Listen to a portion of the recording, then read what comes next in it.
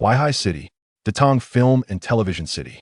Today marks the second filming day of The Empress. The crew has brought a new batch of extras to tour the filming locations. By 10 in the morning, the extras were assigned to their respective areas. Within the rest area, lively discussions erupted. Goodness, I just saw it. It's truly the national diva playing the lead. Are you certain? How many productions have sought her out? Yet she remains elusive. Hey, are you referring to the diva, Shen Ruoqiu? How could she possibly come here? It must be her. Otherwise, I wouldn't be here as an extra. I do have tens of thousands of fans, after all. Well, Su Mo, you'd better put in some effort. This could be your chance. Su Mo shrugged. Indifferent. I'm merely here to be an extra. Really? A film starring the diva, Shen, will undoubtedly be a massive hit. If you get a few extra shots, wouldn't you become famous? Exactly. Su Mo, you're quite handsome. There's a significant chance the diva might notice you. You could sort of stardom. The crowd remained skeptical. Su Mo earnestly explained, I genuinely just want to be an extra. If I become famous, even having a meal or dating would be splashed across the papers. What a hassle. Thus, being an extra suits me just fine. Stardom is overrated.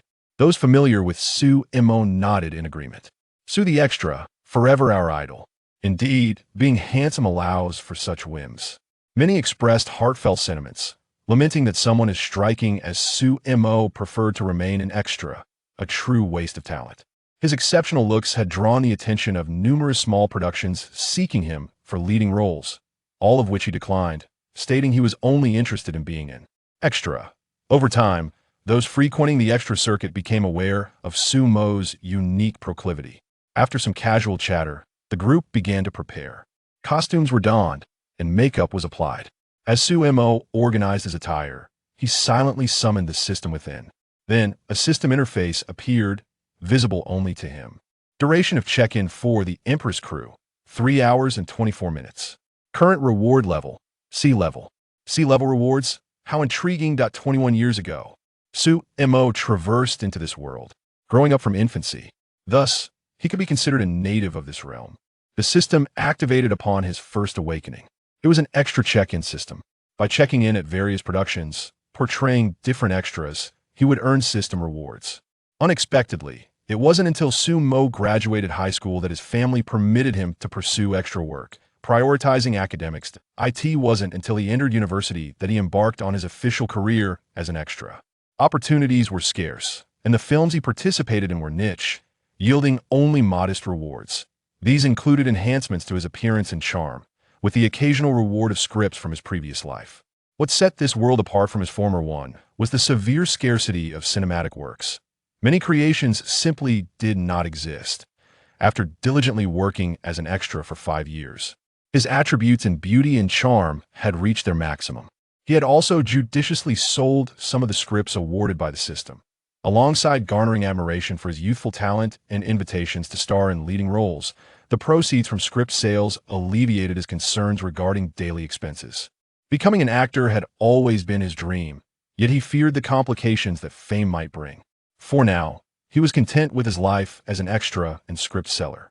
As 11 o'clock approached, the crew staff arrived to notify. A few individuals are needed in the director's tent to discuss the afternoon's specific scenes. You, and you follow me. The selected individuals were those with several lines in the script, including Su Mo. Su Mo looked up and replied, okay. The chosen few followed the staff away, while the remaining extras watched enviously as they departed. If I were better looking, I might have been chosen too. This is a chance to see the diva up close. I heard the diva Shen is still single and has never been involved in any gossip. I wonder if that's true. The director's tent was not far, and they soon arrived, with Su Mo assigned to a position towards the back. By 11:10, most had settled in. Shortly after, a heavily made-up woman lifted the curtain, bending slightly to usher in the person behind her. Shen Ruoqiu entered, draped in a flowing white gown. Her bright eyes sparkled, brows elegantly arched, long lashes fluttering, and her fair skin glowed with a hint of rosy hue, complementing the ethereal gown, making her appear as if a celestial being had descended, graceful and unattainable. Su Mo's eyes widened momentarily before he shook his head. She is indeed beautiful. No wonder she is the national diva. But alas, she seems too cold. Not my type. At that moment, Shun Ruachio scanned the room, her gaze landing on Su Imo. Su Imo nodded in greeting. After lingering on him for a moment, she turned her attention to the director, signaling that it was time to begin discussing the script. The explanation was meticulous, and everyone listened intently. By lunchtime, the session concluded, and the group began to disperse. The entire crew busied themselves preparing for the afternoon shoot. As Su Mo prepared to leave, he was halted by Shun Ruachio's manager. "Hey, you there, stay a moment. My Ruachio has something to discuss with you." With that, the manager joined the departing crowd, leaving only Su Mo and Shun Ruachio in the director's tent. Su Mo looked quizzically at the approaching Ice Queen. Finally, Shun Ruachio stopped before him, her delicate lips parting as she stated, "Su Mo, let's be together." In an instant, Su Mo was rendered speechless. On their first meeting, the national diva had confessed to him. Was this a new script? Why was he unaware of it? Su Mo instinctively scanned the corners of the director's tent, searching for hidden cameras. What was happening? This scene was not in a script. Is this a newly added scene? For a moment, Su Mo thought they were filming. "It's not a script.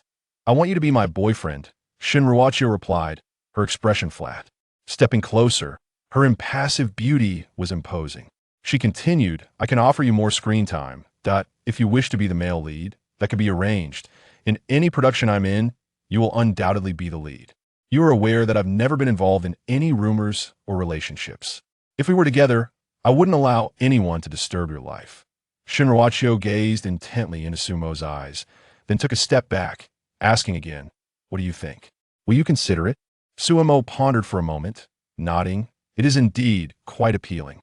Upon hearing Sumo's affirmation, a flicker of change appeared on Shun Ruachio's face. Her lips curved into a slight smile as she reached to take Sumo's hand to exit. However, Sumo withdrew his hand and shook his head, saying, "But we're not compatible." Shun Ruachio stood in a daze, inquiring, "What makes it inappropriate?" Sumo replied with unwavering conviction, "I merely desire to play a supporting role. I have no aspirations of becoming a star." Shun Ruachio found herself perplexed by the man's thoughts. "If you don't want to be a star, you could pursue other endeavors. I can support you." "That's even less acceptable. My dream is to be an actor, but I cherish my freedom, so being an extra suffices." Sumo resolutely declined. How liberating it is to be an extra, devoid of excessive obligations. One need only perform their part well. Being a star entails being managed by agents, companies, and even fans. Although it may yield substantial financial rewards, does Sumo truly lack for money? The system's rewards may be modest, yet his savings are comfortably in the seven figures, ensuring his needs are met without worry. When circumstances deviate from the norm, something unusual is afoot. Sumo firmly rejected Shun Ruachio. She had not anticipated such a response, her expression a mix of shock and confusion. "Are you truly rejecting me?" "Indeed. Unless you have other matters to discuss, I shall take my leave for a meal." Sumo nodded and turned to depart, leaving Shun Ruachio in a state of bewilderment. Had she truly been rejected? To be turned down on her first confession? Her delicate earlobes gradually flushed a rosy hue. With determination, Shun Ruachio slapped her cheeks, reminding herself not to let anyone see her disarray. She composed herself, restoring her aloof demeanor, and exited nonchalantly. Her manager approached, inquiring, "How did it go? Was it successful?" Shun Ruachio nodded and responded with a nasal hum. "Then we should grab a bite, touch up our makeup, and prepare for the afternoon shoot." Upon returning to her exclusive trailer, the manager departed, as Shun Ruachio preferred solitude during meals. Ignoring the lavish lunch spread before her, she collapsed onto the bed, entering a state of mental shutdown. After a few minutes, she opened her phone and initiated a video call with someone. After a few rings, the call connected. On the screen appeared a woman with short hair, backed by a shimmering lake. "Miss Shun, I'm currently sketching. What brings you here?"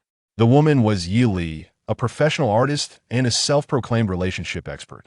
Their fathers were business partners, leading them to grow up together, making Yi Li one of Shun Ruachio's few friends. Whenever Shun Ruachio became too immersed in her roles, she would seek Yi Li for emotional relief. Accompanying Yi Li on trips, sketching amidst nature's beauty, served as a distraction. Yi Li was also one of the rare individuals with whom Shun Ruachio could be her true self. With a pitiful expression, Shun Ruo Chio confessed, Shaoli, I was rejected. Yili exclaimed, what? The crew would dare to reject a national treasure. Shun Ruo Chio sighed, no, it's not that. I was rejected after confessing my feelings. Yili picked up her brush, dismissively saying, is that all? Just a confession, a confession. Realizing the gravity of the situation, Yili dropped her brush and grabbed her phone, exclaiming, what? Who did you confess to? Her eyes brimmed with disbelief and intense curiosity. Is there someone capable of melting your icy exterior? Are you trying to provoke me? Yili chuckled, waving her hand dismissively. No, I was just joking. Have you developed feelings for someone else? No longer seeking your savior. Yili was aware that Shun Ruo Chio had long been searching for a rescuer. With rising excitement, Shun Ruo Chio declared, I found him. Years prior, she had experienced a significant drowning incident for which a brave and handsome man had saved her. Since then, his resolute and appealing visage had lingered in her mind.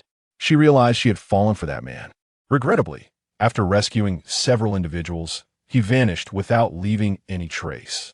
Thus, Shun Ruo Chio embarked on a quest to find her savior, yearning to express her feelings. This pursuit lasted several years. Eventually, as she rose to stardom, her extensive connections led her to discover that the man who had saved her was named Su Mo, and she tracked down his whereabouts. This was why she had joined that particular film crew. It was where she hoped to find him. Why Yili expressed skepticism, remarking that locating a person in such a vast world was akin to searching for a needle in a haystack. She then asked, are you certain he is your savior? Reflecting on her recent encounter with Su Mo in the director's studio, Shun Ruo Chio affirmed, absolutely. Observing the conviction in her expression, Yili relented. All right then, did you inform him that you were the one he saved? Shun Ruo Chio shook her head. At that moment, he was focused on rescuing others. How could he possibly remember everyone? He has likely forgotten me, and telling him would be futile. Yili pressed further, and then? What did you say? Shun Ruo Chio replied, then I confess my feelings. Yili face-palmed, exasperated. You truly have a knack for this. Who confesses right off the bat? Did he reject you? Recalling the scene, Shun Ruo Chio pouted, yes, I offered him the chance to be the male lead and become a star if he agreed to be with me. That sounds like a dream opportunity for an ordinary person. How could he refuse you? Then he told me he only wanted to be an extra and complained that I would restrict his freedom. Yili gasped, really? A beauty like you, with such advantages, and he turned you down. Shun Ruo Chio sighed, disheartened. Yes, in the end, I even promised him he could pursue his passions while I supported him. Yet he still refused. Yili inhaled sharply. Wow. You were willing to let a grown man live off you? No wonder he declined. However, pondering Shun Ruo Chio's beauty and background, she gasped again, Ruo Chio, why not support me instead? I beg you, stop joking.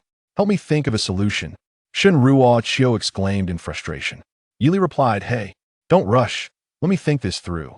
The talented artist began her emotional guidance. You should do this. Chapter 3. Not about confessions. The catering provided to the film crew was unexpectedly lavish, with 2 meat dishes and 2 vegetable dishes, far exceeding industry standards. However, upon Su Mo's arrival, the logistics staff obstructed him, claiming that all the meals had already been distributed. But there seems to be plenty left, he protested. The staff member impatiently waved his hand, insisting there are none left. Frowning, Su Mo glanced at the pile of lunchboxes on the table behind the man. Clearly a case of blatant dishonesty. Just then, a large hand extended toward him. Brother, have mine, offered Wei Yong, presenting his own box lunch to Su Mo. Turning to look, Su Mo saw a robust man standing before him, flashing a broad grin that revealed large front teeth. Standing nearly 6 feet 3 inches tall, with a muscular build and sturdy arms, he seemed to be a martial artist. Who are you? Su Mo inquired. I'm Wei Yong, from the northeast. Everyone calls me De Yong, he replied, leading Su Mo to a nearby dining table. From behind, he produced an oversized double-layer lunchbox, exquisitely crafted and evidently prepared just for him. Go ahead, eat. I'll have this one. After pushing his lunch towards Su Mo, he quietly advised. Don't let them get to you. It's not easy getting into the crew. It's better to avoid trouble. Su Mo nodded in agreement. He extended his hand, introducing himself. I'm Su Mo. After a brief introduction, Wei Yong opened his lunchbox, and a rich aroma of sweet and sour pork wafted into the air. unmistakably authentic in appearance. Wei Yong eagerly pushed the dish towards Su Mo, encouraging him to taste it. However, Su Mo remained still, asking pointedly, "What is it? Speak up." Wei Yong's gaze faltered, and he scratched his head awkwardly. "What is there to say? I just wanted you to try my mother's cooking. If you don't speak, I shall take my leave." Su Mo responded, sensing the ulterior motive behind Wei Yong's friendliness. Their acquaintance was still in its infancy, and the latter's behavior hinted at a desire for something in return. Wait, I'll speak," Wei Yong hastily interjected. Through their conversation, Su Mo gleaned the truth. Wei Yong was a devoted fan of Shun Ruoqiu, having witnessed Su Mo being singled out by Shun Ruoqiu in the director's booth. He mistakenly assumed there was some connection between them. Thus, when Su Mo was cornered by the logistics staff, Wei Yong had promptly come to his aid. "So, you approached me simply to ask for a signature from Shun Ruoqiu?" Su Mo deduced. "Yes, indeed. I assure you, there are no other intentions," Wei Yong replied eagerly, nodding like a chick pecking at grain. "Then why not just ask her directly? You were in the director's booth just now, weren't you?" Su Mo queried. Wei Yong sighed. "If it were that easy, I would have asked her this morning. But Shun Ruoqiu's autograph is exceedingly rare, and she never signs for outsiders." After listening, Su Mo shook his head. "You seem to have misunderstood. I have no relationship with Shun Ruoqiu. Today is my first encounter with her, and the only reason she retained me was to discuss some script issues. Therefore, I am unable to assist you. I will remember this meal and repay you next time." With that, Su Mo finished his meal and stood up to change his clothes. Behind him, Wei Yong opened his mouth, hesitating to speak. Ultimately, he allowed Su Mo to depart. In the dressing room, Su Mo approached the door, but the staff blocked his entrance upon recognizing him. "There are people inside. Please wait." Su Mo raised an eyebrow. "Again? This feels targeted after the meal earlier." In a corner of the dressing room, a somewhat handsome young man named Du Fei coldly laughed as he fixed his gaze on Su Mo. "Ha. Let's see how you perform without changing your clothes." Du Fei was a third-tier star, reluctantly engaged by the production team at a generous price. However, the crew had suddenly informed him that Shun Ruoqiu would also be participating.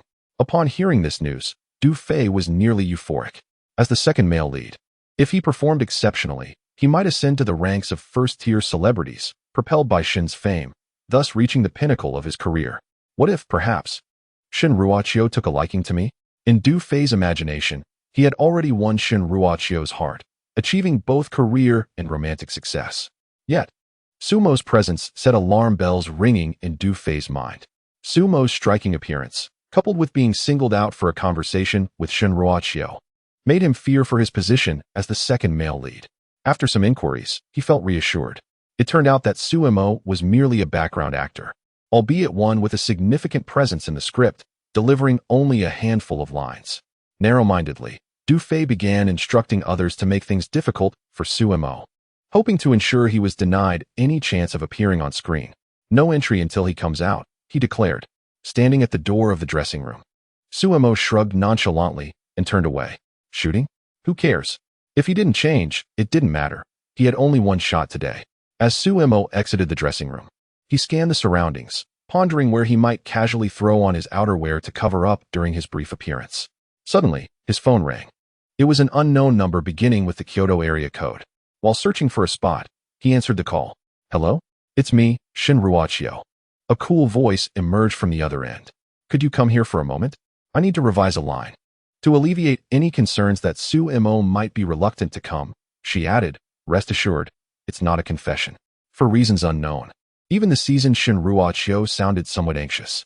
Su Mo glanced at the clothes in his hands, contemplated for a moment, and ultimately declined. "No need, Miss Shun. I haven't changed yet, and filming is about to start." Furrowing her brows, Shun Ruoqiu responded, "How is it possible that you haven't even changed? Is the dressing room full?" "It's not full, but they won't let me in," he replied, though indifferent. Su Mo did not mind mentioning it in front of Shun Ruoqiu. Given Shun Ruoqiu's stature, taking part in such a mediocre script is already a significant concession.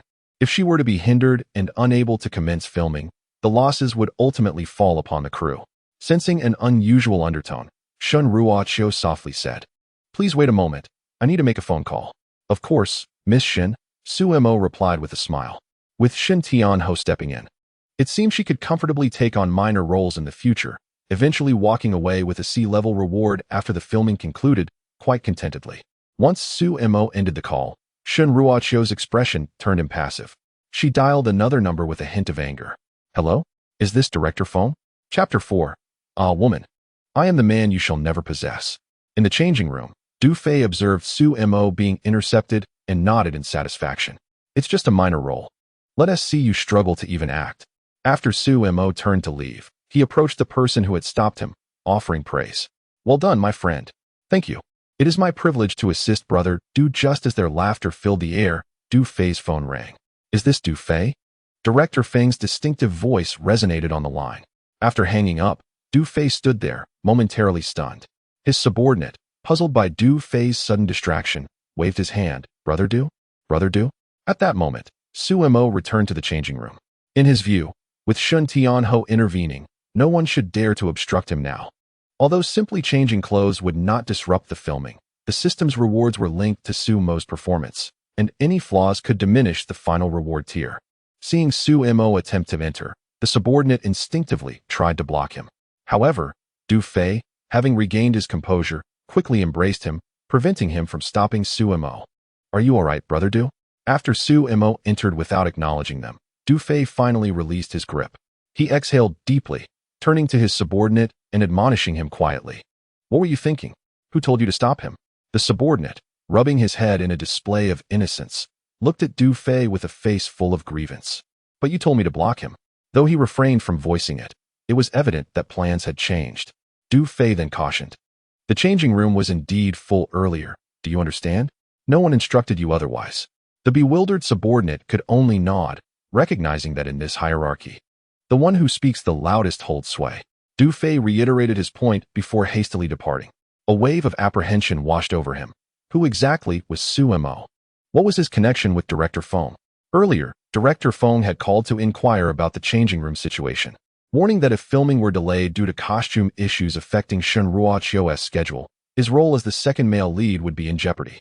Clearly, Director Feng had become aware of his actions. It was fortunate that he hadn't managed to stop Su Mo the second time. Otherwise, he would have faced dire consequences. Startled, Du Fei resolved to keep his distance from Su Mo in the future. Meanwhile, Director Feng, having just hung up the phone, turned to the expressionless Shun Ruochio seated across from him. Upon receiving her call, he had hastily rushed from the set to her side, anxious not to offend the national diva. Previously, when preparing for the second act of The Empress, Shun Ruochio's agent had directly reached out to him, expressing her desire for an audition for the leading role. This request took Director Feng by surprise. Although his production was not insignificant, it had not yet reached the level at which they could attract Shun Ruochio's participation. Her sudden interest in auditioning left him both puzzled and exhilarated. Shun Ruochio, the national diva, countless prestigious productions had clamored to cast her, yet he never imagined his own project would capture her attention enough for her to seek him out personally. Without hesitation, he agreed to cast her, as she was undoubtedly the ideal fit for the role. Unfortunately, he had thought it impossible to secure her. Now that she had taken the initiative, he could not let this opportunity slip away. Upon hearing that someone dared to disrupt the filming, Director Feng became incensed. After a few phone calls, he discovered Du Fei was behind the mischief. He promptly berated him, warning him to be more mindful in the future or risk losing his opportunity. What do you think? Director Feng asked. Shun Ruochio nodded, then shook her head, declaring, not enough. To challenge her savior was audacious. Merely reprimanding him was insufficient. Indicating her agent to produce the script, she circled Du Fei's scenes, pointing out several passages. This part, and this one, remove them. These were inconsequential shots that wouldn't affect the main storyline, but would hinder Du Fei's rise in popularity and fanbase. Eliminating them would demote him from the second male lead to the third. Very well, Director Feng replied decisively. Were it not for his connection with Du Fei, he would have replaced him outright. At this, Shun Ruochio's icy demeanor began to thaw. She had initially intended to demand a replacement. However, doing so would only prolong the shooting schedule, delaying her chances of seeing Su Mo, which was a trade-off she could not afford. In her heart, Su Mo was always her top priority. Once both parties were satisfied, the agent escorted Director Feng away. Shun Ruochio reclined back onto her bed and dialed Su Mo's number. Just as he emerged from the changing room, he received her call. Answering, she inquired, "Have you changed your clothes?" "Yes," he replied. "Am I not impressive?" she asked, a hint of pride lacing her tone. Of course, when the divine Shin takes action. What problem remains unsolved? Suemo replied. Pleased, Shun Ruochio added. Did I not do you a great favor? Shouldn't you reward me? Indeed. What reward do you wish for? Suemo responded. For Suemo, the most important thing is to check in steadily, receive his rewards, and leave without complications. He fears trouble above all else. And now that Shin Ruochio has resolved his issues once and for all, he truly ought to express his gratitude. Shin Ruochio, feeling shy, suggests, how about being my boyfriend? To which Suemo firmly replies, impossible. It suddenly dawns on him that the greatest source of trouble is, indeed, Shin Ruochio. Perhaps I should find someone more reliable, he muses. Shin Ruochio pouts, why not? Suemo reiterates his reasoning, the same reason, I fear trouble. I implore you to maintain your dignity. Undeterred, Shin Ruochio proposes, then can we at least be ordinary friends? After some contemplation, Suemo concedes. As long as he upholds his boundaries, having a celestial being as a friend isn't a bad idea. Friendship is acceptable, but you must agree to one condition. He states.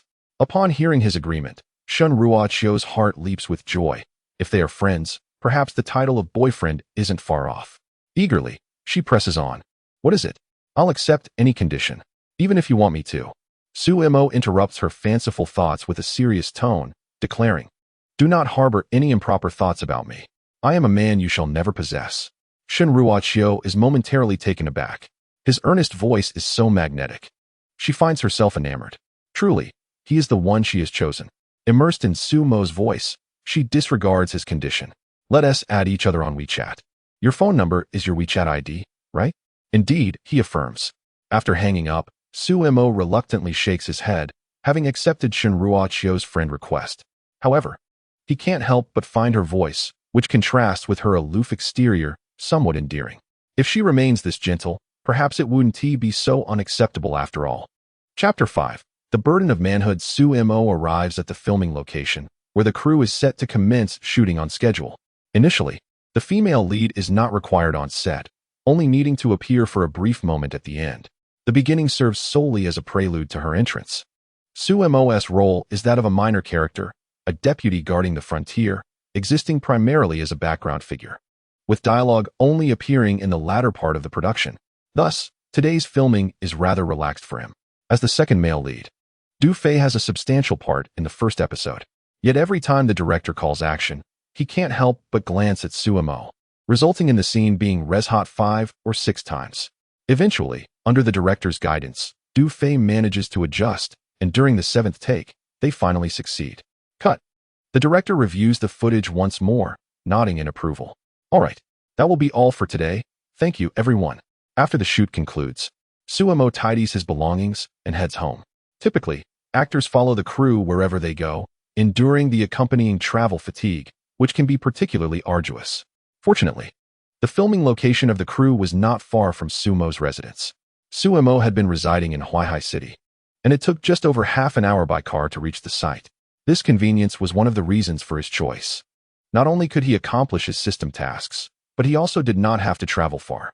Soon, Suemo arrived home, where he lived in a garden community with a 2-bedroom layout. The neighborhood was filled with the melodious chirping of birds and the fragrance of flowers, boasting blossoms that thrived in every season. It felt akin to living in the countryside, seemingly detached from the clamor of the mundane world, allowing one to find tranquility. Between 2 residential areas in the northeast, a small stream had been artificially carved by the property management. The gentle sound of flowing water, coupled with the beautiful aquatic plants, created a serene atmosphere that brought immense comfort to Suemo. Upon returning home, he quickly freshened up and retrieved a can of soda from the refrigerator before reclining on his bed. He switched on the air conditioning, covered himself with a light blanket, and sipped his drink, the motions flowing seamlessly. Suemo sighed while enjoying his soda, declaring, this is what life is all about. After placing the beverage on the bedside table, he took out his phone and launched a mobile game, PlayerUnknown's Battlegrounds. With practiced ease, he initiated a solo match and entered the game in no time. As he landed in the plaza, he overheard someone howling over the public frequency, I would love even in death. No half measures, no regrets. What a racket. It sounded worse than a ghost wail. Unable to contain his irritation, someone shouted back. The singer retorted, what's wrong? Can I sing a song after a breakup? Boo-hoo. Please, have some decency. If you want to sing, go to KTV instead of here, where it sounds dreadful. Indeed, it's so noisy. If you have the guts, jump from the bright summit and see if I can arrange things for you. Another chimed in, and soon a group formed, eager to join the fray. Jump from the bright summit? Let us head to P Harbor. We'll settle the score and determine life or death. Sumo added his voice to the mix. Only those who emerge from the airport are true men. Goodness, are you catching the wind? So eager to deliver a package. Understanding dawned upon him. I'm already on the bridge. Is anyone else up for blocking it? Count me in. After a flurry of chaos, they finally began parachuting. Sumo leapt into the fray. Upon landing, he spotted someone who had arrived before him, but fortunately, the individual was unarmed. As the reigning champion of the battleground, Sumo showed no mercy. He swiftly approached and delivered a right hook. The other player remained unfazed, even bending down to pick up 2 painkillers before turning to flee. After a brief chase, the person darted into a small room, with Sumo hot on their heels. However, upon entering, he was taken aback. An S686 shotgun was aimed squarely at him. The dark muzzle compelled Sumo to leap through the window in haste. In an instant, the tables turned. Sumo was now in the lead, maneuvering frantically, while the S686 fired relentlessly behind him. Alas, it seems I cannot evade fate, despite my serpentine maneuvers. Yet, no matter how skillfully Sumo dodges, he cannot escape the egalitarian nature of the S686. After evading 2 rounds of bullets, the unarmored Sumo is ultimately felled by a single spray. On the dim gray screen, the adversary squats atop Sumo's box, twisting in triumph. You wanted to chase, didn't you? You were quite merry just moments ago. Why not rise now? The youth exhibits a lack of martial virtue. What happened to the promised blows landing true? What skill lies in wielding the 686? With a ranking of 86, 0 kills, 1 death, and a damage tally of 98. How infuriating. Just 2 more punches would have secured his victory. Reluctantly, Sumo gritted his teeth and initiated the 2nd and 3rd rounds, both concluding with his demise upon landing. Frustrated, he gulped down 2 swigs of soda. Is this game really just about parachuting? He pondered. Onward.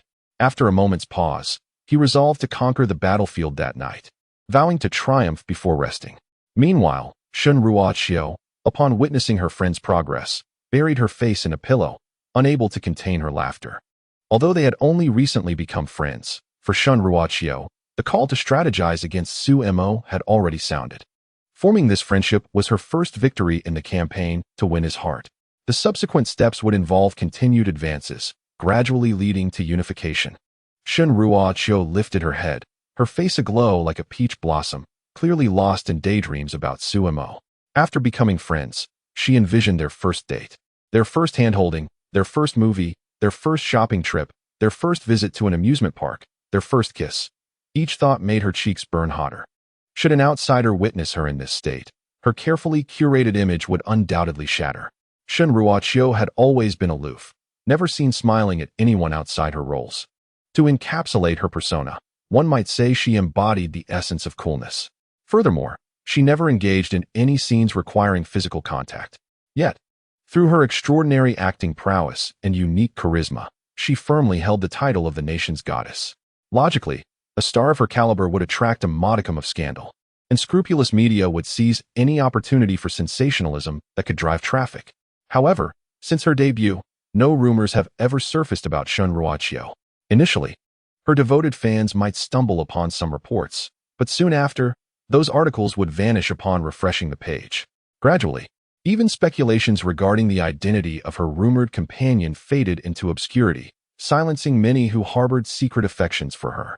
The gentle expression that now adorned Shun Ruochio's face, if revealed to the public, would undoubtedly cause a tremendous stir. The iceberg goddess possesses such a facet? At this moment, Shun Ruochio's mind raced, contemplating her relationship with Sumo, which had fast-forwarded to the point of deciding what to name their future child. I am the man you shall never possess. Yet, upon recalling Sumo's rejection, Shun Ruochio hastily waved away her fanciful thoughts. The road ahead is long and arduous. What comes next? After transitioning into friendship, what should they do? As she regained her composure, Shun Ruochio found herself perplexed once more. Lacking any romantic experience, She was unsure how to advance her relationship with Sumo. After pondering for a moment, she retrieved her phone and dialed Yili. Chapter 6. If love at first sight is elusive, then let time foster affection. Meanwhile, Yili had just set down her paintbrush, reveling in the satisfaction of her artistic creation. She patted herself on the shoulder, praising, "Well done, Yili. The painting is truly exquisite. What should I name it?" She resolved to bestow upon her masterpiece a title that was both resounding and elegant. Before she could conjure a fitting name, her phone rang. Upon answering, she was greeted by Shun Ruocho's noticeably buoyant voice. "Shaoli, guess what Sumo just told me?" Yili sighed. "What now?" "I've just finished painting and Haven T had a moment's respite." Shun Ruocho replied, "I've sent you Master Hong's 100 Birds Facing the Phoenix." As one of the country's esteemed artists, Master Hong's works are treasures beyond measure. Yili was momentarily stunned. "What? Sumo agreed to be your boyfriend?" Shun Ruocho clarified, "Not quite, but he has agreed to be my friend." Yili retorted, "Humph, I thought you had him in the bag already." Shun Ruocho admitted, "I came seeking Master Ye's wisdom, so please help me think of ways to advance our relationship." With a playful tone, Yili remarked, "You transform entirely when Sumo is mentioned. What happened to your persona? Where's your reserve?" Shun Ruocho boldly declared, "I've discarded it." Yili was momentarily taken aback. "I've never seen you behave this way with your father." Shun Ruocho pouted, "Do you not want the painting anymore?" Yili quickly apologized, No, let us return to discussing Sumo." She pondered for a moment before exclaiming, I have a plan." Shun Ruocho eagerly urged, "Oh, do share it at once." Yili cleared her throat and said slowly, "Ahem, my dear subject, do not rush me. Let me refine my thoughts." Shun Ruocho playfully added, "And include my autograph." "Deal." Yili, no longer able to maintain her pretense, inquired, "Are you the leading lady in this production?" Shun Ruocho, perplexed by Yili's mention of the script, nodded, "Yes. But what does that have to do with Sumo?" Frustrated, Yili exclaimed, "Indeed, women in love seem to lose their wits. Where is your mind?" "Oh, do hurry and tell me." Shun Ruocho refrained from retorting, instead urging Yili to continue. Yili asked, "Have you read the script?" Shun Ruocho replied, "Yes." Yili pressed, "Did you notice any characters who interact with you frequently?" Shun Ruocho queried, "What do you mean?" Yili, "Since one cannot fall in love at first sight, let us allow affection to blossom over time. Haven't you both already become friends? Then create more opportunities to draw closer to him. Why not directly request the director to assign Sumo a different role? This way, you would interact daily." I refuse to believe that Sumo could resist the tenderness that emerges once the ice melts. Shun Ruocho's eyes brightened. Indeed. But then she recalled Sumo's reasons for declining to be her boyfriend. Disheartened, she lamented, "Sumo said he only wishes to play a minor role. What if he does not like this character and decides to leave out of frustration? Would I then lack any reason to approach him?" Yili, TSK. "I've never seen you in this state before." Shun Ruocho exclaimed, "I relish it." Yili, in exasperation, All right, I truly cannot contend with you. Then you should seek out a minor role with infrequent appearances, yet significant importance to the female lead." Shun Ruocho slapped her forehead. "That's a reasonable idea." With that, she promptly hung up the phone and instructed her agent, Aunt Lu, to fetch the script. Yili, feeling abandoned after offering advice, stomped her foot in indignation. Truly, a wife has made her forget her mother. While packing her things, she mused that during their next encounter, she would surely give Shun Ruocho a good tickle. After Aunt Lu brought the script, Shun Ruocho expressed her gratitude. "Thank you, Aunt Lu. It's getting late. You should head home." Aunt Lu replied, "All right, rest early. You have scenes tomorrow." After offering her reminder, Aunt Lu departed. Though unsure of Shun Ruocho's intentions for the script, she trusted that Shun Ruocho, as an actress, would uphold her professional integrity and avoid actions that would disrupt filming the following day. However, no sooner had Aunt Lu left than Shun Ruocho eagerly began to flip through the script. Minutes later, her brows lifted in excitement. Found it.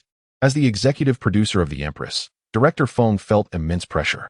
After dinner, he sat in his chair, frowning at a character in the script. This role remained unfilled, and he had scrutinized the list of candidates. None embodied the essence he sought. Those with acting prowess lacked the required visual appeal, while the pretty faces devoid of talent were swiftly dismissed. He had no need for such internet celebrities in his production. Who would be suitable for this role? Director Feng's mind raced through the faces of actors with both talent and looks, only to shake his head in despair. No, they still fell short. Although this character was merely a supporting role, its significance could not be underestimated. He could not afford to cast just anyone. At that moment of uncertainty, his phone rang. Ding ding ding, displaying Shen Ruochio's name. Director Feng quickly answered, "Hello? Miss Shen, what can I do for you?" Shen Ruochio responded, "Good day. I wanted to inquire if a candidate for a character in the script has been selected. I have someone in mind for you to consider." Director Feng's expression grew serious. He would not allow for any last-minute changes to the cast, not even for Shen Ruochio. However, he intended to inquire first and then politely decline. "Miss Shen, may I ask which role you are referring to? If it is one that has already been assigned, I cannot agree, but if it is still open, we can discuss it." Shen Ruochio's cool voice responded, "It is the role of the master." Director Feng's eyes widened in surprise. Was this not the very role that had troubled him earlier? Could it be that Shen Ruochio had a suitable candidate in mind? Her self-discipline as an actress commanded immense respect from industry peers. She would never casually recommend anyone. Since she had brought it up, it was evident that she deemed this person appropriate. A spark of anticipation ignited within Director Feng. Yet, whether it would work out would depend on his own assessment. "Could you kindly send me this individual's information?" he inquired. Prepared as always, Shen Ruochio promptly sent over Su Mo's details. "Received. Please hold for a moment, Miss Shen," he replied before hanging up and meticulously reviewing the information. Meanwhile, Shen Ruochio brimmed with confidence. After examining the specific requirements for the role, she compared them with Su Mo and found that it seemed tailor-made for him. She was certain that Director Feng would be captivated by Su Mo's profile. Once he saw him audition, it would surely be settled. The thought of naturally interacting with Su Mo in the drama made her cheeks flush. Her petite feet, dangling at the edge of the bed, fidgeted restlessly. Chapter 7. Extras. No, you must be the protagonist. Upon opening the file, Director Feng was immediately struck by Su Mo's bareheaded photograph. Wow, what a handsome young man. He couldn't help but exclaim.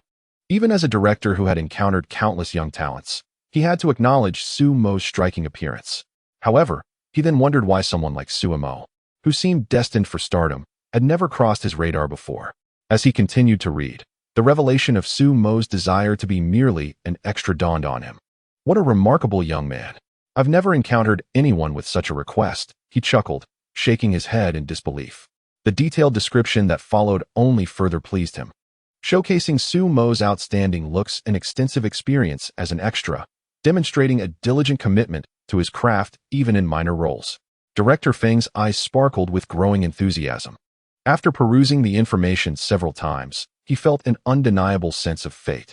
The reason this role had remained unfilled was that it had been waiting for Su Mo all along.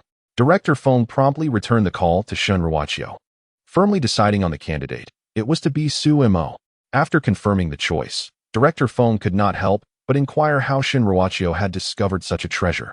Exclaiming, "Miss Shen, from where did you unearth this gem? He is perfectly aligned with the character I envisioned.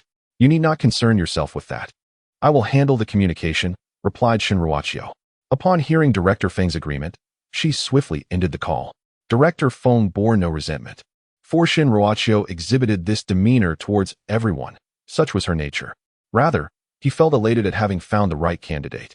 In his estimation, although this role was a minor one, it bore significant importance. It served as a pivotal connection within the narrative, a character that would add the finishing touches to the entire production. To cast just anyone in this role would be a grave insult to his professional acumen. Furthermore, this character profoundly influences the female lead. If the lead were someone else, it might not matter as much. But it happened to be Shen Ruochio, the immensely popular actress with a vast fanbase. It was easy to foresee that if this role were poorly executed, there would be an uproar. Shen Ruochio's fans would inevitably voice their discontent, questioning the caliber of the performances. For Director Feng, Shen Ruochio's participation represented both an opportunity and a risk, as she embodied the direction of public opinion. Yet, no one dared to criticize her directly. They would seek other avenues. If her scene partner faltered, it could lead to online backlash. However, with Su Mo's emergence, Director Feng felt a sense of relief. Not only did he trust Shen Ruochio's judgment, but he also took pride in his own discernment.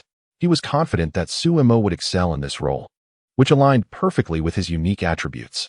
Director Feng began to anticipate the delightful surprises Su Mo might bring. Meanwhile, Shin Ruachio felt a thrill of delight upon hearing Director Feng's endorsement of Su Mo, as it legitimized her desire for increased communication with him. Perhaps Yi Li was indeed quite reliable after all. In a buoyant mood, Shin Ruachio eagerly sent a message to Su Mo on WeChat. Su Mo, are you asleep? At that moment, Su Mo remained blissfully unaware that he had been so deliberately orchestrated by Shin Ruachio. He was currently in a critical juncture of a game. Only 2 players remained, Su Mo and Voldemort. With a sudden rustle in the bushes, Su Mo swiftly fired a barrage of shots. Victory is mine, tonight. I feast on chicken. The emblem of triumph appeared, signifying Su Mo's success. Huh, you think you can outplay me, Voldemort? I achieved victory with 0 kills while you were still nowhere in sight. After relishing his victory for a moment, Su Mo intended to retire for the night. Just then, a notification pinged on his phone. Upon checking, he saw it was a message from Shin Ruachio. Initially planning to sleep and respond in the morning, he reconsidered. In the production crew, one cannot help but rely on Shin Ruachio's guidance, for she undeniably alleviates numerous troubles. Thus, he responded with a message. No, Miss Shin. Is there something you need? Shin Ruachio replied, join me for dinner tomorrow. Dining alone can be rather dull.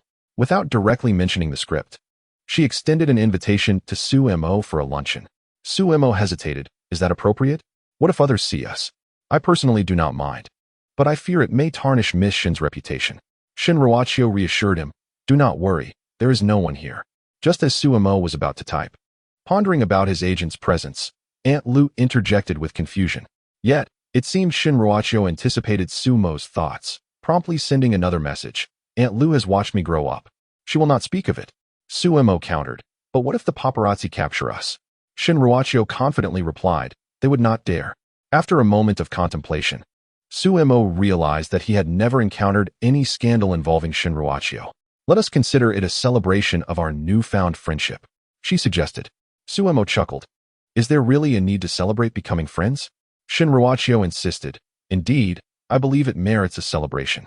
With her words firmly established, Su Mo had no choice but to acquiesce. All right, I shall come by tomorrow.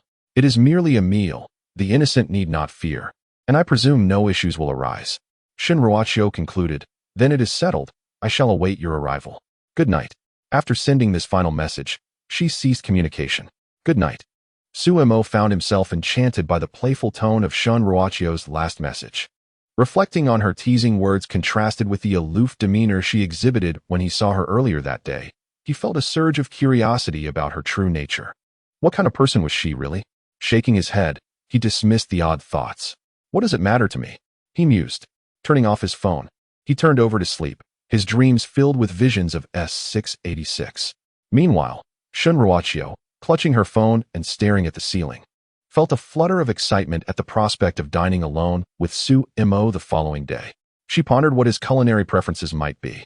Her meals were managed by Aunt Lu, ensuring a balanced diet while maintaining her figure. I shall ask Aunt Lu to prepare a variety of dishes tomorrow, she decided. The portions could be modest, but the selection must be abundant. This way, she could discern Su Mo's tastes based on what he enjoyed most. In the future, she envisioned cooking for him herself. Yi Li had once advised her, to capture a man's heart, one must first win over his stomach. Though uncertain of the accuracy of this adage, Shin Ruachio, in a moment of desperation, chose to trust her instinct. First, she would entice Su Mo with her culinary creations, and subsequently, she hoped he would fall for her as well. With unwavering confidence, Shin Ruachio resolved that she would be the one to nourish Su Mo from now on. However, having never touched a drop of water in the kitchen, she had not anticipated the complexities of cooking. The actress, who could effortlessly embody any role, found herself unexpectedly consumed with the desire to learn culinary skills. Lost in her thoughts, Shin Ruachio drifted off to sleep, her dreams filled with visions of Su Mo. Chapter 8. Isn't it customary to prepare breakfast for male friends? Don't shoot. Su Mo suddenly jolted awake from his dream. A look of incredulity plastered across his face. To his astonishment, he had dreamt of Shin Ruachio. Yet, that was not the source of his alarm. The most bizarre part was the image of Shin Ruachio, smiling gently as she stood before him like a celestial being. Suddenly, the scene shifted dramatically. She pulled out an S-686 from behind her and whispered, "You are mine," before pulling the trigger. With a loud bang, Sumo was roused from his slumber. I must be losing my mind. I should probably cut back on chicken for a while. Otherwise, I might continue having such dreams, and who could endure that? After a moment to collect himself, Sumo rose to wash up. Another day of playing supporting roles was about to commence. The hour was still early, and the neighborhood lay in tranquil silence. As he descended the stairs, Sumo did not hasten to the film set, but instead took some dog food and headed towards the stream nearby. The water flowed gently, and he paused before a thicket at the stream's edge, calling out, "Little one, it's time to eat." Before he could call a second time, a small, snow-white puppy peeked out from the bushes. Woof! Upon recognizing Sumo, the puppy leaped out, nuzzling his pant leg with its soft little head, whimpering joyfully as its tail wagged exuberantly. Sumo affectionately scratched its fluffy chin with his free hand. The puppy tilted its head back, reveling in the affection, its throat emitting a contented purr. He had discovered this adorable creature a few days prior, cowering in the bushes and emitting helpless cries that had drawn him in during his stroll. After parting the foliage, he had encountered this delightful little being. The puppy was undeniably beautiful, though it remained unclear whether it was a stray or a discarded pet. In recent years, the phenomenon of abandoned pets had become increasingly prevalent, often due to owners relocating or simply deciding they no longer wish to care for them, leaving them to fend for themselves in the wild. Sumo observed the puppy closely. It appeared to be around 6 months old, akin to a 10-year-old human child, with a noticeably empty belly, clearly starving. Noting the outline pressed into the bushes, he surmised that it was likely a stray, recently relocated with its mother and feeling anxious in this unfamiliar environment. Sumo had always had a fondness for these furry creatures. After all, cuteness is justice. As he gazed upon the pitiful little eyes of the small creature, Sumo felt his heart melt. The tender heart of an old man. He returned home to fetch some ham and milk. After placing the food at the edge of the thicket, he retreated 3 meters away, patiently waiting. Sumo understood that the psychological defenses of stray dogs are quite formidable. They flee at the sight of humans, so he knew he must not act hastily. After a few minutes, the little dog could no longer resist the alluring aroma of the food. It cautiously peeked its small head out from the bushes, casting a fearful glance towards Sumo. Once it perceived no threat from him, it tentatively licked the ham, discovering its delightful flavor. Famished, it began to devour the food voraciously. Seizing the opportunity, Sumo took a step closer. The dog hesitated momentarily, but continued to eat. After finishing, it took a few sips of milk and barked softly at Sumo, retreating back into the thicket, as if to express gratitude. Watching the adorable creature, Sumo couldn't help but smile with a warm, maternal affection. Thus, after several days of feeding, the little dog's wariness dissipated, and it began to cling to Sumo, seeking affection. Its barks were soft and gentle. The little one rolled over, exposing its rosy belly, indicating that it desired a massage. With a smile, Sumo entertained the thought of adopting the small creature. He had previously considered raising a cat or dog, but due to his profession, which demanded constant travel, he had refrained from taking action, knowing he could not provide the care they deserved. However, thinking about his recent commitment to staying in Hawaii, his desire for a pet began to rekindle. And so, the little one appeared in his life. He took a step back and, with outstretched hands, asked, "Would you like to come home with me?"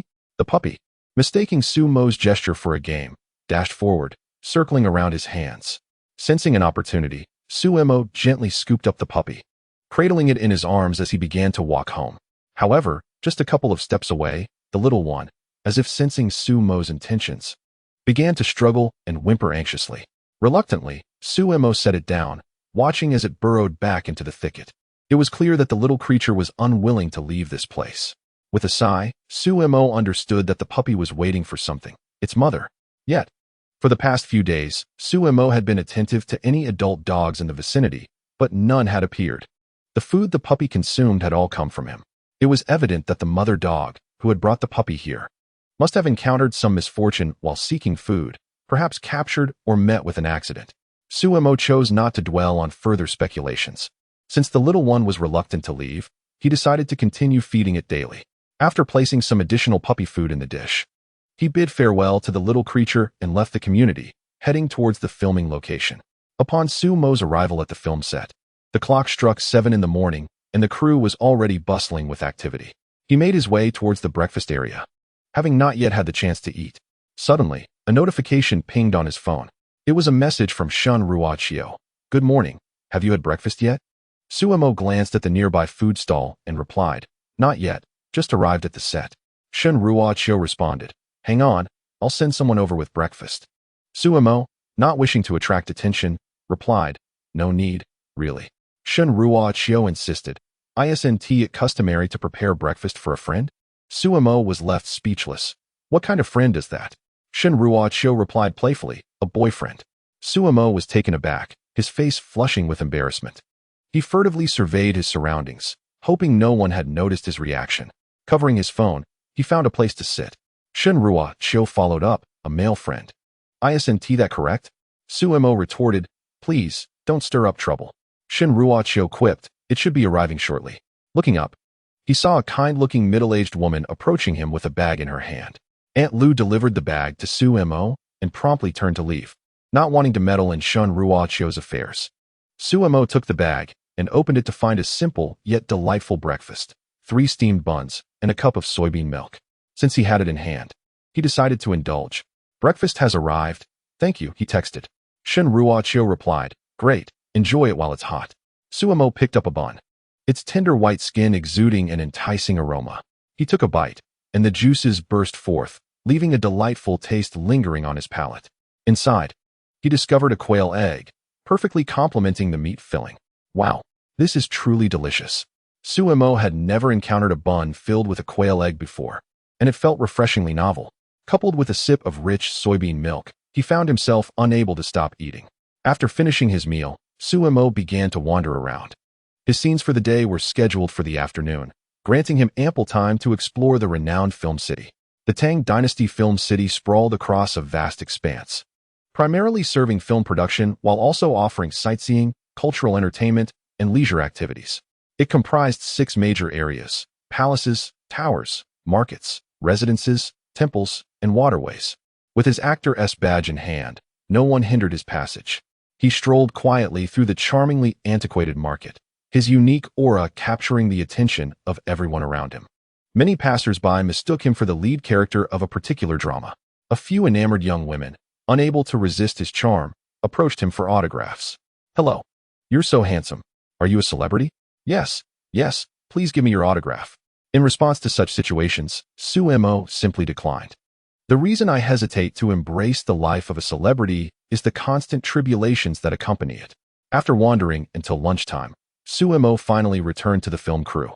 Seizing the moment while everyone else was away for lunch, he followed the address provided by Shun Ruochio. Before long, he arrived in front of a lavish motorhome.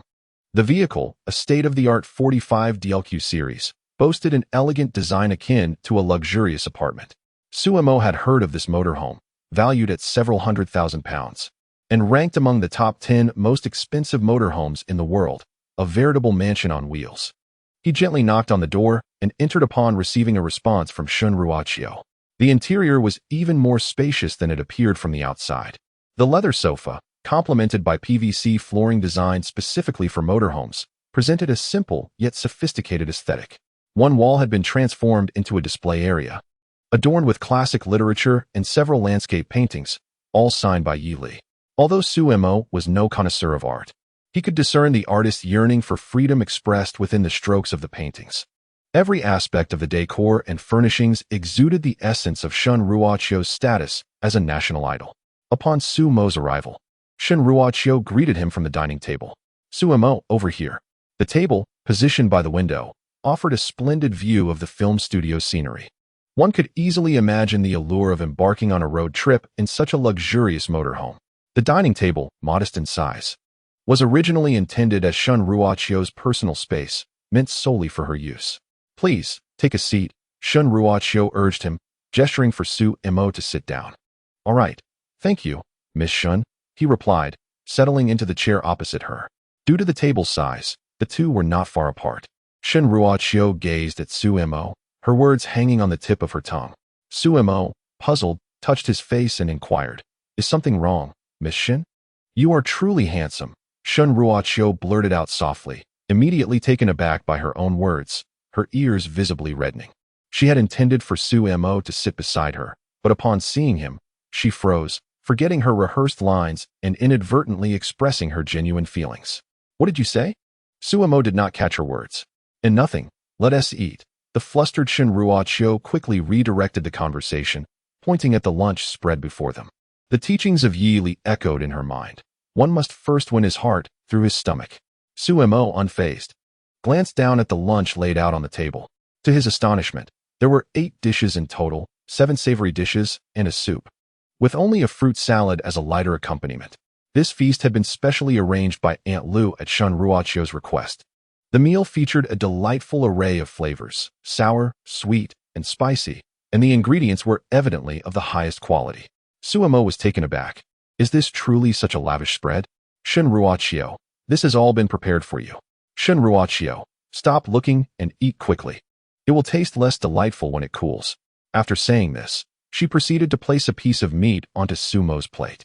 Initially, Shinruo had intended to feed Suemo directly, but as she raised her chopsticks, shyness overcame her, and she opted to set the food on the plate instead. There's no rush. There will be ample opportunities. Shinruo lowered her head to enjoy her salad, reminding herself to take it one step at a time. For winning over Suemo requires patience. Suemo was taken aback by Shinruo's gesture, feeling both honored and surprised. As he gazed at the abundant food before him, his appetite soared. He wasted no time, indulging in the lunch meticulously prepared for him. Throughout the meal, silence enveloped them. Shinruo ate while discreetly observing Suemo, eager to discern his culinary preferences, contemplating the prospect of cooking for him in the future. After finishing her salad, she propped her chin in her hand, watching him eat. Suemo felt a tingle of discomfort under her gaze and looked up to ask, "Aren't you eating any more?" Shinruo replied, "I must maintain my figure." Suemo took another couple of bites, shaking his head and sighing. "I told you being a star is troublesome. Look at me, I can eat whatever I desire." Shinruo shot him a glare. "It's not the same. I'm a girl." Before long, Suemo had finished his meal. Despite the variety of dishes, the portions were modest, just enough to satiate him. Suemo accepted the napkin Shinruo offered, wiped his mouth, and surveyed the remnants of his meal with satisfaction. He possessed the admirable trait of being unpicky with food. Moreover, thanks to the system, Suemo could indulge without gaining weight. His body maintained at an impressively low body fat percentage. Observing that Suemo had finished, Shinruo had also gleaned insights into his taste. She made a mental note and casually inquired, "Have you finished shooting for today?" Suemo replied, "Not yet, but it's just one shot, and I nailed it in one go." Shinruo nodded, confident in Suemo's acting prowess. She had watched his previous minor roles repeatedly, growing fonder with each viewing. They sat for a moment, allowing their meals to settle. Just as Suemo was about to rise and take his leave, Shinruo spoke up. "Are you interested in switching roles?" Suemo, intrigued, asked what role. There are many types of minor roles, and if he could switch, perhaps the system's rewards would be more enticing. The male lead. "No way. I think this role suits me just fine." Suemo's enthusiasm waned instantly, and he flatly refused. How absurd. Did she expect him to take on the male lead, wear himself out, and leave his gaming account to her? Shinruo felt a twinge of disappointment. Becoming the male lead would facilitate more interactions between her and Suemo. Now, she had to settle for a compromise, voicing her true desire for Suemo to switch to a different role. Not the male lead, but surely this one would suffice? It's still a minor role. She picked up the script resting nearby and pointed to the term master. Upon hearing that Shinruo wanted him to switch roles, Suemo initially considered shaking his head. However, upon learning that the new role was merely a minor one, he walked over, seated himself, and gazed at the script with genuine interest. A minor role is perfectly acceptable. I have always relished the opportunity to play such parts. Chapter 10. The ice goddess Shinruo felt a surge of panic. Suemo had settled beside her to scrutinize the script, bringing them uncomfortably close together. She could sense his warmth, and it was too intimate for her liking. In the presence of others, she always maintained the demeanor of an ice goddess, with no one daring to approach her. Yet, in Suemo's company, she transformed into a gentle lamb. Although she did not overtly display it, her demeanor softened, exuding tenderness and consideration, which caused Suemo to overlook her frosty aura. Suemo remained oblivious to Shinruo's transformation, deeply engrossed in the script. Gradually, she too relaxed, turning her head to gaze dreamily at him. The most handsome sight of a man is when he is utterly focused. In that moment, Shinruachio was so captivated by Sumo's earnestness that she momentarily forgot to manage her expression. Her lips parted slightly, entranced by his serious demeanor. It was only once Sumo finished reading the script that she snapped back to reality, clearing her throat softly. She quickly took a sip of water to mask her embarrassment. Sumo shifted slightly away, realizing midway through the script that he had been sitting a tad too close, which was somewhat improper. A glance at Shunruachio, who was sipping her water, suggested that she appeared unbothered by their proximity. Thus, Sumo took the initiative to speak. I feel that this role suits me quite well, and I would like to proceed. But are you certain there are no other candidates? If there are, I'd be perfectly content with my current role. Sumo was quite satisfied with this minor character. If he continued in this role, the system would likely enhance his signing rewards. Advancing from C to B grade was something he could hardly fathom, and thus he yearned to explore this opportunity. The only dilemma was his uncertainty regarding whether the role had already been assigned. If there were others in contention, he would relinquish this chance, as Sumo was not the type to jeopardize another's future for personal gain. Unlike Sumo, who could sustain himself through the system and had amassed considerable savings, others did not share the same fortune. The countless extras laboring day and night in Hungyan longed for a chance to shine, hoping to catch the director's eye and ultimately transform into stars, achieving a dramatic turnaround in their lives. Therefore, Sumo was determined not to usurp someone else's opportunity if others were indeed in the running. Such matters required clarification. Shinruachio set down her cup and regarded Sumo with a gentle gaze, thinking to herself, he remains so kind-hearted. She understood the implication behind Sumo's inquiry, and it was precisely this quality that endeared him to her. Were it anyone else, they would hardly consider the feelings and prospects of others. With unwavering conviction, she assured him, rest assured, this role has never had a suitable candidate. Although the request appears simple, the more straightforward the demand, the more challenging it becomes to execute. Consequently, the director has yet to find a suitable candidate. Sumo nodded in agreement, reassuringly continuing to peruse the script. After a while, he took his leave, expressing gratitude for Miss Shun's hospitality, stating he must depart as he has a scene to shoot in the afternoon. Additionally, the sign-in period was drawing to a close, and Sumo intended to complete his afternoon filming before addressing any other matters. Before he exited, Shunruachio mustered the courage to inquire, do you truly not remember me? You saved me once. Sumo paused momentarily, reflecting. Several years prior, he indeed rescued a few individuals from drowning. However, given the urgency of the situation, he had no opportunity to observe the appearance of those he had saved. Moreover, Sumo was not one to hold on to favors. After ensuring their safety, he had called for assistance and departed without a second thought. Thus, he had no recollection of their faces. Shinruachio felt a pang of disappointment. It seemed he truly had forgotten her. Yet, she swiftly suppressed that emotion. She had prepared herself for the possibility of being forgotten before revealing the truth. Since he had no memory of her, they could start anew. Adjusting her mindset, she reminded Sumo once more to thoroughly review the script. He acknowledged her with a sound and turned to leave with the script in hand.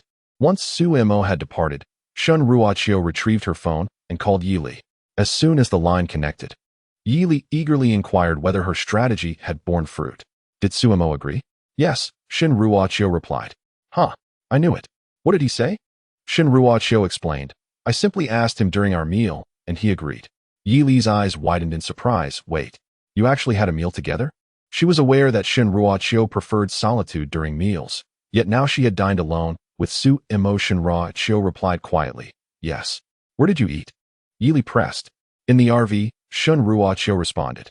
Yili exclaimed, in the RV? You dined in the RV. Her astonishment was palpable.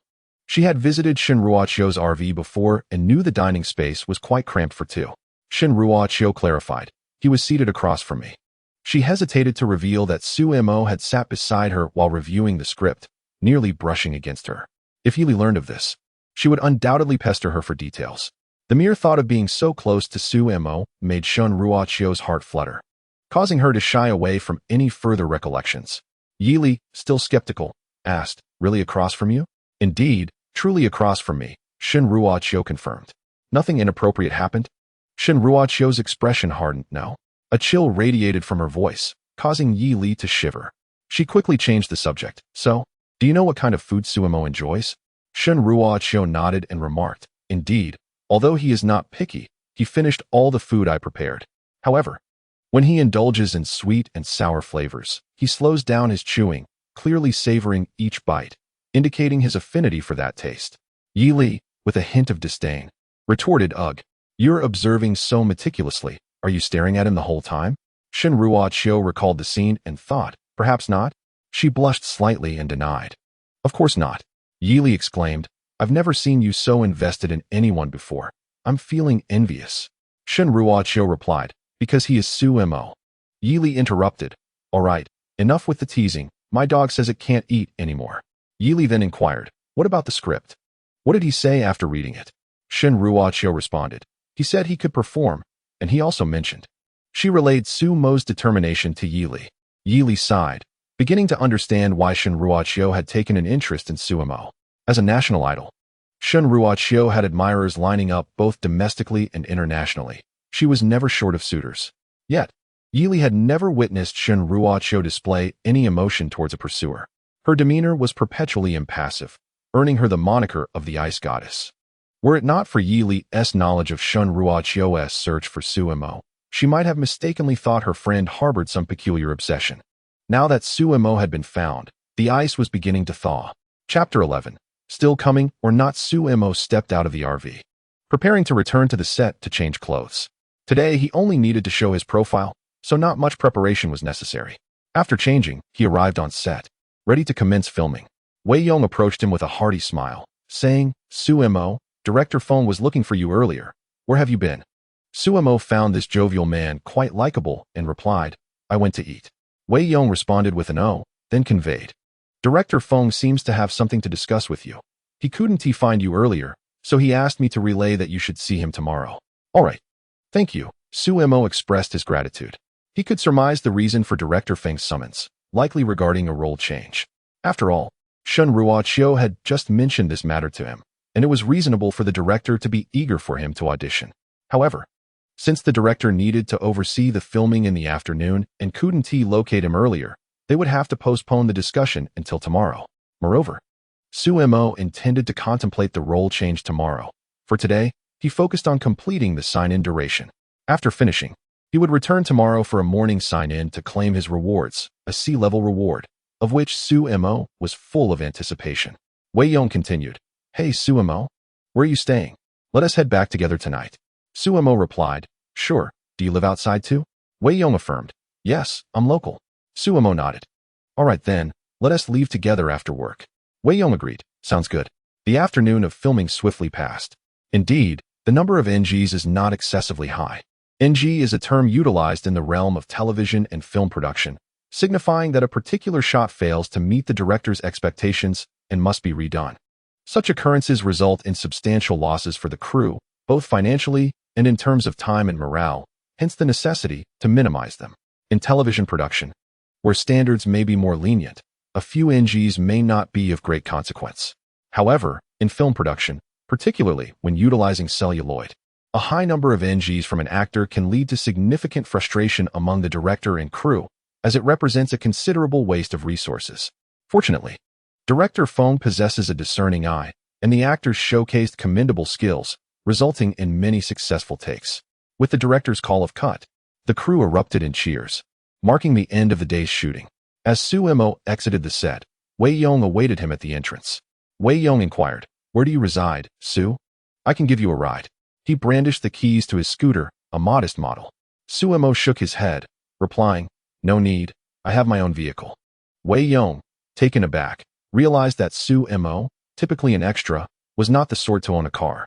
While affording one may not be the primary concern, many affluent second-generation individuals enjoy the experience of life in Hungyan. However, the necessity of purchasing a vehicle is a crucial consideration for them. "You bought a car?" Wei Yong asked, noting that Su Mo did not appear to be from a wealthy background. Su Mo nodded, "Yes, I reside primarily in Huaihai." Wei Yong understood, acknowledging that extras usually have a regular place to stay, providing a semblance of home amidst their weary travels. Su Mo's permanent residence being local made perfect sense. Curiosity piqued. Wei Yong asked what kind of car. Logically, even if one purchased a car, it would rarely be utilized, leading Wei Yong to assume Su Mo's vehicle was merely a means of transportation. Su Mo confirmed, just an ordinary vehicle. However, upon reaching the parking lot, the sound of unlocking echoed. A distant Volvo XC90 flashed its lights. Wei Yong stood dumbfounded. You call this an ordinary vehicle? He thought, realizing it must cost at least 600,000 yuan, which left him astonished at Su Mo's casual description. Excitedly rubbing his hands, he approached Su Mo. Hey, Su, can I take it for a spin? Su Mo tossed him the keys nonchalantly, stating, as long as you have a driver's license. He felt somewhat fatigued from his day at the film studio. After providing Wei Yong with the address, he leaned back against the seat and dozed off. Wei Yong, respecting Su Mo's rest, drove steadily. After 10 minutes, the blaring horn of a car attempting to overtake startled Su Mo awake. Wei Yong asked, Su, are you awake? Yes, Su Mo replied, rolling down the window to breathe in the evening breeze, slightly rejuvenating him. He then turned to Wei Yong. I haven't asked where you live. How will you get back? Wei Yong responded, east of the city. I'll just take a taxi later, no trouble at all. I must extend my gratitude to Su Gu for allowing me to drive, for it has been quite some time since I last took the wheel, and I find myself yearning for it. Heh. Su Mo nodded, acknowledging that the eastern part of the city was indeed not far. He inquired further, you drive quite steadily. Do you own a vehicle? Wei Yong replied, yes, I have a Roadcat and a Bieka, both splendid cars. Su Mo, intrigued, asked, then why don't you drive them? This time, Wei Yong did not respond verbally. Instead, he rolled up his right sleeve, gesturing for Su Mo to take a look. Su Mo glanced over and saw a 10-centimeter scar twisting across his dark skin. A silence enveloped them as he turned his gaze towards the window. Every individual carries their own narrative, some filled with sweetness, others with sorrow. Noticing Su Mo's silence, Wei Yong assumed he was concerned about his ability to drive. He quickly reassured, but rest assured, Su Gu, it has been years. I have fully recovered. Su Mo nodded, choosing not to elaborate further. The two engaged in a light conversation, meandering through various topics. Before long, they arrived at the neighborhood. Wei Yong, observing the serene environment, curiously asked, what is the rent like around here? Over 3,000, Su Mo replied. Do you live alone? Yes, I do, Wei Yong responded. Same here, Su Mo echoed. In the midst of myriad lights, none shone for him. Two wanderers, in this moment, found a resonance. Well, Su Gu, I shall take my leave now. See you tomorrow. See you tomorrow. Drive carefully, Su Mo responded as they bid farewell after halting the car. Upon returning home, Su Mo first replenished the dog's food. After playfully engaging with the puppy for a while, he ascended the stairs. Following his usual routine, turning on the air conditioning, covering himself with a blanket, and sipping soda, he finished a can and prepared to retire for the night. After conversing with Wei Yong, an inexplicable sentiment washed over him. He decided against indulging in gaming today. The days spent wandering away from home were not easy. In the stillness of the night, emotions often surged. Thus, Su Mo couldn't help but feel a tinge of sadness. Suddenly, he found himself missing home. He shook his head, dismissing that sentimental thought. Time to sleep. Tomorrow will bring clarity, he resolved, ready to drift off. Just then, a notification chimed from WeChat. Su Mo opened it to find a message from Shun Ruachio. Su Mo, are you asleep? Not yet, he replied. Then come keep me company for dinner tomorrow? Again? I think not, Su Mo responded, still wary of being seen and causing trouble. Shun Ruachio, unfazed, insisted, come for dinner tomorrow, or be my boyfriend. Choose. Su Mo chuckled at her audacity. I didn't realize the Ice Queen had such a playful side. Shun Ruachio sent a sticker of an adorable rabbit crossing its arms and stamping its foot, captioned, you decide. With a sigh of resignation, Su Mo acquiesced. All right. I'll come. Yay. I'll be waiting for you tomorrow, she replied. Sleep early. Good night, she added. Okay. Good night, Su Mo concluded. Shutting off his phone, Su Mo smiled. In that fleeting moment, he felt a little less lonely. Chapter 12, Century Egg and Lean Pork Congee, Sweet and Sour Flavor. Aunt Lu, could you please prepare more sweet and sour dishes for tomorrow? Shun Ruachio summoned Aunt Lu to discuss the lunch for the next day. Aunt Lu nodded in agreement, her heart warming at Shun Ruachio's transformation. Over the years of caring for her, Aunt Lu had never witnessed Shun Ruachio show such concern for anyone. By the way, please remember to give me a copy of the menu. Aunt Lu was taken aback. Miss, do you intend to cook yourself? Indeed. Very well. I shall have the chef deliver it tomorrow. Aunt Lu smiled with satisfaction, feeling a sense of a daughter growing up. After giving a few reminders, she rose to leave. Shin Ruocho lay on her bed, her mind wandering at the thought of seeing Su Mo again the next day, filling her heart with joy. She sent a message to Yili. Shaoli, why do I feel so happy at the thought of cooking for Suemo? Well, it seems you've fallen quite deeply, Yili replied. This is the quintessential behavior of a woman in love. Do you think Suemo might not like my cooking? Shin Ruocho began to waver in her confidence. Please take a break. Shin uncle finds it hard to even share a meal with you. And you're worried that Suemo might not appreciate your homemade dishes? Yili mused, feeling a twinge of sympathy for Shin uncle. Is it the same? What has he not eaten? He surely wouldn't care for my cooking. Why not give it a try? What if Shin uncle actually enjoys it? I want tea. It's too much trouble. And Suemo? I like him, so I want to cook for him myself. Yili longed to tell Shin Ruocho that for a father, nothing could be more joyful than having his daughter cook a meal for him. Yet, she recalled the gap between them and decided against it. After all, ice does not freeze 3 feet in a single day. But what if Suemo doesn't tea like it? I simply want to tell him which dish I prepared. When the time comes, if he eats it, it means my cooking is decent. If he doesn't tea, it indicates that I need to improve. Ah, so you're not afraid of trouble. It's solely because it's Suemo. Yili found it hard to accept.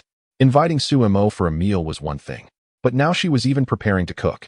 Suddenly, Yili felt a bit full. The next day, after feeding the puppy and playing with the little creature for a while, Suemo prepared to coax it again. The little thing was simply adorable.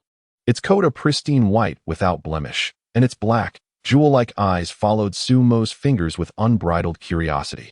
It bore some resemblance to a Samoyed. Though Suemo could not be certain, it appears that the genes from either the mother or father are remarkably potent. Suemo gently stroked the little creature's back, and the small one obediently lay there, sticking out its tongue. Suemo contemplated a name for it. After a moment's reflection, he suggested, given your pristine whiteness, how about we call you Little Black? The puppy tilted its head and responded with a curious bark. Woof, woof, woof. Are you jesting with me? Suemo chuckled to himself. Haha, just a little joke. He playfully tapped the little one's smooth head and earnestly declared, your name shall be Little White. This time, Little White did not protest, but let out a soft whimper, Wong Wu, before continuing to bask in Suemo's affectionate massage. When he felt it was time, Suemo invited Little White to accompany him home. Little White, shall we go home together? Little White wriggled out of Suemo's grasp. It took a couple of steps towards the bushes, but then turned back to glance at Suemo. Clearly, after so many days, Little White understood that its mother was unlikely to return. This human was kind and seemed a competent caretaker. Yet, it hesitated, pondering whether to wait just a little longer, fearing that if it left, its mother might come back at that very moment, leading to a missed reunion.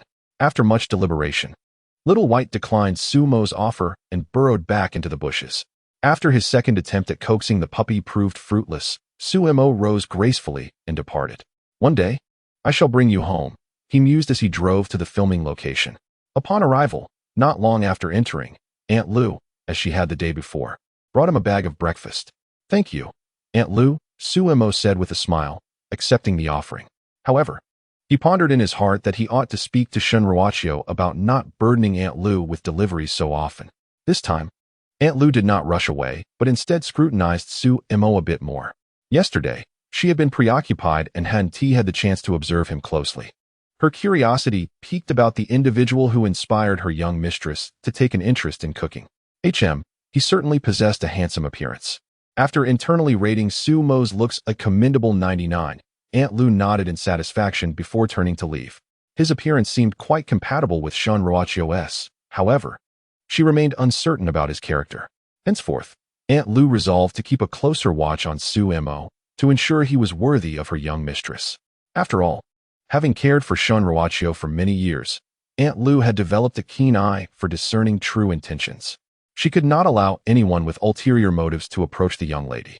Once Aunt Lu had departed, Suemo opened the bag. Inside was a serving of century egg and lean meat congee. Lifting the lid, an enticing aroma wafted forth, awakening his appetite. He took a spoonful, and his eyes brightened. The lean meat had been marinated with seasonings, imparting a subtle savory flavor, and was cooked to perfection, yielding a tender and delectable texture. The congee was garnished with a sprinkle of chopped scallions and crispy bits, enhancing its appeal. The temperature was just right, and Suemo couldn't help but indulge in the congee. The cute texture of the preserved egg, combined with the tender meat, mingled with the fragrant porridge, creating a delightful sensation that compelled Suemo to drink more. In no time, he had finished a generous bowl of preserved egg and lean meat congee. Yet he found himself yearning for more. After a moment's hesitation, he decided to send a message to Shun Ruachio inquiring about its origin. Suemo, where did you buy this congee? Shun Ruachio, how is it? Is it delicious? Suemo, it is exceptionally good. Moreover, it possesses an indescribable quality that I find particularly appealing. Normally, if made with care, preserved egg and lean meat congee can reach such heights. Suemo had tasted it before, but never had he experienced such an urge to drink more as he did with this bowl. Shun Ruachio, I added raisins.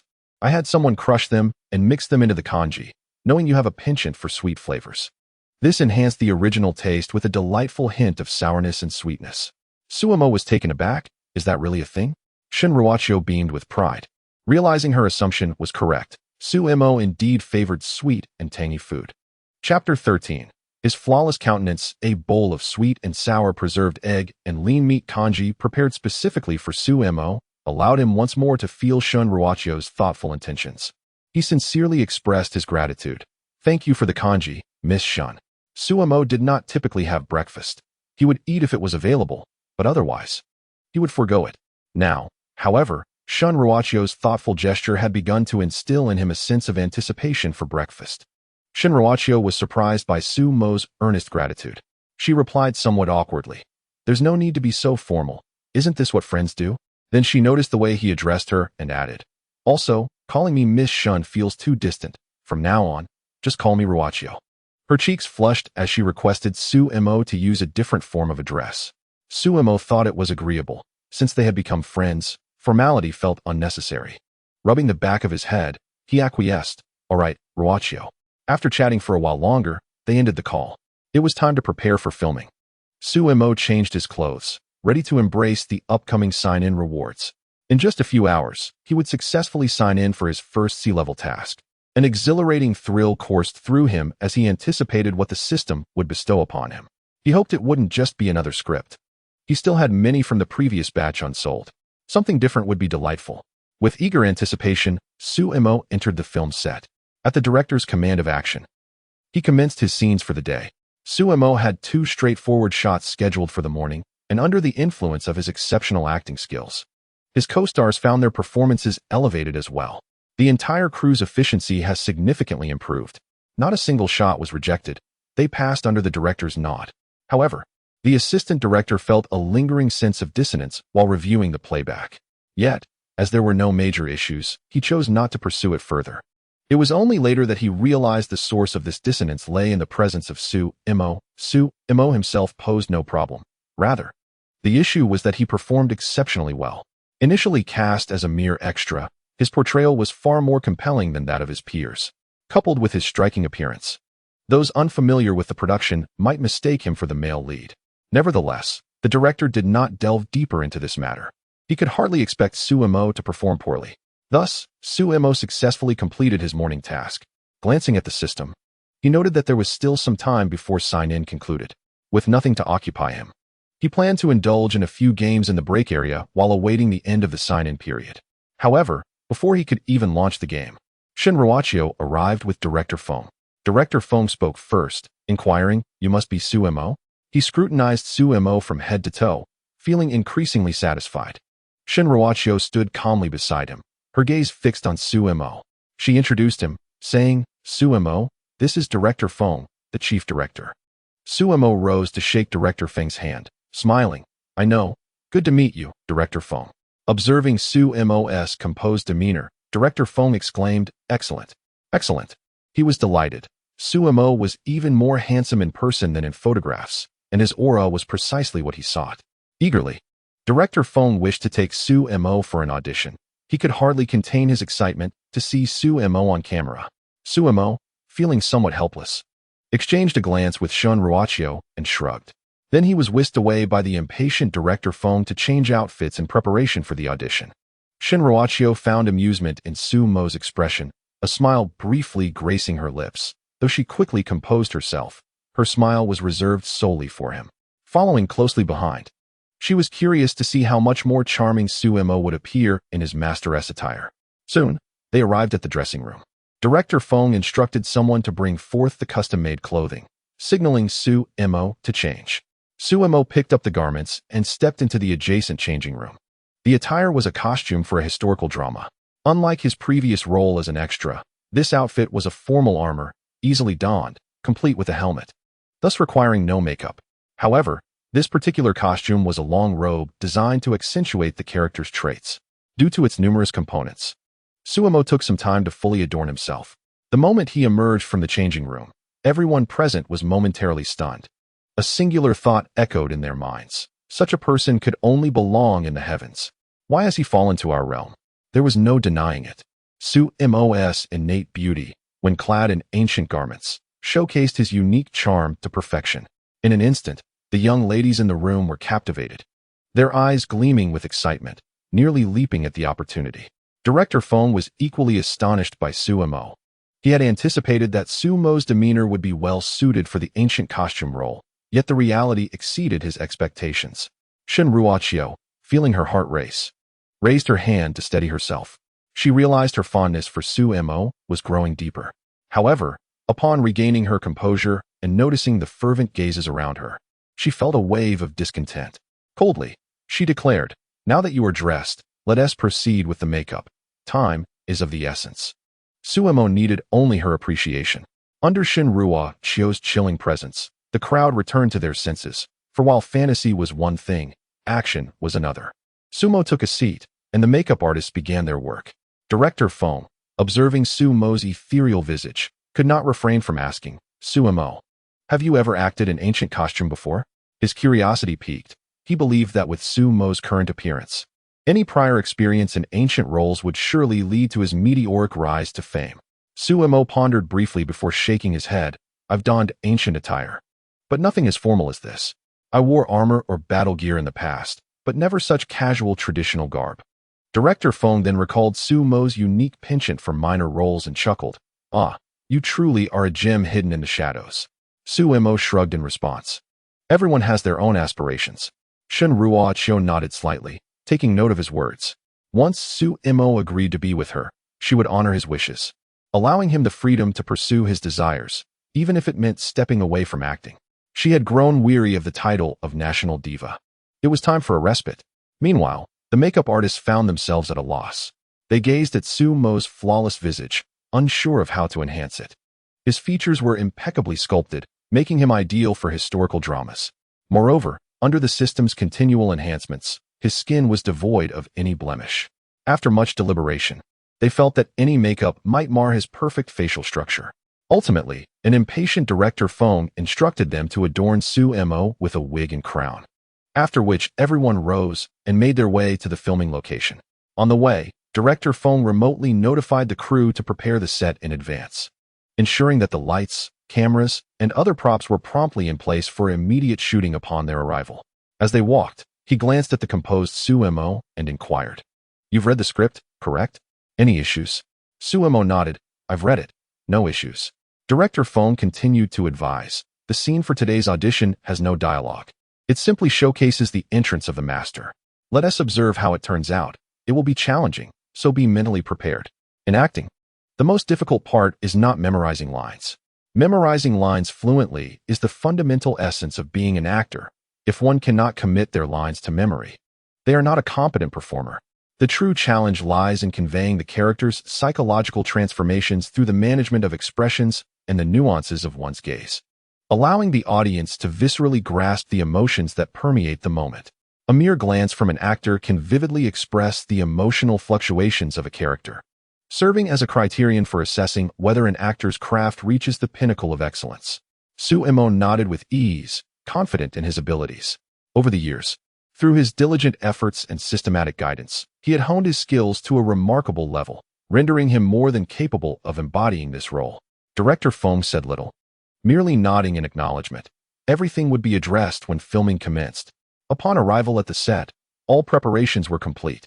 Director Fong instructed Suemo to begin cultivating his emotions, facilitating a deeper immersion into the character, which would enhance the overall performance. Suemo initially contemplated declining this suggestion, believing he was already in the right mindset to commence filming. However, The system's prompt, chiming softly, compelled him to remain silent. He nodded and took a seat aside, undisturbed by others. Director Fong, observing this, nodded in satisfaction. Many actors deem emotional preparation unnecessary, perceiving it as a waste of time. Yet, when the cameras roll, few can seamlessly slip into their characters, often resulting in subpar performances and numerous retakes. Sumo's unassuming demeanor only deepened Director Feng's appreciation for him. However, Sumo was not truly engaged in emotional preparation.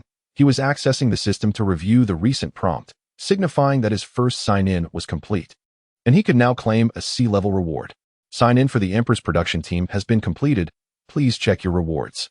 He eagerly examined the rewards. C-level sign-in task rewards. Acquired Hall of Fame level acting insight 1. Acquired special item. Best actor medal 1. Which could be equipped and would take effect upon wearing. Special item. This was the first time Sumo had encountered a special item, prompting him to inquire further. System. What is the function of the Best Actor medal? Best Actor medal. Audience emotional assimilation rate 100. When the host performs a role, the audience experiences a heightened sense of immersion. Oh, I see. Having grasped the utility of the medal, the system paused momentarily before continuing with another prompt. Detection indicates that the host possesses an insight. Would you like to claim it? Claim. Sumo accepted the Hall of Fame level acting insight, curious to discern the differences it might bring. As he did, a torrent of techniques flooded into his mind, prompting him to momentarily close his eyes. Hall of Fame level. Being the highest tier of acting, enables one's performance to return to its essence, with every character portrayed in their true colors. When he finally reopened his eyes, Shun Ruachio, who had been observantly watching Sumo, noticed the transformation within him. The most striking change lies within his gaze. Previously, Sumo's eyes radiated a pristine purity, reminiscent of a sunlit neighborly youth. Now, however, his eyes have deepened into an unfathomable abyss, drawing one in with an irresistible allure. Director Fong has also noticed this transformation in Sumo, though not with the meticulous attention of Shun Ruachio. He merely observed Sumo's eyes flutter open and assumed he was prepared, stepping forward to gently pat Sumo on the shoulder. Are you ready? The touch jolted Sumo from the reservoir of knowledge imparted by the system, and his gaze reverted to its former clarity. He lifted his head to meet Director Feng's encouraging expression and replied with a smile, "No problem." Rising, Sumo approached the camera, ready to commence filming. Shun Ruachio's anticipation heightened. The alteration in Sumo's eyes was undoubtedly not a figment of imagination, igniting her curiosity about what had transpired within him moments prior. In the script, the character of the master has no lines at the outset. It begins with his silhouette, and upon hearing the heroine's call, he turns. This scene marks the conclusion of the audition content. Although it appears straightforward, the demands on an actor's performance are exceedingly rigorous, requiring an exquisite attention to detail. Within this brief 10 seconds, the pivotal moment lies in the master's glance back. In that fleeting instant, the actor must embody the essence of the master. Failure to do so would render the scene devoid of soul. This is a formidable challenge, one that ordinary actors would struggle to meet. Yet, Sumo is not among them. He stands with his back to the camera, arms clasped behind his waist, chin slightly raised. He gestures to the director, signaling readiness, while silently intoning, "System, on the Best Actor medal." "Action," commands Director Fong. In the frame, Sumo stands with hands behind his back, gazing serenely into the distance. The imagery of "I long to ride the wind's back, yet fear the chilly heights of the jade towers" envelopes the viewers. Under the influence of the medal, those watching through the lens feel as though they have been transported to a realm of celestial beings. Gazing upon his upright figure is akin to beholding an ethereal sage, detached from the mortal realm. Shun Ruachio gazes entranced, murmuring, "Sumo." At that moment, as if in response to her whisper, Sumo turns. His countenance is serene, like an immortal untouched by the mundane world, his eyes sparkling like stars. His gaze, which could encompass the entire realm, begins to focus, reflecting Shun Ruachio's captivating silhouette. Recognizing her presence, he offers a faint smile. The props engage, and the camera pulls back. His ink-black hair dances in the wind, set against the vast expanse of earth. The smile instantaneously grounds this seemingly transcendent figure, rendering him flesh and blood. The scene freezes at this moment. Cut. Director Fong instinctively calls out, his professionalism guiding him. As the crowd still savored Sumo's recent performance, a thought emerged in their minds. A person as elegant as Jade, Sumo, is unparalleled in this world. Chapter 15. Dining with a loved one enhances one's appetite. The audition concluded, and director Fong announced a flawless success. He repeatedly reviewed the playback, marveling anew with each viewing. It was simply exquisite. Sumo's acting transcended the expectations he had for this character, making the decision to cast him an indisputable triumph in Feng's directorial career. After witnessing Sumo's artistry, Feng felt a stirring impulse. Should he augment this character's scenes? He hesitated. Sumo's extraordinary talent had completely captivated him. Undoubtedly, when this drama aired, the role of the master would gain fame. However, as per the current script, this character was relegated to a mere supporting role, appearing only briefly to guide the protagonist. In later scenes, the character would vanish. Feng contemplated the addition, yet feared Sumo might decline. Thus, he resolved to inquire about Sumo's thoughts first. Director Feng raised his head, eager to speak with Sumo, but found no trace of him. "Where is Sumo?" he called out, only to be met with shaking heads and murmurs of ignorance. This lad had vanished in the blink of an eye. Oh well, Feng sighed, deciding to return and ponder before seeking out Sumo again. Unbeknownst to him, Sumo had already left the set, led away by Shun Ruachio while Feng and the others were engrossed in the playback. This was merely an audition. Many preparations were lacking, serving solely to assess Sumo's acting skills and compatibility with the role. Now that it was confirmed he would portray the character, there was little reason to linger on set. Shin Ruachio mused, "What could be more important than dining with me? I only need to await the official commencement of filming," at which point Shin Ruachio would also be participating. Upon reaching the dressing room, they parted ways. Shin Ruachio intended to return to her trailer to prepare lunch, reminding Sumo to join her directly after changing clothes. Sumo nodded in agreement. Once one dines together, it becomes a tradition. After he changed, he adeptly made his way to Shun Ruachio's location. "Come in," she called. As Sumo entered, he found lunch ready and waiting. After exchanging greetings, he took his seat at the table, occupying the same spot as before. The moment he sat down, he was entranced by the spread before him. "Wow!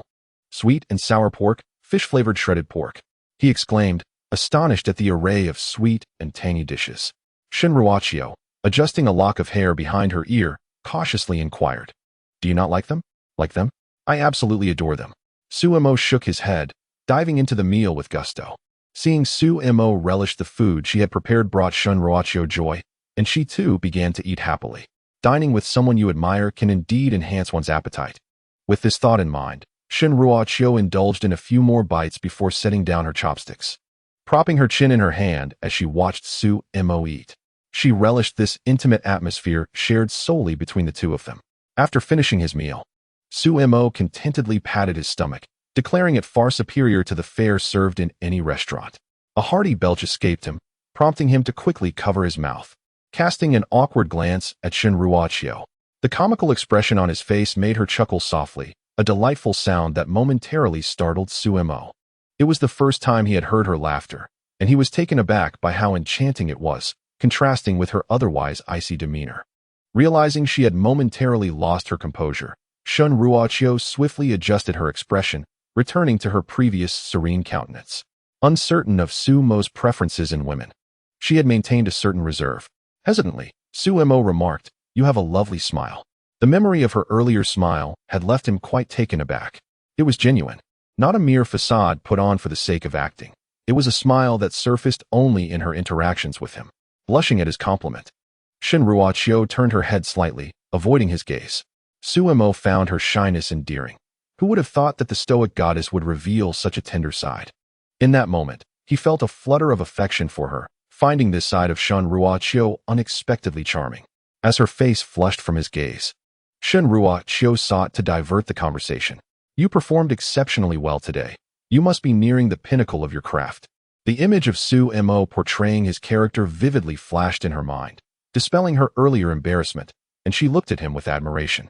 She understood that achieving Sumo's level of acting was no small feat, especially since she herself was a seasoned actress. Yet, she had been stagnating at that elite level for quite some time, yearning for the nuanced performance that would elevate her to the pinnacle of artistry, a lifelong aspiration for any actor. To her surprise, she was witnessing such skill in Sumo today, filling her with a sense of wonder.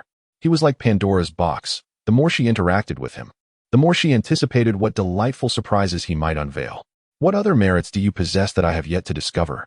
Shinruo mused softly, her gaze fixed on Su-Imo, misunderstanding her words. Su-Imo thought she was seeking his advice on acting.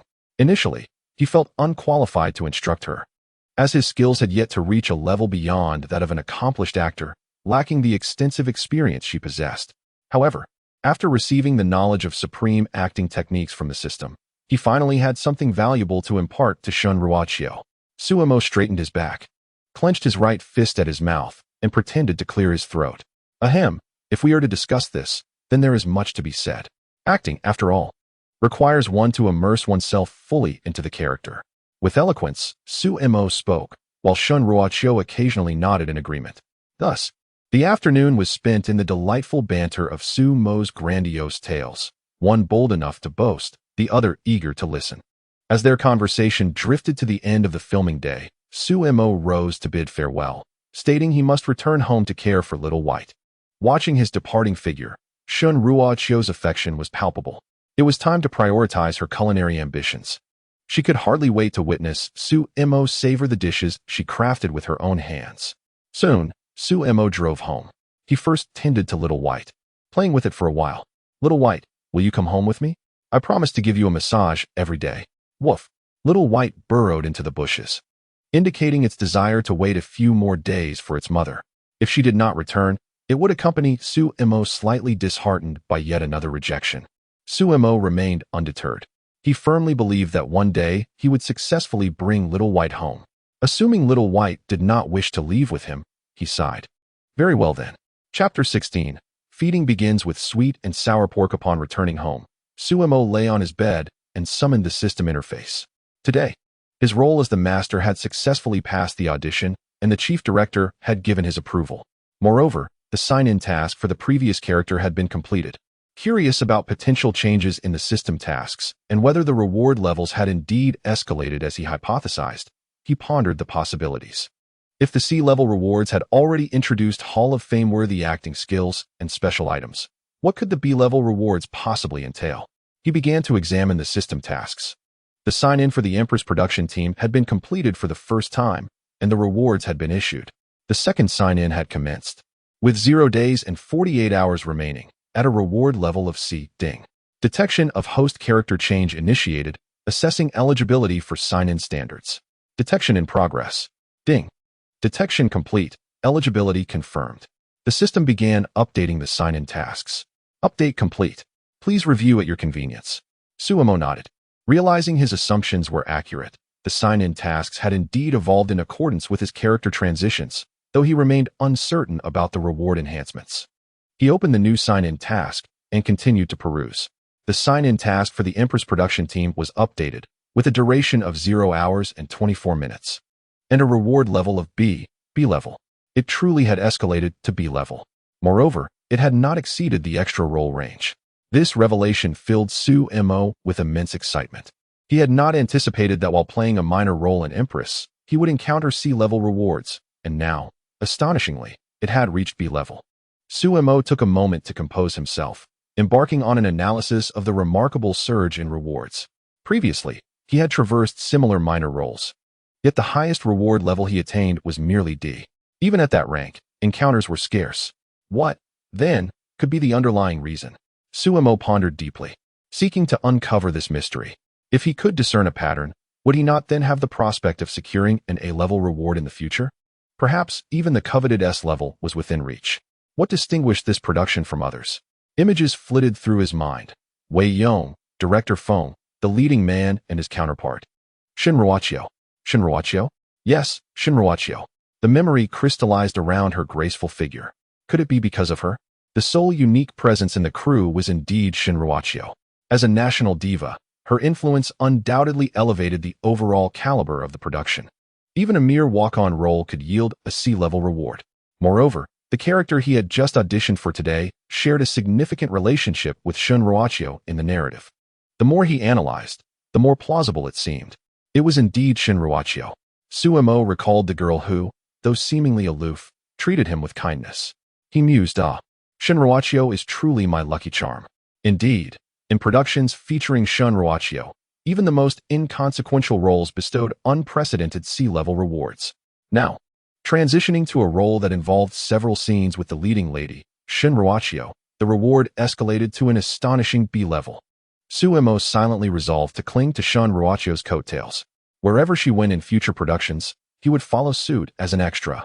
With his current level of exceptional acting prowess, he would undoubtedly be in high demand. I am all set. Having successfully discovered the key to success, Suemo gleefully opened a can of soda, nestled into his bed, and began playing games.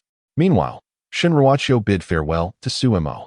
Upon returning to her trailer, she began to reflect on their earlier interaction. Initially, when Suemo was imparting his acting wisdom, Shunruachio had been somewhat distracted, captivated by his face, growing increasingly fond of him. It was only when Suemo, unable to withstand her intense gaze, cleared his throat gently that she snapped back to attention, redirecting her focus to his explanations. As Suemo delved deeper into his teachings, Shunruachio found herself astonished. She had not anticipated his pedagogical prowess. His insights proved immensely beneficial, imparting valuable knowledge. In the entertainment industry, possessing strong acting skills is one thing, but the ability to teach others effectively is an entirely different endeavor. After all, every individual is unique, with varying levels of comprehension. For example, during school, a teacher might pose a question to two students of similar academic performance, providing hints to guide their understanding. Students with keen insight can draw inferences from hints and provide multiple problem-solving approaches. In contrast, those with average perception can only rigidly deliver a singular answer based on the given cues. Acting is a continuous journey of learning and improvement, deeply reliant on one's perceptiveness. Shunruachio possesses exceptional insight, which is why she has earned the title of a diva at such a young age. Yet, she does not wish to rest on her laurels. She aspires to transcend the realm of leading actors and etch her name into the annals of cinematic history. However, the path to surpassing the status of a leading actor is fraught with challenges. Shunruachio has sought guidance from esteemed actors, both domestic and international, but they have all been at a loss, advising her that this journey must be undertaken alone. Now, under Suemo's tutelage, she has begun to sense the threshold of greatness, believing that with a few more high-quality scripts to hone her craft, her skills could ascend to the pinnacle of artistry.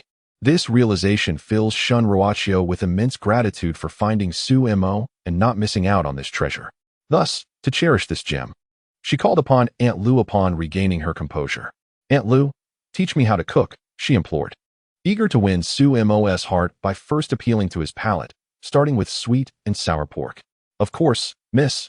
Aunt Lu readily accepted Shunruachio's request. As the housekeeper of the Shin family, she had long been assigned to watch over Shunruachio. Serving as her manager, Aunt Lu has safeguarded her interests throughout the years. Until now, Shunruachio had been indifferent to all the men who sought to approach her, rarely even offering a smile, let alone dining alone with anyone. Yet now, not only has she shared several meals with Suemo, she is even eager to cook for him. This revelation has stirred excitement within Aunt Lu. Could it be that the young lady has finally awakened to the prospect of love? Enthusiastically, Aunt Lu hurried to fetch the ingredients, ready to guide Shunruachio through the cooking process. "What would you like to learn first, miss?" "Let us start with sweet and sour pork." "Certainly." Chapter 17, Lunchtime Delights. A surprise for the diva. The following day, Suemo departed early. After feeding Xiaobai, he drove to the film set. The night before, Director Feng had spent the afternoon contemplating the script and ultimately decided to enhance Suemo's role. Having witnessed Suemo's acting prowess, Director Feng felt it would be remiss not to afford him additional scenes. Thus, he resolved to grant the character of Master more screen time in the subsequent narrative, ensuring he wouldn't merely appear in the early parts and vanish thereafter. After making this decision, Director Feng called Suemo, requesting him to arrive early the next day to discuss certain matters. With the head director's summons, Suemo had no choice but to agree. He rose early the next day, hurrying to the film set. Upon arriving at the film set, Suemo found Director Feng waiting in the director's tent for quite some time. "Suemo, over here." Feng gestured for him to come and take a seat. As they settled across from one another, Feng eagerly pushed the revised script towards Suemo, inviting him to take a look. "I intend to add some scenes for you," he said, surprised that Director Feng had summoned him so early with the intention of expanding his role. Sumo accepted the script with a hint of astonishment and began to peruse its contents. However, the more he read, the deeper his frown became. Upon reaching the end, he closed the script and returned it to Fong. "I'm afraid I cannot accept this, Director Fong," Sumo stated, shaking his head. Fong was taken aback. "What do you mean? This is an opportunity to expand your role, which signifies that your acting has been recognized by the director. Such chances are coveted by countless actors. And yet, Sumo, you are rejecting it?" Fong could not fathom this decision. Sumo clarified. "I understand the value of this opportunity, and I am grateful for your kindness, Director Fong. However, I simply wish to play a small supporting role. The revisions you made exceed that scope, so I must decline. Additionally, the current script is quite satisfactory. Let us proceed with it as it stands. If you feel compelled to make changes, I kindly suggest you seek another actor." Fong, now anxious, protested, "Change the actor? After much effort in finding a suitable candidate, I cannot bear to replace someone so exceptional, especially one whose fit for the role surpasses all expectations." Seeing Sumo's resolute stance, Fong reluctantly conceded to keep the script unchanged and to proceed with the original plan. Nodding in agreement, Sumo got up to leave. In truth, he was not averse to expanding his role. Rather, he was constrained by the presence of the supporting role system. As he walked, Sumo found himself lost in recollection. It was during his third check-in at a small production. Given its modest scale, the themes they explored were also niche, requiring only a handful of actors. Consequently, Sumo's background role was swiftly noticed by the chief director. The director, observing Sumo as a mere backdrop, realized that his striking appearance and earnest performance had, on several occasions, overshadowed the male second lead. Judging by his extensive experience, the director concluded that Sumo's actions were unintentional, akin to a glimmer of gold peeking through, inadvertently capturing the attention of those nearby. Thus, the director promptly approached Sumo to discuss adding scenes. Sumo agreed, believing that gaining experience in the early stages would be advantageous. Unexpectedly, just as Sumo had settled the details with the director regarding his expanded role, the supporting role check-in system chimed in with a notification, "Ding. The system has detected alterations in the script and is commencing verification to ensure it meets the requirements for supporting role check-in. Verification in progress. Verification complete. Warning. The host's role has transcended the realm of mere extras, prompting an urgent need for adjustment. Warning. The system's sign-in time has ceased, and it will only resume once the host reverts to the original script." At that moment, Sumo was taken aback by the sign-in progress displayed on the system panel. Sign-in duration, 23 hours and 24 minutes. Who could have anticipated such a twist? Just as the task was nearing completion, an unforeseen complication arose. The alteration of the script led to an immediate halt in the system's sign-in process. With no options left, Sumo had no choice but to negotiate with the director to revert to the previous script. Ultimately, the director, unable to withstand Sumo's insistence, acquiesced. Everything returned to normalcy. Following the restoration of the script, the system resumed its regular function, and the sign-in duration began to count anew. After this incident, Sumo learned a valuable lesson and became increasingly vigilant regarding his role. He began to meticulously monitor the script, ensuring that his designated scenes did not exceed the limits of an extra's part. Recently, Sumo discerned that Director Fong genuinely had his best interests at heart. However, the additional scenes allocated to him were nearing those of the second male lead. Therefore, in order to maintain the normal flow of sign-in, Sumo firmly declined. This time, the reward was a B grade. Having already savored the sweetness of a C grade reward, Sumo was unwilling to allow the sign-in to be paused due to additional scenes. Furthermore, to dissuade Director Fong from any potential ongoing persuasion, he firmly blocked any further negotiations, insisting that either the script revert or a replacement be found. However, having finally discovered such a suitable candidate, Director Fong was not inclined to let Sumo slip away easily. Thus, he had no choice but to concede, taking back the script. As Director Fong watched Sumo's departing figure, he let out a sigh of regret. His intentions had been noble, as someone who values talent. He did not wish to see Sumo fade into obscurity. He deserved to be in the limelight. Yet, recalling Sumo's words, he abandoned the idea of continued persuasion. Each individual has their own aspirations. Not everyone revels in the spotlight. Clearly, Sumo belonged to this category. He did not relish a life perpetually under the scrutiny of others. Soon, Director Fong adjusted his mindset. setting aside the script as he prepared for the day's filming on set. As the chief director, he was exceedingly busy, not only guiding the on-site shooting, but also selecting locations or directing the construction of indoor scenes based on the script and filming requirements. Since Sumo had firmly rejected any alterations to the script, he could not afford to waste any more time and had to proceed with the previously established shooting plan. Fortunately, all the primary cast members had been secured, leaving only the continuous filming ahead. After declining director Feng's proposal, Sumo continued to meander through the film city. With the selection for the role of the master finalized, there was no rush to commence filming. Consequently, Sumo's sign-in task had not officially begun, relieving him of any filming obligations for the day. He only needed to familiarize himself with the newly altered filming locations corresponding to his character transformation. His early arrival at the set was merely a result of director Feng's phone call. Now that the matter has been resolved, Sumo savored the breakfast freshly delivered by Aunt Lu, expressing his gratitude before contemplating his next destination. Ding! A message from Shun Ruochio arrived via WeChat. Come for lunch at noon. There's a surprise. Sumo replied, what surprise? Shun Ruochio responded, how can it be a surprise if you already know? Sumo conceded, alright then. Chapter 18.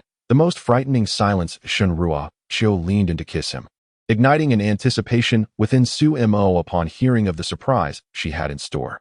The first time he encountered Shun Ruochio in the director's studio, her icy demeanor left a lasting impression on him. He had initially dismissed her, believing her chilliness was incompatible with his own warmth. Unexpectedly, she defied conventions by confessing her feelings right from their first meeting. To be candid, Sumo was somewhat taken aback. Even during her confession, Shun Ruochio's expression remained devoid of emotion, lacking any overt warmth. Little did he know, Shun Ruochio herself was uncertain of how to convey her feelings. Thus, he did not respond affirmatively at that moment. However, as they gradually became more acquainted, Shun Ruochio began to adapt to Sumo's presence, revealing a tenderness that was exclusively his. The ice began to thaw. The gentle and affectionate Shun Ruochio unveiled a different side of the national diva, prompting Sumo to embrace the opportunity to understand this unexpected facet of her. Before long, noon arrived, and Sumo made his way to Shun Ruochio's place. Just then, she had completed her first dish, sweet and sour pork.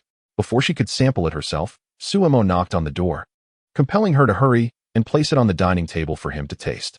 This was her surprise for him, a dish she had prepared with her own hands. Shun Ruochio arranged the sweet and sour pork alongside other dishes, intending to keep the surprise a secret for the moment. She wanted Sumo to taste it first, and only afterwards would she inquire about his thoughts and reveal the truth. Shun Ruochio was quite confident in her culinary skills, having spent the previous afternoon learning from Aunt Lu. With her sharp intellect, she had quickly improved under Aunt Lu's careful tutelage. After they both sampled the dish and found the flavor delightful, she began preparing the surprise for Sumo following their shoot that morning. Unlike her practice run the night before, today's dish was infused with her emotions.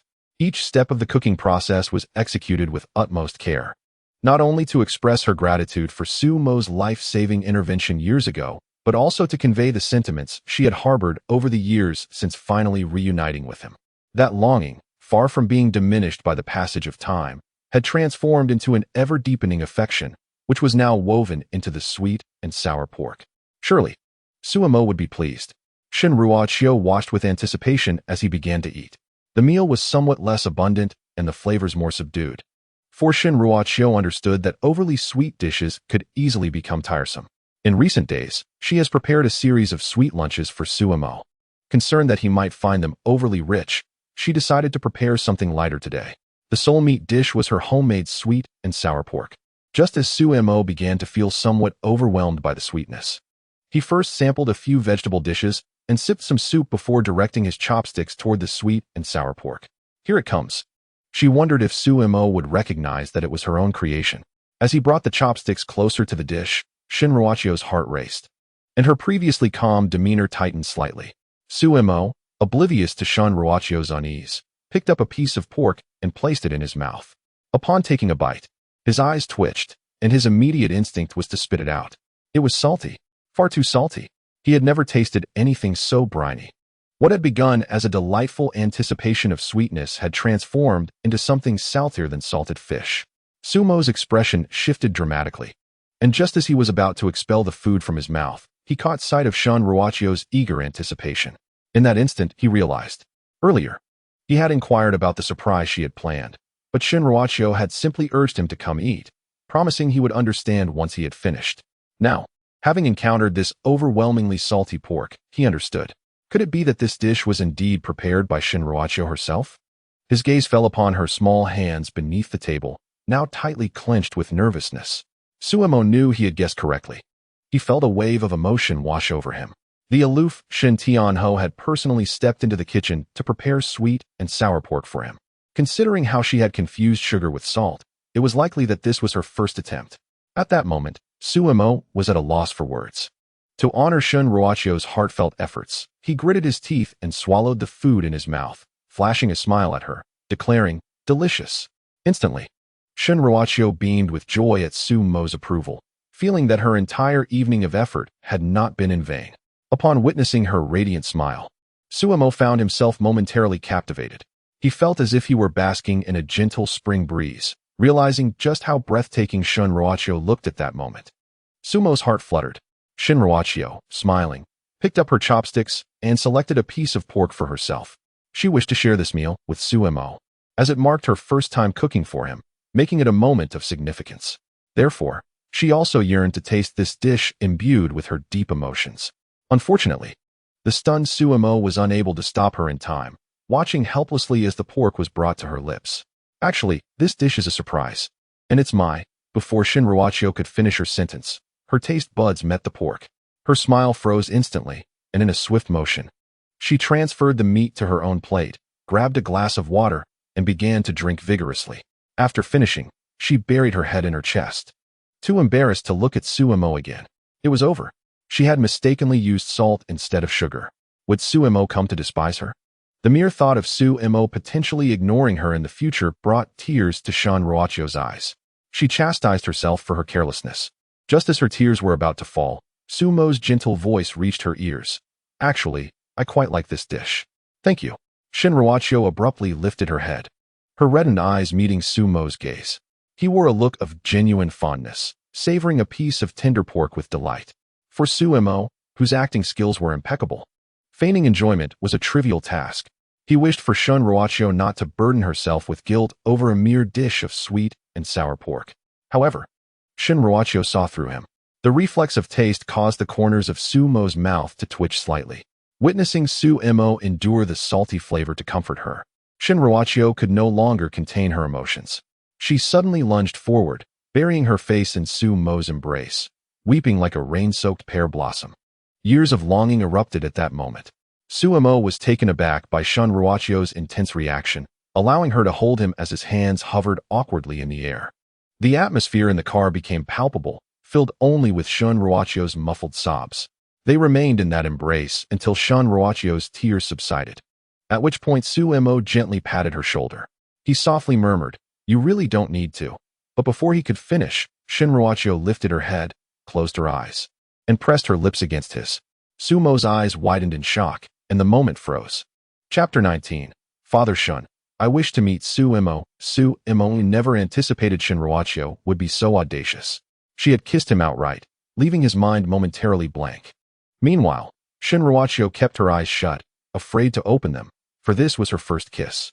Despite being a national treasure and having acted in numerous roles, she had never engaged in a scene with physical contact, not even a misaligned shot. Lacking experience, Shun Ruachio was utterly clueless about what to do next. Her earlier emotional surge had propelled her into that kiss without a second thought. What came after? She had no idea. While everyone had seen kissing scenes, when it came to her own experience, one would understand the stark difference. Theory remained mere theory. Without practice, one could never fathom what might unfold. Just like now, Shun Ruachio felt utterly flustered. The two maintained their pose, with Shun Ruachio's eyes closed and head tilted up, while Suemo stared down, bewildered. After a full 10 seconds, Suemo finally grasped what had transpired. He gazed at Shun Ruachio's beautiful face, her long eyelashes trembling violently with nervousness. Suemo gently supported Shun Ruachio's fragile shoulder, slowly pushing her away. As their lips parted, Shun Ruachio gradually opened her eyes, yet she dared not meet Sumo's gaze. Turning her head, a rosy hue blossomed on her face, her hands tightly clutching the hem of her garment. Observing Shen Ruochio's bashful demeanor, Su Mo opened his mouth, hesitating to speak. In such a delicate situation, it seemed inappropriate to utter any words. He chose silence, offering a casual excuse before rising to take his leave. The longer he lingered, the more he feared that Shen Ruochio might seek refuge in a corner. Once the sound of the closing door echoed, Shen Ruochio felt emboldened to move. She peered through the window, fixating on Su Mo's somewhat disheveled silhouette. After gently caressing her lips, which still retained a trace of Su Mo's essence, her tumultuous emotions began to settle. She thought to herself, with a hint of joy, eventually, you will be mine. Unbeknownst to Shen Ruochio, her agent, Aunt Lu, had already informed her father about her situation with Su Mo. Aunt Lu was initially assigned by Shen's father to look after his daughter, and any developments concerning Shen Ruochio were reported back to him. When Shen Guoping, her father, learned that his daughter had dined alone with a man and even took the initiative to learn cooking for him, he was utterly astonished.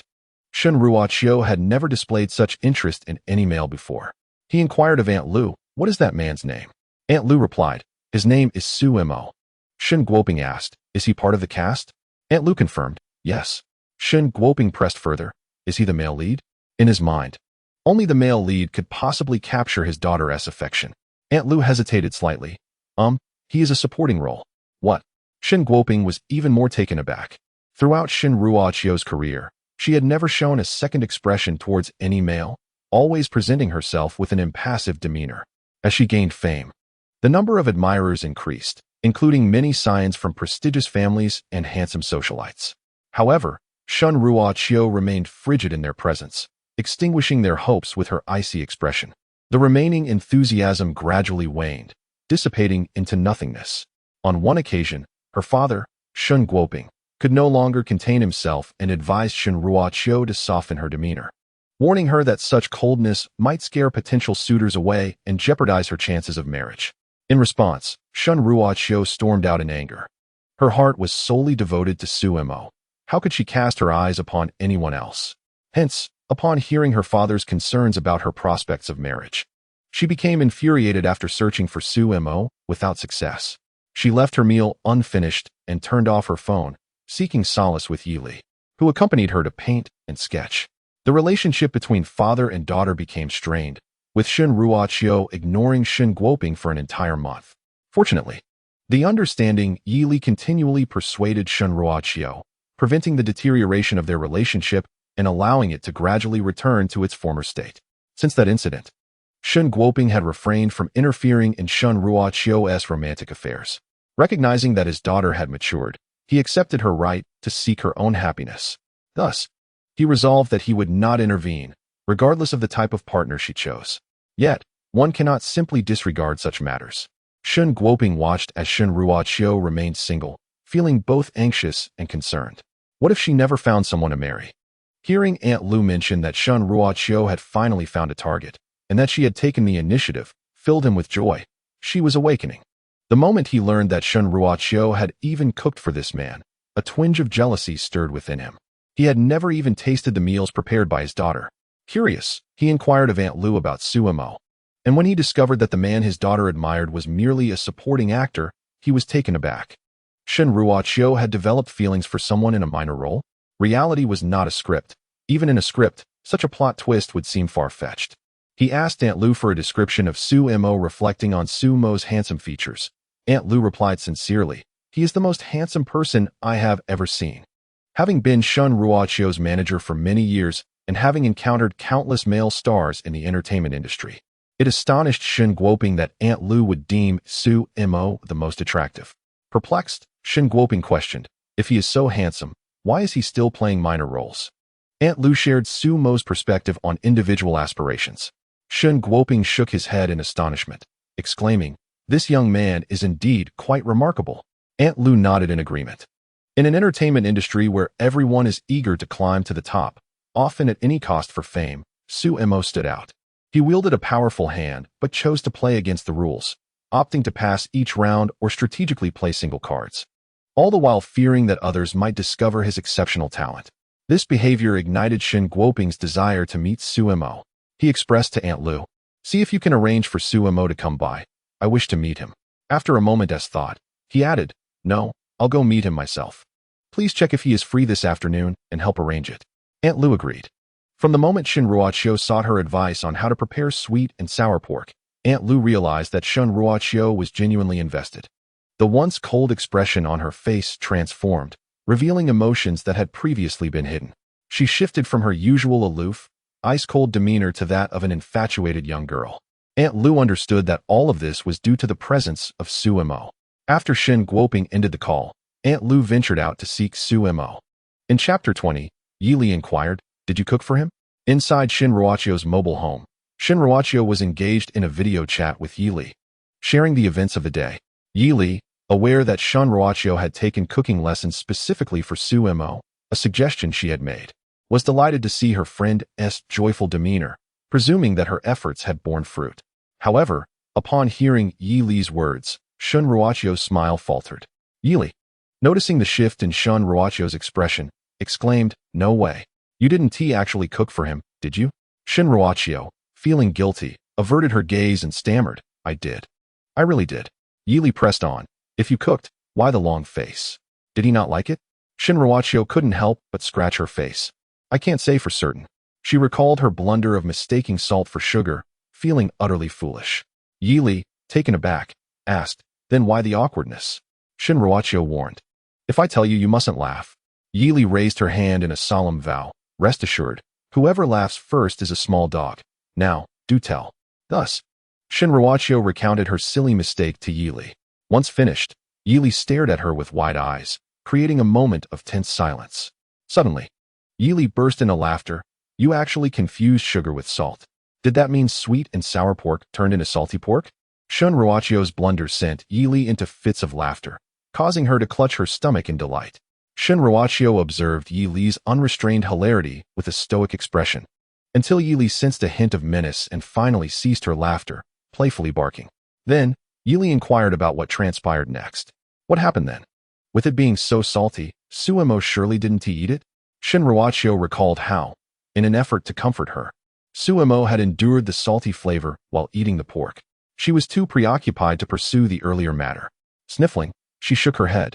"He ate it, and even tried to hide the fact that I had made a mistake with the seasoning, taking several more bites." Next, Shin Ruoqiu recounted how her emotions had spiraled out of control, leading her to initiate a kiss. Yi Li was so astonished that she jumped up in disbelief. "What did you say? You kissed? And you were the one to make the move?" Shin Ruoqiu shyly nodded and murmured, "Yes." She then remembered Su Mo's expression as he left, anxious that he might be upset. Consequently, Shin Ruoqiu urgently asked Yi Li, "What if Su Mo gets angry?" Yi Li retorted, "My dear Ruoqiu is a national treasure. Now that she has taken the initiative to kiss him, does he dare to be angry?" Shin Ruoqiu, "What if he gets angry and ignores me?" Yi Li felt a pang of sympathy. She had never witnessed the usually strong Shin Ruoqiu display such vulnerability, marked by an anxious uncertainty. It was evident that Shin Ruoqiu genuinely harbored deep feelings for Su Mo, as evidenced by her emotional fluctuations in response to his every gesture. After some contemplation, Yi Li offered a suggestion. Why not invite him to dinner again tomorrow? If he agrees, it signifies that he is unbothered. Shin Ruoqiu replied, "What if he declines?" Yi Li, "If he refuses, just go find him. You have his address, don't you? You could confront him at his residence. The actor information sheet contains the current addresses of the actors. If they reside in the production crew's accommodation, it's not necessary to fill it out. But if they live outside, it must be provided for ease of contact." Shin Ruoqiu recalled that Su Mo had indeed filled out his address. However, she hesitated. Going directly to Su Mo's home seems rather impulsive, doesn't it? Shin Ruoqiu felt apprehensive. Yi Li urged, "If you like him, pursue him. If you can't win him over, at least you can linger at his home. If you lack the courage to stay at his place, how can you expect to chase him?" Shin Ruoqiu attempted to shift the conversation. "Let's put that aside for now. My current concern is that if the production wraps up, I won't have any reason to approach Su Mo again, will I?" Yi Li acknowledged, "That is indeed a dilemma.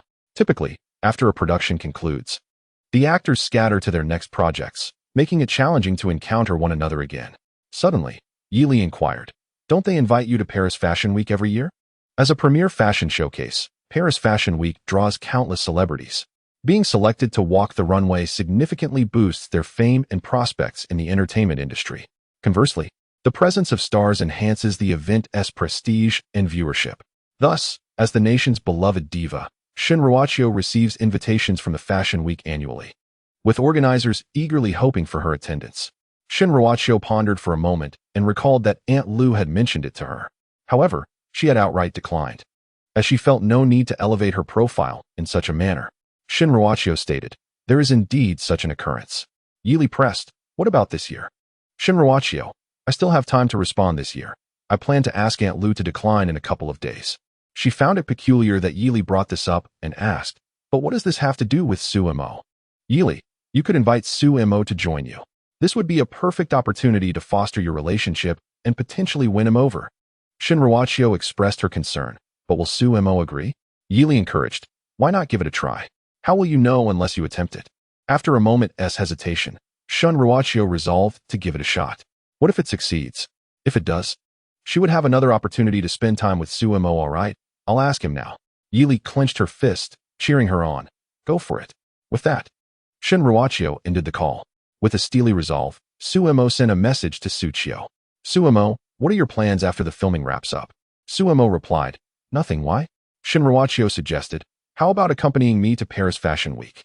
I happen to need a male companion." Sumo retorted, "I want to go. You know I detest trouble." He added, "Especially to a place like Fashion Week. Absolutely not." In an unprecedented display of charm, Shin Ruachio pouted, "Just go with me this once." Sumo inhaled sharply. The diva was being charming. Who could withstand such an appeal? Yet, in a bid to uphold his principles, he firmly declined. "Don't act this way. It's futile." A man of integrity, he stood his ground. Shin Ruachio persisted, "Just think of it as accompanying a friend." Sumo resolutely refused, asserting that she was merely chasing after what she desired. His steadfastness incited Shin Ruachio's frustration. "Even with me this way, you still refuse to go?" She huffed, before abruptly shutting off her phone. Determined, she resolved to confront Sumo at his home that evening, vowing not to leave until he acquiesced. Chapter 21. I entrust my daughter to you. After Shin Ruachio's huff, Sumo fell silent. He shrugged, tucked his phone into his pocket, and prepared to head home. Attending Fashion Week was utterly out of the question. Such a notion was preposterous. Playing a minor role suited him perfectly. After filming, he could return home, enjoy the air conditioning, sip on a refreshing drink, and indulge in video games. Wasn't he that delightful? Why endure the tribulations of Fashion Week? Just as Sumo exited the set, he was intercepted by Aunt Lu, who approached him. "Sumo, do you have any plans for this evening?" Sumo, uncertain of Aunt Lu's intentions, pondered briefly. His plans consisted of gaming and playing with his dog, nothing of consequence.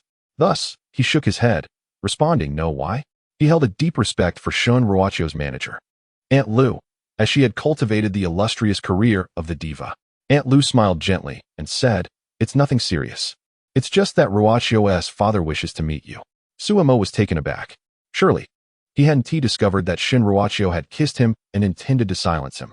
Sumo was acutely aware of Shin Ruachio's influential background. After all, she had managed to remain scandal-free throughout her career. He surmised that her father was the source of this power. Now, her father wanted to meet him. Noticing Sumo's bewilderment, Aunt Lu reassured him, "You need not worry. He is in the nearby tea room." Sumo thought to himself, "Am I worried about the location?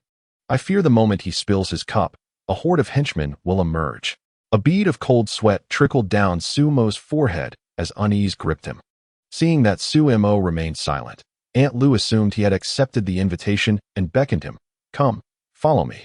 After a moment's hesitation, Sumo decided to accompany her. What instilled courage in him was the mobile phone nestled in his pocket. The screen flickered with 3 digits, 110. Indeed, Sumo planned to dial it immediately should circumstances take a turn for the worse. He would then overturn the table, ensuring he had assistance before anything else. As he trailed behind, he instinctively touched his 8-pack abs through his clothing, pondering whether his current physique would enable him to take on 10 adversaries. In his mind, he inquired of the system, "How many can I confront now?" The system, however, remained silent, as it was merely a trivial sign-in system, not a martial arts one. With no response, Sumo smacked his lips, resolving that if he survived today, he would seek to learn some self-defense techniques. A young man must learn to protect himself when out alone. Aunt Lu, leading the way, noticed Sumo's gesture of touching his stomach out of the corner of her eye, mistakenly assuming he was hungry, and quickened her pace. The tea house was nearby. After approximately 4 minutes, they arrived. Pushing open the door, the interior exuded an antique charm, filled with a delightful fragrance of incense. Aunt Lu guided Su Mo to the second floor. Upon reaching the innermost private room, she gestured for him to enter, indicating they had arrived. She then departed. Throughout the journey, Su Mo had not encountered any hiding spots. Thus he lowered his guard and knocked on the door. 3 short knocks followed by 2 long ones. "Come in," came a low, somewhat raspy voice from within the room. Su Mo pushed the door open and stepped inside. A middle-aged man with a buzz cut, dressed in a Zhongshan suit, sat upright across from the tea table. Upon seeing Su Mo enter, Shun Guoping's eyes brightened.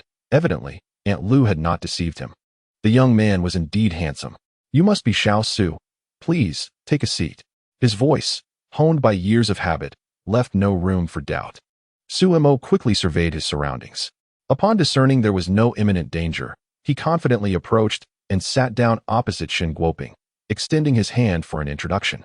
"Hello, Uncle Shun.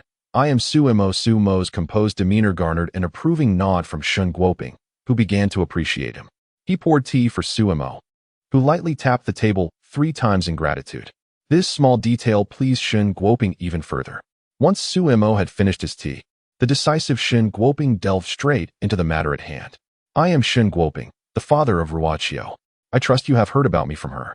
Noticing Su Mo remained silent, Shun Guoping continued. Through his recounting, Su Mo learned that Shun Ruoqiu and her father shared a strained relationship. In his earlier years, Shun Guoping had been devoted to his career, often absent from home for weeks at a time. Over time, the bond between father and daughter had grown increasingly tenuous. Eventually, when Shun Ruoqiu entered the entertainment industry, Shun Guoping's career reached its zenith. Thus, Shun Guoping did not refuse Shun Ruoqiu's debut. Instead, he transformed into a shadow, silently safeguarding her from behind. At that time, he possessed the capability to do so. It was later that Shun Ruoqiu learned from Aunt Lu that her father had been steadfastly protecting her all along. Consequently, she began to subconsciously mend their relationship, occasionally making time to dine with Shun Guoping when her schedule permitted. However, the ice that had formed between them could not be melted in a day. Given that both were engrossed in their respective careers, such opportunities were infrequent, resulting in a slow progression towards reconciliation. This was essentially the situation. Shun Guoping took a sip of tea and gazed at Su Mo, who nodded in understanding. "Did Uncle Shun summon me for a specific purpose?" Su Mo believed that Shun Guoping's invitation was not merely to narrate the tale of their father-daughter relationship. Shun Guoping's expression grew sharp as he fixed his gaze on Su Mo and spoke in a deep voice. "I am aware of your relationship with Ruoqiu." Su Mo's heart skipped a beat. What did he know? Did he realize that Shun Ruoqiu had kissed him? He suddenly felt a wave of unease. Then he heard Shun Guoping continue, "I do not oppose your relationship. In fact, I must thank you. You are aware of Ruoqiu's disposition over the years. Few have managed to capture her attention. Now that you have managed to bring about a change in her, I hope you will take good care of her." Shun Guoping earnestly entrusted Su Mo with this responsibility. Su Mo opened his mouth, intending to clarify that he and Shun Ruoqiu were merely friends. However, upon seeing the hopeful gaze of a father in Shun Guoping's eyes, he refrained from speaking. He feared that if he explained, Shun Guoping might react violently. "You've kissed, yet you claim to be mere friends? Are you mocking me? I'll have him dealt with." Thus, Su Mo could only nod heavily in agreement, deciding that he would take the opportunity to teach Shun Ruoqiu more about acting in the future. Upon seeing Su Mo's acquiescence, Shun Guoping exhaled deeply, finally feeling as though he was entrusting his daughter to someone. He then glanced at Su Mo's handsome face, noting that they seemed well suited. After sipping another cup of tea, Shun Guoping rose to leave. Before departing, he patted Su Mo on the shoulder, saying nothing, yet his eyes conveyed everything. After seeing Shun Guoping off, Su Mo stood on the street, watching the ebb and flow of vehicles, letting out a melancholic sigh. Chapter 22. Excuse me. I am Su Mo's girlfriend. What Su Mo did not know was that while Shun Guoping had invited him to tea, Shun Ruoqiu had stealthily slipped out from the film set. Su Mo was resolute in his refusal to accompany her to Fashion Week. After repeated rejections, Shun Ruoqiu recalled Yi Li's words, "Go to Su Mo's house and wait for him." As soon as Shun Ruoqiu seized the opportunity of Aunt Lu's absence, she adeptly donned a disguise. Following the residential address provided by Su Mo on the actor's information sheet, she hailed a cab and made her way there directly. Given the proximity of the location, Shun Ruoqiu soon arrived at the entrance of the community. Upon entering, she was quickly captivated by the lush greenery surrounding the area. The environment was indeed delightful. She contemplated whether she should purchase a residence here, conveniently close to Su Mo, perhaps even right next door. However, there was no rush. She decided to meet Su Mo first. Shun Ruoqiu tucked this thought away in her heart and continued her stroll. Then, she stumbled upon a small stream within the community. Like a child discovering a treasure, she began to follow the stream in search of Su Mo's residence. As she passed by the thicket where Xiao Bai was dozing, the little creature sniffed the air. Woof! It seemed to have caught a whiff of Su Mo's scent, mingled with a floral aroma. Thus, Xiao Bai nuzzled and poked its head out of the bushes, looking around but only catching sight of Shun Ruoqiu's silhouette. It turned out not to be Su Mo. Not having spotted Su Mo, Xiao Bai yawned and retreated back to continue its slumber. Building number 1, this is building no. 5, and there's building number 9. Finally, she arrived. Su Mo resided on the second floor of building number 9. However, Shun Ruoqiu hesitated to enter. At that moment, her heart raced with trepidation. Initially, she had envisioned a plan where if Su Mo disagreed with her, she would simply refuse to leave. Yet now, she found herself lacking the courage to even step into the corridor. After several moments of indecision, Shun Ruoqiu resolved to enter. Having come this far, she felt it was essential to see him. Thus, with the resolve of a warrior facing death, she ventured into the hallway. Just as she stepped inside, a car pulled up at the community entrance. A middle-aged couple emerged from the vehicle. The man, with a refined appearance and donning a pair of black-framed glasses, exuded an air of cultured elegance. Observing the picturesque surroundings, he remarked, "I believe Xiao Su resides here." His voice was notably magnetic. He was none other than Su Mo's father, Su Zhe, a university professor.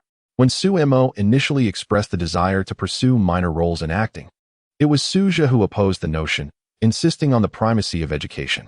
As a professor, he had always encouraged Su Mo to complete high school and gain admission to university before granting her the freedom to pursue her passions. Unlike many rigid professors, Su Zhe was remarkably open-minded, believing that children should follow their aspirations, as this would cultivate their innate talents and bring them closer to success. Furthermore, Su Mo had consistently been a source of pride for Su Zhe, having never caused him concern, always obedient and understanding. Thus, when Su Mo graduated from high school with exceptional grades, Su Zhe felt she had met his expectations and readily gave her the green light to embark on her acting journey. Upon hearing Su Zhe's inquiry, Su Mu, nestled beside him, glanced at the location on her phone. This was the very location Su Mo had sent her when he first moved to Huaihai. Su Mu, also known as Su Li, bore the traces of time on her face, with a few delicate lines etched into her skin. Yet it was evident that her youthful beauty had once been remarkable. "This is the place, indeed," she confirmed with a nod. When Su Mo had just relocated, they had come to assist him, but that was the only occasion. They had not visited since. After all this time, Su Mu and Su Fu found themselves yearning for their son. Despite Su Mo assuring them through calls and videos that he was doing well, they remained uneasy without seeing him in person. Moreover, considering Su Mo's age, it was high time for him to seek a partner. This visit was Su Li's suggestion. In addition to seeing Su Mo, she intended to inquire about his romantic status.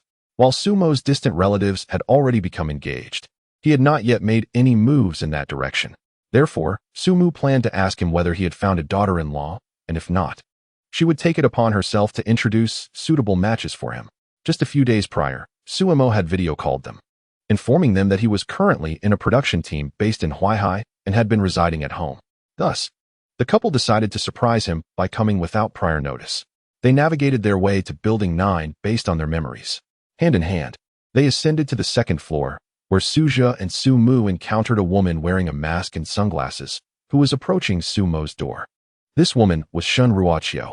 After entering, Shun Ruoqiu stood in front of Su Mo's door, hesitating, retracting her hand repeatedly as she contemplated knocking. In her mind, two little figures appeared. One figure suggested, "Perhaps it's better to come another time?" "Definitely next time." The other rebutted, "You're already at the doorstep. What are you afraid of? Are you worried Su Mo will devour you? Isn't that what you desire?" Ultimately, Shun Ruoqiu wavered and decided against entering. She turned to leave, only to cross paths with Sumo's parents who had just ascended the stairs. Su Li scrutinized Shun Ruoqiu, finding her vaguely familiar. Though Shin's disguise was so effective that she did not recognize her. Noticing Shun's earlier hesitation, she assumed that Shun Ruoqiu was there to see Su Mo. Thus, Su Li inquired, "Are you here to see Su Mo?" Initially intending to walk away, Shun Ruoqiu paused and nodded. "Yes, Auntie, may I ask who you are?" Sumu replied, "I am Sumo's mother." At that moment, Shun Ruoqiu was taken aback, realizing that the individual beside her must surely be Sumo's father. She had not anticipated encountering Sumo's parents during her first visit. In a fortunate twist of fate, they encountered each other in the corridor, leaving her with no means to evade the situation. Su's mother promptly inquired, "Are you Sumo's?" After a moment of panic, Shun Ruoqiu quickly regained her composure. Channeling her inner actor, she internally chanted to herself, "Stay calm, stay calm. I must not embarrass myself in front of my uncle and aunt." With her agile mind, she conceived a clever ruse. She elegantly tucked a strand of her dark hair behind her ear, her cheeks slightly flushed, and confidently introduced herself. "Hello, uncle and aunt. I am Shun Ruoqiu, Sumo's girlfriend." With a slight bow, she completed her introduction. After all, Sumo would eventually be hers. So a little deception in the meantime should pose no harm. This time, it was Su Li who was momentarily taken aback. Her son had found himself a girlfriend? More surprisingly, he had not even informed her of this development. Suja stepped forward, eyeing Shun Ruoqiu, who wore sunglasses, sensing something amiss. He had noticed her hesitation earlier. If she truly was Sumo's girlfriend, why had she not simply knocked on the door? Why the uncertainty? He remained silent and approached, knocking on Sumo's door. Chapter 23. Meeting the parents. Isn't this a bit soon? After a prolonged moment, no sounds emanated from within. It seemed Sumo had yet to return.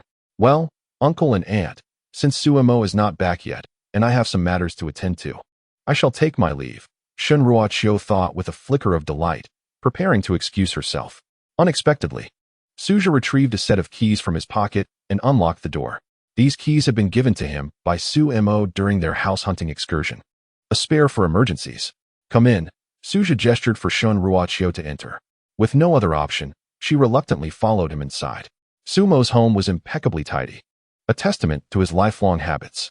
Upon entering, Shun Ruoqiu dutifully seated herself on the sofa, removing her sunglasses and hat. Suja and Su Li settled across from her, observing the unmasked visage of Shun Ruoqiu, which struck them with an uncanny sense of familiarity. Su Li suddenly interjected, "Wait, what did you say your name was?" Shun Ruoqiu replied, "My name is Shun Ruoqiu." Su Li appeared momentarily dazed. "You mean the renowned star, Shun Ruoqiu?" She was an admirer of Shun Ruoqiu's acting prowess and was astounded to see her in person today. Shun Ruoqiu smiled shyly. "That would indeed be me." Seeing his wife flustered and momentarily speechless, Suja took the opportunity to steer the conversation. In a composed manner, he asked, "You are Sumo's girlfriend?" Shun Ruoqiu hesitated for a moment, feeling a touch of shyness as she responded, "Yes." Suja nodded, continuing his inquiry. "When did you two become a couple?" Su Li, regaining her composure, realized the significance of this moment. The celebrity before them was claiming to be Sumo's girlfriend. When had this transpired? For how long has Sumo concealed this from them? As Shun Ruoqiu reminisced about the moment several years ago when Sumo rescued her from the water, her heart had belonged to him since that instant. Thus, she replied, "It was several years ago." Even Suja could not contain his surprise. His son had been in a relationship with a national idol for several years, yet he had never mentioned it. Shun Ruoqiu then slowly elaborated, explaining how she had fallen for Sumo the moment he saved her. However, after that fateful encounter, she had not seen him again, prompting her to search for him tirelessly over the years. It was only a few days ago that she finally found him and expressed her feelings directly. Suja nodded thoughtfully, recalling that Sumo had indeed mentioned his heroic act. Su Li, moved by the revelation, recognized that Shun Ruoqiu had remained scandal-free throughout the years. With no whispers of romantic entanglements, she had been waiting for Sumo. As Shun Ruoqiu reached this point in her story, both Suja and Su Li suddenly understood. They were not yet in a romantic relationship, which explained the hesitation they had witnessed earlier. When Shun Ruoqiu fell silent, Su Li inquired, "And then?" Shun Ruoqiu shook her head, feeling disheartened as she confessed, "He hasn't agreed. Although we have kissed, he still hasn't consented." Wait. Upon hearing this, Suja's eyebrows shot up. This rascal had kissed her yet remained noncommittal? In Suja's view of love, a man should be steadfast. Now his son, Suemo, seemed to be showing signs of fickleness. What had all those years of moral education been for? Had his earnest teachings been forgotten? Despite his irritation, Suja refrained from jumping to conclusions. After all, this was merely Shun Ruochio's perspective. He would need to wait for Suemo's return to uncover the truth. Thus, he picked up his phone and called Suemo. At that moment, Suemo had just returned to the film set, preparing to drive home. When he received Suja's call, he answered, "Dad? Why are you calling me?" Suja replied, "Where are you? Your mother and I came to see you. But since you're not home, I thought I'd check in." Suemo responded, puzzled, "I'm at the film set. I'll be home shortly." Suja instructed, "All right, hurry back. I have something to discuss with you." With that, he ended the call. Suemo felt perplexed. It was rather unusual. Since moving to Huaihai, his parents had only visited once. This time, they had come without prior notice. Not revealing anything over the phone left Suemo with no choice but to hasten home. After Suja hung up, Suli continued her conversation with Shun Ruochio. She decided to wait for Suemo's return to discuss their relationship, as she was eager to learn more about Shun Ruochio. Previously, she had only seen her on television and was curious about the real Shun Ruochio. It is rumored that Shun Ruochio, off-screen, embodies an aloof and icy goddess persona. However, as Suli observes the sweet smile gracing Shun Ruochio's face, she feels this portrayal does not hold true. The two women engage in increasingly joyful conversation, particularly when the subject of Suemo arises. Shun Ruochio radiates an unmistakable aura of happiness. Meanwhile, Suja remains silent, merely nodding in acknowledgement. From the depths of Shun Ruochio's eyes, he discerns profound affection. It is evident that this young lady genuinely harbors feelings for Suemo. Through Su Li's words, Shun Ruochio gains insight into Suemo's past, which enriches her understanding of him. Learning that Suemo had never been in a romantic relationship only heightens Shun Ruochio's delight. Su Li, too, finds herself increasingly pleased with the girl before her. Setting aside Shun Ruochio's status, her beauty surpasses even that which is portrayed on television. Her skin is as flawless as jade, and she appears exquisitely refined even without makeup. Su Li mentally compares Suemo and Shun Ruochio, concluding that they are a match made in heaven. She resolves that when Suemo returns, she must earnestly encourage him not to let such a wonderful girl slip away. Then, Shun Ruochio expresses her desire to invite Suemo to accompany her to Paris Fashion Week. However, Suemo declines the invitation. Su Li inquires about the event, and Shun Ruochio explains that attending would benefit Suemo's career, elevating his profile and possibly granting him the opportunity to grace the international stage. Upon hearing that this endeavor could advance Suemo's future, Su Li assures her, "Rest assured, I will persuade him." Encouraged by Su Li's support, Shun Ruochio beams, "Thank you, Auntie." Meanwhile, Suemo, still en route home, contemplates what to have for dinner, as the supplies at home are dwindling. Passing by the market, he purchases some vegetables, along with 2 bottles of wine, knowing Suju enjoys a drink but never overindulges. At last, burdened with bags, Suemo returns home. "Dad, Mom, why didn't you inform us of your arrival in advance?" But before he can finish his sentence, he notices another presence in the room alongside his parents. As he focuses his gaze, the bags nearly slip from his grasp. Shun Ruochio, what is she doing here? Chapter 24, Su's mother. After such intimacy, are you still merely friends? Observing Shun Ruochio seated obediently beside Su Li, Suemo momentarily finds himself at a loss. Why has Shun Ruochio come? And why does she appear so close to his mother? Upon Suemo's return, the 3 individuals wear varying expressions. "You're back? Come, sit down."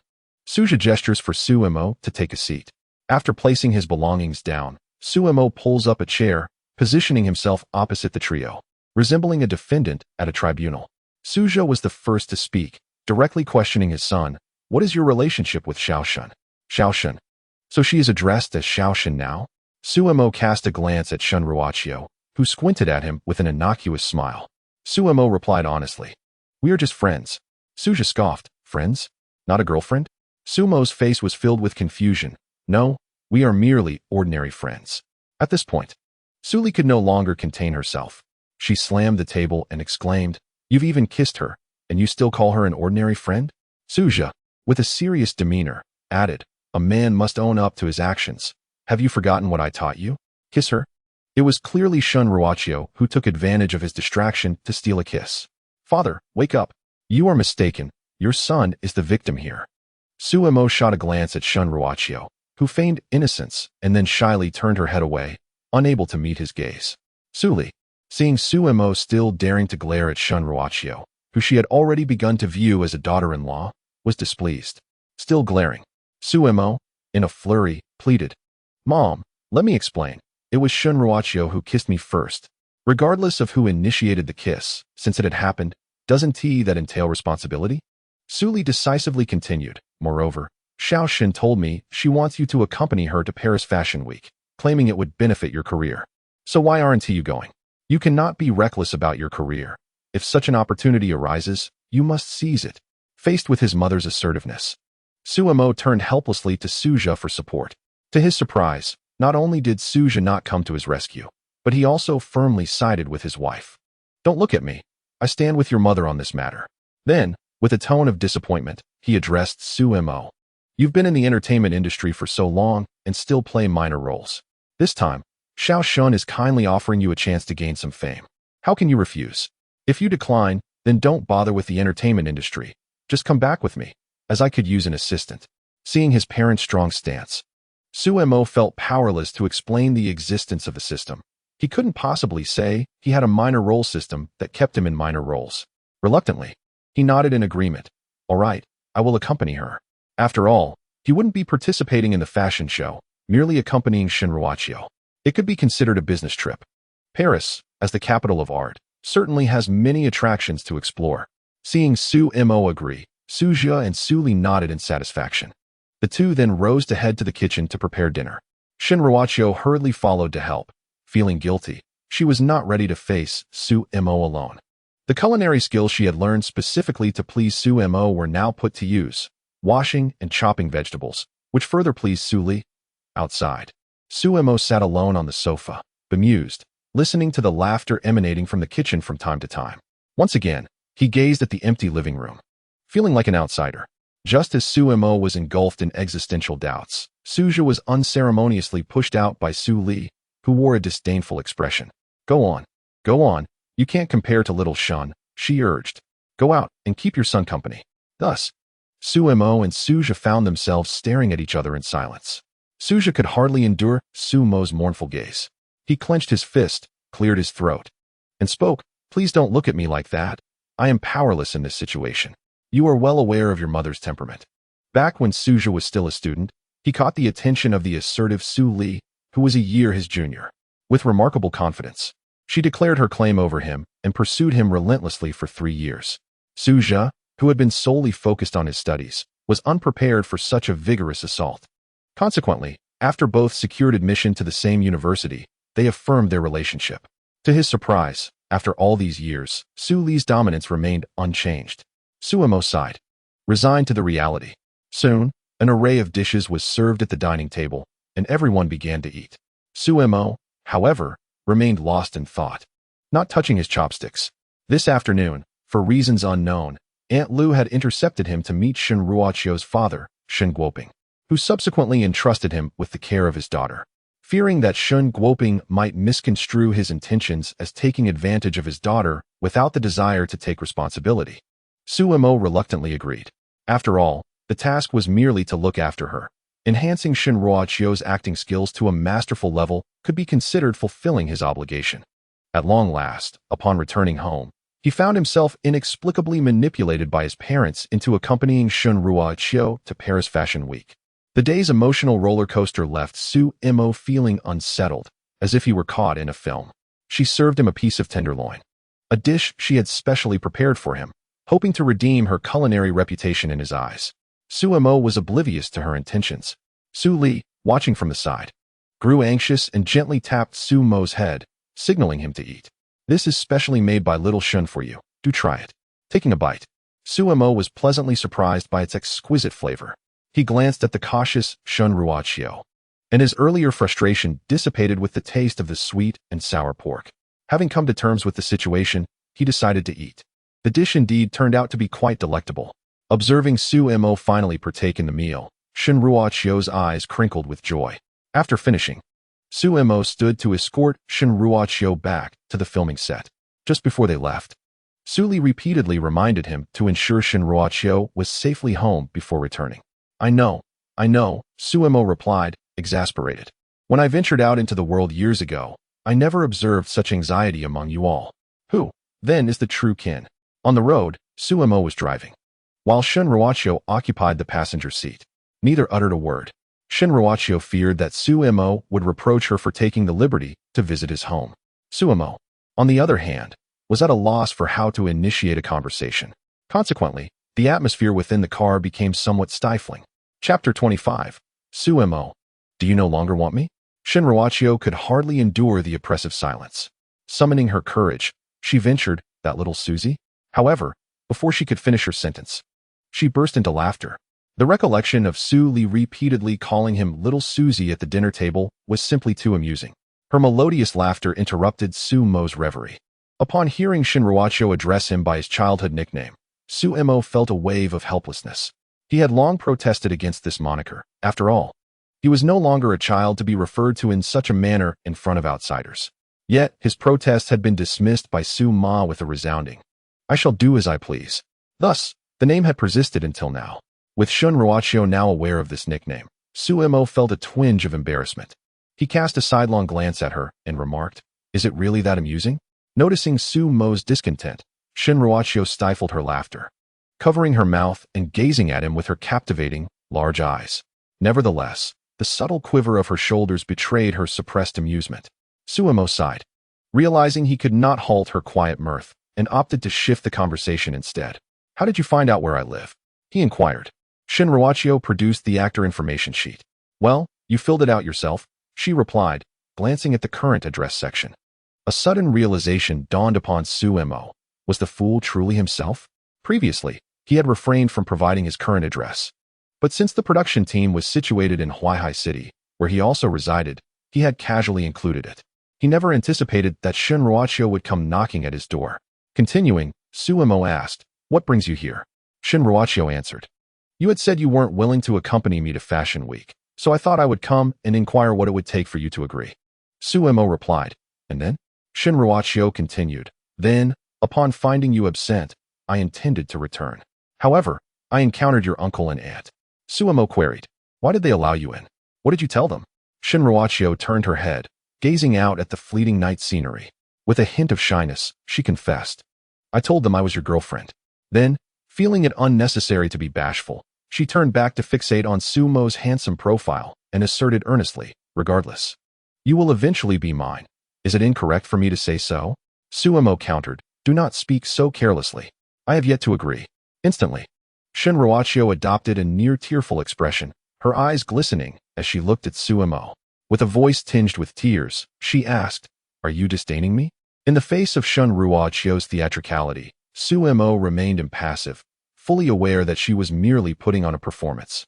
Realizing that her act of feigning vulnerability bore no fruit, Shin Ruoqiu swiftly wiped away her tears. With a feigned sigh, she declared, well, I shall just inform Auntie that you disdain me. Upon saying this, she produced her phone and opened WeChat.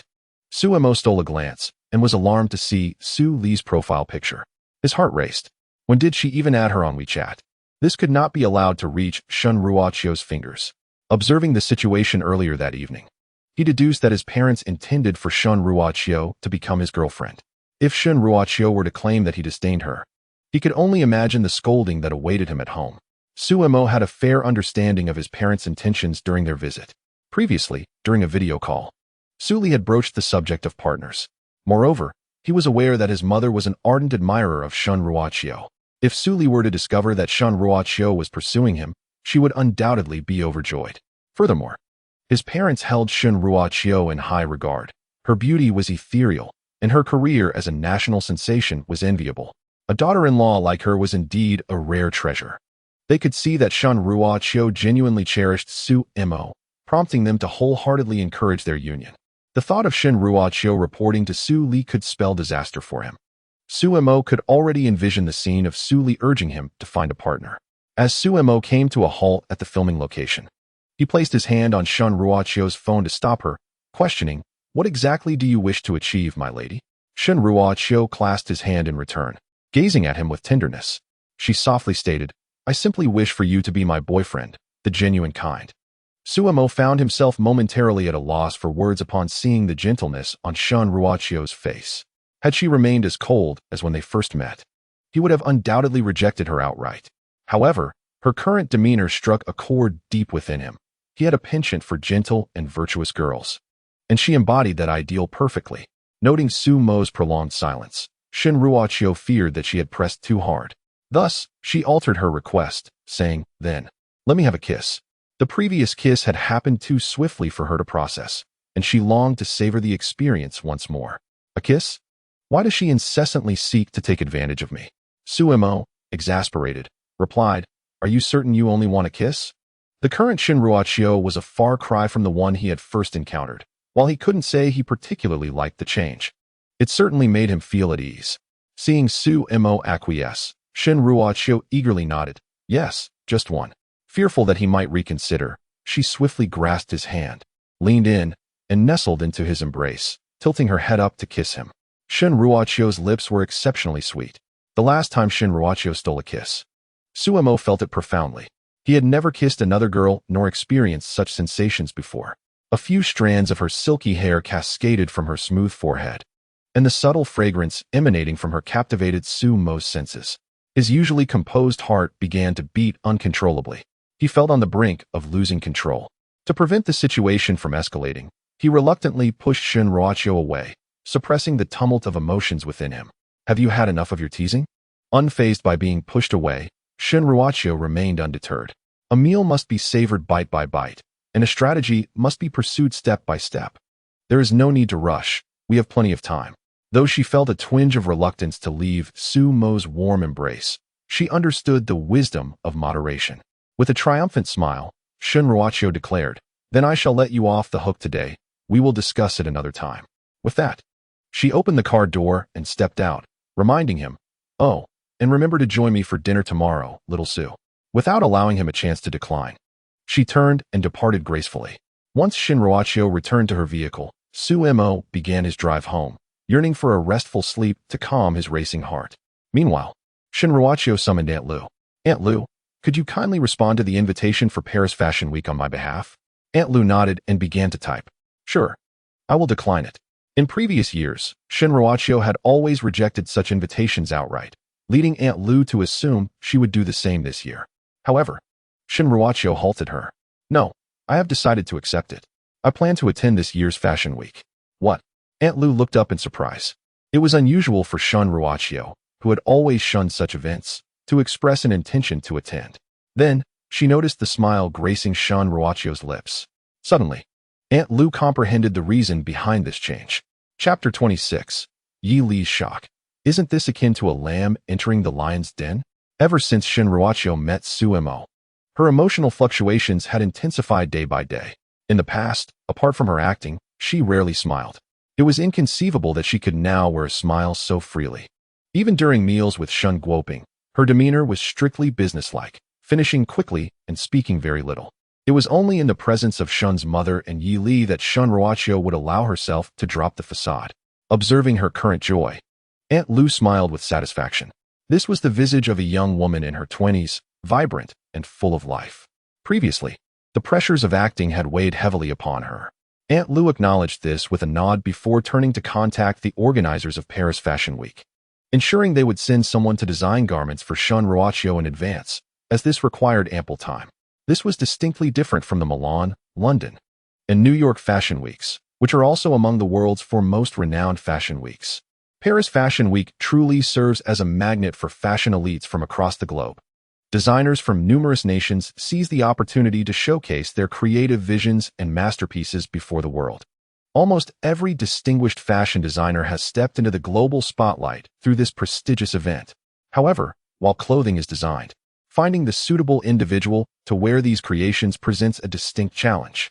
Only when the right person dons the appropriate attire can the essence of fashion be fully realized. The synergy between the two creates an effect far greater than mere addition. Shin Ruoqiu, revered as a national icon, enjoys considerable fame abroad as well. Countless designers have flocked to her, eager to present their design philosophies and finished products, all hoping for the chance to craft bespoke garments for her. Paris Fashion Week has persistently extended invitations to Shun Ruoqiu, viewing her participation as a splendid opportunity to enhance their visibility. Yet, each time, they returned disheartened, thwarted by Aunt Lu before even laying eyes on her. At that time, Shun Ruoqiu was already a sensation, preoccupied with searching for Sumo, and had little interest in such trivial pursuits. She did not require the embellishment of additional fashion. Over time, designers ceased to approach her, with only the organizers of Paris Fashion Week continuing to send annual invitations, all of which were met with refusal. As the current year's Fashion Week approached, Shun Ruoqiu had yet to respond. Judy, the China representative for Paris Fashion Week, felt a tinge of disappointment, anticipating yet another decline from her. However, her outlook changed when she received a call from Shun Ruoqiu's agent, who announced that Shun Ruoqiu had accepted this year's invitation and would be arriving in Paris to participate. Furthermore, she expressed a desire for Judy to promptly find a designer to create garments for her. Judy was astonished. She had not expected Shun Ruoqiu to accept the invitation this year. She promptly assured the agent that she would arrange for a designer to be dispatched without delay. Immediately after hanging up, Judy contacted the Paris headquarters. They too were taken aback by Shun Ruoqiu's acceptance. Custom garments for her would necessitate on-site measurements. And with the Fashion Week looming, it was nearly too late to send someone from headquarters. The entire process from design to finalization required a significant amount of time, and it was crucial to send a qualified individual, lest Shun Ruoqiu feel undervalued. After intense deliberation, headquarters resolved to have Judy herself travel to Huaihai to design the garments for Shun Ruoqiu. As the Fashion Week representative dispatched to China, Judy was already a top-tier designer. Upon hearing of her assignment, she readily agreed. This marked Shun Ruoqiu's inaugural request for custom designs, likely culminating in her debut collection to be unveiled to the world. An extraordinary opportunity presented itself, and Judy, brimming with confidence in her design skills, prepared to embark on her journey to Huaihai that very evening. She could scarcely contain her excitement at the prospect of meeting Shun Ruoqiu in person. Half an hour later, Judy found herself seated in the departure lounge, awaiting her direct flight to Huaihai Airport. As she passed the time, her mind began to conjure up fashion designs, pondering which style would best complement Shun Ruoqiu's ethereal grace. A myriad of styles and color palettes flitted through her thoughts, yet none satisfied her artistic vision. Ultimately, she decided it would be best to wait until she could see her in person. Some things require a first-hand experience to truly understand. This was especially true for Judy, who had only known Shun Ruoqiu through a screen. Meanwhile, Shun Ruoqiu informed Aunt Lu of her intention to attend Fashion Week before reclining on her bed and sending a message to Yili. Shaoli. Sumo has agreed to accompany me to Fashion Week, she typed. Yili replied almost instantly. How did he agree? Shun Ruoqiu explained. He initially declined this afternoon, but you suggested I visit his home to confront him, so I went. Yili stammered. You actually went? Isn't that like a lamb walking into a tiger's den?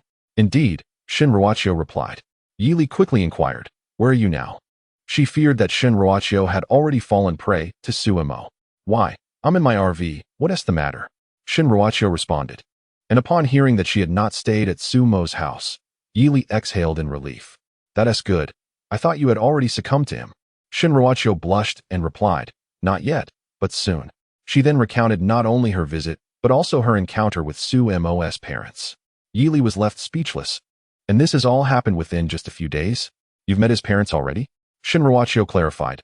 I told you it was unexpected. His parents came to visit him without knowing I was there. Upon learning that Shun Ruoqiu had referred to herself as Sumo's girlfriend in front of his parents, Yili sent a thumbs-up emoji, exclaiming, you truly are impressive. It was her first time witnessing someone directly engage with their partner's parents. How did his parents treat you? Yili asked, concerned about the dynamics between Shun Ruoqiu and Sumo's mother, recalling that many books she had read warned of the complexities of mother-in-law relationships. Shun Ruoqiu reminisced about how Suli had encouraged Sumo to pursue her and had insisted he accompany her to Fashion Week. She responded joyfully. Annie treated me very well, and Uncle is supportive of our relationship. And what about Sumo? Yili pressed. Shun Ruoqiu recalled the kiss they shared in the car that evening, along with the approval she had received from Suja and Suli. With their backing, could Sumo possibly escape? Thus, Shun Ruoqiu confidently declared that Sumo was already hers. While Shinruachio indulged in sharing her joy with Yili, Judy was already aboard her flight. She has already begun to envision the moment when Shinruachio, adorned in her meticulously designed attire, dazzles the entirety of Paris. Judy gazes at the photograph of Shinruachio on her phone, murmuring, "It shall be a visual feast." Chapter 27. Shinruachio, do you prefer me to be a bit more seductive? The following day, the airplane descends. After a brief respite at a hotel near the airport, Judy places a call to Aunt Lou, inquiring about their current location. Aunt Lou did not anticipate such swift developments in Paris. Ordinarily, the process involves first selecting a designer, who then crafts garments for the model, followed by an assessment of the designer's availability. Countless individuals aspire to have top-tier designers create the perfect ensemble tailored to them. However, the number of elite designers is limited, resulting in a high demand that far exceeds supply. Many designers have bookings extending into the following year. Thus, Aunt Lou's astonishment is understandable. She hoped they hadn't just settled for any designer. Otherwise, there would be little point in proceeding. With these thoughts in mind, Aunt Lou ultimately relayed the address to Judy. They had already arrived, so it would be ungracious to send her away. Subsequently, Aunt Lou stepped out to make arrangements for their reception. Inside the vehicle, Shinruachio held chopsticks, offering a piece of meat to Sumo, playfully exclaiming, "Little Sue, let me feed you." Sumo tilted his head back, evading the chopsticks, and looked at her with a bemused expression. "Don't think that just because you have my mother backing you, you can do as you please." Seeing that Sumo was unresponsive to her antics, Shinruachio retracted her chopsticks, feigning indignation. "Then tell me, what do you like? I can do anything." With that, she channeled her inner thespian, seamlessly transforming her persona. In an instant, she morphed into an aloof and sophisticated goddess, tossing her hair back, tilting her head, and resting her chin in her hand as she gazed at Sumo, her voice now deep and alluring. "How about this?" Noticing Sumo's silence, Shinruachio gathered her hair into a sleek ponytail, allowing strands to cascade down her cheeks. Sitting upright, the sunlight streamed through the window, illuminating her exquisite profile, rendering her as breathtaking as a painting. This time, her voice softened to a whisper, or perhaps something like this. She bore an uncanny resemblance to the school beauty from his memories. Sumo inhaled sharply but concealed his reaction. Could it be that he preferred her to be seductive? While she could manage other personas, she had never ventured into the realm of sensuality. Yet, for Sumo, she was willing to embrace this new endeavor. Shinruachio clenched her teeth, slowly placing her hand on her shoulder, feigning an intention to pull down her attire. Sumo quickly cleared his throat, interrupting her performance. One must admit, Shinruachio's acting prowess was nearing the pinnacle of excellence. Each movement and expression she exhibited in her various roles was executed flawlessly, leaving Sumo momentarily at a loss for composure. Cough, cough. All right, I acknowledge your acting prowess. Now, let us dine." With that, Shinruachio obediently settled herself, only to notice that Sumo's gaze was somewhat evasive, unable to meet her eyes. A teasing smile spread across Shinruachio's face as she addressed him. "Little Sue, are you feeling bashful?"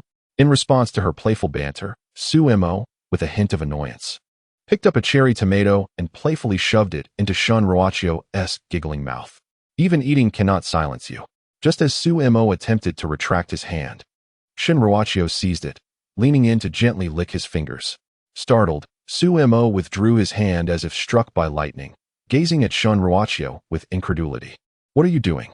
Unfazed, Shinruachio, cheeks puffed like a hamster with the cherry tomato still in her mouth, looked at Sumo innocently and mumbled, "I'm not doing anything."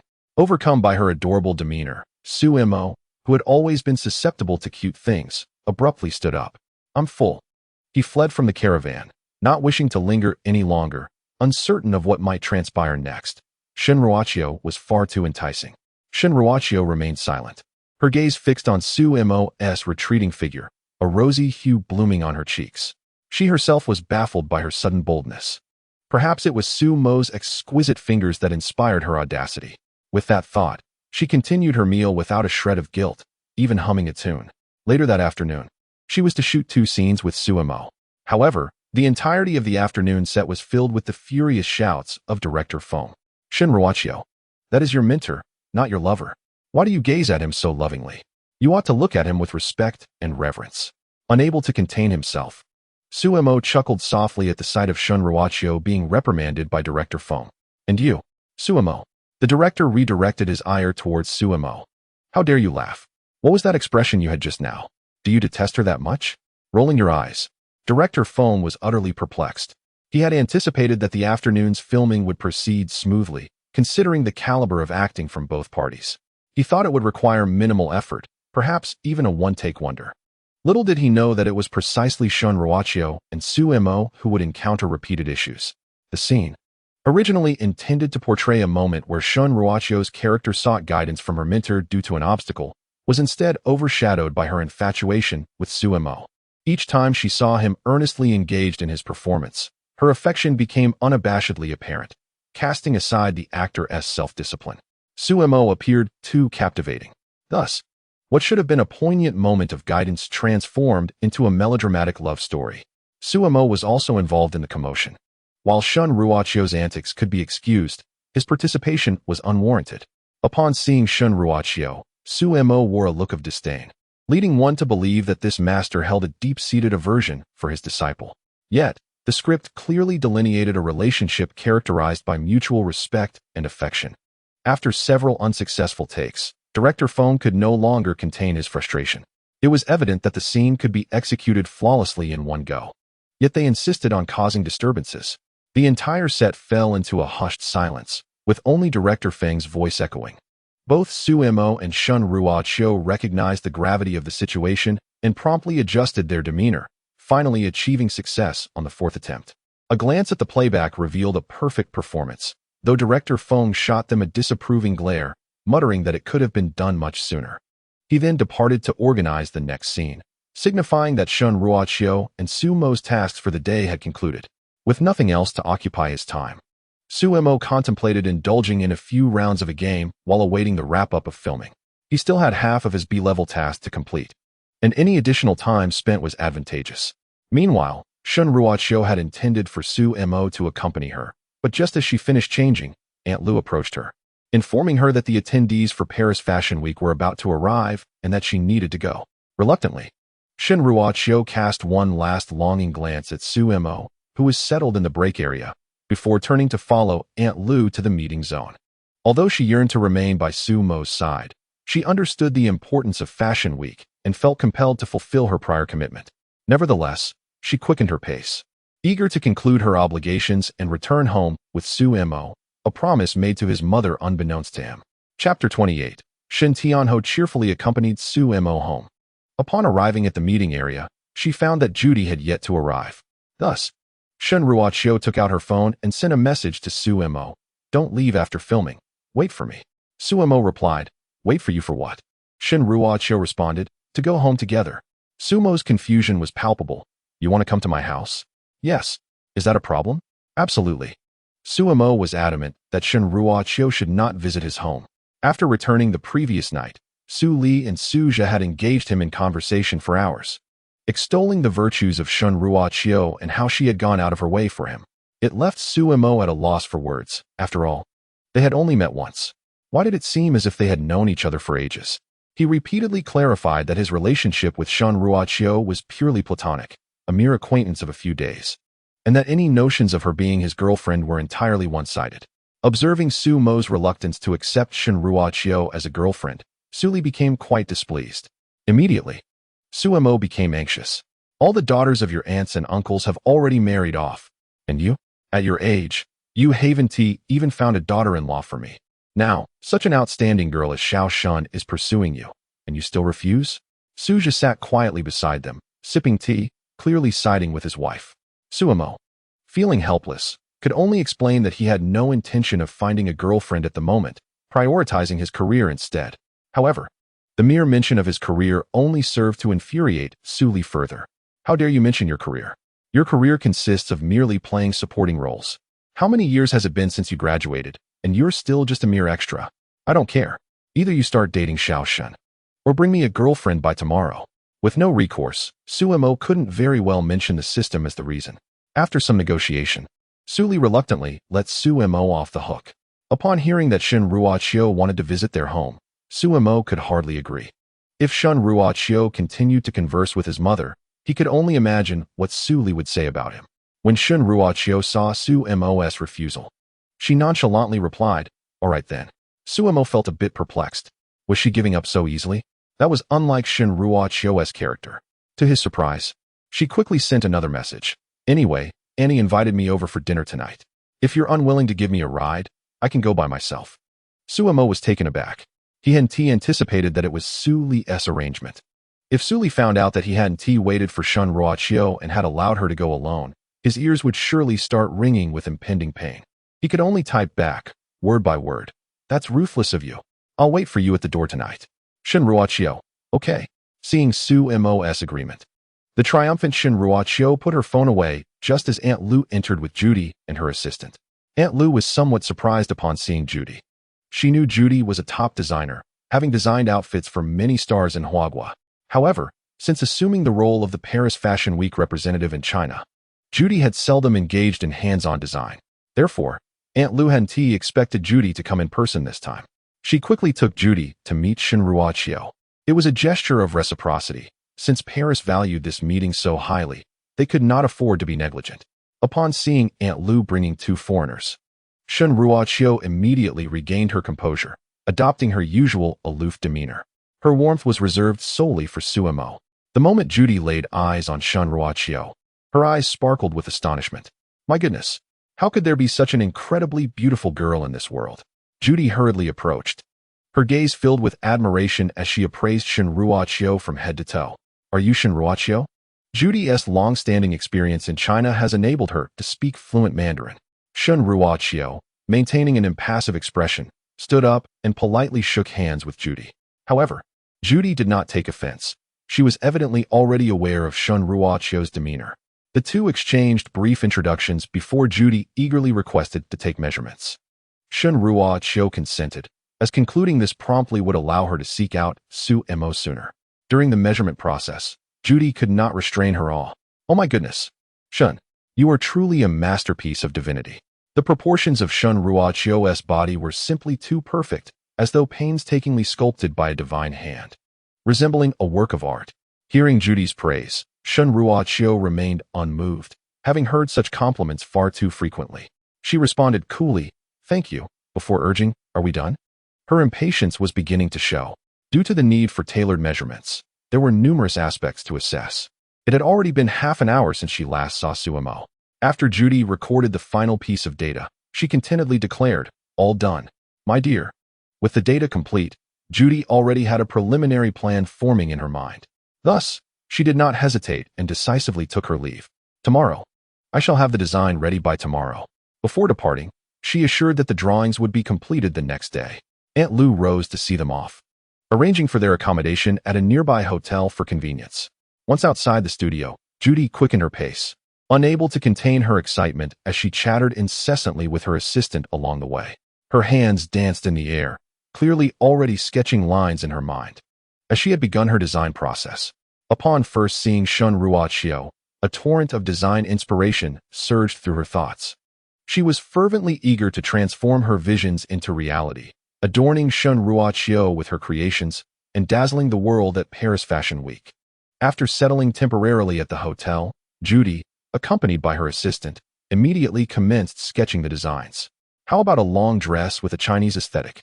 her assistant inquired. "It couldn't be more fitting," Judy replied. Spreading out the sketches, she fervently scribbled and drew, seizing the creative bursts surging through her mind. It was this fervor that had propelled her into the ranks of top designers in merely a few years. The headquarters had directly appointed the exceptionally talented Judy as the head for Huagua. Finally, under such intense design pressure, Judy and her assistant produced 3 design proposals by dawn. The drawings were complete, and they awaited the opportunity to present them to Shun Ruoqiu the next day. Should Shun Ruoqiu approve, Judy would promptly send the chosen design to headquarters. Within Judy's proposals, some materials were unavailable domestically. Thus, the creation can only be undertaken by the headquarters. Judy gazed at her masterpiece before her, nodding in satisfaction. She held immense confidence in her work, meticulously crafted for Shun Ruoqiu. Surely, she would adore it.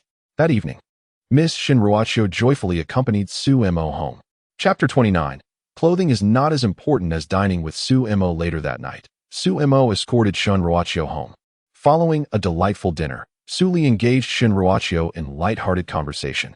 As they chatted, she began to divulge amusing anecdotes from Sumo's childhood. Little Shun, you are unaware.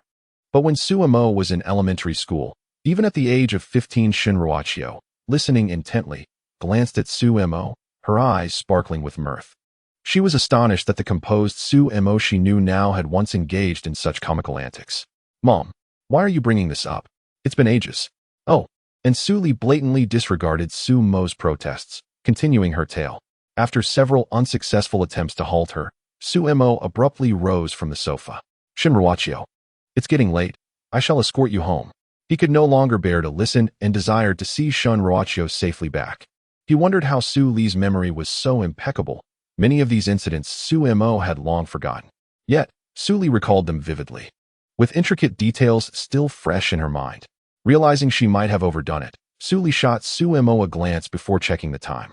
It's still early. Take little Shun for a stroll before you leave. Turning to Shin Ruochio, she gently advised, well, little Shun, Annie won't keep you any longer. Come visit us again soon. Shin Ruochio obediently nodded. Thank you, Auntie. I shall take my leave now.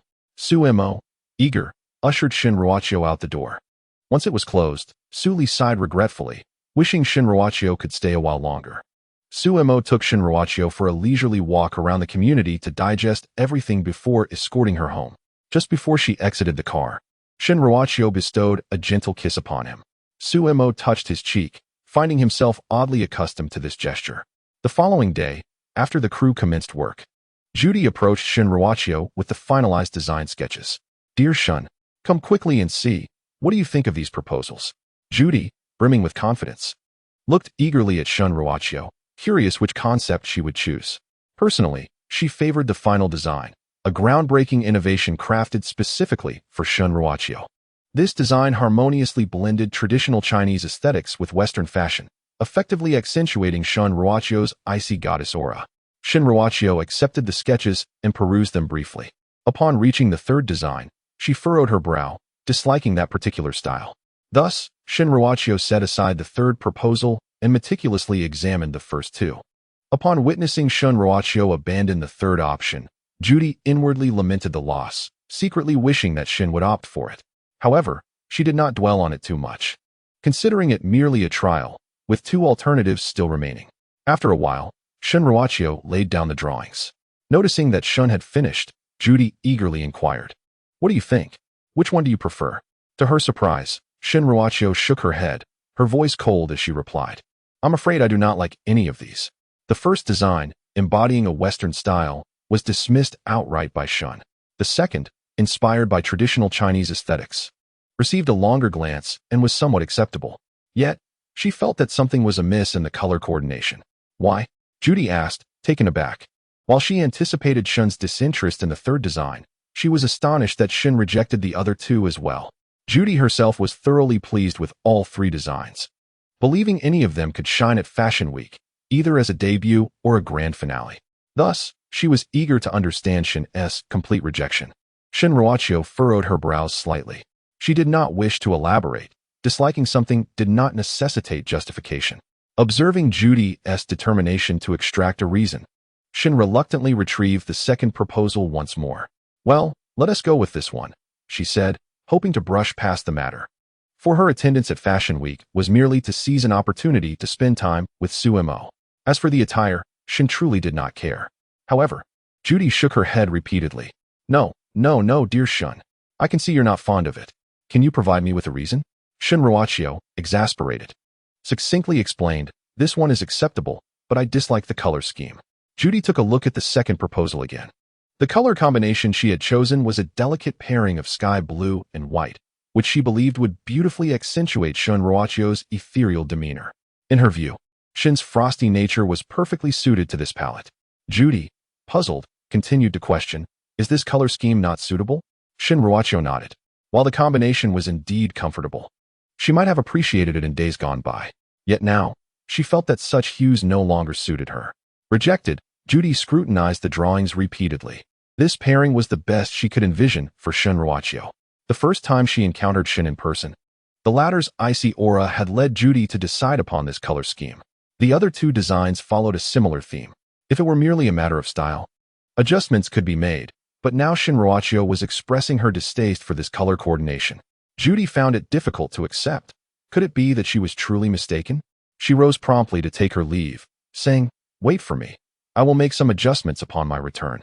I shall come back this afternoon, and I assure you, you will be pleased." With that, she exited in a whirlwind. The current location was not conducive to making alterations, so she decided to return to her hotel first. There, she would meticulously examine the issues at hand before seeking out Shunrueikyu later in the afternoon. Shunrueikyu paid little mind to her departure. Clothes? What was that compared to the significance of Sumo's visit at noon? She remained unaware that for a premier fashion designer, a successful design must garner unanimous approval from both the creator and the wearer. Thus, once Judy returned to her hotel, she promptly retrieved her second proposal to begin exploring color coordination. Meanwhile, Shunrueikyu had just finished a meal with Sumo when Director Feng summoned her to the lounge area to join others in discussing the script. Once the discussion concluded, Director Feng retained a few principal characters while the rest gradually departed. Sumo lingered, merely shifting to a corner of the lounge. During the discussion, he had completed his B-level sign-in task and wished to take advantage of the quieter moment to inspect the system's rewards. Upon summoning the system interface, the task completion was confirmed. Sign-in for the Empress Film crew has been completed. Please review your rewards. B-level sign-in task reward, Hall of Fame level insights on fashion design, and the option to select one foreign language to achieve native fluency, not yet selected. Sumo opted not to choose a foreign language for the moment, as he deemed it unnecessary. Instead, he claimed the Hall of Fame level insights on fashion design. In an instant, the philosophies and insights of the world's foremost fashion designers were integrated by the system and directly infused into Sumo's consciousness. The overwhelming influx of knowledge caused a throbbing sensation at his temples, compelling him to close his eyes. When Sumo opened his eyes again, he found his surroundings transformed. They became adorned with various lines and frameworks, akin to design blueprints. He could discern where the designs lacked coherence, where symmetry faltered, and where colors clashed. The Hall of Fame level insights encompassed far more than mere fashion design. At this pinnacle, the essence of design had become an integrated whole. Many designs now appeared glaringly discordant to Sumo's discerning eye, though he found himself particularly sensitive to the nuances of fashion design. The intricate lines prompted him to shut his eyes once more. When he reopened them, the world returned to its normal state. However, viewing objects through the lens of design rekindled that earlier sensation. It appeared he would need some time to acclimate. Sumo was quite satisfied with this reward. After all, Hall of Fame status represented the zenith of global achievement, a monumental gain in any regard. Moreover, he had yet to select the foreign language option for native-level fluency, which he deemed not urgent and chose to set aside for the time being. Contented, Sumo glanced at the system. The Empress crew's check-in duration registered 0 days, 48 hours. The reward level remained at B, yet the duration had transformed into 48 hours. Sumo murmured to himself, pondering that this was to be expected. Previous tasks had followed the same pattern, with successful check-ins resulting in doubled durations. However, during the afternoon discussion about the script led by Director Feng, the issue of the crew's wrap-up had arisen. Sumo felt a twinge of anxiety regarding whether the remaining time would suffice for him to check in once more. While Sumo calculated the time, Judy arrived at the set with a newly designed color palette. Under Aunt Lou's guidance, she sought out Shinruachio. "Shun, come take a look at this." Shinruachio had just finished her conversation with Director Feng and was headed towards Sumo, intending to discuss life and aspirations. Yet, before she could settle down, Judy exuberantly intercepted her. With no choice but to humor Judy first, Shinruachio examined the 5 new color schemes Judy had presented. Upon inspection, she felt a sense of dissatisfaction. The later palettes appeared colder, lacking the warmth of the one from the morning. Thus, she suggested, "How about this, Miss Judy? Let us revert to the previous palette. It was quite lovely." Judy, upon hearing this, expressed disappointment as she retrieved the morning's sky blue palette. Nonetheless, Judy yearned to try again. If they could not create a design satisfactory to both parties, presenting it would only invite ridicule. At that moment, a magnetic voice interjected, "What is going on?" It turned out the commotion had startled Sumo, who was lost in thought from a distance. Initially intending to leave, he caught sight of Shunruachio and, fearing she might find herself in a predicament, approached her. Upon arriving, He noticed the scattered design sketches on the table and immediately recognized their design concepts and quality as being of the highest caliber. Seeing Su Mo approach, Shin Ruachio's expression shifted. Aunt Lu, aware of the unique relationship between Su Mo and Shun Ruachio, decided to clarify. It's about Paris Fashion Week. She then introduced Judy and recounted the earlier dissatisfaction Shin Ruachio had expressed regarding 3 of Judy's design proposals. Shin Ruachio continued, "These are Judy's later color combinations, but I prefer the one from this morning, so I suggested we stick with that." Su Mo scrutinized the designs on the table, concluding that the current color schemes were indeed unsuitable for Shun Ruachio. "May I see that morning palette?" he inquired. "Oh," Shin Ruachio responded obediently, signaling Judy to hand over the morning's design.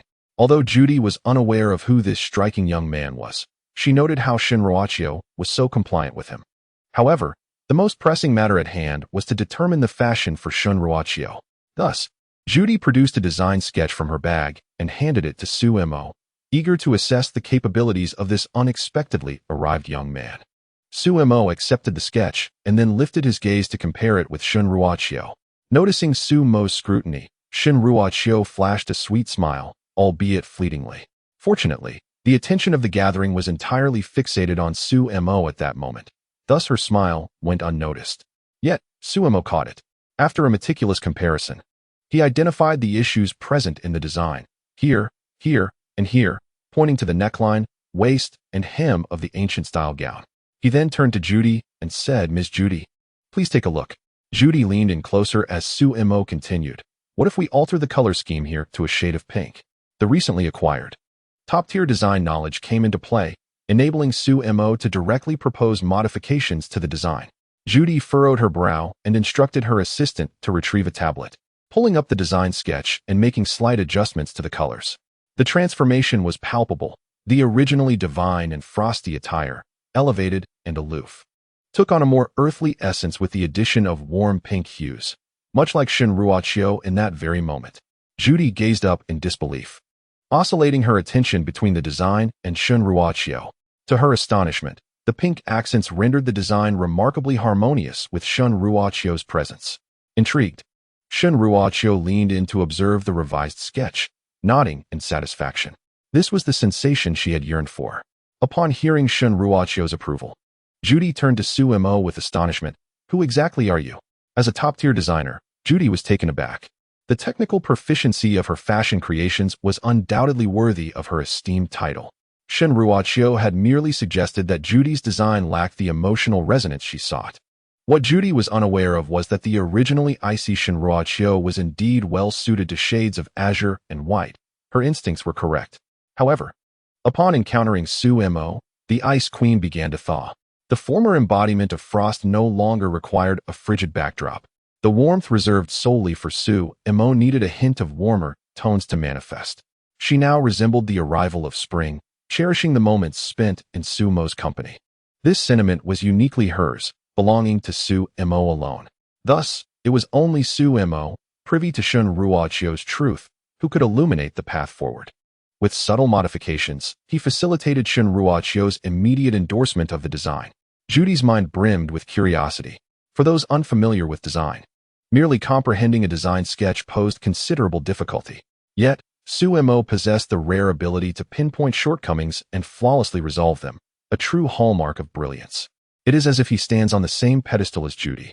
Judy, a universally recognized top designer, implies that Su Mo must also possess such esteemed status. However, upon closer observation, she notes that Su Mo appears to be merely in his early 20s.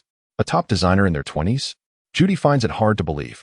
Her forthright nature compels her to inquire directly, "Mr. Su Mo, do you possess knowledge of fashion design?" Chapter 31. You are wasting the talent bestowed upon you by God. Su Mo nods affirmatively. I studied it for a brief period during university. He had taken an elective course in design, specifically interior design. Yet now, having received insights into the realm of haute couture through a systematic reward, he cannot disclose the existence of the system. Thus, he attributes his design capabilities to that brief period in university. Judy is taken aback. University? Did you study at FIT or UAL? These are the two most prestigious fashion design institutions in the world. Judy had assumed Su Mo must have graduated from one of them to achieve such a level at such a young age. To her astonishment, Suemo, with a look of confusion, responds, "No, I merely attended an ordinary university and took an elective course." Judy covers her mouth, struggling to comprehend. It is precisely because she herself is a top designer that she understands the arduous journey to reach such heights. Judy possesses exceptional talent and graduated with distinction from UAL. Following her graduation, she was exceptionally admitted into the Paris Fashion Association. Despite her remarkable abilities and innate gifts, it took her over a decade to ascend to the status of a top fashion designer, with her creations gradually revealing themselves to the world. This honor is often unattainable for those lacking in innate talent, as fashion design heavily relies on it. Now, Suemo's emergence shatters Judy's preconceived notions. He even confesses to her that he only studied for a few years, if that. He directly points out flaws in his design drafts, an act that seems utterly inconceivable. In truth, Suemo may not be as extraordinary as Judy perceives. Judy's designs are already of the highest caliber, perfectly suited to Shun Ruachio. It is only because Suemo is aware of Shun Ruachio's transformations that he can cleverly identify shortcomings. In all other respects, even after being enlightened by the principles of elite design, Suemo remains unremarkable. Moreover, he possesses merely theoretical knowledge, if tasked with designing. He would undoubtedly fall short of Judy's level, unless he were to start from scratch and diligently translate theory into practice. However, Judy remains unaware of this. Observing Suemo's youth, she feels a sense of admiration for his talent. In her early 20s, one can possess the discerning eye of a top-tier designer. What extraordinary talent must one possess to reach such heights? Judy pondered. If the gifted Suemo could be nurtured abroad, after 5 years, no, 3 years, of study, she firmly believed that Suemo could create a world-class fashion piece, becoming the youngest fashion design master in history. With this thought in mind, Judy spoke up. Her excitement palpable. "Sue, your talent astounds me. You are undoubtedly the most brilliant genius I have ever encountered." Humbled by such high praise, Suemo, unable to disclose the system, modestly replied, "I have a slight understanding, merely a gift." Judy, further pleased by Suemo's humility, continued, "I would like to invite you to be my honorary consultant. Your vision is more than sufficient. Moreover, I hope you can learn alongside me for a while."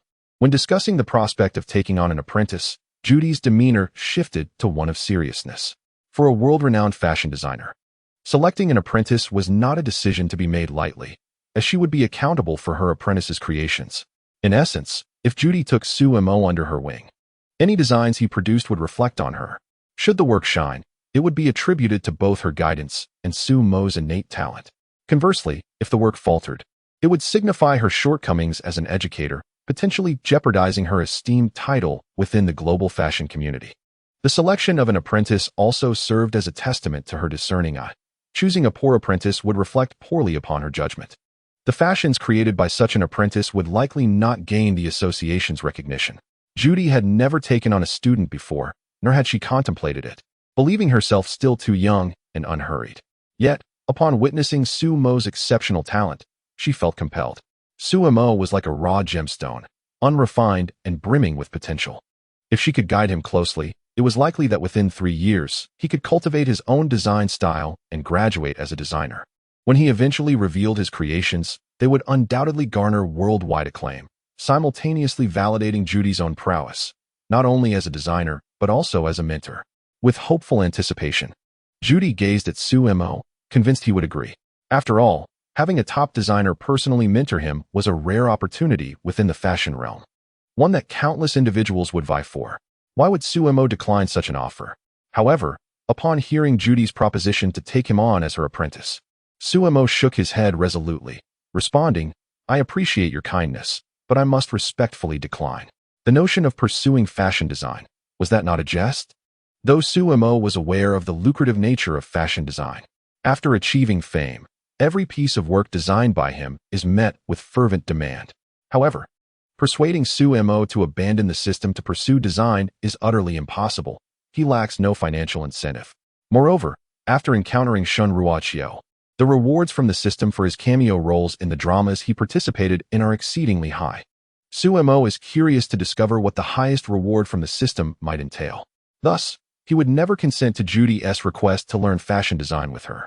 When Judy heard Suemo reject her without a moment's hesitation, she found it difficult to accept. Knowing Su Mo was currently acting in a production, she assumed he simply lacked the time, so she inquired, "Why? Is it because you wish to continue acting? I can wait until you finish." Su Mo shook his head. "No, although I am merely a background actor, I genuinely have no interest in fashion design." "What?" Judy was taken aback upon hearing Su Mo refer to himself as a background actor. She had believed he must at least be a leading man or a significant supporting role in this production, which would have justified his refusal. However, now that she learned Su Mo was just a background actor, Judy became even more determined not to give up on him. "No, no, no. You have no idea how great your talent is. Staying here is a complete waste of the gift bestowed upon you by God." Judy eagerly sought Su Mo's agreement. "If you promise me, once you finish this drama, I will take you directly to Paris for further study. I will personally teach you, with your talent. You could reach my level in less than a year." Seeing Judy's anxious demeanor, Su Mo interjected, "There's no need to elaborate, Miss Judy.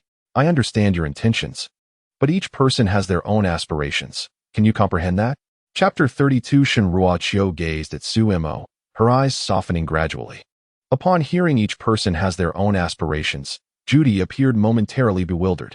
Although she had mastered the nuances of Mandarin, the depth of Chinese culture and the usage of certain idioms still eluded her understanding. With her assistant's explanation, Judy finally grasped the meaning. Looking at Su Mo's face, she found herself at a loss for how to persuade him further. Meanwhile, Shinrua Chiu, who had been quietly observing the entire exchange, was entirely unconcerned about the shift from designing fashion for her to Judy seeking to take on a protege. In Shinrua Chiu's eyes, Judy's eagerness to have Su Mo as a student only underscored the magnitude of his talent. The greater Su Mo's talent, the more it reflected Shinrua Chiu's discerning eye.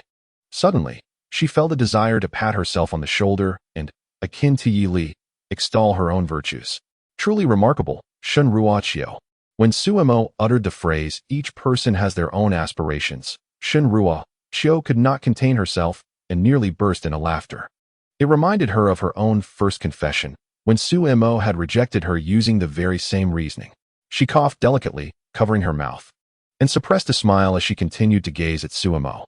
As for whether Su Mo would agree to accompany Judy to Paris, Shinrua Chiu was filled with confidence. Initially, when she presented herself as a top-tier celebrity, hoping Su Mo would become her boyfriend, he had outright refused. A top-tier celebrity could undoubtedly earn far more than any designer, yet Su Mo had declined. Later on, when director Feng approached Su Mo, requesting him to expand his role, he also turned it down. From that point onward, Shinrua Chiu understood that Su Mo valued not wealth, but rather his desire to live life on his own terms. As she observed Su Mo, her gaze softened with tenderness. She respected his choices. If Su Mo aspired to achieve fame, she would exert every effort to assist him in realizing that dream. Conversely, if he preferred a life of simplicity, she would accompany him in that quiet existence. Even if Su Mo agreed to Judy's proposition and pursued fashion design in Paris, she would follow him there. After all, her commitments in the domestic industry had come to an end, with the Empress being her last project. At that point, she could step back from the limelight, using the need for a break as her rationale. Wherever Su Mo went, Shinrua Chiu would be by his side. Meanwhile, Judy was eager to persuade Su Mo further, hoping he would acquiesce. She simply could not bear to watch him squander his extraordinary talent, a rarity in this world. Should Su Mo devote himself wholly to design, he might very well pioneer a new fashion genre, etching his name into the annals of history. Yet, Su Mo remained unmoved, steadfast in his refusal. Why would he leave the comfort of his familiar surroundings for an unfamiliar land, especially where language barriers would complicate communication? Although he possessed a system reward that would allow him to select a language to master, he was reluctant to expend that reward. The truth was, he had no desire to delve into fashion design. In hindsight, he regretted having spoken up at all. Wouldn't it be better to quietly leave, return home for a couple of chicken wings, and play with Xiaobai?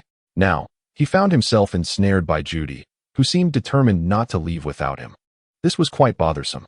Su Mo contemplated a reason that would definitively dissuade Judy from her insistence. Observing Judy's relentless pursuit, Shinrua Chiu felt it was a waste of time. She spoke coolly. "Since Su Mo has declined, let it be." Aunt Lu chimed in. "Indeed, Judy, isn't the design already finalized? You should return and focus on its production." Judy hesitated, still reluctant to give up, but upon meeting Su Mo's resolute gaze, she faltered, a touch of melancholy creeping into her demeanor. All right, I shall respect your wishes. As you aptly stated, each person has their own aspirations. Judy nodded in agreement, affirming, indeed, each person has their own aspirations. After this exchange, she began to gather the design sketches from the table, placing them into her bag. Subsequently, she handed Su Mo a card, an exquisite gold-embossed business card, artistically designed, featuring Judy's name and contact number. With sincerity etched on her face, Judy addressed Su Mo. Su, this is my business card.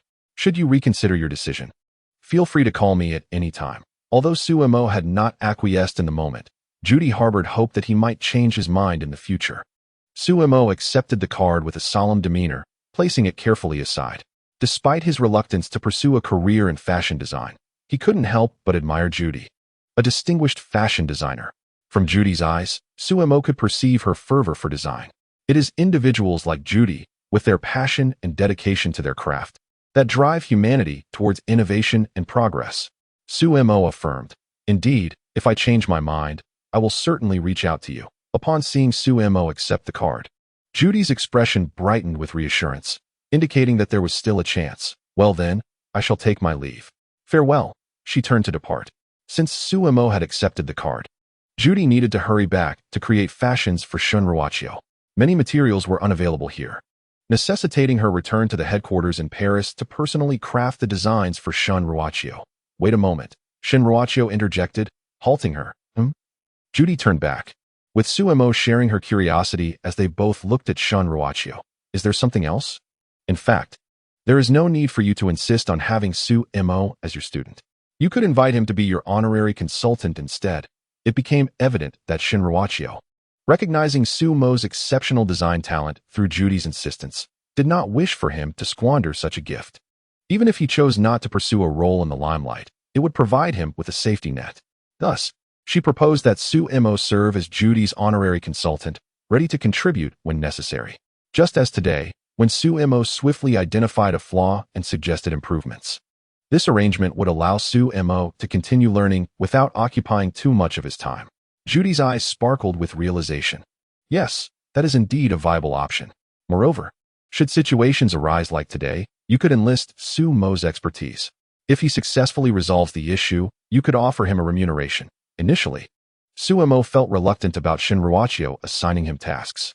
However, with her explanation, he pondered the possibility. Given his current theoretical knowledge, he might struggle to create designs independently. Yet, if tasked with identifying flaws, Su Mo felt confident. By integrating the pinnacle concepts from around the world, he could discern shortcomings in any style without requiring much time. With just a bit of time invested, one can reap substantial rewards. Such a transaction, Su Mo found acceptable. He nodded and said, "That works for me." Seeing Su Mo's agreement, Judy's eyes brightened with delight, and she promptly turned around to sit down, initiating a conversation with him. Thus began their journey of negotiation. After a protracted 10 minutes of haggling, both Su Mo and Judy were satisfied and nodded in agreement. Judy clapped her hands joyfully and declared, "Then it is settled." The outcome of their discussion was that Su Mo consented to become the honorary advisor for the Paris Fashion Association's branch in China. When they required assistance, Su Mo could lend a glance at their matters. If he could provide a solution, he would be called upon to do so. Upon successful resolution, a portion of the remuneration from Fashion Week would be allocated to Su Mo naturally. He retained the authority to accept or decline the tasks. For the time being, this was the conclusion of their negotiations, although Judy would need to report the outcome for headquarters approval. Nevertheless, Judy assured him that the headquarters would acquiesce. She believed that once the headquarters personnel became aware of Su Mo's talent, they would be even more eager than she was.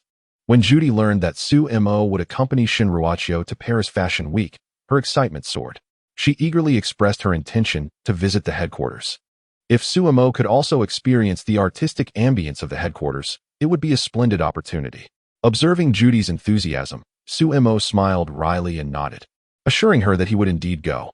He felt a slight trepidation towards this fervent elder sister.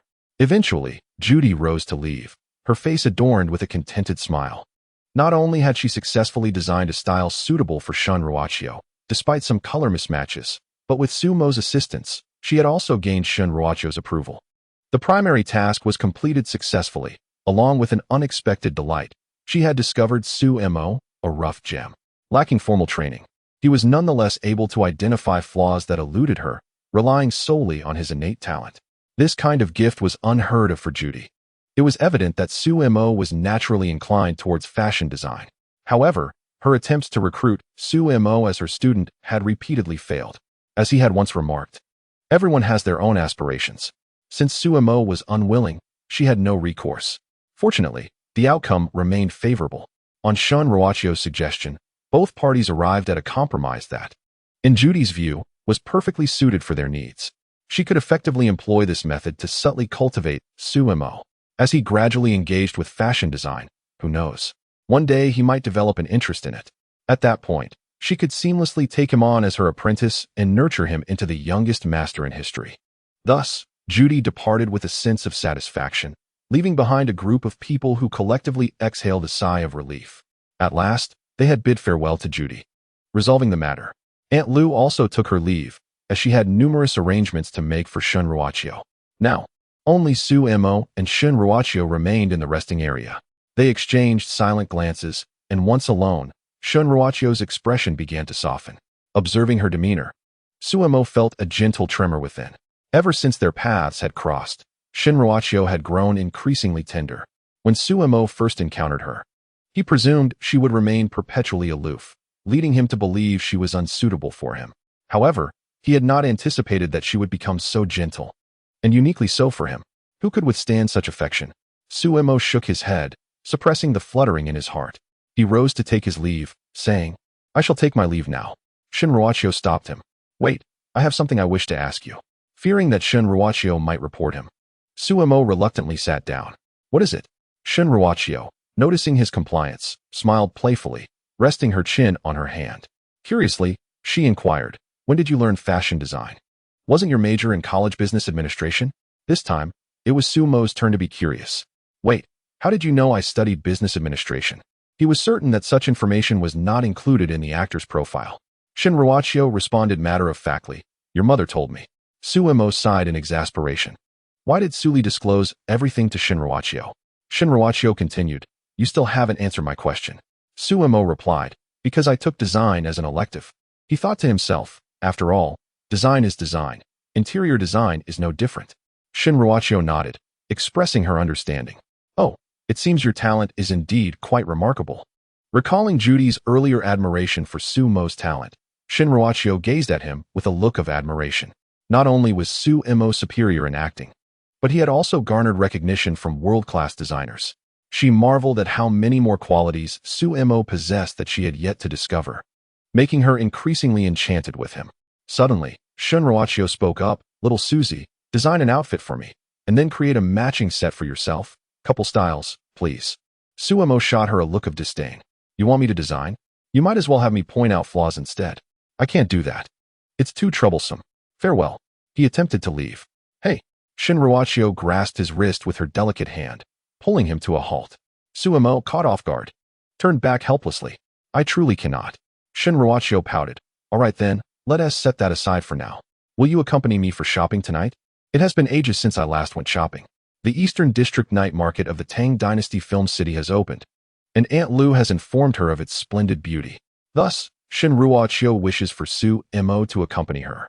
Su Mo quips, "Are you fearful that others might not recognize you as Shun Ruachio?"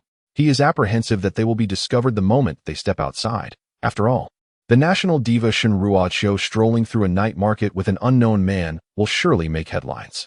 Su Mo even foresees the title that will grace tomorrow's newspaper. Shun Ruachio, with a playful pout, insists, "Oh, I will be discreet." Observing her eager expression, Su Mo's resolve softens. "Are you certain you won't be recognized?" Seeing Su Mo's inclination to agree, Shun Ruachio nods vigorously. Yes, no problem at all. I'm quite adept at this." Reluctantly, Su Mo concedes. "All right, then let us meet tonight. After all, it is merely a stroll. There should not be too much trouble." As night falls, Su Mo informs his family that he will return home later. Suli inquires about his whereabouts at such an hour. Su Mo can only confess that he is accompanying Shun Ruachio for shopping, which surprises Suli. Has our wooden block finally awakened? She muses, then promptly encourages him. "Go, enjoy yourself." It's perfectly fine if you don't come home tonight. Suemo hangs up the phone, feeling increasingly baffled by the conversation. He then drives to the film set's entrance to await Shinruachio. Shortly, a figure adorned with sunglasses and a mask opens the passenger door and takes a seat, none other than the disguised Shinruachio. Suemo glances at her. Her hairstyle has transformed, exuding youthful vibrancy, and she wears a light yellow long dress, a departure from her usual public attire. He nods in approval. Her disguise is commendable.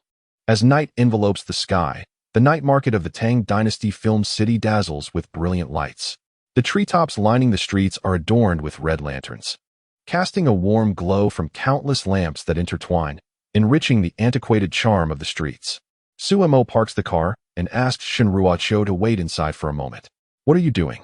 Fearing that Suemo might abandon her, Shinruachio urgently grasps his wrist. Suemo, bemused, gazes at her. Why do you behave like a child? Am I likely to just disappear? To his surprise, Shinruachio tightens her grip even more. Her eyes, hidden behind the sunglasses, glisten with unshed tears as she trembles. Last time. It was because I didn't hold on tight enough that I lost you.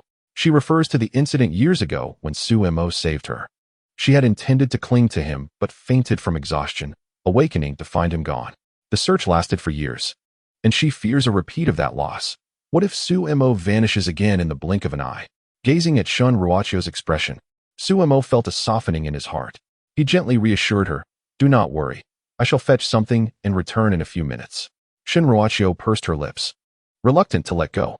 With a sigh, Suemo added, "You still have my mother's WeChat, don't you?" It was only then that Shinruachio realized and released her grip. After all, even if Suemo were to run away, she could simply go to his home and confront him. Calmed by this thought, Shinruachio softly urged, "Please return quickly." Her fear of losing Suemo again was overwhelming. Suemo nodded and departed from the car. As he walked, he pondered a peculiar observation.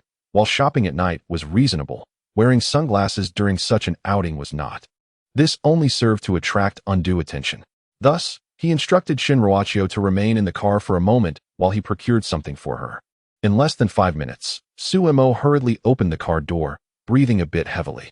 He had run back, presenting the item in his hand to Shinruachio. He said, "Here, put this on."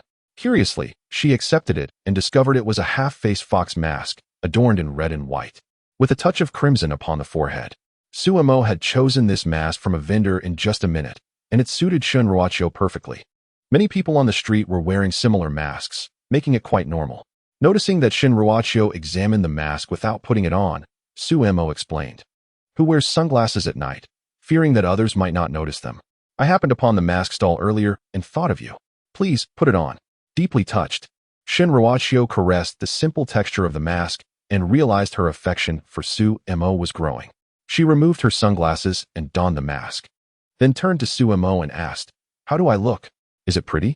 "Very pretty," Suemo replied honestly, nodding. The mask did not obscure Shinruachio's charm. On the contrary, the fox design lent her an air of allure and temptation. Her delicate chin and rosy lips nearly ensnared Suemo's heart. Hearing Suemo's compliment, Shinruachio beamed sweetly, deciding to cherish this mask as it was the first gift Suemo had given her, imbued with sentimental value. Suemo, momentarily captivated by her smile, urged, "All right, it's time to go."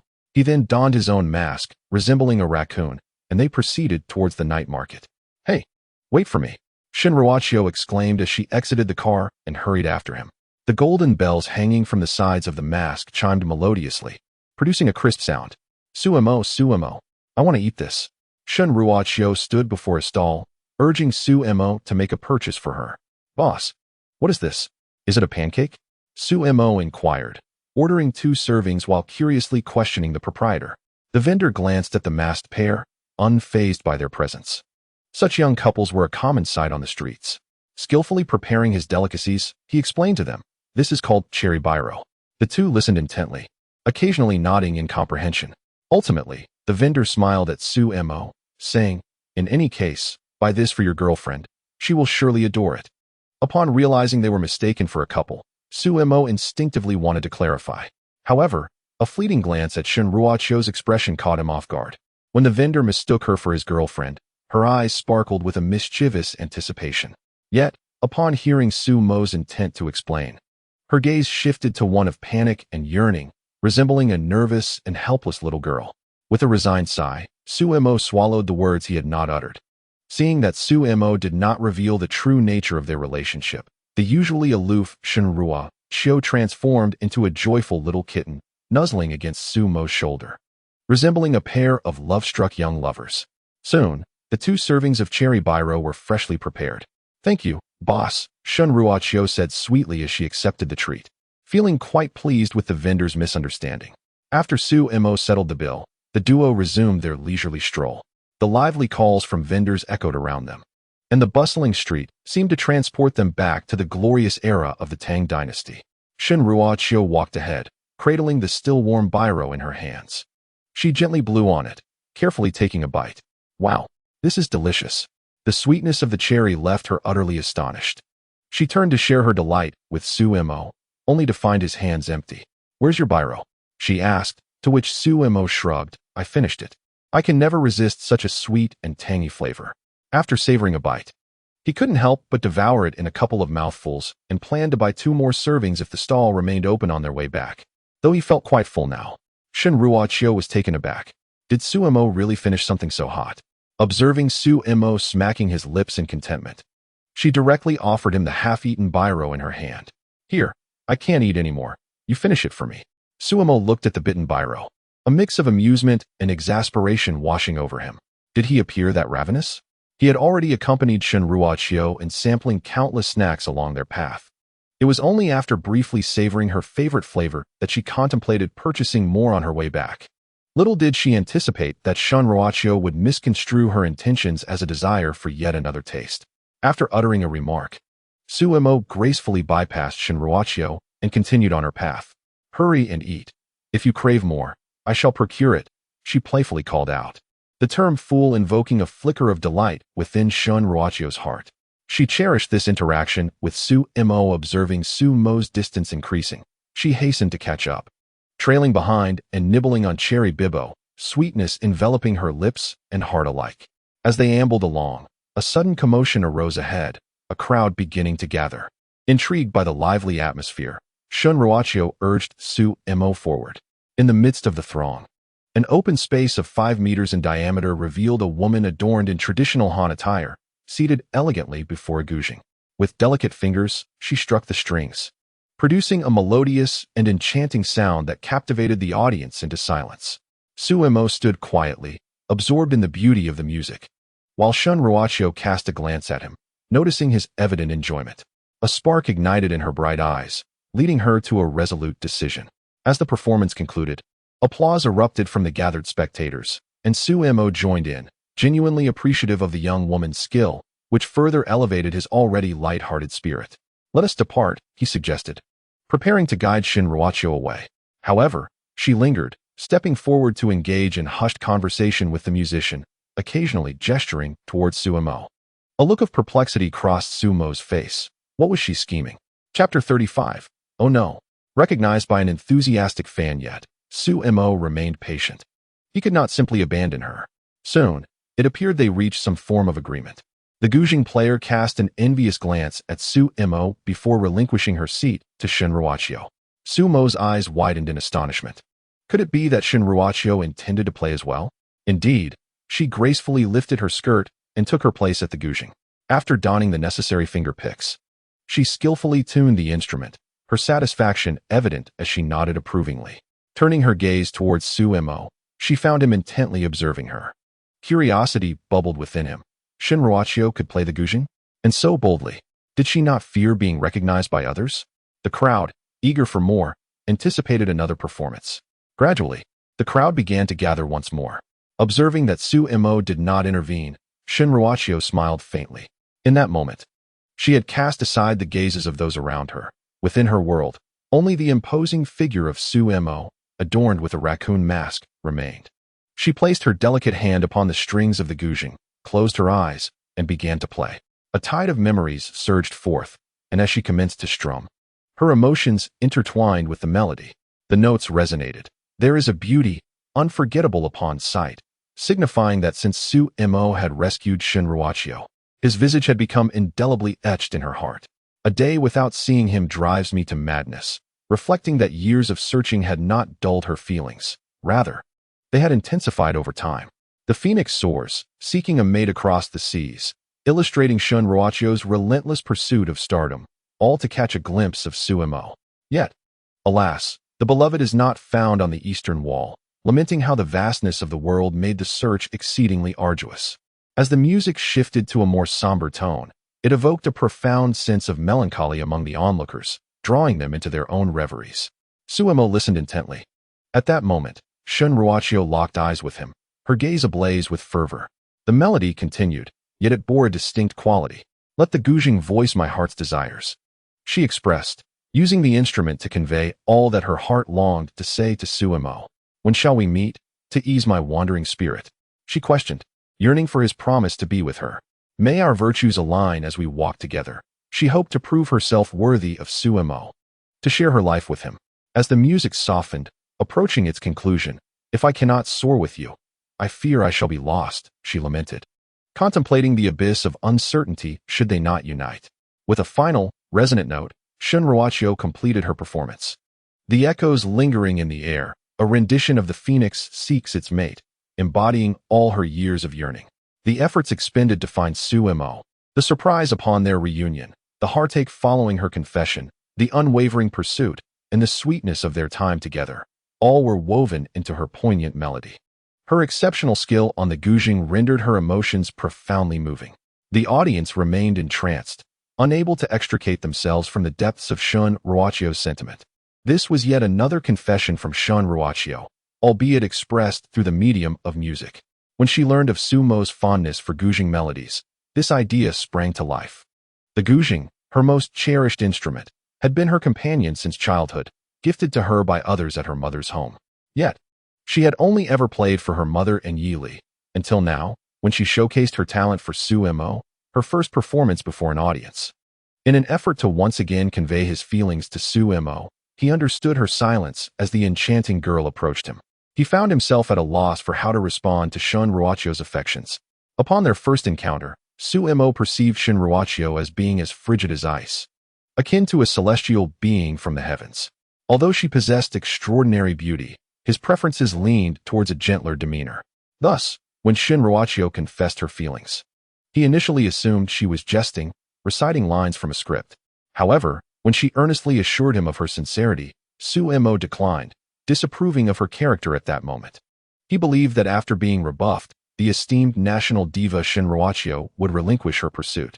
Suemo had even braced himself for the possibility of being expelled from the production due to her wrath, as the leading lady held sway over the fate of an extra.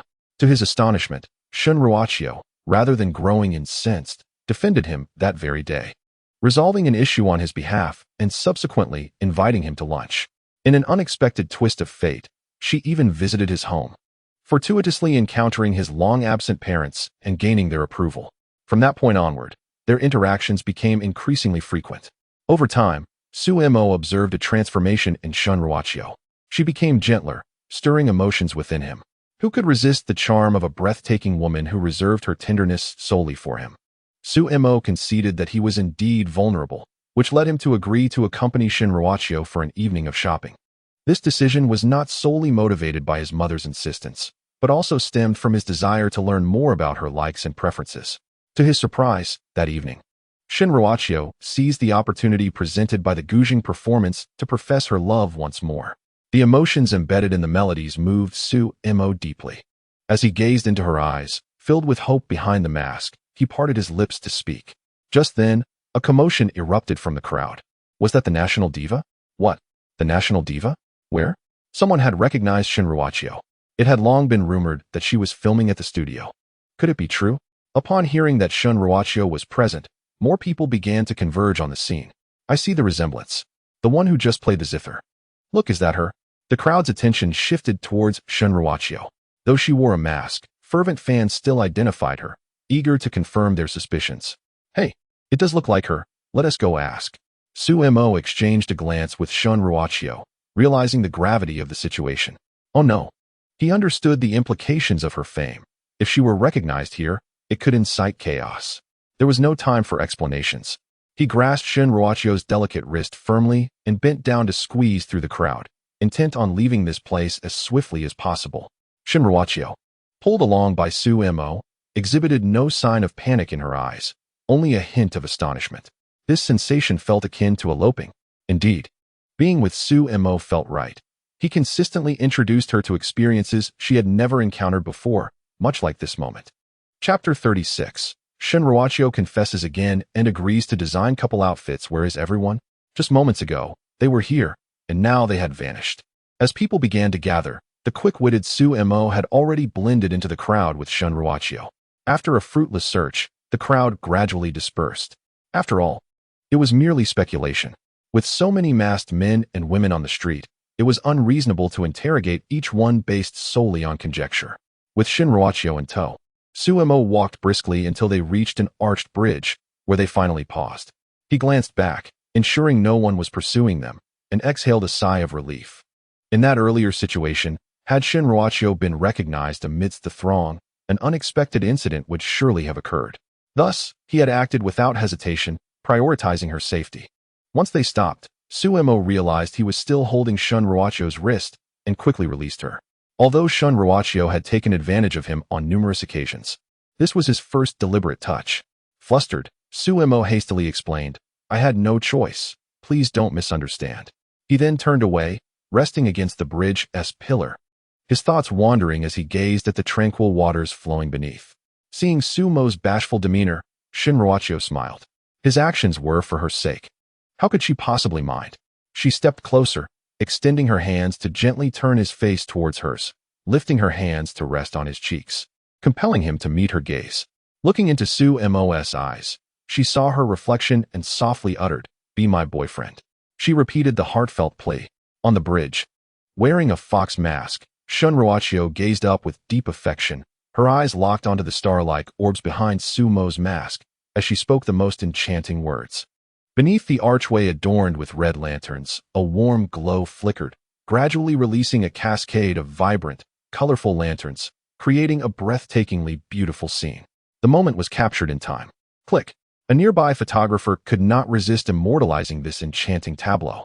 Surrounding couples looked on enviously at the pair, exclaiming how romantic it was. The sound of the shutter jolted Su Mo from his reverie. Faced with Shin Ruachio's gentle gaze, he turned his head again, though he yearned to decline. The words of refusal eluded him. Deep down, he knew he was not yet prepared. Prepare yourself for the prospect of having a national sweetheart as your girlfriend.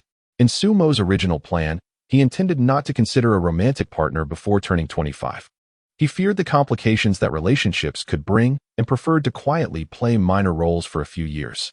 By then, with the rewards from the system, Su Mo would have acquired sufficient skills to adeptly navigate any environment. Only then would he entertain the idea of seeking companionship. For now, he wished to evade such thoughts.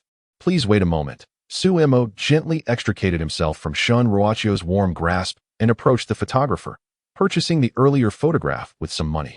Upon inspecting it, he noted that it only captured their profiles. Thanks to the masks, there was no risk of revealing their identities. Turning back, he took Shin Ruachio's wrist and led her towards the parking lot. The night had deepened. It was time to return home. Shin Ruachio allowed Su Mo to guide her. Although he did not directly respond to her, he did not flatly reject her as he had previously, leaving her with a glimmer of hope.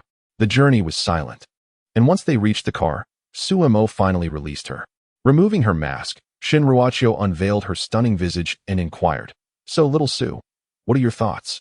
Su Mo glanced at her, hesitating before responding. "Could you allow me a little more time to consider?" He intended to buy some time, wondering if perhaps, after a while, Shin Ruachio might lose interest in him. Upon hearing that Su Mo had not outright refused her, Shin Ruachio beamed with joy. The absence of rejection suggested that he was indeed somewhat intrigued. If he was intrigued, how far could an agreement be? "Very well. I shall grant you a bit more time to ponder."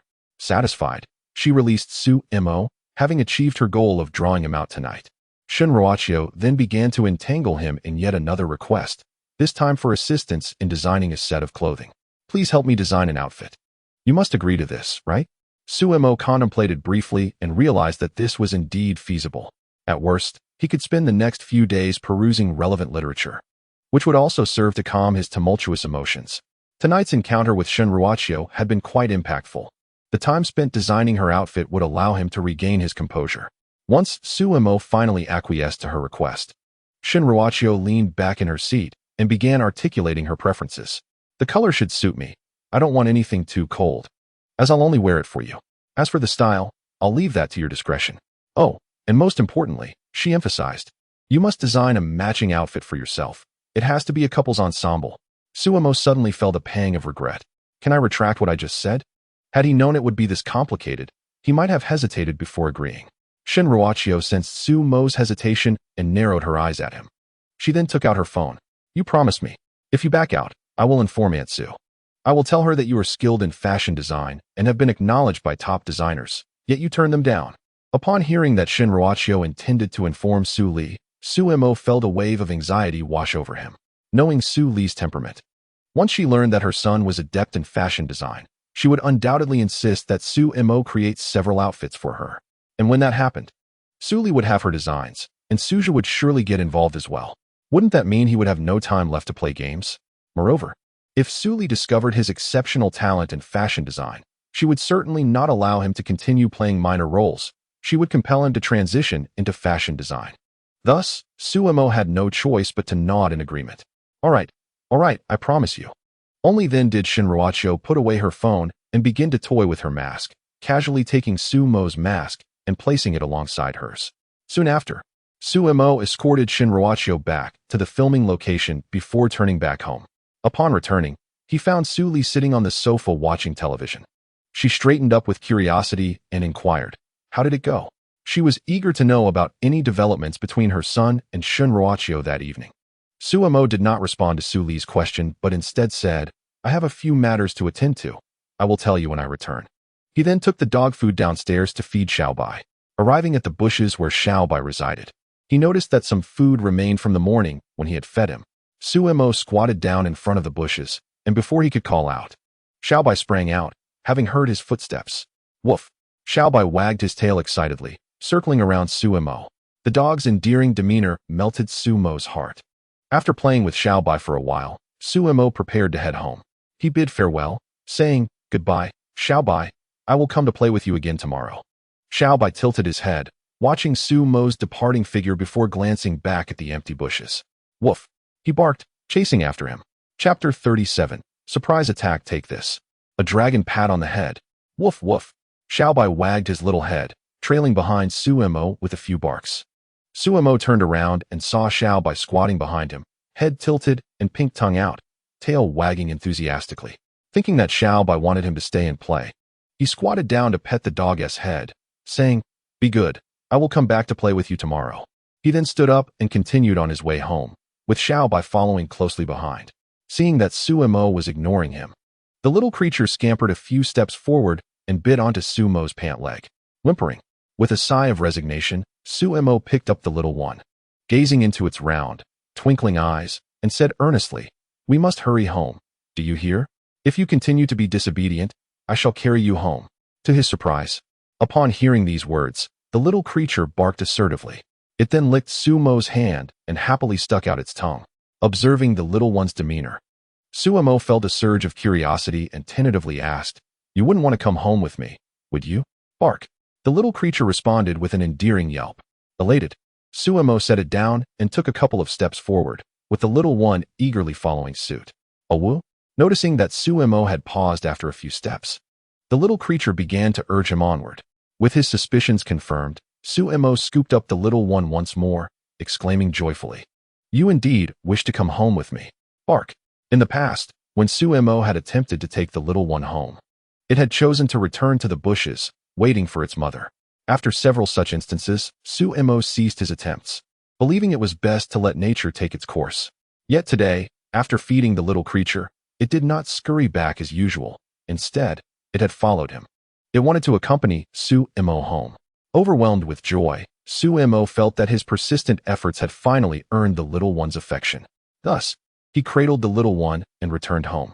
So, you are planning to adopt a dog? Asked Su Li, lounging on the sofa with her legs crossed. Suemo, playfully teasing the little creature, nodded affirmatively. Indeed, ever since he had moved out, he had spent the past few years alone.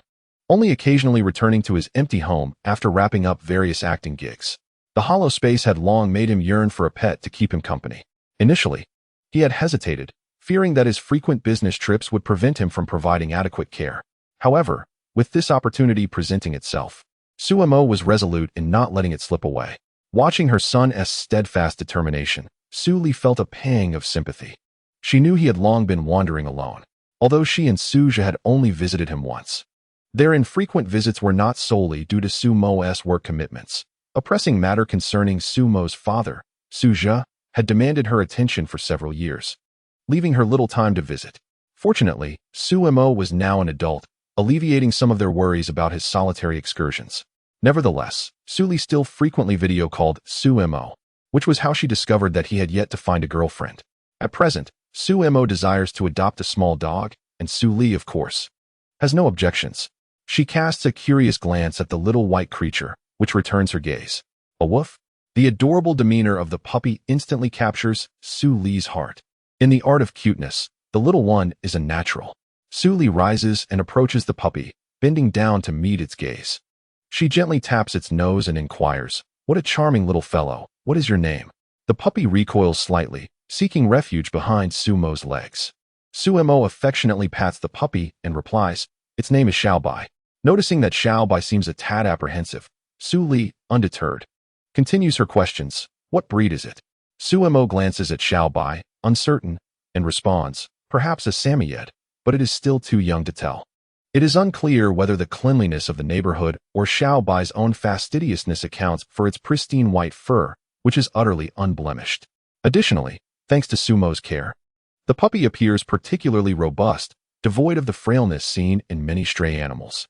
At that moment, Suja enters from the balcony, having just stepped out for a smoke. Upon entering the living room, he spots the little white creature. Adjusting his glasses, he inquires, "Where did this little dog come from?" Suemo candidly replies, "I found it." Suja remarks, "Then it must be thoroughly checked." Suemo nods in agreement, "We will go tomorrow." Seeing that Suja shows no signs of dissent, he lifts Xiaobai and heads towards the bathroom. He intends to give the puppy a bath before taking it for a checkup the following day. In the bathroom, Suemo first fills a basin with warm water and, after testing the temperature, decides it is suitable. He carefully cradles Xiaobai and places it in the water.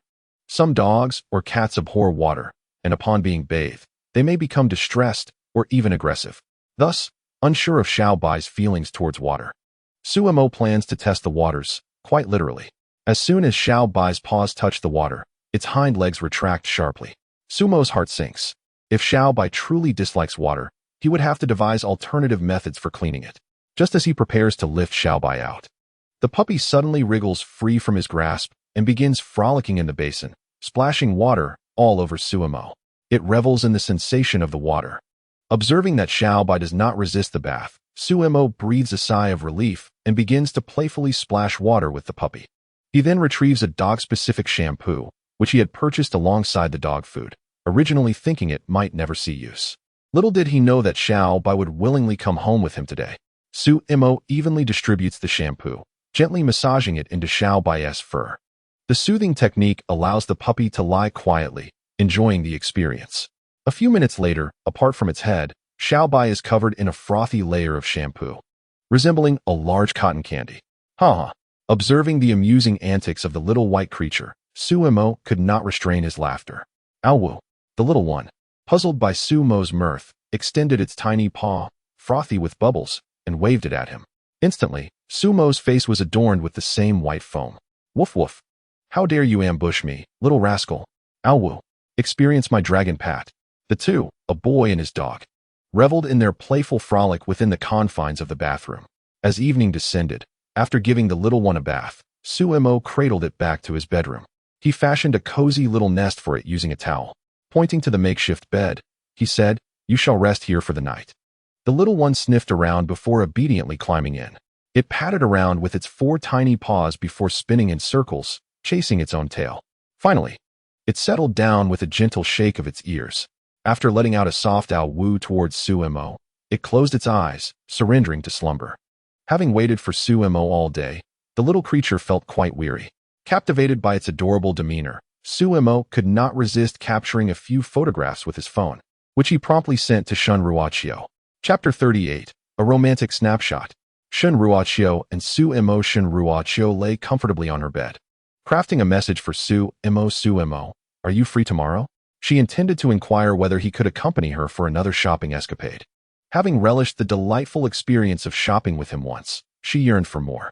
However, before she could send her message, a notification indicated that Su Imo was typing. How synchronous. Just as she prepared to send her text, he was poised to respond. In a flurry, she deleted her message, eager to see what Su Imo had to say. He sent a photograph. Upon opening it, she was greeted by the sight of a white puppy, curled up like a fluffy cotton candy. Its little head rested upon its tail, one furry ear drooping while the other stood erect, as if listening for the sounds of its photographer. So adorable, she exclaimed, sending a starry-eyed emoji in response. Seeing Shun Ruochio's enthusiastic reply, Su Imo smiled with satisfaction. The charm of his little darling was indeed irresistible. Soon after, Shun Ruochio sent another message. Is it yours? Where did it come from? What's its name? The philosophical inquiries were clear. The puppy's endearing sleeping posture had captured her heart.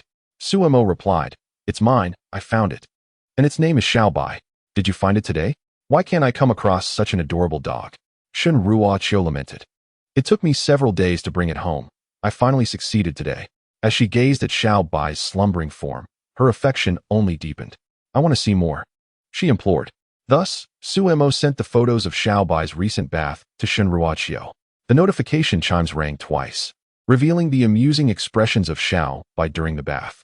One image captured a dab of white foam on his nose, while Xiaobai gazed upward with cross-eyed curiosity at his own nose. Upon seeing this picture, Shun Ruochio erupted in laughter. Such a delightful little creature, she exclaimed, laughing heartily. And look at that one, resembling a cotton candy. This was taken while Su Imo was drying Xiaobai after the bath. Observing the pristine white fur of Xiaobai, devoid of any blemish, she curiously inquired, what breed is he? Su Imo replied, perhaps a Samoyed, though I cannot say for certain. Samoyed? Are there stray Samoyeds? Shun Ruochio queried. It seems he was likely abandoned by his owner and was born in the wild. Su Imo explained. Hearing that such an adorable dog had been forsaken stirred indignation within Shun Ruochio. These owners are truly despicable. If they intended to abandon him, why did they adopt him in the first place? With a sigh, Su Imo remarked, who knows? Xiaobai is fortunate to have crossed paths with me. Had he not encountered me, without an adult dog to care for him, it would have been unlikely for him to survive more than a week. After her anger subsided, Shun Ruochio's curiosity resurfaced. How can you be so certain he is a pet dog? Su Imo elucidated his reasoning. For instance, if a pet dog and a wild dog both had a litter, the pet dog would nurture and teach its puppies to interact with humans in their first 3 months, fostering an innate fondness for people. In contrast, wild dogs must teach their offspring survival skills during the same period, heightening their instincts for survival and vigilance towards everything around them. Shun Ruochio listened intently as Su Imo shared these insights. He then recounted Xiaobai's reaction upon their first meeting, noting that by their second encounter, Xiaobai had already begun to approach him willingly. Understanding dawned on Shun Ruochio. I see. Therefore, the likelihood of Xiaobai being a pet dog is quite high. Su Imo corrected her. It is his parents. Same difference. Don't sweat the details, she replied. When the topic of Xiaobai's parents arose, Su Imo instinctively glanced at Xiaobai, who lay unguarded in his bed, his pink belly exposed, clearly displaying his trust in Su Imo. Unable to resist, Su Imo captured another photo and sent it to Shun Ruochio, eliciting yet another round of admiration from her. After a while, realizing the hour was late, Su Imo typed, all right, it's time for bed. Tomorrow, I must take Xiaobai to register and get him vaccinated. Upon hearing that Su Imo planned to take Xiaobai out tomorrow, Shun Ruochio promptly replied, I wish to join as well. Su Imo responded, but you have a performance tomorrow, do you not? Shun Ruochio reassured him, it matters not. I shall ask Aunt Lu to postpone it until the day after. After all, we are nearing the end of filming, and only a few additional scenes remain to be shot. Su Imo contemplated this and agreed, recognizing that reshooting scenes is a common occurrence in the industry. When actors face unforeseen circumstances, they may request to reshoot their scenes. Other actors can complete their parts first, and as long as the remaining actors fulfill their roles within the designated schedule, all will be well. Su Imo acquiesced, confident in Shun Ruochio's acting prowess. She would swiftly recover any missed shots, especially since most of the scenes requiring interaction had already been filmed. What remained were primarily her solo performances. Very well. I shall first check in at the set tomorrow and then pick you up to take Xiao Bai to the veterinarian, Suemo declared. He too had a performance scheduled for the afternoon. By the time he returned from the vet with Xiao Bai, it would be just past noon. After returning Xiao Bai home, he would have ample time to return to the filming location. Sounds good. I shall await your arrival, Shun Ruoqiu replied. Good night, Xiao Suzy. She added. Suemo had long since ceased to correct her affectionate nickname and simply replied, good night. He then opened his photo album, eager to organize pictures. He wished to create an album commemorating Xiao Bai's growth. As he browsed, he stumbled upon the photograph taken by the photographer that evening. He and Shun Ruoqiu standing closely on the bridge, both wearing masks and gazing into each other's eyes. The backdrop a stunning display of lanterns. After a moment's hesitation, he decided to send the picture to Shun Ruoqiu via WeChat, recognizing that it was a shared memory deserving of her awareness. At that moment, Shun Ruoqiu was just about to drift off to sleep when she heard the distinct notification sound she had set specifically for Suemo. She had only designated this sound for him. Upon unlocking her phone, she saw the image Suemo had sent. The silhouettes of the two of them beneath the lanterns appeared utterly enchanting, and she found herself momentarily lost in the moment. It must be noted that the photographer's skills were indeed remarkable, capturing the essence of the scene exquisitely. Is this the photo taken by the photographer tonight? She inquired, recalling that Suemo had previously spoken to the photographer, assuming he had requested the individual to delete the image. She was surprised to learn that he had chosen to keep it. Chapter 39. Suemo is the father. I am the mother. Indeed. I happened upon it and thought to share it with you, Suemo replied. All right, Shun Ruoqiu said, saving the photograph and setting it as her wallpaper. Planning to have it printed at a photo studio tomorrow to accompany her mask. As a commemoration of her first date with Suemo, she decided to cherish it dearly. After Suemo sent the photos to Shun Ruoqiu, he advised her to retire early for the night.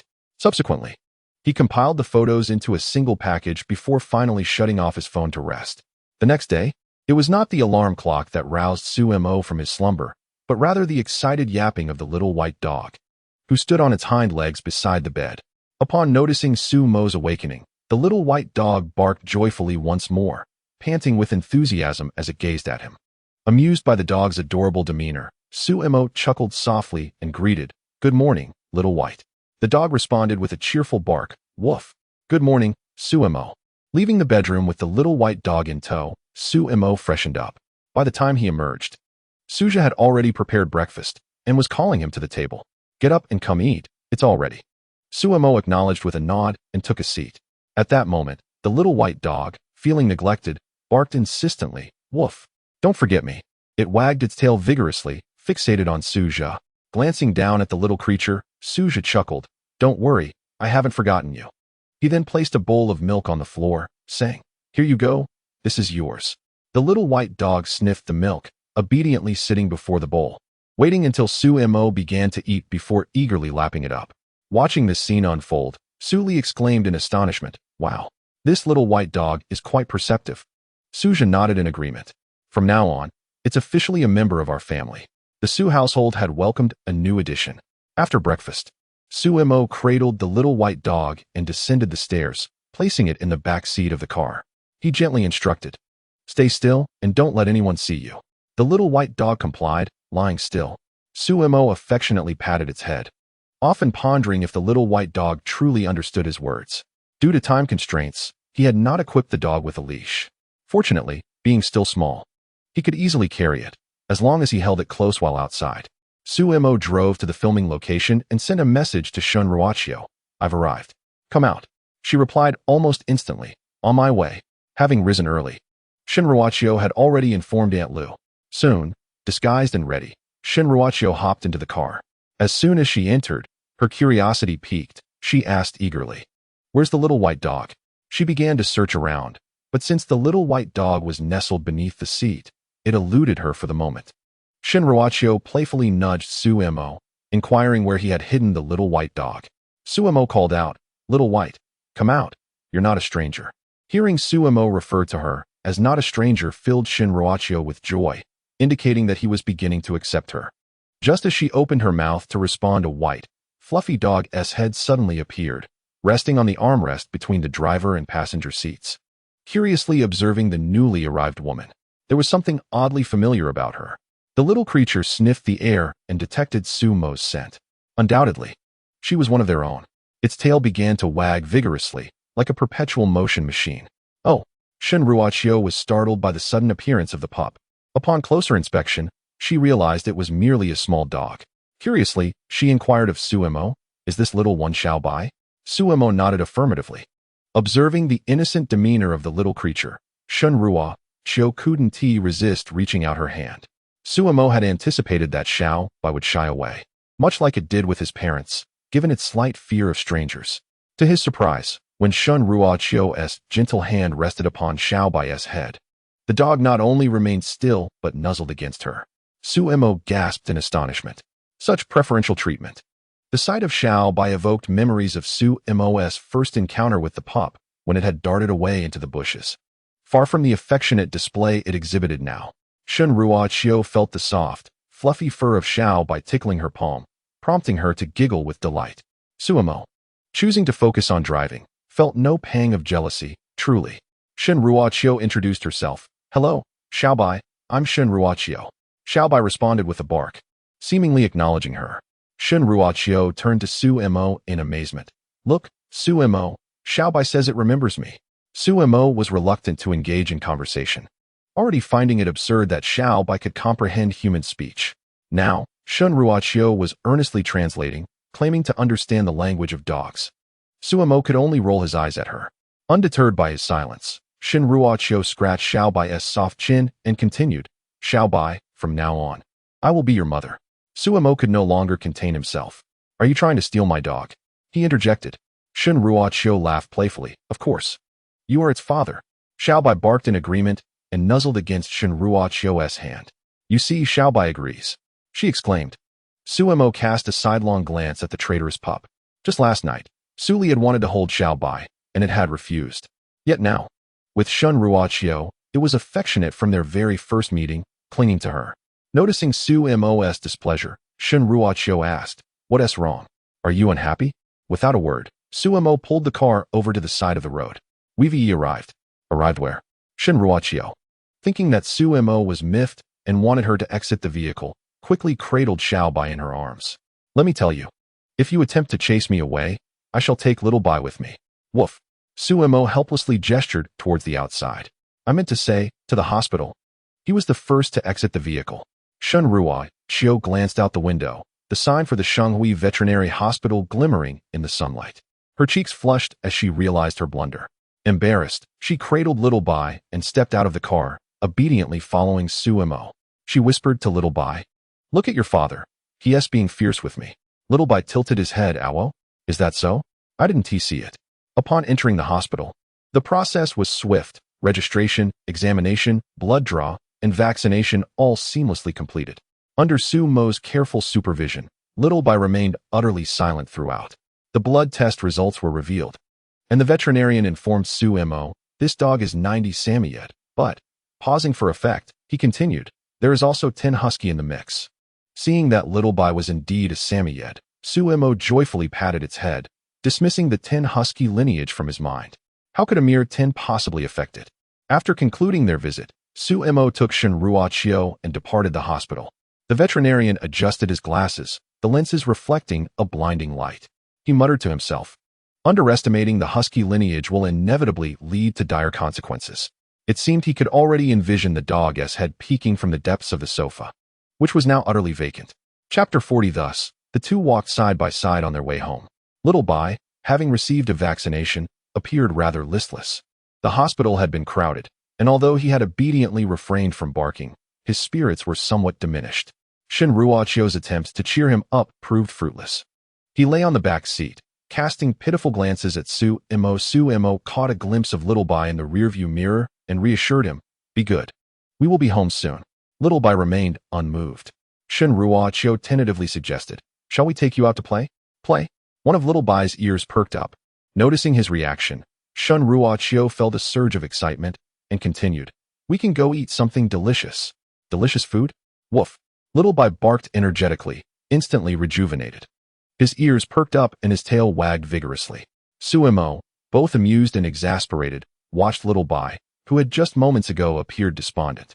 Upon hearing that Shin Ruoqiu intended to take him out to play and treat him to delightful snacks, he became animated, pacing back and forth in the back seat. Noticing Sumo's gaze, little Bai tilted his head and barked, "Woof? Are you sure?"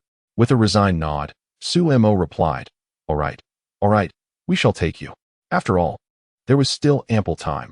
Even a stroll around the neighborhood with little Bai would be feasible.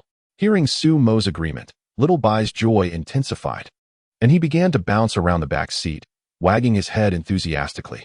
Observing the playful antics of little White, Shin Ruoqiu couldn't help but chuckle incessantly. As they passed by a pet store, Suemo halted the vehicle and ventured inside to procure essentials for little White. Having resolved to adopt the pup, it was imperative to gather the necessary items: a collar, a leash, a teething toy, a comb, and so forth. Suemo intended to order a dog bed online. Once he had gathered the supplies, he emerged from the store laden with bags. Little White, perched by the window, cocked its head inquisitively. "A woof?" As Suemo placed the items onto the back seat, little White curiously sniffed around, occasionally pawing at the bags. In no time, Suemo returned to the neighborhood, where he and Shin Ruoqiu unloaded the items and made their way home.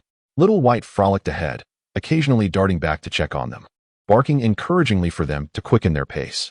The sight of little White's exuberance elicited shared smiles between Suemo and Shin Ruoqiu. Upon arriving home, they found that Suja and Suli were out for a stroll. After setting down the supplies, Suemo retrieved the collar and leash, calling for little White. "Little White, come here." "Woof."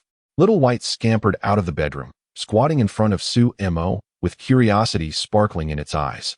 Suemo gently patted its head, signaling it to remain still before securing the collar around its neck and adjusting the fit. Initially, little White appeared uncomfortable, attempting to paw it off. Suemo reassured, "If you wish to go out and play, you must wear this." Shin Ruoqiu chimed in, "Without it, you won't be able to play nor enjoy any treats." Upon hearing this, little White's expression shifted. It immediately lifted its head, exuding an attitude of defiance as if to say, "If I don't wear it, who will?" Seeing little White acquiesce to the collar, Suemo exhaled a sigh of relief. He was reluctant to impose such constraints upon the pup. No being, whether human or animal, relishes restrictions on their freedom. Yet, residing in a city necessitates the responsibilities of a civilized dog owner, particularly with regard to the safety of others. Thus, the collar and leash were indispensable. After attaching the leash to little White, the trio descended the stairs, embarking on a stroll through the community. Shin Ruoqiu eagerly insisted on holding the leash, eager to experience the joys of walking a dog for the first time. Suemo, non-committal, passed the leash to her, seizing the opportunity to check on the custom dog bed via his phone. On the tree-lined path, Shin Ruoqiu held on to little White, or perhaps it was little White leading her. The pup sniffed around and explored, leaving its scent markers along the way. Despite being only a few months old, little White was surprisingly vigorous, making it somewhat challenging for Shin Ruoqiu to keep pace. She glanced back at Suemo, who was trailing alongside her. Suemo was intently gazing at his phone. A look of deep contemplation etched across his face. Out of curiosity, he leaned closer and discovered a plethora of dog beds displayed on the screen. His thumb hovered indecisively between two options, uncertain of which to choose. Noticing Suemo's indecision, Shin Ruoqiu suggested, "Why not ask for Xiao Bai's opinion?" A light bulb flickered in Suemo's mind. Indeed, this was for Xiao Bai, not for himself. It was essential to consult the resident's preferences first. Just as he contemplated calling for Xiao Bai, he caught sight of it rolling gleefully on the lawn. Smiling to himself, he tucked his phone back into his pocket. He would address it later. For now, he wanted Xiao Bai to enjoy its playtime. The two walked side by side, and Shin Ruoqiu cherished this warm moment. A new layer of connection had formed between her and Suemo. As she gazed at the frolicking Xiao Bai, Shin Ruoqiu felt that something was amiss. What could it be? She lightly tapped her lips with her finger and murmured, "What is missing?" Hearing her, Suemo inquired with curiosity, "What else do we need besides the dog bed?" After a moment of thought, her gaze fell upon Xiao Bai's neck, which was devoid of anything but a leash. Suddenly, it struck her. "A dog tag," she exclaimed, turning to Suemo. "Xiao Bai needs a dog tag. That way it won't get lost." Suemo realized she was right. A dog tag served as an identification for the dog. With a tag, Xiao Bai would possess an official identity, and in the unfortunate event of getting lost, others could return it using the tag. How could I have forgotten about the dog tag? He pondered. It seemed that the list of customized items had grown by one more this evening. Shen Ruoqiu looked at Su Mo with a triumphant expression, beaming. What do you think? Am I not impressive? Su Mo nodded in agreement, acknowledging, Miss Shun, you truly possess remarkable intelligence. Hearing the compliment, Shen Ruoqiu laughed and said playfully, then shouldn't you reward me? Just as Su Mo was about to ask what reward she desired, Xiao Bai encountered a situation.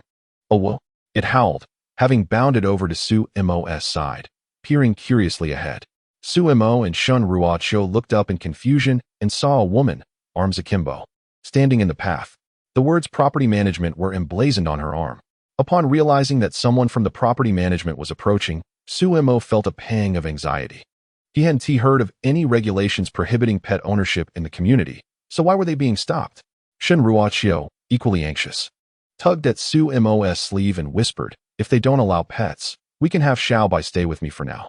If the community has a strict no-pet policy and it's discovered that a resident keeps one, the situation could escalate to requiring them to vacate their residence.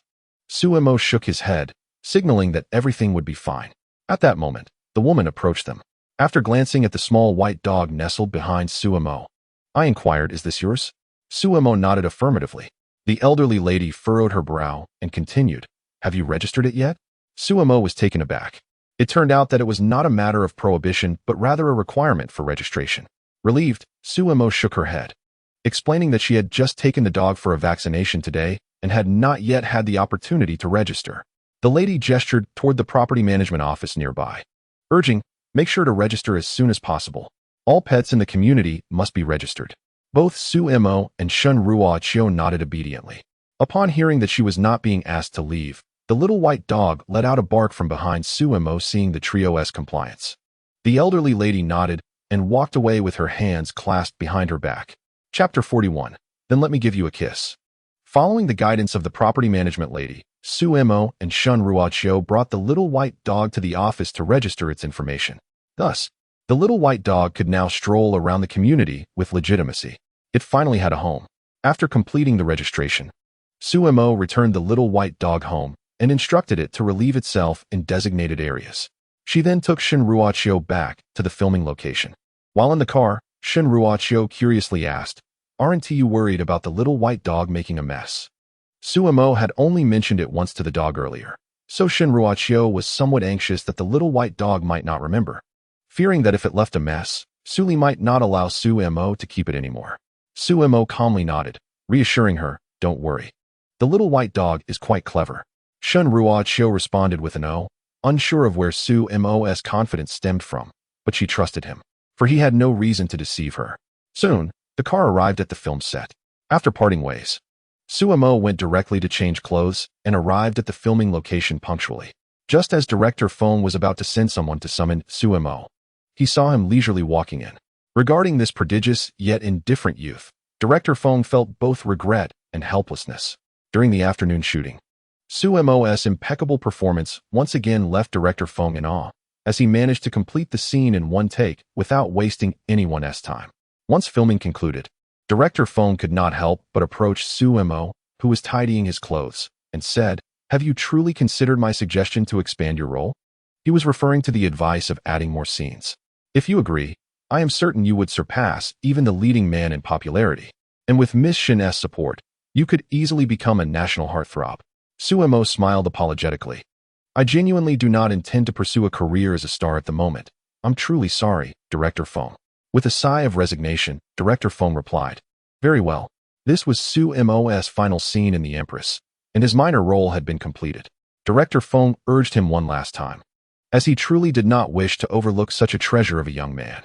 Nevertheless, everyone has their own aspirations, and not all desire fame, at least not Su Mo at this time. Observing the disappointment etched on Director Feng's face, Su Mo hesitated momentarily.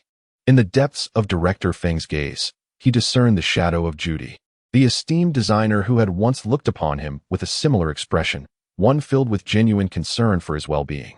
Thus, Su Mo decided to speak. Though I may not desire it at present, that does not preclude the possibility of my aspirations changing in the future. Director Feng inquired. What do you mean by that? With a grin, Sumo replied, I hope you might provide me with your contact information. Should I wish to pursue greater recognition in the future, I would undoubtedly require your assistance. Indeed, Sumo had no intention of forever playing minor roles. He harbored a belief that the system would not confine him to such a position indefinitely and anticipated eventual transformation.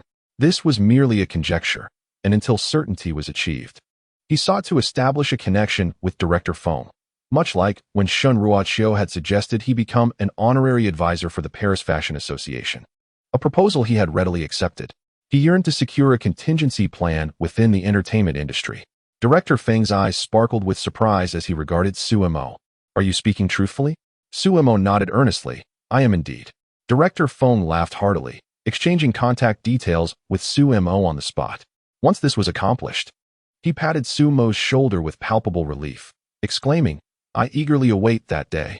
With decades of directing experience behind him, Director Feng understood with profound clarity that an actor's craft would not diminish with the passage of time. Rather, it would be refined and elevated through life's rich experiences. He believed that Sumo's acting prowess had already reached its zenith, and he could hardly fathom how astonishing it would become after further maturation. Imagining the moment Sumo starred in a leading role, Director Feng mused, that will undoubtedly mark another milestone in cinematic history. Giving Sumo's shoulder another reassuring pat, Director Feng departed, leaving Sumo to change back into his clothes in the dressing room. Shortly thereafter, he sought out Shun Ruoqiu, as it was time to fulfill his promise to design her garments. The first step in creating the clothing involved measuring her physical dimensions to ensure a perfect fit. Upon arriving at the trailer, Sumo found Shun Ruoqiu poised with a measuring tape, gracefully standing there with her arms outstretched. With a puzzled expression, Sumo asked, What are you doing? Her cheeks flushed, Shun Ruoqiu replied, Aren't you here to take my measurements? Come on. She closed her eyes, feeling bashful at the prospect of inevitable physical contact. Observing her readiness, Sumo chuckled, You don't think I intend to measure you personally, do you? Are you not aware of the propriety between men and women? Shun Ruoqiu opened her eyes and shrugged nonchalantly. Well, you are my boyfriend now. So what does it matter? She then flirtatiously winked at Sumo, who found himself at a loss for words. He retorted, Hey, I haven't agreed to that yet. Fearing that Shun Ruoqiu would continue her antics, he deftly shifted the conversation. Didn't Judy measure you last time? She should have provided you with some data. Just send that over to me. Observing that Sumo still remembered Judy, Shun Ruoqiu let out a disappointed oh. How infuriating. She had intended to feign a fall into Sumo's arms when he drew near, but he was utterly unresponsive. This ploy was suggested by Yi Li, a thought she had only just recalled. She had hoped to seize the opportunity for Sumo to measure her, but with the plan foiled. Shun Ruoqiu pouted and sent a copy of the data from her tablet to Sumo. Once sent, Sumo sat on the sofa, his expression serious as he began to review the information. Noticing that he had ceased to acknowledge her, Shun Ruoqiu's frustration grew. How could she, Shun, endure such indignity? She strode over to Sumo, seated herself beside him, and fixed him with an intense gaze. A peculiar sensation coursed through Sumo as it reached him through the fabric. He shifted slightly to the side, only for Shun Ruoqiu to follow suit. As he moved again, she did as well, bringing them uncomfortably close, making it difficult for him to concentrate. With a hint of exasperation, he turned to her and said, If you keep this up, I won't design for you anymore. Seeing Sumo finally paying her some attention, Shun Ruoqiu blinked her large eyes and asked, Then let me have a kiss. Faced with her unreasonable request, Sumo sighed. Just one, she insisted. Some habits, once formed, become ingrained. Sumo leaned in, wishing to escape Shun Ruoqiu's clutches so he could concentrate on his design. Having already acquiesced, his diligent nature assured that he would craft the finest piece, lest he disappoint the system's rewards for his prestigious knowledge. With a playful smile, Shun Ruoqiu leaned in to kiss him, allowing herself to fall into his embrace. Chapter 42 Sumo, a kiss is one thing, but why are you getting handsy? As the kiss deepened, Shun Ruoqiu's small hands began to wander, stealthily exploring Sumo's abs. Seizing the moment, she touched him twice. Taken by surprise, Sumo abruptly leaned back, creating distance between them. Protectively covering his abdomen, he remarked, A kiss is one thing, but why are you getting handsy? This girl was becoming increasingly audacious. Did she not fear he might lose control? Yet Shinruachio ignored Sumo's query, instead reminiscing about the delightful sensation. With eyes aglow as if discovering treasure, she exclaimed, "You have an 8-pack." Sumo's physique had always been maintained in excellent condition by the system, fitting the description of being slim in clothes, yet muscular when bare. Noting Shinruachio's eagerness to explore his abs further, Sumo realized he could not focus on his design while she was present. Therefore, before she could pounce again, he swiftly grabbed his tablet and exited the vehicle. "I shall take my leave now. Director Feng is calling for me." Upon observing Sumo's evident fear of her, Shinruachio touched her naturally enchanting face, pondering whether her beauty had diminished. Hastily, she sent a selfie to Yili. "Shinruachio, little Li, please help me ascertain if I have become less beautiful." Yili, gazing at Shinruachio's visage that could incite envy among women, was perplexed by her antics. "Not at all. You remain as lovely as a fairy." Relieved by the affirmation of her beauty, Shinruachio continued messaging Yili. "Shinruachio, then why does Sumo fear me so?" "Yili, Sumo? Did you do something to him?" The moment Shinruachio mentioned Sumo, Yili sensed mischief was afoot. "Shinruachio, nothing much. I merely touched his abs." Speaking of abs invigorated Shinruachio, who then boasted, "Oh, little Li, you have no idea. Sumo possesses an 8-pack." Yili choked on her disbelief. Why had she ever suggested anything to Shinruachio? Now she was subjected to yet another display of Shinruachio's antics. Yili retorted, "I don't even know what your Sumo looks like." Shinruachio pondered for a moment. Indeed, they had yet to take a photo together. For now, make do with this. She sent a picture of the two of them wearing masks. Yili gazed at the romantically lit scene of the pair, feeling a sudden yearning for romance herself. Unknowingly fed a morsel of dog food, Yili let out a satisfied burp. "I'm full, goodbye." "Shinruachio, wait. I want to show you our child." Initially, Yili intended to close her phone, overwhelmed by the situation. However, upon reading that message, she nearly dropped her phone. Yili, trembling, typed back, "Child? Where did that come from? Is it with him?" She was aware that Shinruachio had only recently found Sumo. How could a child appear in such a brief span? Could it be that Sumo had been married before? While Yili was lost in thought, Shinruachio swiftly sent a photo of a small white dog. "Shinruachio, look, isn't it adorable?" Yili quickly examined the image. Upon realizing that the child was merely a small white dog, she wiped the cold sweat from her brow. "What a false alarm!" Yili exclaimed in irritation. "Could you please send the picture before the message next time? Are you trying to scare me to death? If this continues, I shall demand compensation for emotional distress from Uncle Shun." After receiving a reprimand, Shinruachio felt somewhat unjustly accused. "Shinruachio, it is indeed true. The little white dog is our child." She had even planned to have an inscription engraved on the dog's tag, "Our first child, Little White."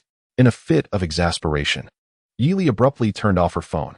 As Shinruachio attempted to send a message once more, it became evident that the recipient had declined to receive her correspondence. Aware that Yili was genuinely upset, Shinruachio hastily dialed her number, extending sincere apologies. She promised Yili that upon her return from Fashion Week, she would accompany her for a sketching session. Only then did Yili find it in her heart to forgive Shinruachio. Meanwhile, Sumo, having departed from Shinruachio's presence, took a moment to steady his racing heart. The allure of Shinruachio, when alone with him, was simply intoxicating, igniting a curiosity within him to explore every facet of her. Fearing that lingering any longer might lead to situations that Shinruachio would find delightful, he decided it best to discreetly make his exit. After being momentarily captivated by her charm, Sumo found his inspiration for designing garments dissipating. He retreated to the lounge, retrieved his phone, and launched a battle royale game, seeking to reclaim a semblance of his masculinity on the battlefield. Although his recent escape had been somewhat dashing, it had also been rather disheveled. Before long, Sumo turned off his phone and rose to leave, muttering to himself, 5 parachute drops in 5 minutes. Truly impressive, Sumo. In the afternoon, as the shoot neared its conclusion, Director Feng gathered everyone together just before wrapping up for the day, including Sumo and Shinruachio. Once all were assembled, he announced that the crew intended to complete filming within a week. He urged the actors to put forth their utmost effort in finishing the remaining scenes. The group nodded earnestly, their attention shifting to Shinruachio, who stood at the forefront. Even her icy demeanor could not deter the admiration in their gazes. Thanks to her participation, Every actor had elevated their performance to a remarkable level, and many felt invigorated and confident enough to enhance their own renown. Observing the spirited enthusiasm among the cast, Director Fong nodded in satisfaction, recognizing the undeniable charm of a national idol. His gaze then fell upon Su Mo, who appeared rather nonchalant, eliciting a slight headache for the director. This young man had become something of an obsession for him. Among the crew, Su Mo was the one he worried about the most. While others eagerly sought to showcase their talents, Su Mo remained a maverick, content to play a supporting role. Yet, he possessed the audacity to perform such a role with the flair of a leading man. Noticing Director Feng's attention upon him, Su Mo raised a hand in acknowledgement before lowering his head again, preoccupied with thoughts of designing a doghouse for his pet. With a resigned sigh, Director Feng realized he was at a loss with Su Mo. Fortunately, Su Mo had added him on WeChat and had promised to reach out should he desire a leading role in the future, alleviating some of the director's lingering regrets.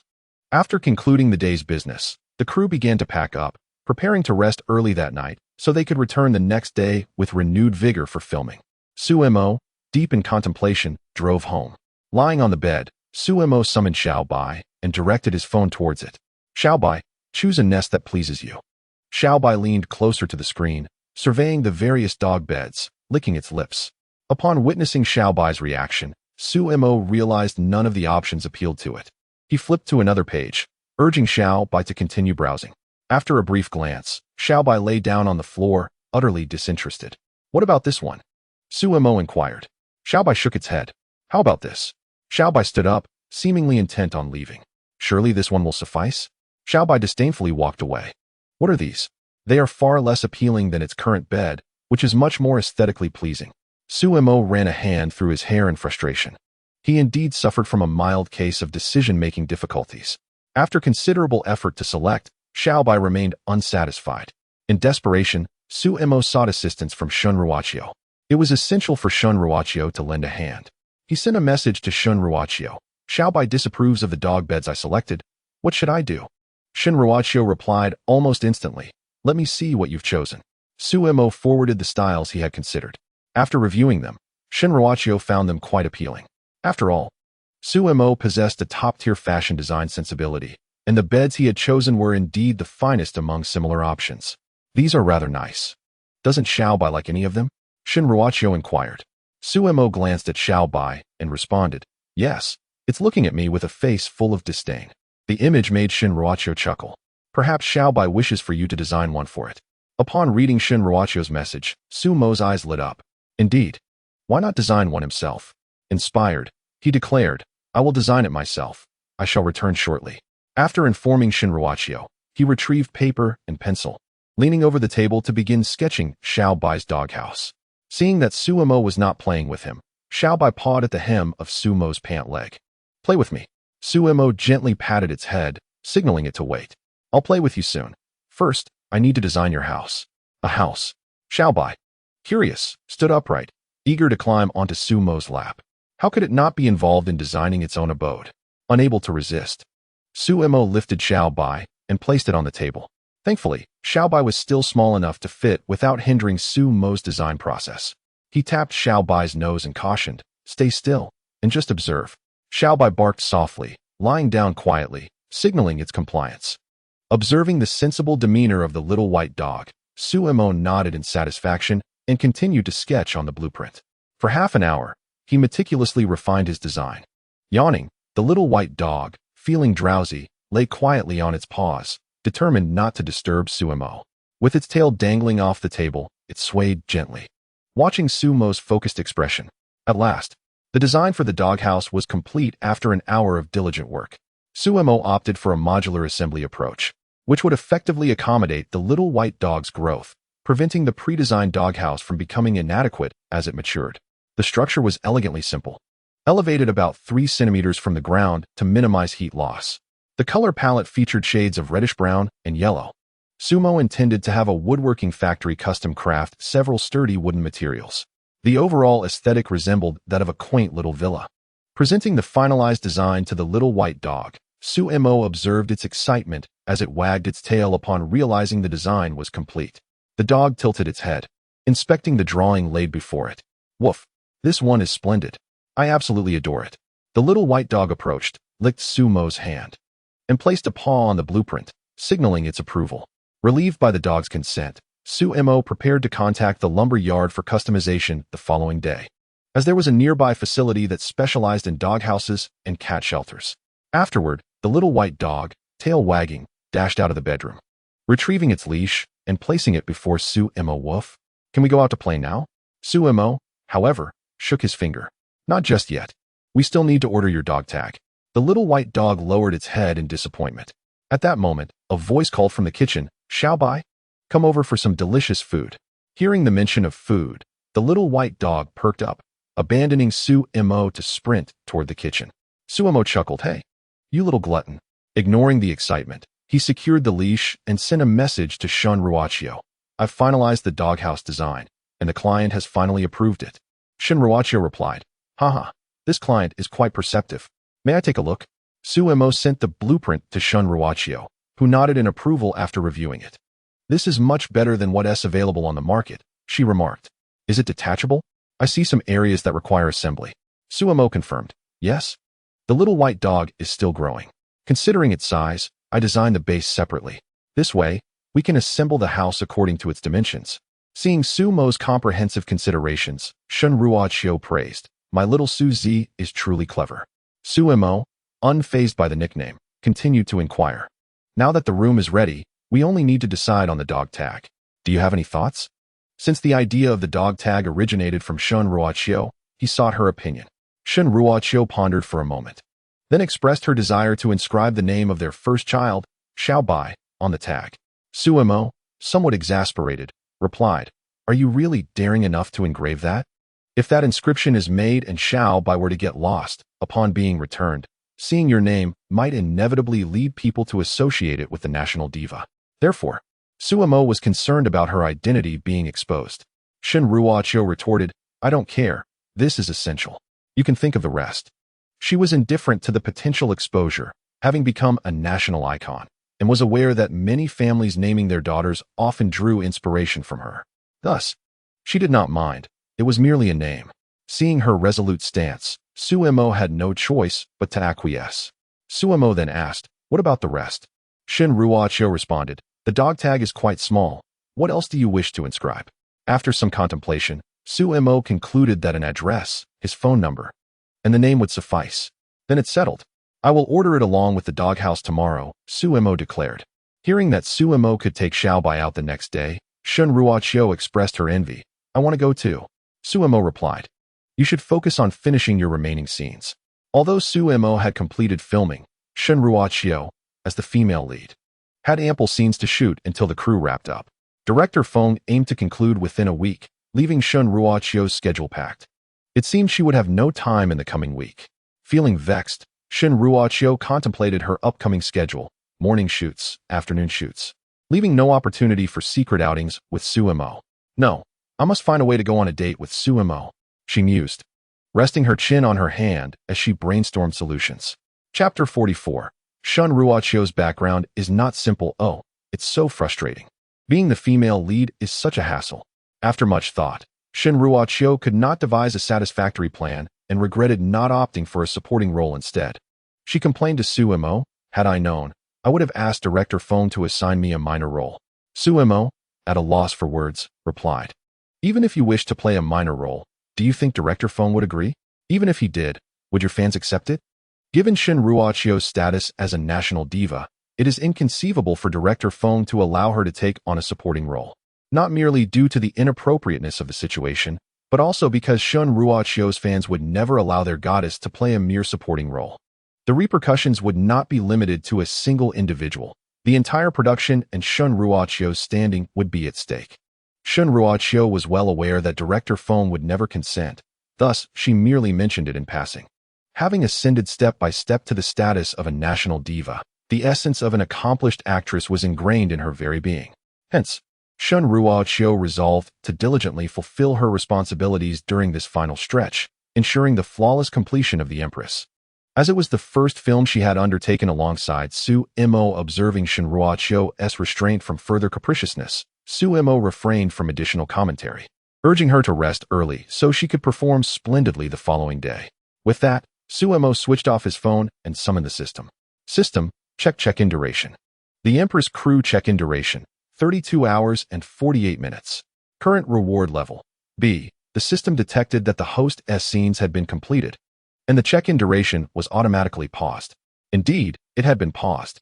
Upon seeing the duration halted, Suemo sighed inwardly. He had previously harbored concerns that his scenes would not reach the second check-in completion for a B-level reward. His fears had materialized, as the time remained stagnant at 32 hours. When he had previously played a minor role, he encountered a similar issue. At that time, he inquired with the system about how to handle such a situation, but it remained silent. Left with no recourse against the system, Suemo had to concede defeat. He then attempted to modify the script, expanding his minor character's scenes throughout the production in hopes of increasing his check-in duration. However, just as he discussed the revisions with the director, the system issued a warning, script alteration detected, duration paused. Suemo had no choice but to revert to the original script to restore normalcy. This experience imparted to him the lesson that one cannot have both fish and bear's paw. It was either to adhere to the script arrangement, check in for rewards, and have his scenes end with check-in ceasing, or to modify the script and have the check-in task suspended, resulting in nothing. Over time, Suemo grew accustomed to this reality, although it was somewhat regrettable that this paused check-in task's reward was B-level. Suemo adhered to a personal ethos. Happiness lies not in the abundance of possessions, but in the scarcity of grievances. Gazing at the reward column, which contained 2 prestigious skills, along with a special item and a foreign language, yet to be chosen, as rewards, Suemo felt a profound sense of satisfaction. Thus, even with the current cessation of check-ins, he merely felt a tinge of regret. Moreover, he had uncovered the system's strategy, Shunruachio. As long as he played a minor role in productions featuring Shunruachio, the check-in level would be significantly elevated. Whether this was indeed true, Suemo intended to confirm during his next check-in with a different crew. Once he verified that the system's task was indeed paused, Suemo exited the room, just in time for dinner to be ready. The following day awaited. Suemo first signed in at the film crew and then observed 2 scenes featuring Shunruachio. Noticing her dedication to her craft, he felt reassured and left the set. He proceeded to commission a doghouse and a dog tag. Upon arriving at the wood factory, Suemo explained his intentions to the master craftsman, who agreed to assist him. Suemo then presented his meticulously designed blueprint, which the master received with evident surprise. Many came to customize doghouses, yet none had ever designed their own. Suemo was the first. The master examined the design closely and found it impressively professional, prompting him to inquire if Suemo was a fellow practitioner in the field. Suemo shook his head, modestly stating that he merely had a basic understanding of design and had attempted to create something himself. The master paid little heed to this modesty. After reviewing the intricate details, he nodded in approval. Although the design was complex and required numerous components, it was fundamentally feasible, and thus he accepted the blueprint, telling Suemo to return for it later. Suemo did not rush to leave. He then discussed the dog tag, specifically mentioning that he would handle the engraving himself. The master readily agreed, considering it a trivial matter compared to the doghouse. With everything settled, Suemo paid the deposit and, after concluding his business, drove home. He rescued Xiaobai from Su Li's hands and took it downstairs for some fresh air, since Xiaobai had arrived at their home. The obedient and understanding pup had won Su Li's affection, which grew daily. She was almost treating Xiaobai like a second son, preparing various delicious meals for it. Xiaobai, blissfully indulged, had noticeably gained weight over the past few days. After enjoying a good walk with Xiaobai, Suemo returned home, just in time to lie on the sofa and sip an ice-cold cola when he received a phone call from Director Feng. Hello? Is this Suemo? Yes, it's me. What can I do for you, Director Feng? Well, as you know, the shoot is wrapping up in a few days. I wanted to inform you that the wrap party is scheduled for the afternoon a week from now at a nearby 5-star restaurant, and I expect you to attend. Sumo agreed, acknowledging the importance of celebrating the completion of their work. Later that evening, he shared the news of the wrap party with Shunruachio, who promptly expressed her intention to attend as well. Previously, she had never participated in such events, as she was not fond of that atmosphere. However, this time was different. It was Suemo who would be there. Thus, Director Feng was somewhat taken aback when he received Shunruachio's confirmation to join the wrap party, fully aware of her aversion to such social gatherings. It was noteworthy that shortly after Suemo had agreed to attend, Shin Ruochio had called. Director Feng had a vague understanding of the underlying reasons. Initially, he believed that Su Mo and Shin Ruochio were acquaintances, perhaps friends, which explained why Shin Ruochio had recommended Su Mo to him. However, it now appeared that their relationship was far more intricate than he had presumed. Yet, Director Feng chose to remain silent on the matter. He was somewhat aware of Shin Ruochio's background. Her career had thus far been devoid of any scandal, a feat not easily accomplished. Consequently, he refrained from making any public remarks and simply concluded the call after welcoming Shin Ruochio to the set. In the ensuing days, Shin Ruochio busily immersed herself in filming, occasionally teasing Su Mo. Time swiftly passed, and the day of the wrap party arrived. Chapter 45. One crawled under the table while the other blushed. What was going on? The wrap signifies the completion of a film shooting, indicating that the content has been finalized and will not undergo significant alterations. The wrap party is a celebratory feast held by each production team upon completion. In the grand private room on the second floor of Huaihai Hotel, the principal cast of the Empress production engaged in hushed conversations. Director Feng occupied the seat of honor, with Su Mo seated to his right, having been rather insistently brought over. Su Mo had initially intended to sit in a corner, preferring not to attract attention. However, Director Feng's enthusiasm forced him to comply, and he prepared to remain silent and focus on his meal. No one objected to Su Mo sitting next to Director Feng, as they were well aware of the director's high regard for him, even going so far as to personally revise the script on his behalf, though Su Mo had declined the offer. Moreover, Su Mo's exceptional looks and earnest acting had already captivated everyone present. There was no trace of jealousy towards him, for his talent was more than sufficient for the leading role, complemented by his remarkable appearance. The most significant reason, however, was Su Mo's desire to play minor roles. Even if he were to switch to another character, he would still prefer a supporting part. This selfless disposition, though difficult for others to comprehend, did not diminish their respect for him. Even Du Fei, who had once made things difficult for Su Mo, shared this sentiment. To Director Feng's left sat the leading male actors. The seat beside Su Mo remained unoccupied, a result of Director Feng's instruction that a significant guest would soon arrive. Speculations arose among the group, wondering if it might be a bigwig from the industry. When they inquired with Director Feng, he merely smiled and shook his head, advising them against wild conjectures, assuring them that they would soon find out. The conversation resumed, and while they had considered the possibility of Shin Ruochio's arrival, even they found it hard to believe, given her notorious disdain for social gatherings. Just then, the door to the private room swung open, and everyone turned to look, instantly struck dumb with astonishment. The person who entered was indeed Shin Ruochio. Dressed in a white floral dress, she walked in, exuding a chilling aura that instinctively caused everyone present to hold their breath in disbelief. How could Shin Ruochio be here? Wasn't it rumored that she never attended wrap parties? Ignoring the gazes of others, Shin Ruochio surveyed the room, swiftly fixing her gaze on the vacant seat beside Su Mo. A fleeting smile graced her lips, a subtle acknowledgement of the situation, before her expression returned to its usual icy demeanor. Without exchanging pleasantries, she approached Su Mo and took a seat next to him, causing the atmosphere to become somewhat tense. Director Feng, aware of Shin Ruochio's intentions, cleared his throat, signaling everyone to divert their attention from her. Ahem. Now that everyone is here, allow me to say a few words, he announced as he stood and raised his glass. Let us celebrate the successful wrap of the Empress. Thank you all for your hard work. As Director Feng concluded, someone chuckled. Director Feng certainly speaks with authority. When he says a few words, he means it. Laughter erupted, and the room's atmosphere began to warm again. Su Mo poured himself a glass of water, opting not to drink alcohol as he needed to drive home later. Noticing Shin Ruochio's empty glass, he generously poured her a drink as well.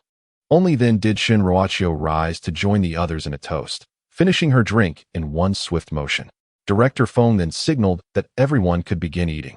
With Su Mo by her side, Shin Ruochio's icy demeanor softened slightly as the table grew lively, with toasts and conversations filling the air. After toasting Director Feng, Su Mo lowered his head to focus on his food, seemingly intent on finishing his meal. Some attempted to approach him for a drink, hoping to befriend the unpretentious young man, but Shin Ruochio's stoic presence beside him deterred them. Director Feng, recognizing the situation, could do little. He dared not impose on Shin Ruochio, and instead turned to engage with others while discussing future collaborations with the leading actors. For a time, The presence of Su Mo and Shun Ruochio faded into the background, as if they were mere phantoms at the table. Su Mo was solely focused on quickly finishing his meal to walk his dog, while Shun Ruochio had no interest in conversing with anyone else, having come solely for Su Mo. As she observed him concentrating on his food, she felt a twinge of disappointment at his disregard for her. Shun Ruochio discreetly nudged Su Mo's calf with her foot beneath the table, nearly causing him to spew his food. Noticing that no one was paying attention to them, he shot her a glare, reminding her that there were occasions for such mischief. What if someone were to witness their playful antics? Shun Ruochio feigned innocence, casting a curious glance at Su Mo. Why are you glaring at me? There is something off about you. She nudged him again under the table. Su Mo swallowed the morsel in his mouth and pretended to drop his chopsticks, bending down to retrieve them. Instead, he found himself diving beneath the tablecloth, seizing Shun Ruochio's ankle, rendering her immobile. That is what you get for nudging. Surprised by Su Mo's audacity, Shun Ruochio felt a rush of warmth to her cheeks. Quickly, she took a sip of water to mask her embarrassment. Fortunately, no one was paying them any mind.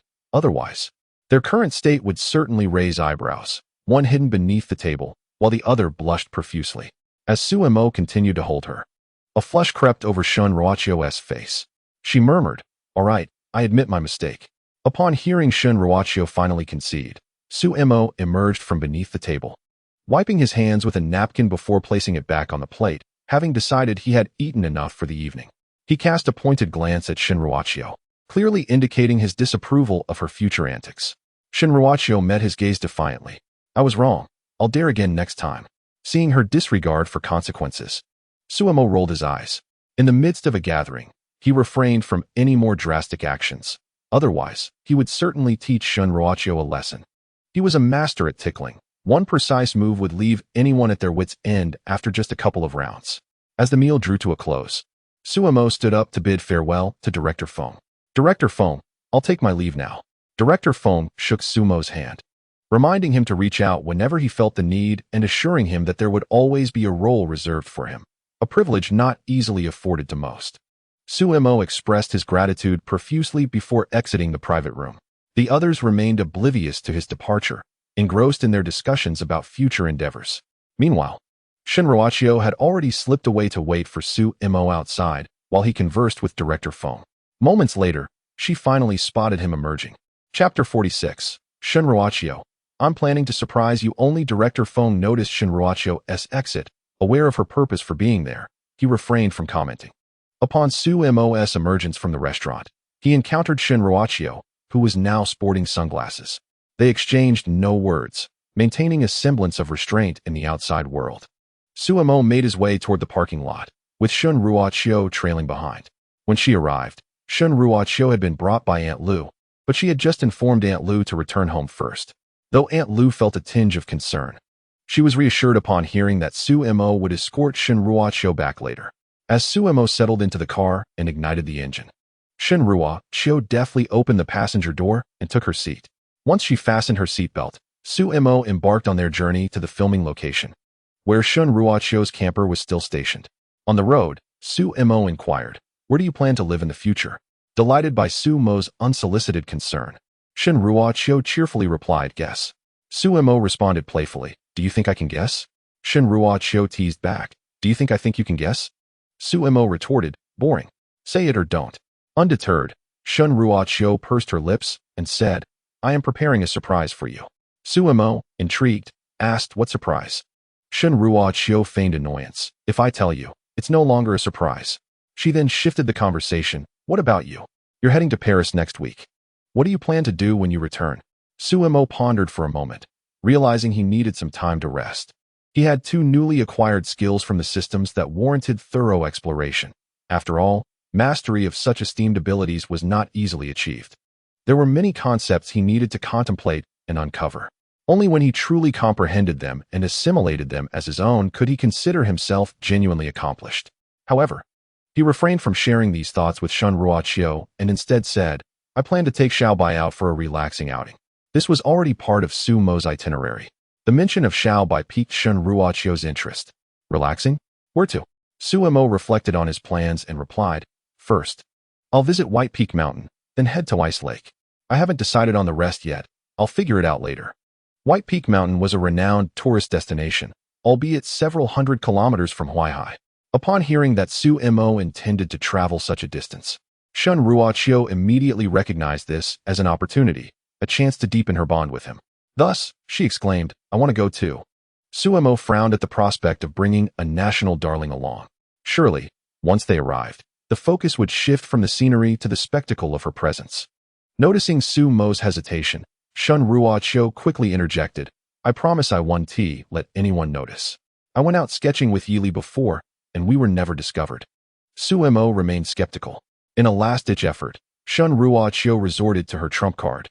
"If you don't agree, I'll tell Aunt Lu that you've abandoned me." Seeing Shun Ruoqiu attempt to intimidate him with his mother, Su Mo felt momentarily speechless. Another one of these tactics? Could we not have something fresh? With a defiant lift of her chin, Shun Ruoqiu declared, "A tried-and-true method is effective enough." She pretended to reach for her phone. All right, I'll agree," Su Mo relented. With her plan successfully executed, Shun Ruoqiu beamed with pride. "Now that is more like it." After successfully persuading Su Mo to take her out, Shun Ruoqiu began to ponder the couple's outfits she and Su Mo were to wear. She inquired whether Su Mo had completed the design. Su Mo, somewhat dismissively, replied that it would be ready soon. Indeed, it was nearing completion. He had spent the past few days poring over numerous design books and had already sketched out his ideas. However, Su Mo wished to incorporate elements that truly reflected his personal style, as the existing designs did not resonate with him. Should Judy discover that Su Mo had reached the stage of creating his own style, she would likely whisk him away and insist he study under her guidance. This was a crucial benchmark for an aspiring designer striving to ascend from a senior designer to a top-tier one. Once Su Mo successfully crafted his unique style, it would signify that he could rightfully be hailed as a premier designer. Yet, Su Mo remained oblivious to this notion, solely focused on perfecting his creations. He intended to observe the upcoming Paris Fashion Week closely, hoping to draw inspiration from the artistic atmosphere of the city to aid his design endeavors. The two exchanged casual banter, and soon, the car arrived at the filming location. After dropping Shun Ruoqiu off, Su Mo returned home. Upon entering, he noticed that Su Li was absent and thus turned to his father, Su Zhe, who was seated on the sofa. "Dad, where's Mom? And where did Xiaobai go?" He had just searched the house and found Xiaobai missing as well. Su Zhe, engrossed in a television program showcasing remarkable intellect, replied nonchalantly, "Out for a walk." He continued watching, contemplating some challenging questions he might later pose to his students. Suddenly, the door creaked open, and a small, yellow ball bounded in. Su Mo squinted to discern that the yellow sphere was none other than Xiaobai. Its once pristine white fur was now matted with mud, dried and caked onto its coat. What happened? Did it fall into a pit? Su Mo queried Su Li, who had just entered. Su Li plopped down on the sofa, casting a weary glance at Xiaobai. "And you didn't tell me it enjoys rolling in muddy puddles?" On her way back, she had momentarily relaxed her grip on the leash, allowing Xiaobai to scamper off. By the time she caught up, Xiaobai was already reveling in a muddy pit, enjoying itself thoroughly, and only emerged once it had its fill of play. Given Xiaobai's filthy state, Su Li had no choice but to bring it home. Leading to the scene that unfolded moments ago, Su Mo chuckled helplessly at the muddy mess that was Xiaobai. He scooped the dog up and carried it to the bathroom, preparing to give it a thorough wash. Understanding that it had perhaps erred, Xiaobai obediently lay there as Su Mo cleaned it. After quite a while, the dog was finally restored to its clean self. After drying off, Little Bai eagerly scampered off to find Su Li for some treats. Su Mo surveyed the chaotic scene in the bathroom, stroking his chin in contemplation. Why does it resemble a mischievous husky so much? The vet had clearly stated that there was only a 10% husky lineage. Could it be a mistake? Not dwelling on it, Su Mo resolved to have a serious talk with Little Bai next time they went out, believing that would suffice. He mused that as long as the house remained intact, there were no significant issues. Later that evening, just before bed, Shun Ruoqiu sent a message. "Shun Ruoqiu, see you tomorrow." "Su Mo, see you tomorrow? Are you coming over?" Shun Ruoqiu replied mysteriously, "You'll find out tomorrow." With that, she fell silent. Unfazed by her teasing, Su Mo shrugged it off. It was all rather puzzling. He muttered to himself before turning off his phone, having eaten rather heartily. He now felt even sleepier. Chapter 47. Aunt Lu's appearance, a serious matter the next day. Woof. Little Bai's wake-up service was becoming increasingly adept. Each time, It managed to rouse Sumo right on schedule.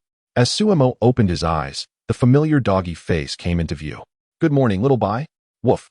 After exchanging morning greetings, Sumo sat up and stretched luxuriously. Little boy lay at the edge of the bed, panting happily, and upon seeing Sumo awake, it leaped off the bed, circling around an object with its tail wagging excitedly. Curious, Sumo looked closer and discovered it was the leash. No wonder little boy was so energetic this early. It was eager to go out. Amused, Sumo chuckled, "You playful little rascal."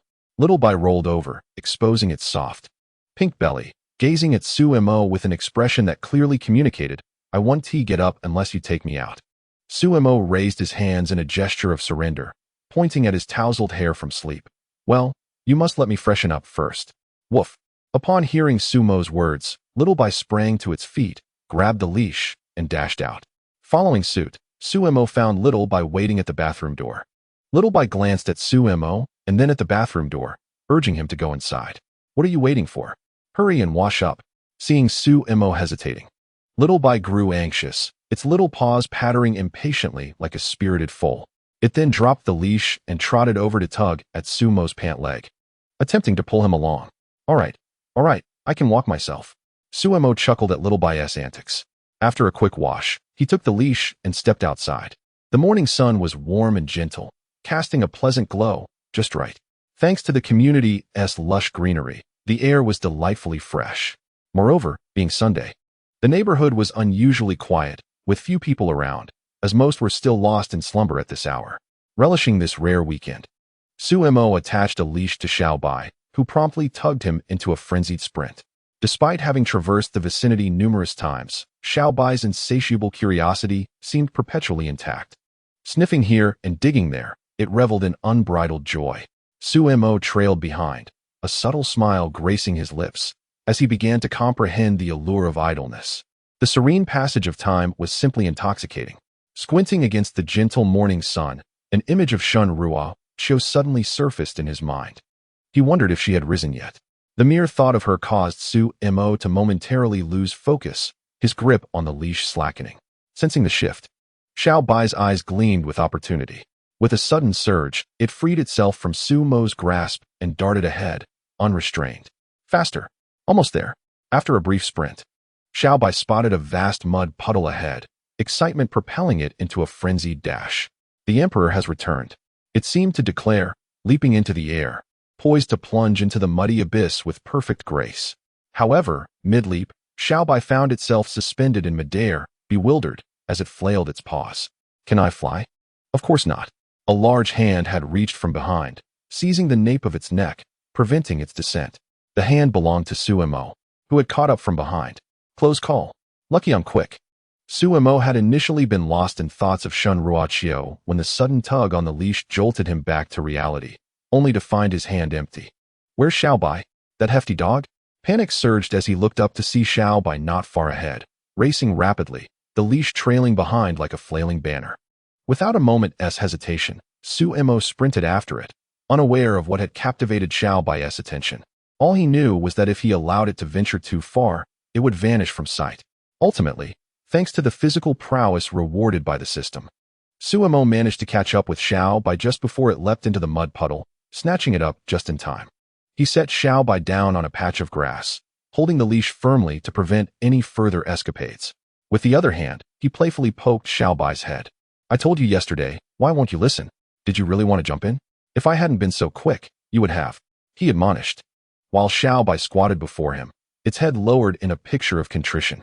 With a plaintive whimper, Sumo expressed his dissatisfaction, his throat emitting a sound of protest. "What can I do? I, too, am engulfed in despair. The sight of the muddy puddle renders me powerless, an irresistible urge to leap into it overtakes me, and no amount of restraint can hold me back. So, am I to be blamed?" I noticed Xiaobai daringly glancing at the distant mire, which only fueled Sumo's ire further. How dare it gaze upon that mess? He vigorously rubbed the top of Xiaobai's head. Despite being of the Samoyed breed, how did it end up resembling a husky? Xiaobai, unable to endure Sumo's relentless teasing, forcefully extracted his head from Sumo's grasp, lifting it high with a disdainful glance directed at him. "You are the true husky. Your whole family is comprised of huskies." "Wait, that doesn't seem right." I appear to belong to that very family as well. The realization that the jester was none other than himself dawned upon him. Upon witnessing Xiao Bai's expression, Suemo could no longer indulge him. He scooped Xiao Bai into his arms, tickling his belly. Unwilling to back down, Xiao Bai nuzzled against Suemo, and soon, the pair tumbled together on the lawn, lost in their frolic. At that moment, a passerby caught sight of Suemo playing with the dog and greeted him. Good morning. Suemo glanced up to find it was Aunt Lu. Good morning, Aunt Lu, he replied casually before resuming his playful antics with Xiao Bai. Just as he greeted her, Xiao Bai seized the opportunity to nip at him twice, and he felt compelled to reclaim his honor.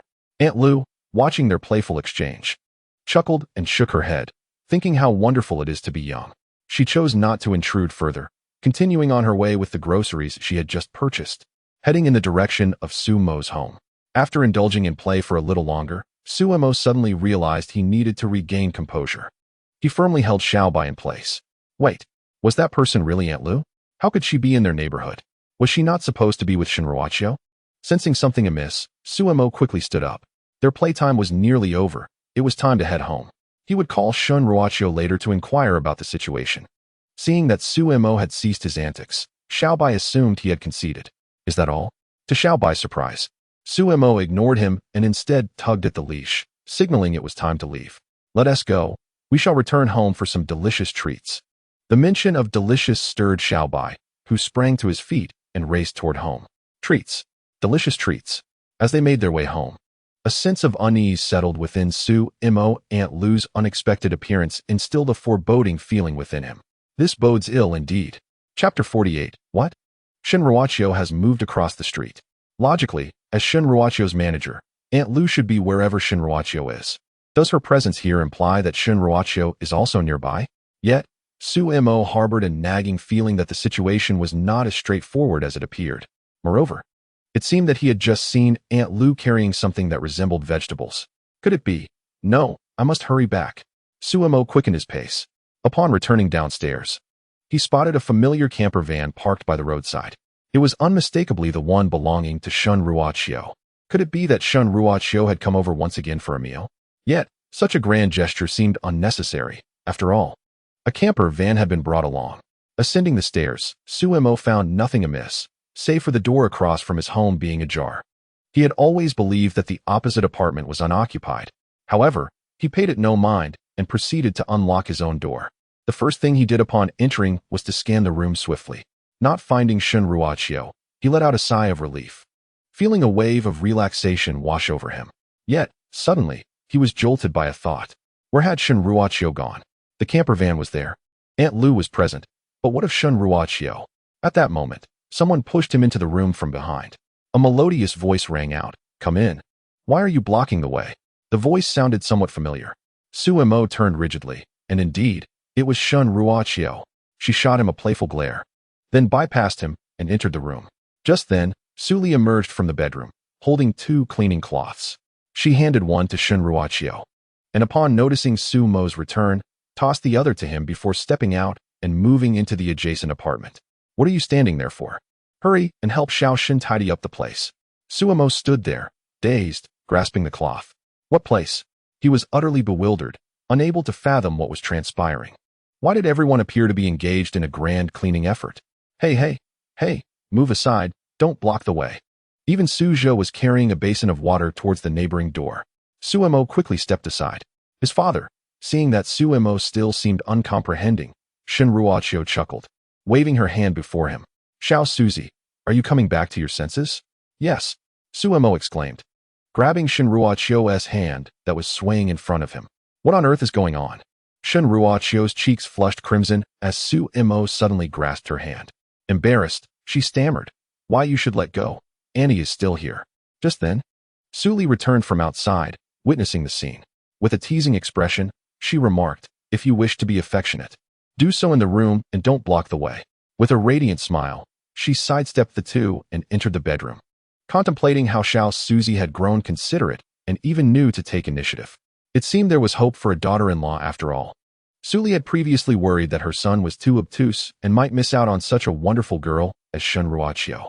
Yet now, it appeared she had been overly anxious. Suemo quickly realized the situation and hastily released his grip. His eagerness to understand the unfolding events had momentarily clouded his judgment.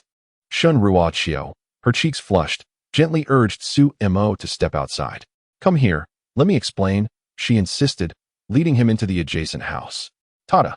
This is the surprise I mentioned yesterday," she exclaimed, gesturing towards the newly renovated abode. "From tomorrow onwards, I shall reside here. What do you think? Quite a surprise, isn't it?" Since her first visit to Sumo's place, she had resolved to move in closer to him. Therefore, she had asked Aunt Lu to inquire about any available properties near Sumo's neighborhood. To her astonishment, Aunt Lu discovered that the house directly opposite Sumo's was uninhabited.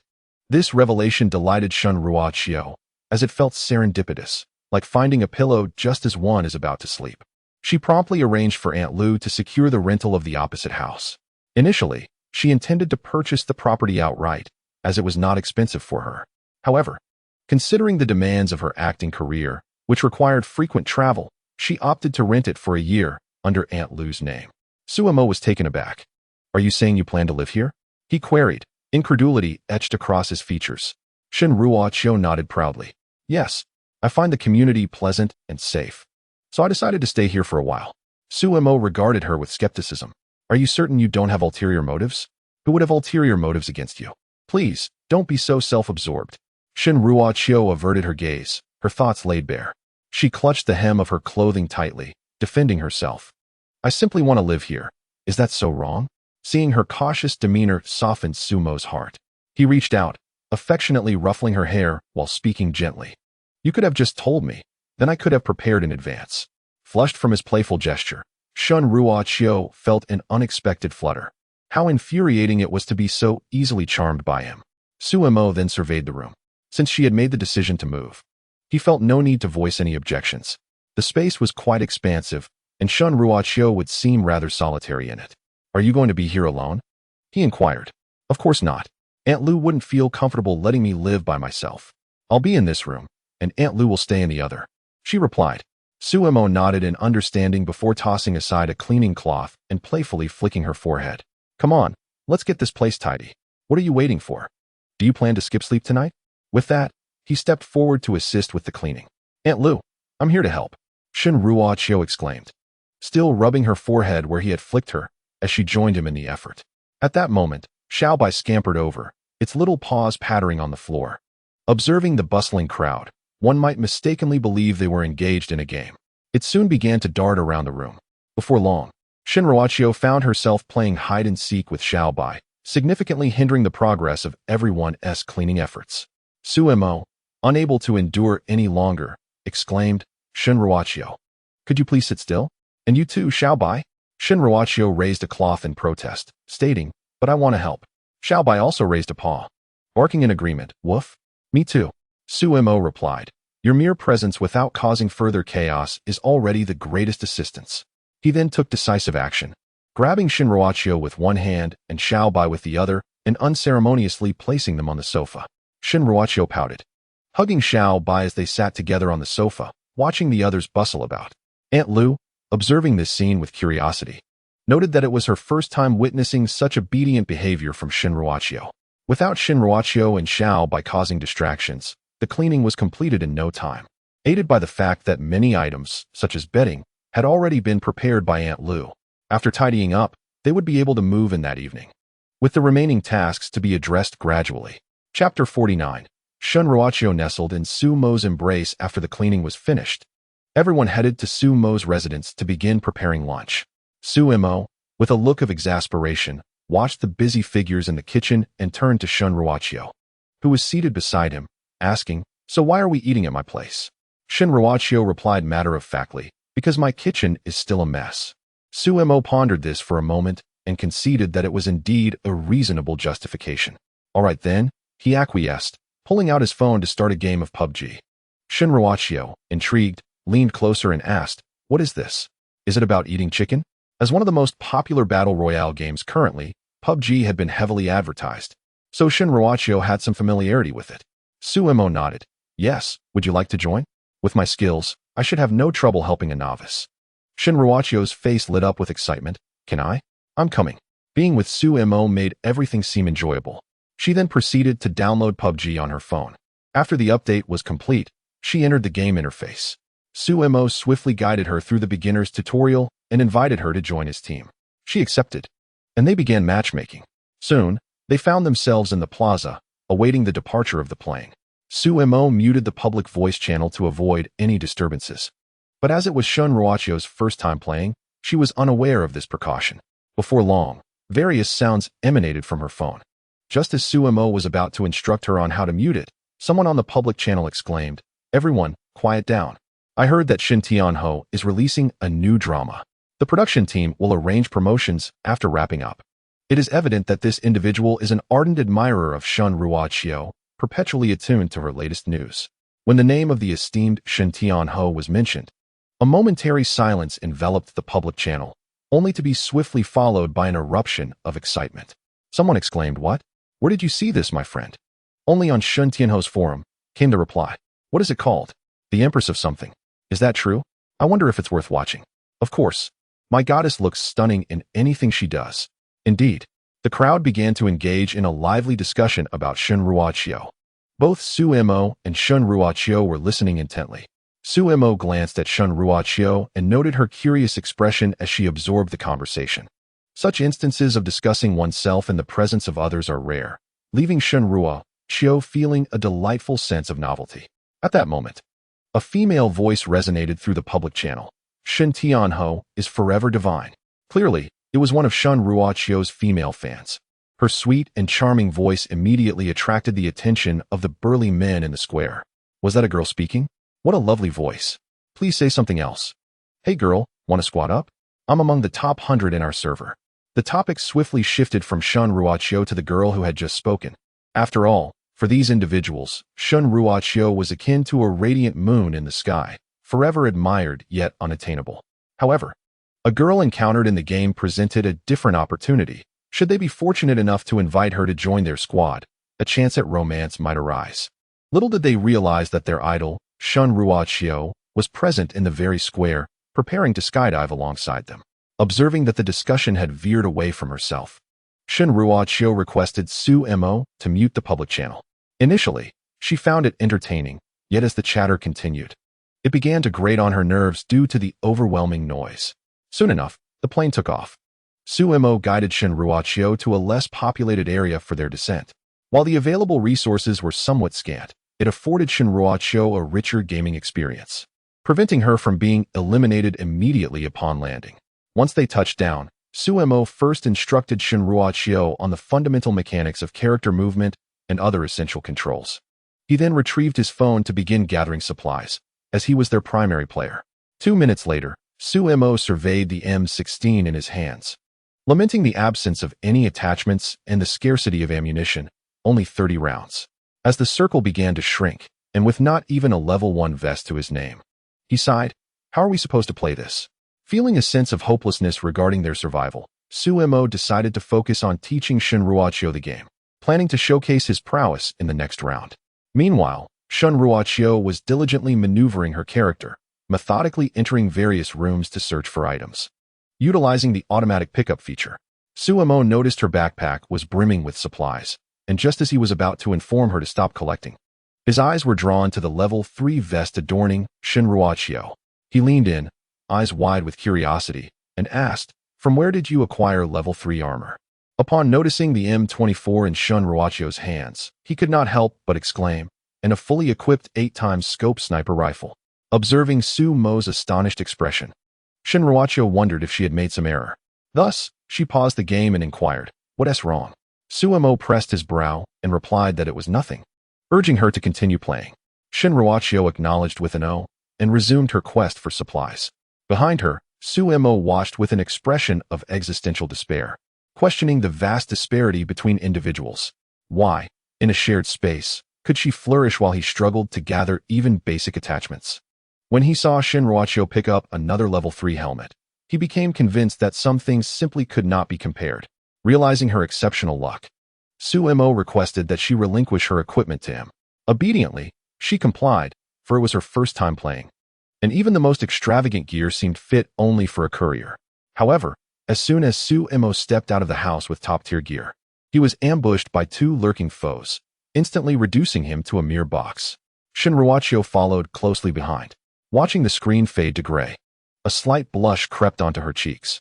This game seemed to possess a hint of thrill. She then urged Suemo to swiftly embark on the next match. Reluctantly, Suemo agreed. Suemo, come quickly, there's an 8-time scope here. Suemo, there's a sniper rifle, do you want it? Suemo, look. A level 3 armor. Suemo, what is this box emitting red smoke? Thus, a shooting game was transformed into a resource-gathering adventure, skillfully navigated by the fortunate Shinruachio. Suemo remarked that she had never enjoyed such a smooth experience in the battle royale genre before. Not only did they find what they needed, but even the circles seemed to align with their movements. Although they still had not claimed victory, the thrill of such serendipity was irresistible to Suemo. It was exhilarating. Consequently, the two commenced another match. As they progressed, their enthusiasm grew, and they drew closer, eventually finding Shinruachio nestled against Suemo's embrace. At that moment, Su Li and Aunt Lu emerged from the kitchen, witnessing this intimate scene. Chapter 50. Su's mother's contentment. At last, they resembled a couple. In the eyes of Su Li and Aunt Lu, Suemo and Shinruachio sat closely on the couch. As Suemo guided Shinruachio through the game, she had eventually reclined in his arms. Unaware of the intimacy, Suemo remained focused on his mobile device. Observing their closeness, Su Li and Aunt Lu exchanged knowing smiles. Filled with warmth and satisfaction, these two certainly bore the semblance of a couple. Once the dishes were served at the dining table, Suemo and Shinruachio paused their game, stretching simultaneously, with Suemo even massaging his chest. A twinge of discomfort lingered, yet he paid it no heed, his gaze drawn instead to the dishes adorning the table.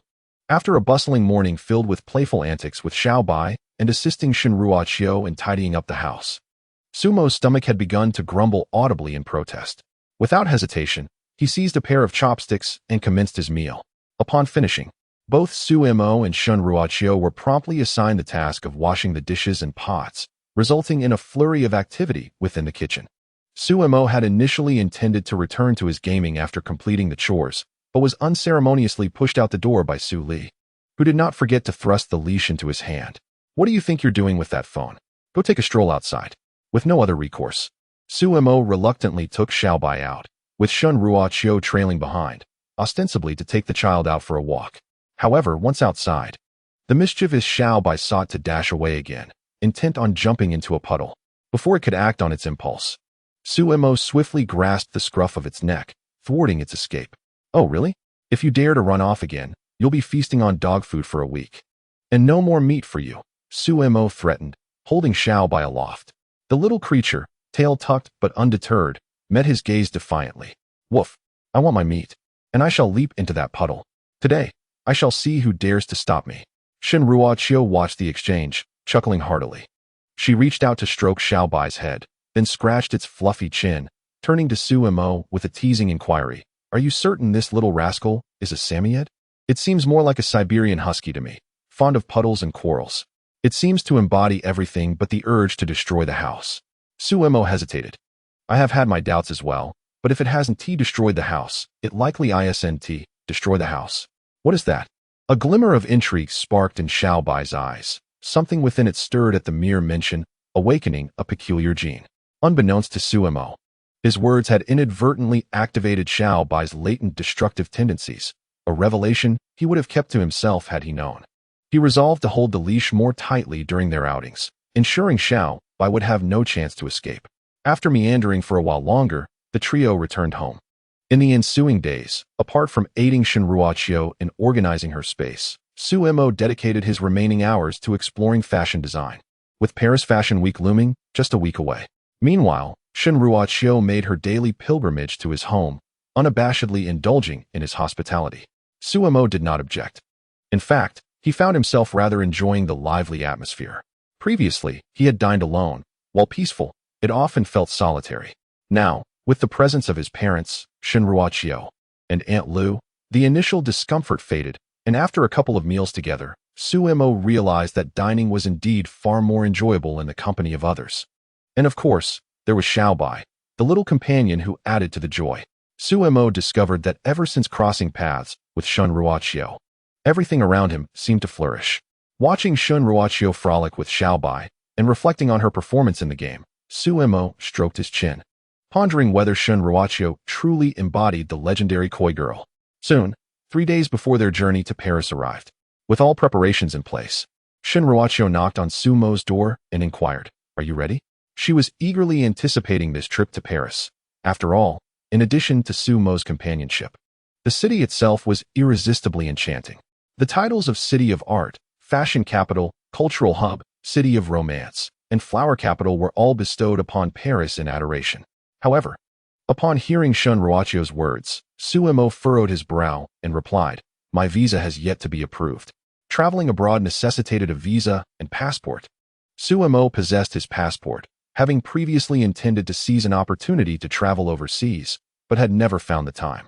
This trip was an ideal occasion to utilize it. Yet, the visa posed challenges due to the extensive preparations required, and it was Suemo's first time applying for a visa to Paris. Consequently, time was rather tight, and he might not receive it in time. When he called for an update, he was informed that it would take a few more days. Thus, with a face full of regret, Suemo told Shun Ruachio, "I'm sorry, but it seems I won't be able to accompany you to Paris. However, rest assured, you go ahead, and I shall join you as soon as my visa is approved." Shun Ruachio shook her head, "Then I won't go either. Let us just travel somewhere else." For her, the essence of going to Paris lay in enjoying the experience with Suemo. Since he could not accompany her due to the visa issue, even if he arrived later, it would feel somewhat forced, thus losing its initial charm. Therefore, she resolved not to go. Seeing Shun Ruachio, determined to call Judy and cancel her trip, Suemo helplessly ruffled her hair.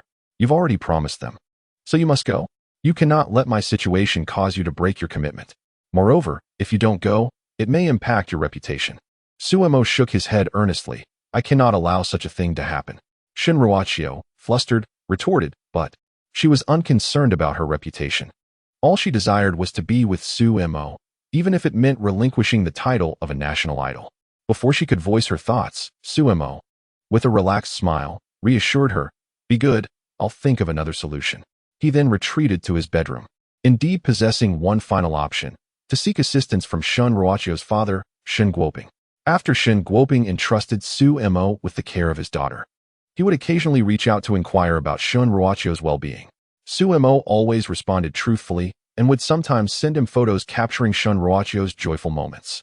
Upon seeing the images of his daughter beaming with happiness, Shun Guoping nodded in satisfaction, grateful to Suemo for the profound change in his daughter. Upon learning from Aunt Lu that each individual has their own aspirations, Shun Guoping did not mention any material concerns. He merely assured Suemo that he could seek his assistance in any trouble. Suemo readily agreed. After returning to his bedroom, Suemo informed Shun Guoping about the visa situation. "It's a trivial matter. Please wait for a moment," Shun Guoping replied, asking him to hold on briefly. Soon after, Suemo received a call instructing him to come and collect his documents. This once again left Suemo in awe of Shun Guoping's capabilities. It was no wonder he had nurtured a national superstar. Suemo called Shun Guoping to express his gratitude, as this would allow him to travel to Paris with Shun Ruachio. Satisfied that the issue was resolved, Shun Guoping said to Suemo, "Little Su, I have a favor to ask of you." Suemo, puzzled, encouraged him to speak freely, not knowing how he could assist with a matter that troubled Shun Guoping. He listened as Shun Guoping hesitated before finally asking, "Could you persuade Ruachio to accompany me for a meal after she returns? This child has been ignoring me, and I thought you might help." Suemo readily agreed. "Is that all? Uncle, rest assured, I will ensure it is accomplished." Chapter 51, Auntie. Suemo is bullying me. Meanwhile, in her own room, Shun Ruachio felt somewhat agitated. Just as she was about to embark on her honeymoon to Paris with Suemo, an unexpected issue arose. Even if she could go ahead of Suemo and wait for him there, the trip to Paris was primarily intended to deepen their relationship. Suemo was the ultimate reason for this journey. They were meant to go together and return together. Resolutely, Shun Ruachio decided she would not go. Determined, she picked up her phone to call Judy and declined the invitation to Paris Fashion Week. As for the consequences, she no longer cared. She began to dial Judy's number when Aunt Lu intervened. "Miss, didn't Suemo say he had a solution? Perhaps we should wait and see." While Shun Ruachio could be impulsive, as her manager, Aunt Lu needed to consider the situation more carefully. Paris Fashion Week was a significant event. Being the pinnacle of global fashion weeks, its influence was immense. since Shen Ruoqiu had initially agreed. Reneging on her word could tarnish her reputation. If she aspired to enter the international market in the future, she had to contemplate the repercussions of refusal. Aunt Lu wished for Shen Ruoqiu not to act too hastily in declining. Given Su Mo's confidence in finding a resolution, it would be prudent to see if he could indeed resolve the matter. If he could not, they could decline later. Should Shen Ruoqiu ultimately refuse, Aunt Lu resolved to approach Shen Guoping to intervene, as this was a viable course of action. Due to the strained relationship between Shen Ruoqiu and Shen Guoping, Shen Ruoqiu had long advised Aunt Lu not to discuss her affairs with Shen Guoping. Each time Aunt Lu reported back, it was done without Shen Ruoqiu's knowledge. After heeding Aunt Lu's words, Shen Ruoqiu reluctantly set aside her phone, awaiting news from Su Mo. Resolving the situation would undoubtedly be ideal. Over the past few days, Shen Ruoqiu had meticulously prepared an itinerary for their trip with Su Mo. Should Su Mo be unable to join her, her plans would be rendered futile. Shen Ruoqiu had hoped to charm Su Mo step by step according to her carefully crafted guide. If the trip were unfeasible, she would have no choice but to decline the invitation.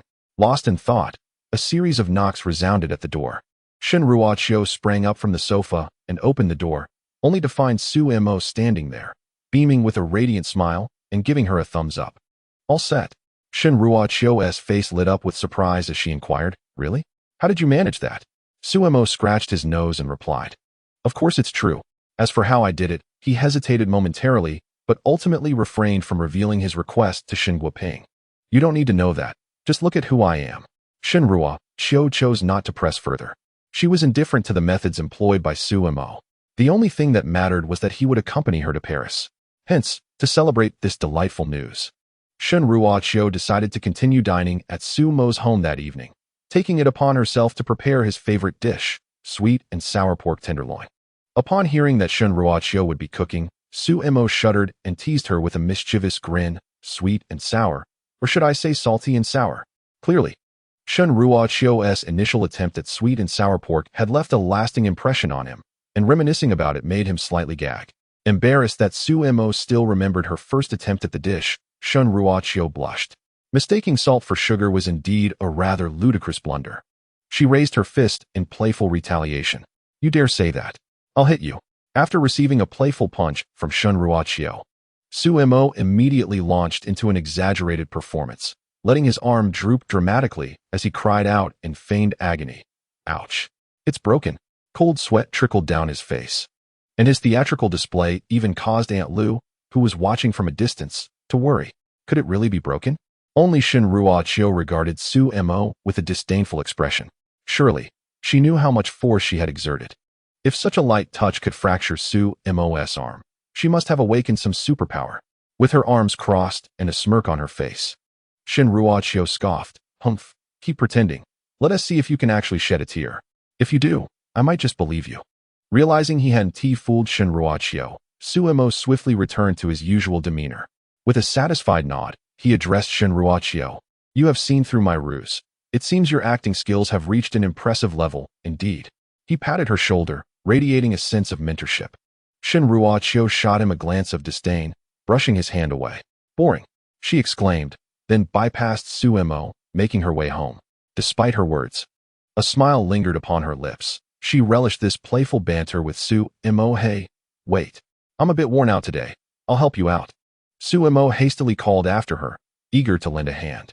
Though it seemed like an offer of assistance, his true motive was to prevent Shen Ruoqiu from mistakenly using salt in place of sugar. He was acutely aware that under Su Li's watchful eye, he would be compelled to eat whatever she prepared, especially if Shen Ruoqiu claimed it was made specifically for him. Thus, to avert this dreadful scenario, Su Mo firmly insisted on aiding Shen Ruoqiu. Unfazed by Su Mo's peculiar behavior, Shen Ruoqiu was nonetheless pleased by his willingness to engage with her. In the kitchen, Su Mo pointed at the bottle in Shen Ruoqiu's hand and exclaimed, "Shen Ruoqiu, what do you need salt for? I knew it. You want to ruin my meal. I simply grabbed the wrong one." Shen Ruoqiu's cheeks flushed. She genuinely had made a mistake. The condiments in Su Mo's household were all in small containers, and she had momentarily mixed them up. To her dismay, the vigilant Su Mo had caught her in the act. "I just wanted to confirm it was sugar. Don't explain. Explanations are mere veils, and veils conceal the truth." Always trying to make me eat salt. This time, I've caught you red-handed.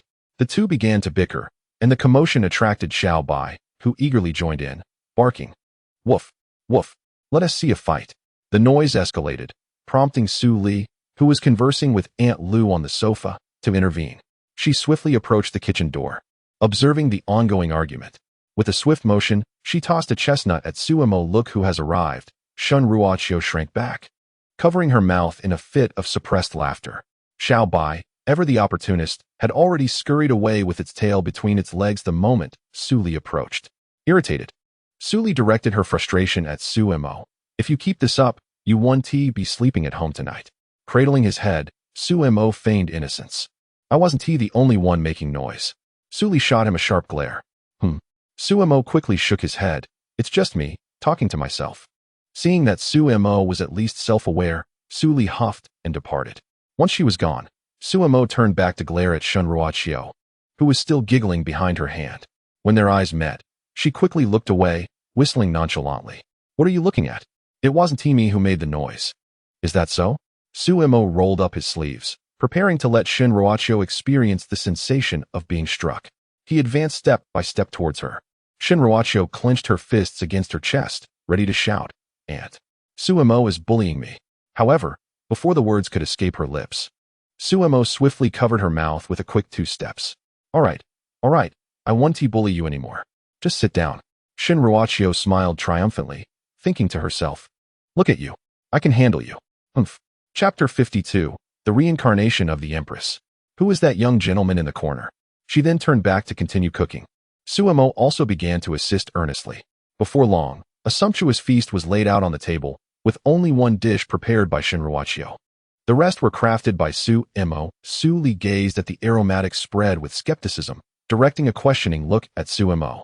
"Did you make all this?" She was unaware that Suemo possessed culinary skills. Suemo nodded. Upon his admission, Su Li, though still doubtful, picked up a piece with her chopsticks. The moment she tasted it, her eyes brightened in surprise at how delicious it was. Beside her, Shun Ruoqiu had long been gazing at Suemo with admiration. She had sampled his cooking in the kitchen and found it to be on par with the dishes served by 5-star restaurants. Unable to contain herself, she patted her shoulder, exclaiming, "Of course it's you, Shun Ruoqiu. How could you discover such a perfect person as Suemo? He is handsome, an excellent actor, kind-hearted. And now he cooks so exquisitely." Feeling the weight of their gazes, Suemo's face flushed with embarrassment. He picked up his chopsticks and urged, All right. It's just a meal. There's no need for such fuss. Hurry and eat before it gets cold." In truth, Suemo had never been one to cook.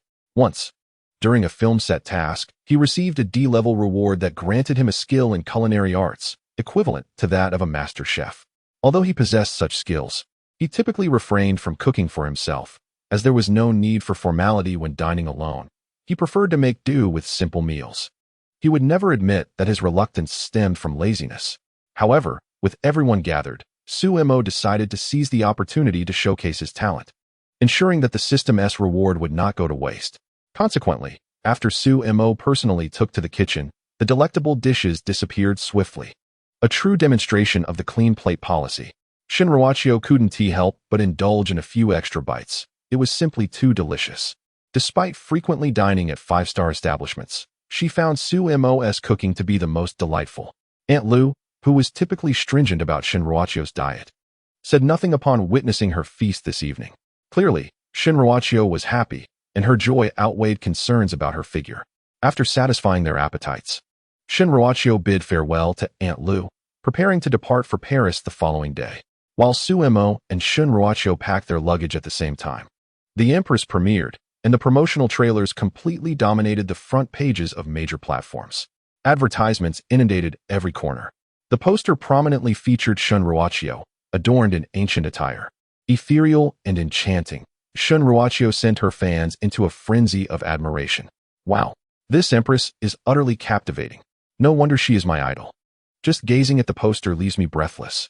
The regal aura emanating from Shun Ruoqiu, enhanced by her traditional garb and opulent ancient jewelry, is overwhelming, evoking a sense of reverence. Particularly striking is the disdainful gaze she casts upon the world, which seems to convey her commanding presence even through the poster. Is this truly the renowned diva Shun? She embodies every role she undertakes. An everlasting goddess. Does she merely portray a character, or does she become one? Surely, she must have been an empress in her past life. Comments across platforms surged, with thousands pouring in within mere minutes, all unanimously praising Shinruachio. Director Feng beamed with delight at the fervor surrounding the empress. Is this indeed the allure of the diva? This excitement is purely based on the poster, without even having seen the content. A national treasure, indeed. The unprecedented popularity filled Director Feng with silent gratitude for Shinruachio. Were it not for her unexpected arrival, this drama would not have garnered such attention. After all, the Empress is merely a fictional historical narrative, often subject to scrutiny and resistance. Yet, with Shinruachio as the star, the multitude of accolades speaks volumes. This showcases the depth and prowess intrinsic to Shinruachio as a national icon. People simply understand. A production featuring Shinruachio guarantees excellence. Although Director Feng is unaware that Shinruachio's primary intent is to support Sumo, treating the filming as a secondary endeavor, he would remain indifferent even if he knew. Given Shinruachio's renowned professionalism, her commitment to this project is assured. Suddenly, Director Feng noticed a comment rapidly gaining traction in the hot reviews. Who is that handsome young man in the corner? Is he the male lead? Someone had spotted Sumo on the poster. In no time, this comment became the most liked. Clearly, many were intrigued by this query. A reply emerged, indeed. His looks are off the charts. And that gaze, so profound. I can't resist, I must fall for him. This was the response of an aesthetic admirer. Rational minds began to speculate as well. Based on the positioning on the poster, the young man likely isn't the lead. Could he be a supporting role? Unthinkable. With his striking appearance, how could he possibly be a mere extra? Director Feng gazed at the comments, a slight smirk playing at the corners of his mouth. The idea of placing Sumo on the poster was his own, and it garnered unanimous agreement from the others.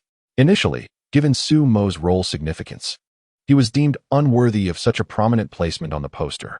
Even if included, it would likely only feature a silhouette or a shadowy outline. It was unimaginable that he would be showcased with a profile view, strategically positioned in a corner. Yet, even in that corner, Sumo's striking appearance shone like a firefly in the night, capturing attention effortlessly. As anticipated by Director Feng, Sumo did not go unnoticed.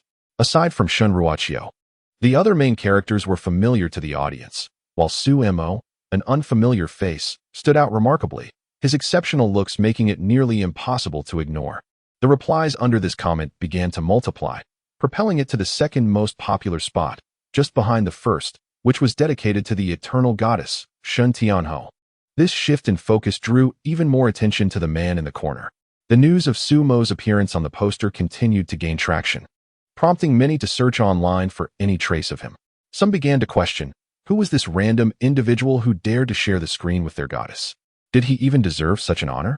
The scent of jealousy was palpable, and it seemed there was no shortage of such sentiments. This was indeed a drawback of sudden exposure to the public eye. The vastness of the internet ensured that there would always be individuals eager to assert their presence. There were not only disparaging remarks aimed at Sumo, but also at Shinruachio, though these were quickly silenced by her loyal fans. The formidable official team swiftly deleted negative comments and imposed bans, effectively silencing dissent. An increasing number of people sought to uncover the true identity of Sumo, wondering why there had been no prior news of him given his striking looks, and how he had suddenly landed a role in Shun Tianho's production. Li Meng, a city-dwelling professional, led a life of routine, marked by the monotony of work and home. After hours, her entertainment consisted mainly of occasional outings with friends for shopping or dining, with most of her free time spent at home watching dramas or videos. One evening, upon returning home, Li Meng discarded her high heels and collapsed onto the sofa. There is nothing quite like the comfort of home. After a long day, she decided to scroll through her phone. Opening WeChat, she instinctively browsed her friend circle. Everywhere she turned, people were promoting The Empress, the latest work from Shun Tianho, urging others to watch it, accompanied by the poster. As a devoted fan of Shinruachio, Li Meng was well aware that The Empress premiered today. With a relatively independent character, she had always regarded Shinruachio as her sole idol, believing that only she was worthy of such admiration. Observing the multitude fervently promoting their idol's new drama, Li Meng couldn't help but smile with pride. Even her leader, who seldom engages in social media, had shared the poster for Empress. Truly, her idol is remarkable. However, as Li Ming scrolled through the posts, she noticed something amiss. How did the focus of the discussion shift from Shun Ruoqiu to a man? Goddess indeed. Yet, I am still eager to uncover the identity of that young gentleman in the corner, rewarding handsomely for any information. Li Ming noticed this post was from one of her close friends. Curiosity piqued. She replied, "Which young gentleman?" No sooner had she sent her response than her phone began to vibrate. Her friend immediately sent her a message containing the very poster she had been perusing. This time, however, the corner featured Su Mo circled in. Initially, the poster had been too small for Li Ming to notice him. Now, with her friend S highlighting, she was struck by the striking visage of this unfamiliar man. Gasp!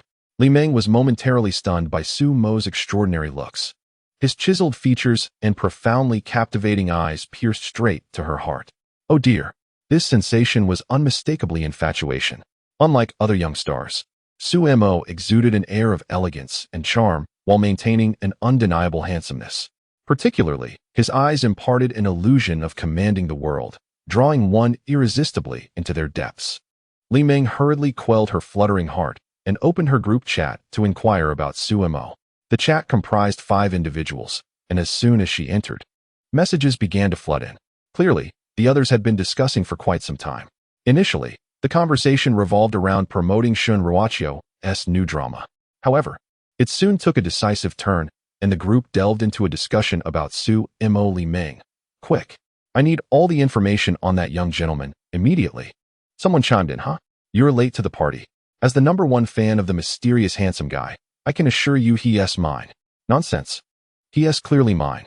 I am his foremost admirer. Li Ming, realizing she couldn't find any information about Su Mo in the chat, resorted to a video streaming site. Upon entering, she spotted a comment that had surged to the top. The entire internet was inquiring about Su Mo. Who indeed was this man?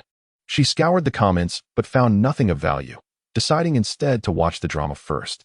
The official release had only provided the first 2 episodes of Empress, and Su Mo did not appear.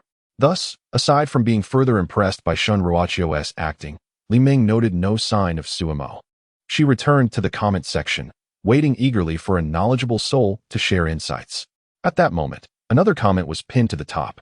The renowned film critic, Jiqiu, adorned with an official review badge, remarked, "Having watched the first 2 episodes, I can assert that Shun Tianho's performance is unparalleled in our nation, rivaling even the most esteemed veteran actors. She is indeed the rightful national diva." The duel of wits between her and Mr. Li in the 2nd episode compelled me to replay it thrice. It was utterly captivating. Furthermore, I observed that Shun Tianho's acting has ascended to new heights, a development I had never anticipated. As a professional critic, Jiqiu's insights are both judicious and grounded in reality, allowing him to swiftly discern pivotal elements. His perceptiveness is indeed sharp. In response, someone inquired, "Does Jiqiu know who that handsome young man is?" Soon, an increasing number of individuals began to question this. Faced with mounting curiosity, Jiqiu felt compelled to add a follow-up comment. "Please, do not ask me. I, too, am unaware of this mysterious gentleman's identity. The official sources have yet to disclose any information, but I surmise that this may be his debut performance. While he appears promising in the promotional materials, we must await his actual performance in the series. After all, making one's first appearance under the illustrious aura of Shun Tianho can indeed be daunting. It is not uncommon for newcomers to falter. I hope everyone can extend their understanding and kindness towards him, should he withstand the pressure. It would greatly benefit his future career. Of course, this is merely my conjecture and represents my personal viewpoint. We shall see how he fares in the series." Upon reading his commentary, a commotion ensued. Some believed that Su Mo could not possibly be a novice, for otherwise, Director Feng would not have cast him. Others countered, arguing that if he were not a first-time actor, there would surely be information about him online. Given Su Mo's striking appearance, many presumed he must be in a leading role, entirely overlooking the possibility of him being a supporting character. The discourse surrounding Su Mo intensified, culminating in several individuals beginning to collectively message the official account, imploring for more information about him. Eventually, the official account responded, albeit with scant details. Their uniform reply was, "The mysterious character will debut in the 3rd episode, please stay tuned." Upon seeing this response, the crowd began to quiet down. Li Ming, too, logged off the platform, and returned to her WeChat group to chat with her friends. Aside from discussions about the plot of The Empress, the predominant topic was that of Suemo. The following day, amidst great anticipation, the third episode of The Empress was released across various platforms simultaneously. In addition to watching Shun Ruachio, the audience was particularly intrigued by Suemo. As it was a weekend, Li Ming did not need to work. She lay on her bed, clutching her phone, eagerly awaiting the update of the third episode, while simultaneously placing bets with her friends in the group chat. Li Ming declared, "I am certain that this handsome guy is either the male lead or the second lead." Others responded, "I doubt it. Hasn't he the second lead already appeared?" Indeed, I observed that the esteemed analyst Jichio has remarked that it may be the actor's inaugural performance, making it improbable for him to be the leading male. Li Ming scoffed, expressing her disdain for public opinions. To her, whether watching a television drama or a film, retaining one's own perspective sufficed. There was no need to heed others' critiques. After all, one watches for oneself, not for the approval of others. So why concern oneself with their judgments? Except, of course, when it comes to disparaging Shin Tianho. At that moment, a notification chimed on her phone. The third episode of The Empress has been released, featuring the mysterious character soon to appear. Come and watch. The eagerly awaited third episode had finally aired. The group chat fell silent, clearly engrossed in viewing. Li Ming clicked on it without hesitation, genuinely curious about the role this handsome gentleman would portray. The content of this episode unfolded rather straightforwardly. The initial minutes served to set the stage for Suemo's appearance. The character played by Shun Ruachio faced dilemmas before ascending to the imperial throne. In a moment of despair, she resolved to seek counsel from her mentor. At this juncture, the audience began to speculate. Could Suemo possibly be cast as the Empress's teacher? Such a role is no trifling matter. If the leading lady is already capable of becoming an empress, then how exceptional must her mentor be? The demands of portraying this character are exceedingly rigorous for any actor. The critic Jichio sighed inwardly, having lost hope in Suemo. A character of this caliber could only be convincingly portrayed by seasoned veterans. Suemo, an actor previously unknown to the audience, could hardly be expected to deliver a performance that would satisfy viewers. One could only hope that the online discourse would be less harsh this time. Jichio continued watching, unable to overlook the adept cinematographic techniques employed by the renowned director. Director Foam. The narrative unfolded seamlessly, compelling viewers to absorb every scene. Coupled with the commendable performances of the other actors, no one felt inclined to rush through the episode. Yet, as the episode approached its conclusion, Suemo had yet to make an appearance, prompting doubts about the accuracy of the official announcements. Jichio too felt a flicker of uncertainty. Was the official news merely a ploy to garner attention? However, he quickly dismissed this hypothesis. There was no need for the officials to resort to such tactics for publicity. He resolved to watch to the end before forming a judgment. As the plot drew to a close, the leading lady, weary from her travels, arrived at a secluded valley. Towering cliffs loomed over her as she ascended a hidden path known only to a select few. The camera followed her every movement. And as the progress bar neared its end, a voice in the audience urged, "Hurry. The progress bar can barely hold on." Just as 10 seconds remained, the leading lady finally reached the cliff's summit. A figure stood resolutely at the pinnacle, the howling wind billowing his garments. Yet, no tempest could disturb that solitary figure. In an instant, an aura of an otherworldly sage was established. The mere silhouette evoked a visceral reaction among countless spectators. Suemo's appearance redefined their perceptions. How could a mere shadow elicit emotions rivaling those of the esteemed Shun Tianho's performance? The heroine stepped forward, yet before she could utter a word, the figure upon the precipice spoke. "You have arrived."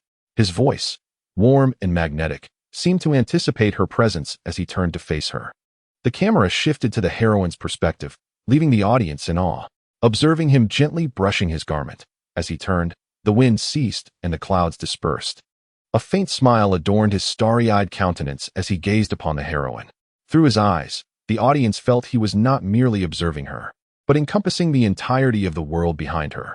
As the camera pulled back, the character resembled a transcendent immortal, set against a backdrop of azure skies and untainted clouds.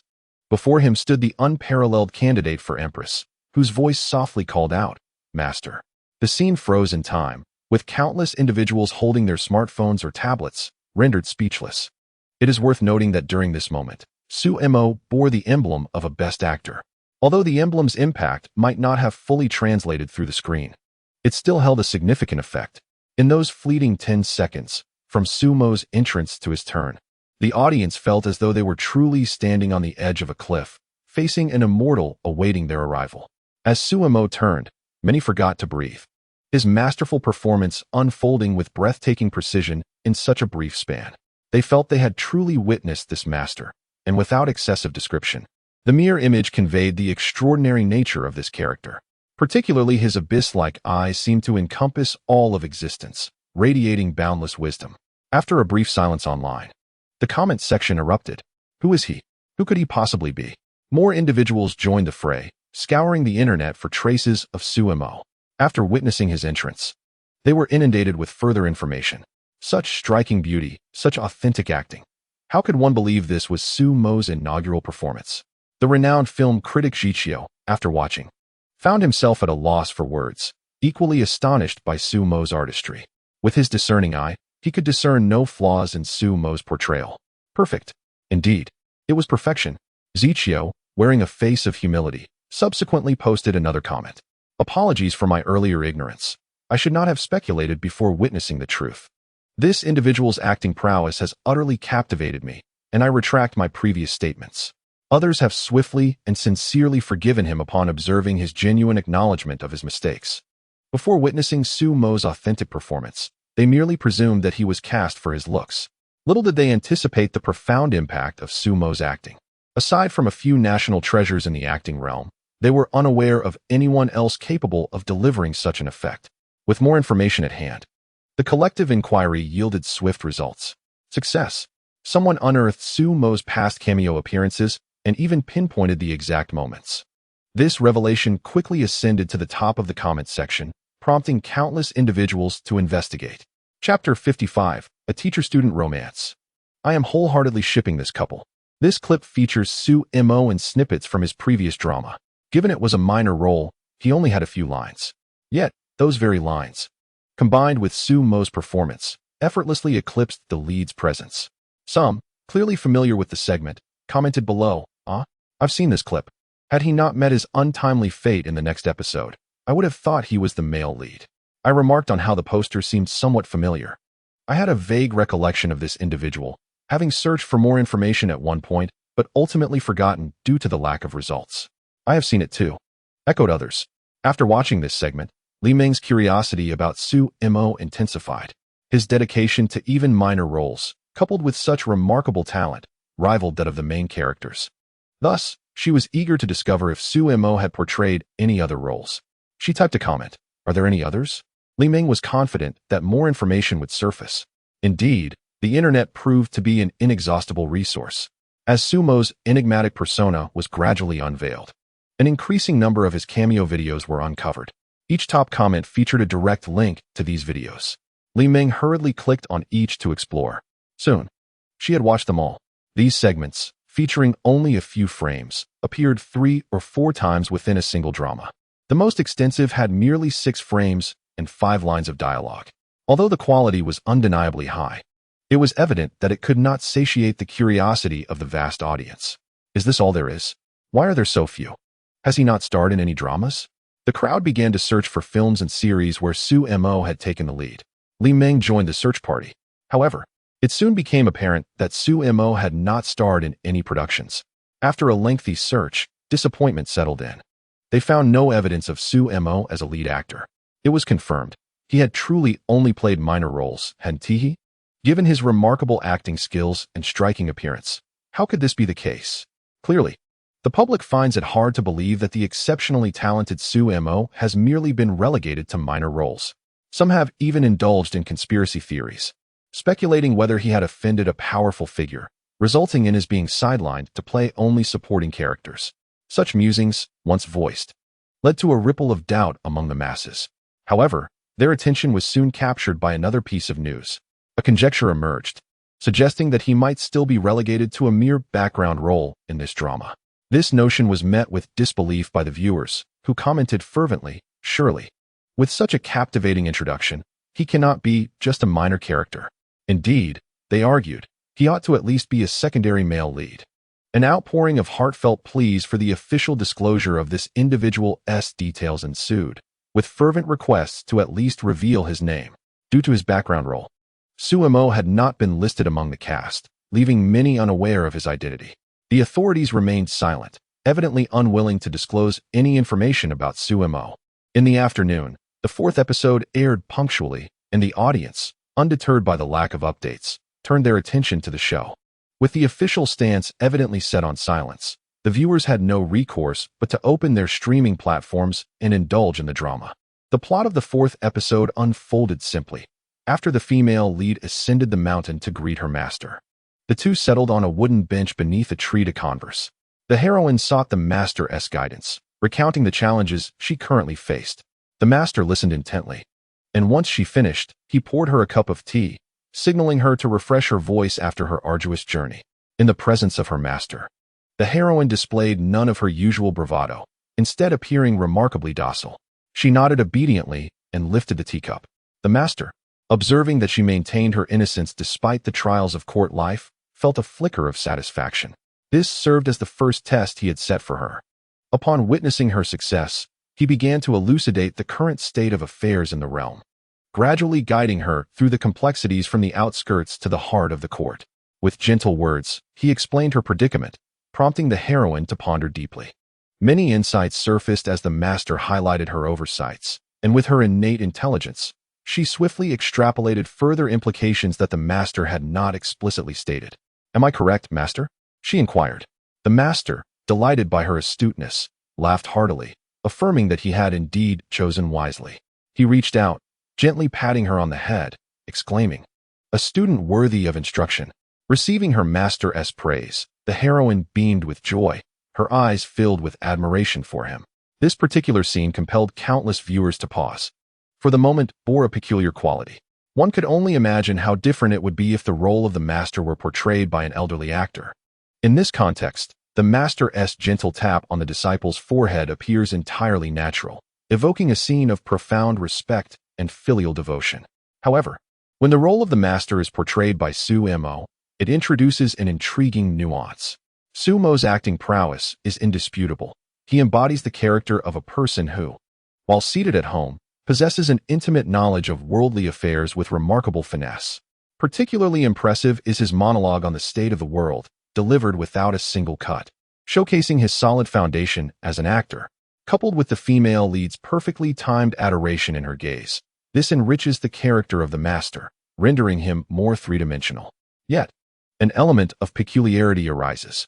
This master, strikingly handsome and embodying the essence of a reclusive sage, is somewhat too youthful, alongside the female lead's breathtaking beauty. This prompts viewers to perceive not merely a mentor-disciple relationship, but also a hint of romantic undertones. Should Sumo become aware of this interpretation, he would likely feel unjustly accused, as he performed strictly in accordance with the script, receiving high praise from director Fong. The crux of the matter lies with Shun Ruachio.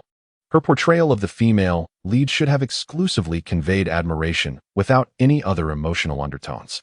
However, when confronted with Sumo's captivating visage, she momentarily lost control, allowing a flicker of affection to escape her eyes.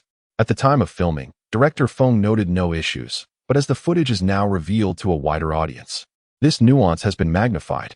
Viewers are puzzled by the emergence of these romantic implications, yet they cannot shake the feeling. Upon completing the viewing, discussions once again ignited, shifting focus from Sumo to the dynamic between him and Shun Ruachio. Could it be that they are entangled in a teacher-student romance? Some astute observers began to notice their physical interactions, exclaiming in dismay, "How dare this man touch our beloved Queen Shun's head?" Indeed, Queen Shun had never engaged in such physically intimate scenes before. Where's the official response? The official channels must clarify. Chapter 56. Not even Jesus can stop me. I speak the truth. The online community erupted in a frenzy. What is happening? Officials, please provide an explanation. Where is Director Fong? What is the true nature of their relationship? A fervent desire for answers emerged, with demands for clarification gaining over 1 million likes. It is evident that the on-screen interactions between Sumo and Shun Ruachio have sparked considerable discontent, necessitating a clear statement. To many, Shun Ruachio is akin to a goddess, sacred and inviolable. As more viewers completed the fourth episode, they joined the outcry. Their concern is not for who Sumo is, but solely for Shinruachio. The mounting pressure from public opinion forced the officials to reach out to Director Fong for his insights. After receiving a call from the officials, Director Fong was somewhat taken aback. What could possibly warrant such a fuss? Once he perused the comments condemning the relationship between Sumo and Shinruachio, he found himself in a state of bemusement. He had not anticipated that this generation of netizens possessed such vivid imaginations, transforming the on-screen dynamics of the two into a romantic entanglement. Upon clarifying the situation, Director Fong promptly logged into his Weibo account and issued a statement urging everyone to calm down. In The Empress, the protagonist will not have a romantic partner, so there is no need for concern. This brief message quickly ascended to trending status. Clearly, many individuals had been eagerly monitoring Director Feng's Weibo, awaiting his explanation. As soon as the statement was released, comments began to flood in. This is precisely the path Shin Tian Ho has consistently followed. I thought she might be venturing into romantic dramas. I knew a teacher-student romance was implausible. Some individuals are simply too sensitive. However, there were others who remained relentless. Can Director Fong clarify the nature of their relationship? Yes, what exactly is their relationship? Upon reading this comment, Director Fong pondered deeply. It seemed that a clarification was unavoidable. He replied, in the drama, their relationship is solely that of mentor and mentee. No further comments will be made. After witnessing Director Feng's response, the audience could finally breathe a sigh of relief. Since the director had spoken, the storyline would undoubtedly not veer into strange territories. They could now watch the series with peace of mind. Consequently, the fervor of the discontent swiftly dwindled. Li Ming did not partake in the ongoing commentary. Instead, she was engrossed in repeatedly watching the scene where Sumo lightly taps Shinruachio on the head. The more she watched, the more a singular thought crystallized in her mind. These two are exceptionally well matched. Before Sumo's appearance, Li Ming believed no one could possibly be worthy of her idol. Shinruachio. With her breathtaking beauty and the prowess of an award-winning actor, Shinruachio ascended to the status of a national diva in a remarkably short span, a position that no contemporary female star could usurp. Such accomplishments prompted her fans to begin contemplating Shinruachio's romantic prospects.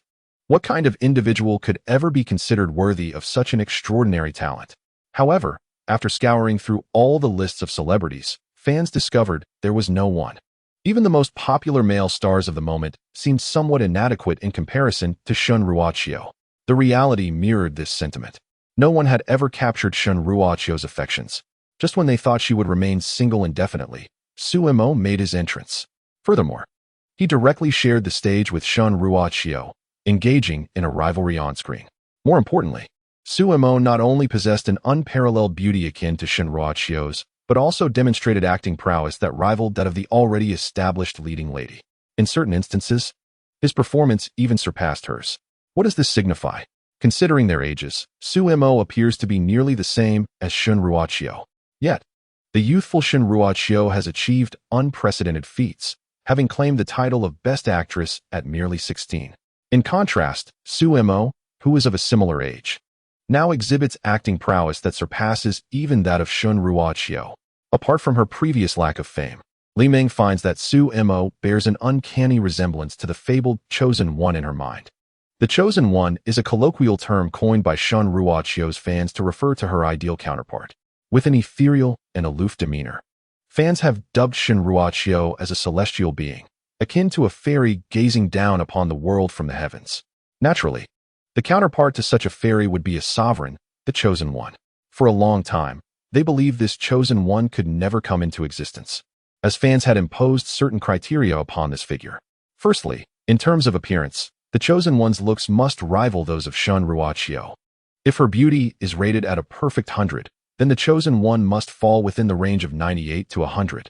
Secondly, in terms of achievements, one must possess comparable accolades to the national diva to be deemed worthy. When it comes to acting, an Oscar-worthy performance would suffice. Although several individuals in the country may possess ratings of 98 or 99, they barely meet the qualifications. However, when the aspect of accomplishments is added, none of these individuals can pass, as those with such accolades are invariably seasoned veterans of the craft. The youngest among these veterans are in their 40s, making it improbable for them to embody the Chosen One. Thus, The position of Shun Ruochio's chosen one has remained unfilled, leading fans to believe that such a person would never emerge. Yet, with Sumo's sudden rise to prominence, Li Ming's long-held beliefs have been shattered. In terms of age, Sumo is comparable to Shun Ruochio. As for beauty, Li Ming concedes that Sumo is the most stunning individual she has ever encountered, a perfect score of 100. Regarding achievements, although Li Ming is unaware of Sumo's past lack of success, based solely on her performance in this drama, if given the opportunity to star as the lead in a first-rate film, Sumo would undoubtedly earn the title of Best Actor. In that case, Sumo would be worthy of standing alongside Shun Ruochio in terms of accomplishments. With her age, beauty, and future potential, Sumo has impeccably met Li Ming's standards. No, this pairing is simply too perfect.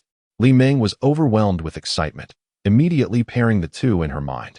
She captured all their interactions from the drama, employing her workplace Photoshop skills to create couple avatars of the two. Upon completion, her conviction regarding her thoughts solidified further. Sumo and Shun Ruochio are indeed a match made in heaven.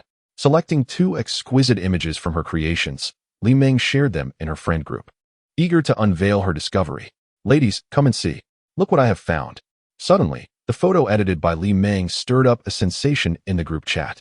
"Ming, don't stir up trouble. I don't care. I only support this couple." She then shared the image on her moments as well. The strongest couple in history has emerged. Upon seeing it, people exclaimed, "Hey, they actually look quite compatible." Thus, everyone began to fervently share it. Before long, the image crafted by Li Ming transcended boundaries and became a trending topic. Chapter 57. Has the behind-the-scenes mogul turned a blind eye? These few photos of Sumo and Shun Ruochio, depicting them as a couple, spread like wildfire, claiming the top spot on the trending list. The title read, "The Strongest Couple in History, Shun Ruochio and an Unknown Actor." What? Shun Ruochio has a partner now? Upon seeing the title, countless male fans felt heartbroken. Their goddess actually had a partner. How could this be allowed without their consent? As they clicked on the link in a fit of rage, they sighed in relief upon discovering it was merely for a film. After all, misunderstandings like this are inevitable in the industry. Yet, as they pondered further, they thought, wait, when did Shun Ruochio start taking on such roles? Could it be true? After scrolling through a few more photos, they realized that in the film, Sumo and Shun Ruochio were only teacher and student. They relaxed again. As long as they weren't a couple, it was fine. Looking at these obviously edited photos, people gradually began to recognize that the two were unexpectedly well-matched. Soon, the viewership of Empress surged on various platforms. Many who had yet to watch Empress flocked to video platforms, eager to discover who this enigmatic man was. Additionally, those revisiting the series were also keen to see it again. Once they finished watching, they unwittingly began to acknowledge Sumo. In terms of both acting prowess and looks, he was indeed suitable for Shun Ruochio. They complemented each other perfectly. Some began to express their disbelief. "I refuse to believe it. No one deserves my Chio. How could such an obscure figure be compared to the illustrious Shun? Indeed, even if he acted exceptionally well and was undeniably handsome, that still did not make him worthy." There were many who shared this sentiment. Although they had to concede that Sumo's looks and acting were impeccable, they had never heard of him before and felt he was unworthy of Shun Ruochio. However, not everyone shared this view. Li Ming, the founder of this couple, believed these people were short-sighted, focusing only on the present without considering the future. With Sumo's talent, fame was merely a matter of time. Moreover, judging by his performance in Empress, it was evident he was ready to showcase his abilities, no longer content to remain a background player. At that time, it sufficed to maintain this state and continue participating in one or two films. Sumo would undoubtedly become a celebrated actor. Once Sumo secured the Best Actor award, his fame would not be significantly inferior to that of Shun Ruochio. An actor paired with an actress creates a perfect match. Li Ming decided that she would henceforth have two idols. Previously, it was Shun Ruochio. Now, she added Sumo to her list. This admiration was not merely due to physical appearance. Many possessed good looks, yet Li Ming held them in disdain. It was Sumo's dedication during his minor roles and his exceptional acting skills that deeply captivated her. She eagerly anticipated Sumo's future performances. Despite Li Ming's optimism regarding this pairing, there were always internet trolls eager to stir controversy. Some individuals directly addressed Shun Ruochio's official Weibo, urging her to clarify the situation. "Goddess Shin, Please come forward and explain. This fellow has no connection with you. The rapid accumulation of likes on this comment indicated the prevalence of such trolls online. Soon, this comment caught the attention of Aunt Lu, who managed Shin Ruochio's social media accounts. Shin Ruochio herself was indifferent to such matters. Consequently, her Weibo only featured notifications from Aunt Lu when a new drama was released. Upon seeing the comment, Aunt Lu glanced at the playful Su Mo and Shin Ruochio seated across from her, pondering, "It seems your goddess may soon be taken by someone else." However, Aunt Lu refrained from responding in such a manner. Instead, she replied, "Filming is merely that. Do not delve too deeply into the roles." This implied that their relationship existed solely within the confines of their performances. As for their real-life connection, Aunt Lu would certainly remain discreet. The commenter was elated to receive a reply from Shin Ruochio. It was his first-ever response. With a proud expression, he turned to his friends and exclaimed, "Did you see that? I told you they had no connection." This Weibo post lingered on the trending list for 3 hours, drawing increasing attention to this pairing. Observant individuals began to question why this title remained in the spotlight. Typically, malicious information targeting Shin Ruochio would not persist for more than an hour. It would be deleted for various reasons well within that time frame. The fact that this particular post, which directly attempted to couple Shin Ruochio, was still trending was quite unreasonable. The true reason behind its persistence remained unknown, and they could never fathom that the individual standing behind Shin Ruochio had chosen not to intervene. At that moment, Shun Guoping sat in his office, engrossed in watching the 4th episode of The Empress. As he witnessed Su Mo's interaction with Shin Ruochio, a subtle smile emerged on his usually stern face. The secretary standing beside him was oblivious to the unfolding scene, instead relaying the news from Weibo about the pairing of CP to Shun Guoping. "President Shun, this news has severely violated the rules you established. I will arrange for the public relations team to handle it immediately." Shin Guoping glanced up nonchalantly and replied, "No need. They need not intervene this time." He had already seen the news early on and had been keeping a close watch on any developments regarding Shin Ruochio. How could he possibly overlook such a Weibo post? Initially, he was quite incensed and intended to have it removed at once. How could such a thing be allowed to circulate? However, upon opening it, he discovered that the content pertained to the pairing of Shin Ruochio and Su Mo instantly. The clouds of discontent on Shun Guoping's face dissipated, and he even found himself on the verge of laughter. That rascal, he indeed matched quite well with his daughter. Thus, during a moment of leisure, he took the time to watch The Empress. With his discerning eye, he could not help but acknowledge that Su Mo's acting was indeed exceptional, surpassing even Shun Ruochio's talents. This realization filled Shun Guoping with quiet relief, grateful that he had entrusted Su Mo with the care of Shun Ruochio, sparing him the worry of her being taken by someone else. Upon hearing the boss state that the Weibo post need not be addressed, the secretary nodded in acknowledgement. However, internally, she was engulfed in a tempest of thoughts. President Shun had always been unyielding regarding such rumors, and yet he allowed this post to linger for so long. Clearly, there was more to this matter than met the eye. After years of working closely with Shun Guoping, the secretary understood well the boundaries of inquiry. After finishing The Empress, Shin Guoping suddenly felt an urge to converse with Shin Ruochio. He instructed the secretary to call Aunt Lu and inquire about Shin Ruochio's whereabouts. He was aware that Shin Ruochio had set off for Paris today. Chapter 58. What matters most? Hello. Is this President Shin? Yes, we just landed. Miss. She is currently chatting with that young rascal Su. Rest assured, everything is fine. Upon hearing Aunt Lu's assurance, Shin Guoping set down the phone. Regarding his daughter's choices, he had refrained from excessive interference for quite some time, not only because Shin Ruochio had grown up and developed her own opinions, but also because she wished for her father to refrain from controlling her. This trip to Paris was the first time Shin Ruochio had proactively requested to participate in such an event. Hence, Shin Guoping felt quite pleased and supportive of this change in his daughter. Naturally, as a concerned father, he would not completely neglect his responsibilities. While he could ensure no one would harm her domestically, the foreign environment necessitated additional layers of security. In terms of safety, aside from Aunt Lu serving as the final line of defense, he had also borrowed several elite bodyguards from an old friend, those not typically available for hire. He instructed the bodyguards to disguise themselves as plainclothes individuals to protect Shin Ruochio. Thus, he could not only remain undetected by Shin Ruochio, but also protect her in secret. Shin Guoping stood before the floor-to-ceiling windows on the top floor of the building. gazing down at the ceaseless flow of vehicles and pedestrians in the city below. A faint sigh escaped his lips. Despite possessing wealth beyond the imagination of others, there exist in this world things that money cannot procure: love, familial bonds, and friendship. Once tainted by self-interest, these sentiments ceased to be genuine. Over a decade ago, in his quest to provide his daughter with a better environment for growth, Shen Guoping devoted himself entirely to his work.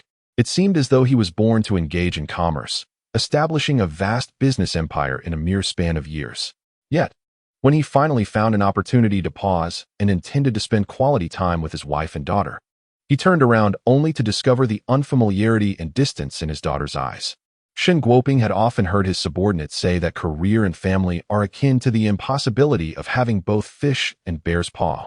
One cannot have both. To pursue a career means neglecting family, while prioritizing family results in the forfeiture of career. When he first heard this, he scoffed, for he was in the prime of his professional ascent, filled with ambition. To him, such limitations were merely a reflection of others' inadequacies. He resolved to have it all. However, as he confidently juggled both career and family, he soon realized that while he had triumphed in his professional sphere, he lacked the energy to nurture his family. From the time his daughter was born until her rebellious phase, Shen Guoping had no opportunity to impart lessons to her, relying instead on his wife to shoulder the burden of raising their daughter. Though he sought a nanny during this period, Shen Ruoqiu would not tolerate anyone but her parents, insisting that she wanted only her father and mother. For a man like Shen Guoping, who came from a military background, it was instinctive to take matters into his own hands. During a critical juncture for the company, he found himself confined to work day and night. His dedication earned him the admiration and respect of his employees, as few leaders could exhibit such commitment. With a role model at the helm, the team was inspired to exert greater effort. Shen Guoping's success was, in large part, a result of the collective endeavor during that time. Yet, consumed by his career, he was absent during the moments when Shen Ruoqiu needed his presence the most. Gradually, she lost hope in him. As a young girl, she began to distance herself from her father. This growing chasm between them was not alleviated with time. Rather, it intensified. Eventually, Shen Ruoqiu ceased to communicate with Shen Guoping altogether. By the time he sought to mend their fractured relationship, it was already too late. He asked her what she desired, promising that he could fulfill her wishes. Xiaoqiu remained silent, her gaze fixed on him, the unfamiliarity in her eyes akin to an ancient glacier, halting sign as subsequent words. He recalled the suggestion from his subordinate and cautiously proposed, "How about we visit the amusement park together this weekend?" Only then did Shen Ruoqiu's expression flicker with a hint of interest. Observing the tense atmosphere between father and daughter, Shen's mother interjected, eager to alleviate the strain. "Ah, look at you finally coming around, Yuoqiu. Do say yes." After a moment's hesitation, Shenqiu nodded. A smile broke across Shen Guoping's face. His daughter had agreed. Thus, the family prepared to embark on their outing. While changing clothes, Shen Yuoqiu deliberately chose her most exquisite attire, although she felt uncertain about how to express herself in front of Shen Guoping. The prospect of him accompanying her to enjoy a day out stirred her youthful heart, leading her to secretly revel in joy. She resolved to grant Shen Guoping one last opportunity. If he performed well this time, she would forgive him. Little did she anticipate that as she stepped out, adorned in her finest dress and wearing a gentle smile, she would only encounter her mother's silhouette. Her mother hesitated before speaking. "Yuoqiu, your father's company." Upon hearing the mention of the company, Shen Yuoqiu's smile vanished entirely. It was as she feared. Despite his promises, he had once again prioritized work over her. At that moment, Shen Yuoqiu felt a profound sense of disillusionment towards her father. Consequently, she ventured out to have fun on her own.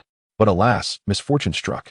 When Shen Guoping received the news and rushed to the hospital, he found his daughter lying in a hospital bed, receiving intravenous fluids. Frantic, he implored the doctor for any information regarding Shenqiu's condition and whether she would suffer any lasting effects. The doctor reassured him that, thanks to the prompt emergency care she received, Shenqiu was not in grave danger and would not endure any long-term repercussions. Someone had indeed saved her.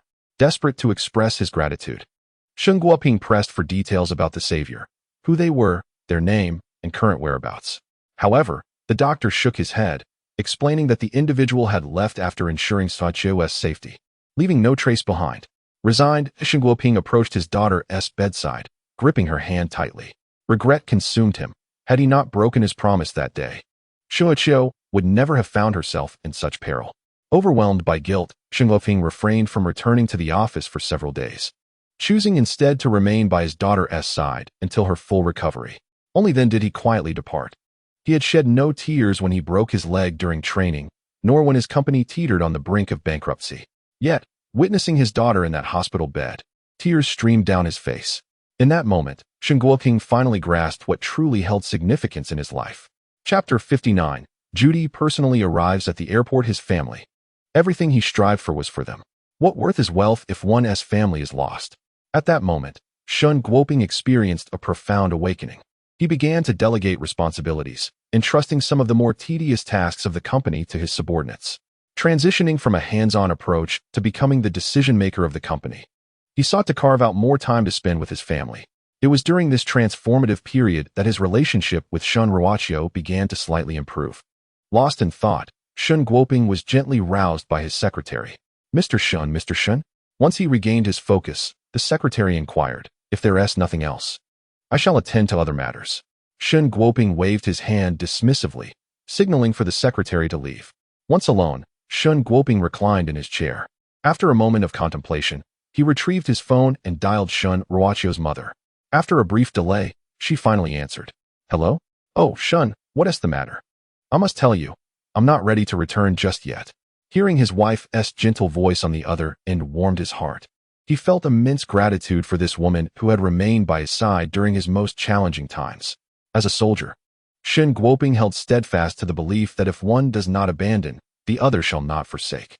Thus, despite his newfound wealth, he adhered to his principles and never strayed. It was precisely because of his steadfast character that Shen Ruoqiu's mother chose to remain unwaveringly by his side. Their marital bond was exceptionally harmonious. In recent years, however, Shen Ruoqiu's mother, who had always enjoyed lively company, found it increasingly difficult to remain at home. With Shen Ruoqiu's career on stable ground, her mother found herself with ample free time to explore the world. Yet, Shen Guoping was reluctant to let her wander too far, fearing for her safety. Consequently, she often sneaked away to travel with Yi Li, unbeknownst to Shen Guoping, feeling a lingering guilt towards the mother-daughter duo. After bringing his wife home a few times, Shen Guoping acquiesced to this arrangement. He discreetly arranged for a few protectors to accompany his wife, having quietly bribed Yi Li to keep an eye on her. Unbeknownst to Shen Ruoqiu's mother, each of her escapades was reported back to Shen Guoping by the little spy. Yi Li. The reason for his call this time was simply that he missed her. Is everything well, Yufan? When will you be back? Yufan was Shen Ruoqiu's mother's name. She glanced at the departing plane and casually replied, Oh, soon. This trip was solo, as she planned to visit a scenic spot. Shen Guoping knew her well.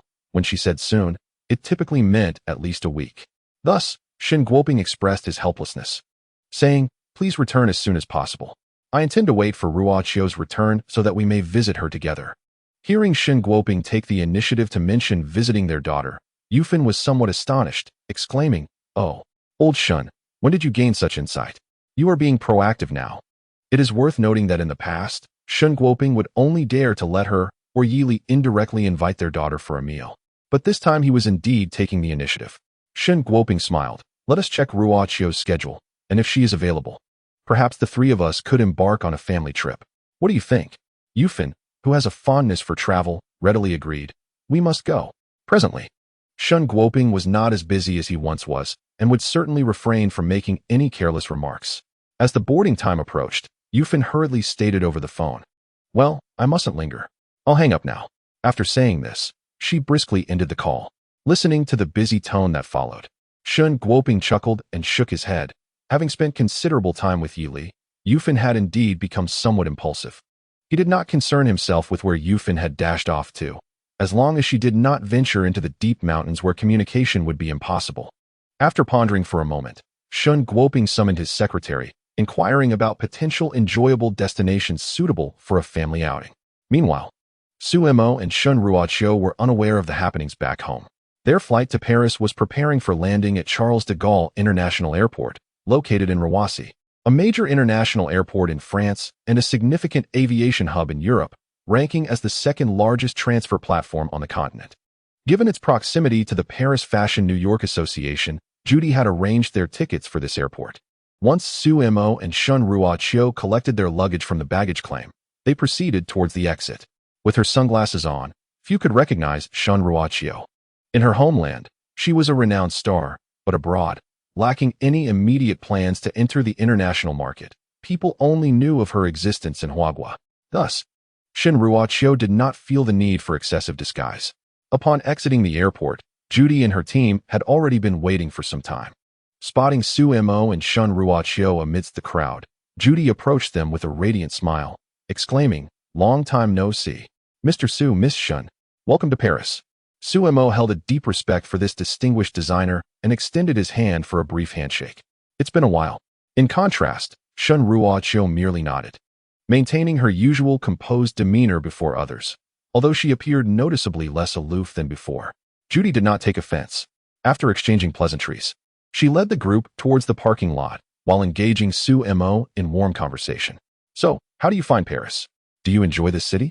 Su Mo nodded, having already caught a glimpse of Paris from the airplane. The European and American architectural style intrigued him immensely. Seeing Su Mo's satisfaction, Judy seized the moment to inquire, "Why not stay here?"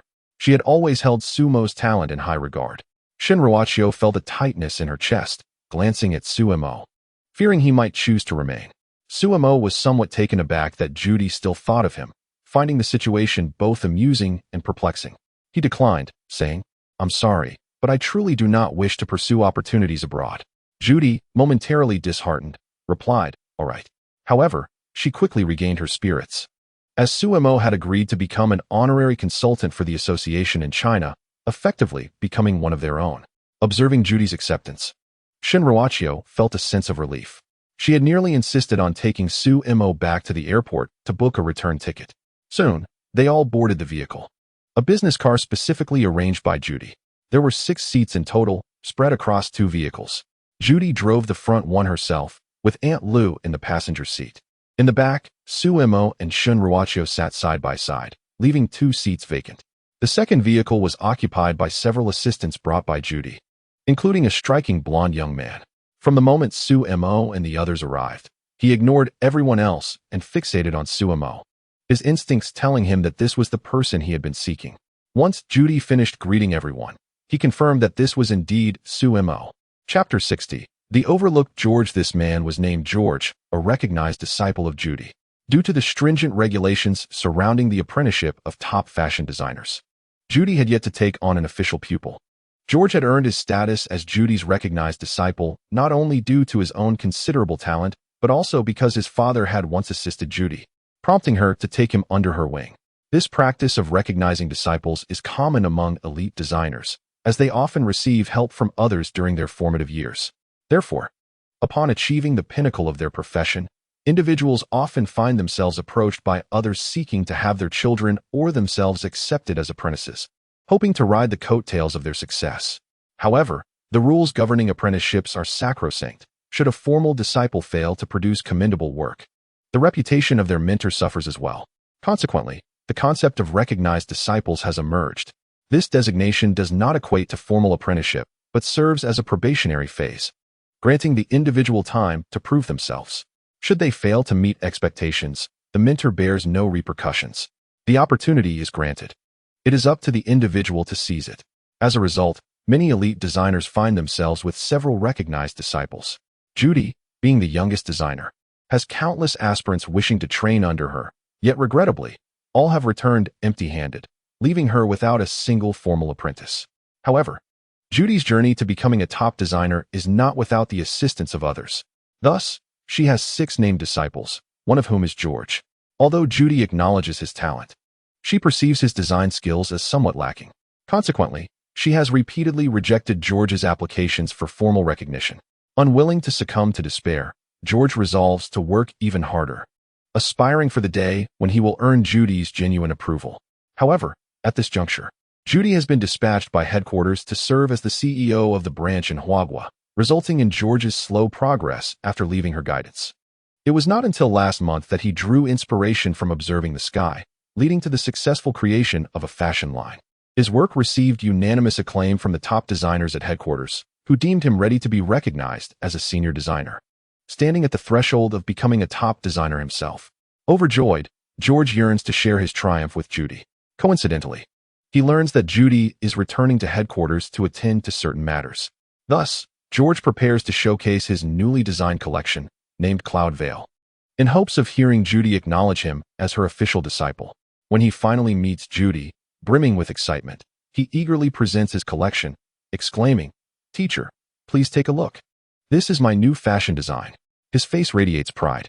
However, Judy merely glances at it and casually remarks, "Not bad," before passing him by. Had it been in the past, she would have felt pride in George's progress and earnestly considered his application for formal recognition. Yet, ever since Judy encountered Sumo in Huagua, her focus has entirely shifted. Sumo's unparalleled design talent allowed him to reach the threshold of top designer status after only a few years of self-study. In the presence of such an extraordinary genius, even Judy, as a top designer, feels overshadowed. Her return to the Paris headquarters is specifically to report on Sumo's achievements and finalize his honorary consultant contract for the branch. Ignoring George, Judy hastily departs, leaving him in a state of disarray. He had approached her with high hopes of receiving her praise and anticipated that Cloud Veil would secure his formal recognition, thus becoming her first official disciple. This not only promised a significant advancement for his own future, but also a positive impact on his family. As he envisioned himself as a top designer wielding greater influence within his family, Judy's fleeting remark abruptly shattered his daydreams. Staring at the Cloud Veil in his hands, George grapples with confusion, unable to comprehend why his painstakingly crafted collection garnered only a lukewarm response from his mentor. Shouldn't his progress have been met with enthusiastic praise, leading to his formal recognition? What George remained unaware of was that had he shown the cloud curtain to Judy earlier, rather than reserving it as a surprise for an in-person reveal, he would likely have secured his position by now, with a promising future ahead. Regrettably, the premature appearance of Sumo altered the course of events entirely. After witnessing Sumo's extraordinary talent, Judy felt a degree of disappointment towards her named disciples, including George. Although George possessed commendable abilities, he was rendered entirely incomparable in the presence of Sumo. While she would not outright abandon them, her investment of time and effort in their development would inevitably wane. Such was the nature of excellence. The brilliance of the gem overshadowed the rest. Thus, George was destined for failure. Observing Judy's retreating figure, he begrudgingly pursued her, determined to uncover the reasons behind her rejection. Meanwhile, his fellow disciples exchanged glances, enveloped in confusion. They had originally accompanied George to welcome Judy back and, in doing so, to witness his anticipated recognition. Indeed, they had believed in George's success, as his dedication was evident to all. Having followed Judy from a young age, George was regarded as the elder brother by his peers, and the cloud curtain he had devised was truly remarkable, entirely meeting the standards for recognition. Yet, after a brief and dismissive comment from Judy, she departed, prompting George to chase after her, with the others hastening to follow. Their minds were rife with questions.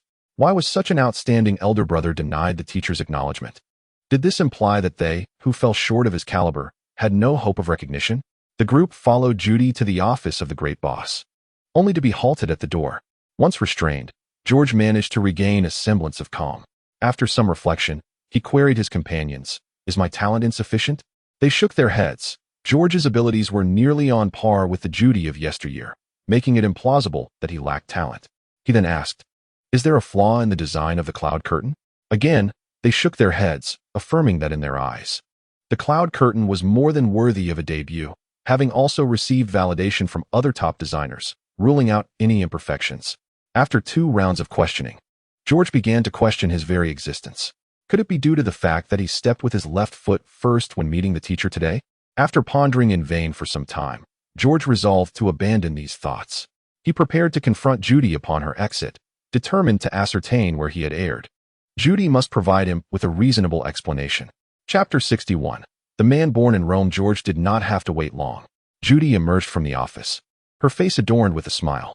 Inside, she had recounted the details of Sumo's situation.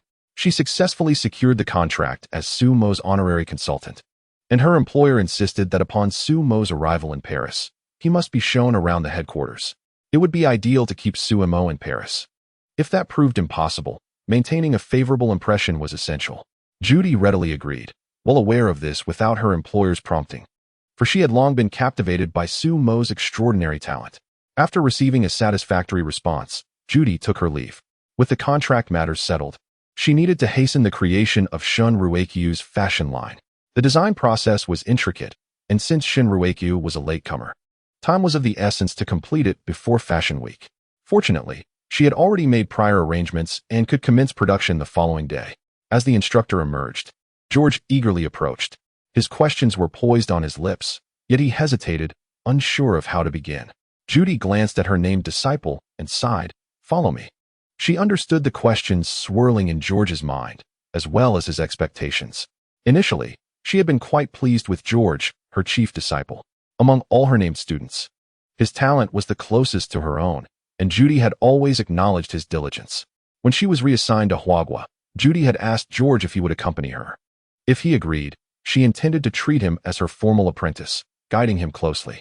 Given George's aptitude, it would not be difficult for him to attain the level of a top designer before the age of 35 under her tutelage. Unfortunately, after much deliberation, George declined. He explained that not only was he personally disinterested in Huagua, but his family also forbade him from going. Judy did not press the matter further, but promised that if she returned and George had made progress, she would consider formally accepting him as her disciple. Clearly, George had risen to the occasion. He had broken through his limitations and successfully attained the status of a senior designer. He designed Cloud Veil as a gift for his mentor to mark his formal recognition. Everything was proceeding as planned. Upon Judy's return, George would successfully transition to a full position. Furthermore, George intended to accompany Judy should she return to Huagua. His family had consented to his request. Now that he had achieved senior designer status, he could venture out to seek inspiration and strive for breakthroughs. With Huagua's rich history, it was a land teeming with mysteries and stories waiting to be uncovered. It was the perfect destination for George's inaugural journey to gather inspiration. Then, Su Mo appeared.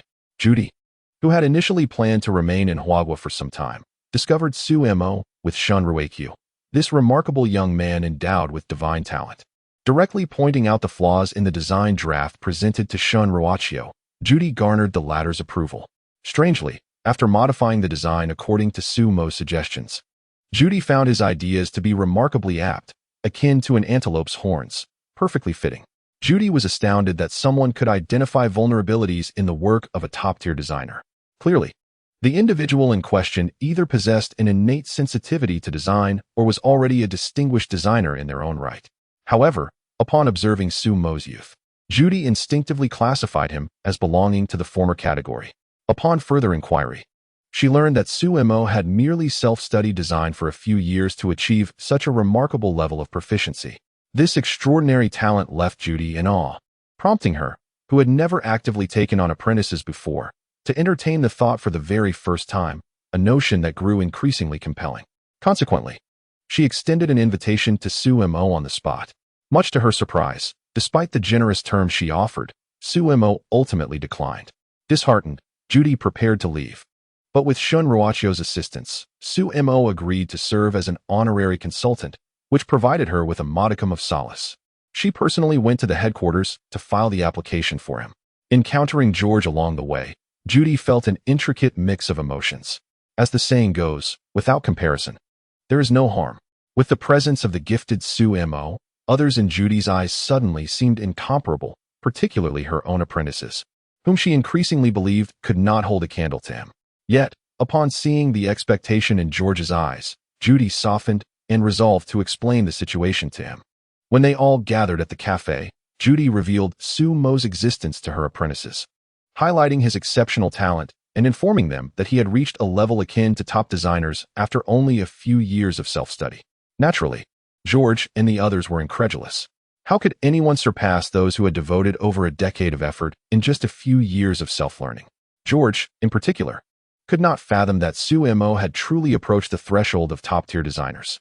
He was acutely aware of his own diligence, having spent countless days and nights sketching designs and never missing a single Paris Fashion Week since his entry into the field. He frequently traveled to various Fashion Week venues, visiting the world's premier designers to absorb their experiences and design philosophies, which he then synthesized into his own ideas. This pursuit persisted for an indeterminate number of years until he crafted Cloud Veil, his most outstanding creation to date. earning recognition from numerous esteemed designers who believed he had indeed touched the threshold of elite design. With his talent, he was destined to break through within 5 years. At that moment, George felt a swell of pride. However, it was unfathomable for him to accept that there existed someone who, through merely a few years of self-study, could reach the same heights he had achieved through relentless effort. The crowd gazed at her as if they had encountered a ghost, clearly disbelieving her words. Judy sighed, understanding their mindset. Had she not witnessed Sue Mo herself, she too would have been skeptical. Yet, the world has never been equitable. All roads may lead to Rome, but some are fortunate enough to be born there. What fairness exists? Sue Mo's talent is astonishingly profound, and having witnessed it firsthand, Judy found it impossible to doubt. Observing Judy's unwavering determination, George felt a flicker of belief ignite within him. The teacher had no need to employ such matters to dishearten them. It would benefit no one. However, hearing is often deceptive, while seeing is believing. Thus, George implored, "Teacher, I wish to accompany you to Huagua when you return. I long to meet this Mr. Sue." Understanding George's intentions, Judy shook her head. George, feeling anxious, asked, "Why not?" "Teacher." He assumed Judy was denying him permission and hastily sought to explain. Yet Judy gestured for him to remain calm, and then mentioned that Sue Mo would be attending Paris Fashion Week. Upon hearing that Sue Mo would soon arrive in Paris for the fashion event, George managed to suppress his eagerness to meet him and continued to listen to Judy's narrative. Noticing George regaining his usual composure, Judy nodded slightly. She then revealed her desire to formally take Sue Mo as her disciple. The others present erupted in astonishment. Why? What gives him the right? My God, why can he become a formal disciple directly? Teacher, please reconsider. Witnessing the excitement of the crowd, Judy felt a twinge of disappointment and chose to remain silent. Conversely, the now calm George was the first to accept this reality. Since he had learned of Sue Mo's exceptional talent from Judy, it was only natural that she would not overlook such a genius. Taking a breath, he inquired, "Teacher, has Sue agreed?" George knew his teacher to be forthright. She would express her thoughts candidly. Thus, if Sue had consented, Judy would have announced that he had already become her disciple rather than merely using the term consider. His intuition suggested that Judy's attempt to take Sue Mo as her disciple had not proceeded smoothly. Indeed, Judy looked at him with surprise upon hearing his question, then shook her head, saying, "Sue Mo has not agreed." A sigh of relief washed over George. Had Sue agreed, the moment others discovered this, he, as Judy's chief disciple, would feel diminished if even an outsider surpassed him. Now, knowing that Sue had declined, he felt reassured and became increasingly curious about who Sue Mo truly was to have rejected Judy's offer. George's composed demeanor sparked a plan within Judy. It appeared that her years of mentorship had not been in vain. He had matured significantly. Judy disregarded the inquiries of others and turned her gaze towards George, requesting him to present the fashion ensemble he had designed. "Let us not discuss Sue for now. When the time comes, you shall witness for yourselves." She then urged, "George, please bring forth your collection for me to examine once more. I was rather hurried earlier and did not observe it thoroughly." Her words prompted a collective silence among the onlookers, who redirected their attention to George. This caught him off guard. However, upon regaining his composure, he excitedly rose to fulfill her request. "Yes," he exclaimed, hurrying to retrieve the garment. Upon his return, George handed it over to Judy, who scrutinized it with meticulous care before nodding in satisfaction. Indeed, it has reached the standard of a senior designer. The acknowledgement from his mentor brought a gleam of joy to George's face. He inquired, then, "Teacher, may I?" Judy had previously articulated that to achieve formal status, one must first attain the level of a senior designer and produce a work that pleased her. Upon satisfying these two conditions, she would consider his promotion. Thus, George felt a surge of excitement when Judy requested he present his creation. The prospect of formal recognition was within reach. However, before he could complete his thought, Judy interrupted him. "I am aware of what you wish to say. You have indeed met the two conditions I set forth. However, this merely grants you an opportunity. You must still pass one final test." Eagerly, George pressed, "Please, teacher, tell me what the test is. I am confident I can succeed." Judy replied succinctly, "Is there not a design competition following Fashion Week? I would like you to participate. Should you secure first place, you will have passed the test, and I shall promptly announce your formal apprenticeship under me." Upon hearing the conditions of the test, George felt a wave of relief wash over him. He had already intended to enter the competition.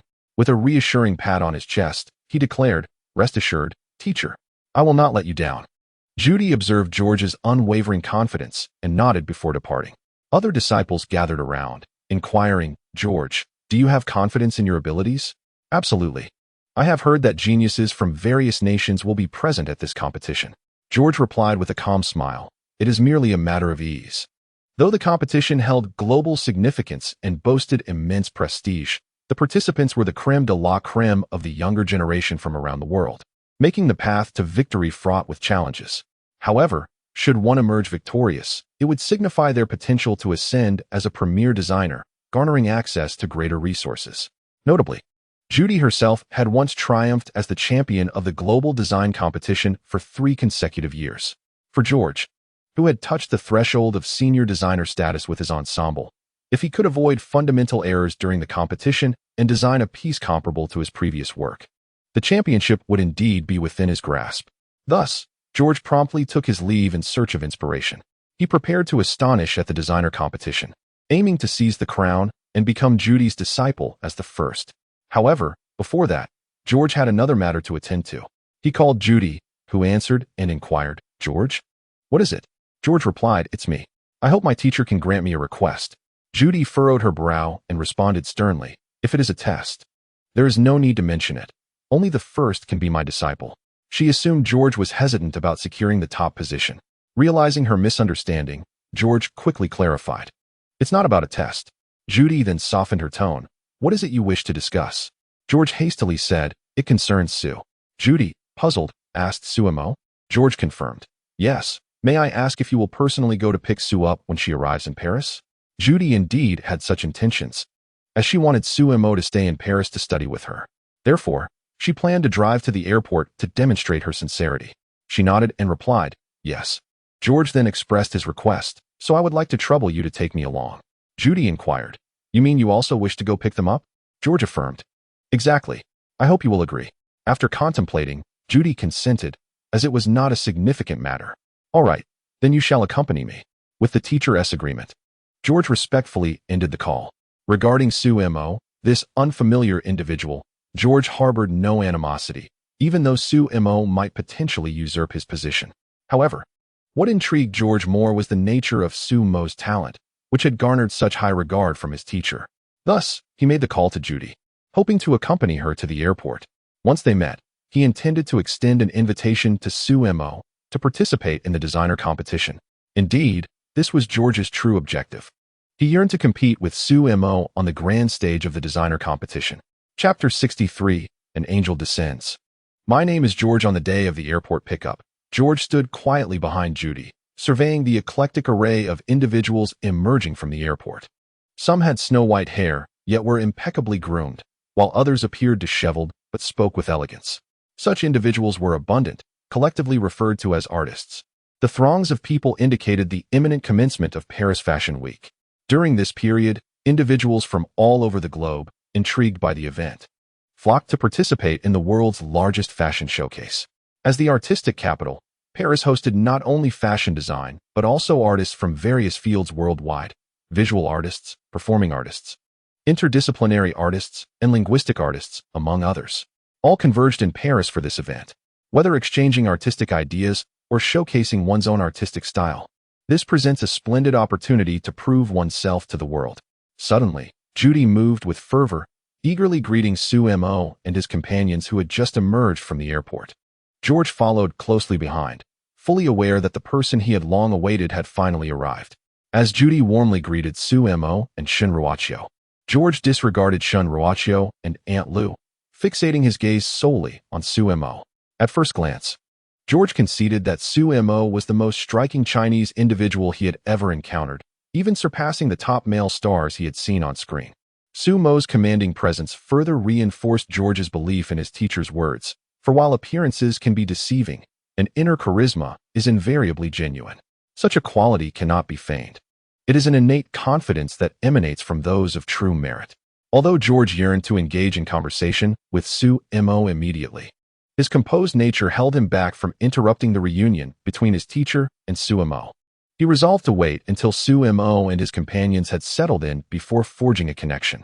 Upon confirming that Su Mo was indeed the person he sought, George's attention shifted to Shun Ruochio and Aunt Lu nearby. Shun Ruochio maintained an air of aloofness in front of strangers, yet her exquisite beauty compelled George to marvel at her. He mused, could she be the angel spoken of in legends? He offered her the highest of praises. Although he had always been drawn to the wild, passionate, and charismatic Western girls of his country, Shun Ruochio's icy purity and uniquely Chinese elegance unveiled to him the true essence of Eastern beauty for the first time. This revelation solidified his determination to visit China. When he noticed Shun Ruochio's gaze lingering on Su Mo, he discerned her affection for him. As he glanced back and forth between the two, George realized they formed an unexpectedly harmonious pair. At this moment, he withdrew his scrutinizing gaze, as his noble upbringing dictated that staring at a lady is a display of poor manners. Judy and Su Mo had concluded their conversation, and the group proceeded to the parking area. Throughout the journey, Judy repeatedly urged Su Mo to stay, but he politely declined each time. This only reignited George's desire to challenge Su Mo. He had never witnessed his proud teacher in such a manner, sparking a curiosity within him that nearly reached its zenith. Yet he managed to suppress it. Now was not the time. Soon, they arrived at their destination, the Shangri-La Hotel in Paris, one of the most sought-after hotels in the city. The elegant and refined entrance resonated with the legends behind this historic mansion, seamlessly blending elements of both ancient relics and regal opulence, attracting countless visitors to stay within its welcoming embrace. The unparalleled service bestows upon guests a heartfelt sense of royal hospitality. The decor of the rooms preserves the elegance of bygone French boudoirs, with intricately crafted furniture, exquisite textiles, and art pieces that exude the essence of Parisian charm. The interiors, meticulously designed by a renowned French interior designer, are harmoniously adorned in shades of champagne gold, beige, and white. The mesmerizing views of the Eiffel Tower and the Seine River, seemingly within arm's reach, captivate the soul. The exceptional location is a significant reason why Shangri-La Hotel ranks among the finest hotels in Paris. In terms of dining, the hotel boasts a Michelin-starred Chinese restaurant that is truly unique. As Europe's first Shangri-La signature Chinese restaurant, Shang Palace is renowned for its delectable Cantonese cuisine in Paris. The crystal chandelier beneath the glass dome complements the elegant and refined culinary offerings, creating a delightful atmosphere. This was also the reason why Judy arranged for Su Mo and the others to stay here. Shangri-La Hotel not only exudes opulence, but is also in close proximity to various attractions, situated merely steps away from the Champs-Élysées. Moreover, Judy has taken dietary preferences into consideration. Should Su Mo and his companions find Western cuisine unfamiliar, they can conveniently dine at Shang Palace. After parking the car in the hotel's parking area, Judy shook hands with Su Mo, preparing to bid farewell. See you at Fashion Week. Enjoy your time exploring the charm of this city, she said with a wink, expressing her anticipation for the moment he might choose to stay. Throughout the journey, Judy had persistently encouraged Su Mo to remain in Paris and study with her. Aware of her good intentions, Su Mo could only listen quietly out of politeness. Shun Ruochio, noticing Su Mo's helpless expression, secretly chuckled, realizing that having talent could indeed be a source of frustration. Finally, at 9 o'clock, Su Mo was freed from the conversation. Seeing that Judy still hoped for him to stay, he quickly nodded with a wry smile. I will do my best. After bidding farewell, the group prepared to part ways, agreeing to reconvene the following day to discuss Fashion Week in detail. At that moment, George stepped forward, extending his hand to Su Mo and greeting him in somewhat halting Chinese. Hello, dear Su. Confused, Su Mo shook his hand and looked towards Judy, who approached with an apologetic expression. I sincerely apologize for not introducing you earlier. This is George, my apprentice, who insisted on accompanying me to meet you all. Understanding dawned on Su Mo as he nodded. He asked George, Mr. George, to which George waved his hand. Just call me George. Su Mo, unfazed, replied, All right, George. Do you need anything? George solemnly bowed to Su Mo, demonstrating the standard etiquette of nobility. Su Mo was somewhat taken aback by George's serious demeanor, uncertain of what this handsome blonde with azure eyes intended. After exchanging pleasantries, George earnestly extended an invitation to Su Mo, stating, I have heard of your remarkable deeds from our instructor.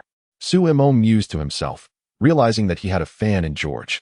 He then heard George express a fervent desire to engage in a contest with him. Chapter 64. Invitation to compete. George's eyes sparkled with sincerity as he gazed at Su Mo, having eagerly anticipated this moment for quite some time. Ever since he learned of Su Mo's arrival in Paris, he had harbored an unwavering intention to challenge him. Particularly after witnessing Su Mo in person, he nearly succumbed to the impulse to extend his invitation on the spot. However, his noble upbringing compelled George to restrain himself until everyone had gathered at the hotel. It was only as they prepared to part ways that he approached Su Mo to voice his request. Upon hearing George's words, Su Mo stood there momentarily stunned, perplexed by the notion of a competition. What exactly are we competing in? Judy, standing nearby, furrowed her brow and exclaimed, George. In that instant, she comprehended that George's earlier request to accompany her to the airport was motivated by this very intention. Challenging Su Mo was not unexpected. Judy recognized George's inherent drive to win, which had propelled his rapid progress. When she had mentioned Su Mo's extraordinary talent, she had anticipated that the ambitious George would inevitably seek to challenge him. However, proposing a contest upon their first encounter was considered quite impolite in Western culture. This revelation incited Judy's anger, prompting her to reconsider George's suitability as a protege upon their return. George sensed his instructor's displeasure but gritted his teeth and continued. I hope to engage Su in a design competition. At that moment, Su Mo understood that George sought to compete in design rather than a personal duel. Had I known, he thought, relieved that the competition pertained to design. George then turned to Judy and apologized. I am truly sorry, teacher. I have awaited this day for so long, and I hope you can support me. Observing the determination in her student's eyes, Judy's ire gradually subsided. She could forgive George's indiscretion, provided Su Mo was unperturbed. However, she remained resolute in her disapproval of the competition itself.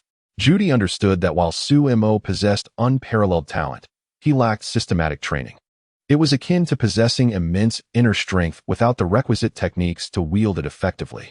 Furthermore, the intricacies of a design competition were far from simple, involving everything from foundational principles to final execution and conceptualization. Inexperienced, Su Mo was at risk of failing. Should he lose, it could severely undermine his confidence. Many gifted individuals falter after experiencing defeat, squandering their potential. Thus, Judy worried that if Su Mo were to lose in his inaugural competition, he might swiftly lose interest in design altogether. From this moment forth, stepping into the realm of fashion design shall no longer be permitted. This is an unacceptable prospect for Judy, as it would indeed be a loss for the world. Thus, Judy slowed her tone and addressed George. I grant you permission to challenge Su. Upon hearing the teacher's approval, George felt a surge of joy. However, Judy continued. But not at this moment. She cast a glance at Su Mo. You must wait for Su to study for another 2 months. Only then may you compete with him. George, somewhat reluctant, sought to negotiate further. But, teacher, at that moment, Su Mo could no longer remain silent. Clearing his throat, he interjected as Judy and George turned to look at him. Shouldn't you consider my opinion? Having listened to Judy and George's discussion, Su Mo found the situation rather amusing yet perplexing. Were foreigners truly this obstinate? Furthermore, they spoke without consulting the opinions of those involved, disregarding whether others agreed or not. This had been the case when Judy initially sought to take him as her apprentice, extending an invitation to study in Paris under the guise of goodwill. Similarly, George assumed that after issuing a challenge, Su Mo would undoubtedly accept. This left Su Mo quite bewildered. It was only then that George realized Su Mo had yet to consent. Thus, he inquired, Su, what are your demands? Feel free to state them. As long as you agree to compete with me. Su Mo shook his head. Do you believe I can have my name engraved atop the Eiffel Tower? He replied. I am truly sorry. I understand your feelings. At this juncture, Su Mo glanced at the elegant Shinruo beside him. During his time playing games, he had envied those who landed with weapons and had vehicles to escape danger, much like Shinruo. Such individuals possessed a remarkable talent, an innate gift called luck. Therefore, Su Mo comprehended George's desire to challenge him. However, he could not elucidate that this was due to a system advantage, not inherent talent. Moreover, even if Su Mo possessed genuine talent, he would not acquiesce to George's request. How troublesome. He would rather explore Paris than engage in a fashion design contest with a grown man. Su Mo continued, but I must decline. Upon hearing Su Mo's refusal, George found it hard to comprehend. He exclaimed, "Why?" George's confidence in challenging Su Mo stemmed from his belief that Su Mo, like him, was a genius. Being a genius, they both harbored a sense of confidence and pride. They would never reject provocations or requests for competition. This was George's nature. He had always accepted challenges from others without hesitation. It was through these competitions that he had achieved his current success. Thus, he believed that Su Mo, being another genius, had no valid reason to refuse his challenge. To his surprise, Su Mo did indeed refuse. "George, please provide me with a reason." Su Mo shrugged. "There is no reason. I simply do not wish to compete. Winning offers no rewards, and losing is not something Su Mo anticipates during this period." He has diligently studied various books on fashion design, utilizing the knowledge that has been systematically instilled in his mind, and has successfully addressed all his shortcomings. Furthermore, Su Mo has observed several fashion competitions, and it is precisely because he understands the process that he opts to decline. It is far too cumbersome. More so than dining with Shunruachio. Shunruachio. George sought to persuade further. "Why do you not wish to compete?" He genuinely could not comprehend Su Mo's refusal. Before Su Mo could respond, Judy interjected. "Judy, enough, George. That is quite enough. Even if Su Mo were to agree, I would not." Seeing George poised to speak again, Judy swiftly silenced him. "Moreover, with the fashion competition approaching, should you not return promptly to prepare?" She pointed at George. "If you continue, I may reconsider your promotion." George did not anticipate that a mere invitation would escalate to such severity. The teacher had even invoked the matter of his promotion to deter him. Reluctantly, George conceded. He turned to Su Mo and said, "Very well, my apologies, Su. Please forgive my impudence." Su Mo nodded. He did not perceive this as a significant issue. Following this, George returned to the car. Chapter 65, Sharing a Room with Su Mo. Another abandonment for Yi Li. Seeing George finally relent, Judy turned to Su Mo with an apologetic demeanor. "I am truly sorry. I had no idea he would invite you without consulting me." Su Mo smiled nonchalantly. "It is of no consequence." He was indifferent to such Western courtesies, instead finding George's enthusiasm endearing, albeit somewhat overly familiar. However, recalling George's competitive spirit, Su Mo requested Judy to convey a message to him. "My refusal of George is not a reflection of him as a person, but rather a matter of my disinterest in competition." He wished to avoid any unnecessary misunderstandings. Su Mo has always held great respect for individuals who are passionate about their professions. Judy nodded in understanding. I see. Everyone has their own aspirations." With that, she chuckled. Observing Judy grasp his meaning and articulate his life philosophy, Su Mo joined in her laughter. "Haha, I did not expect you to remember that."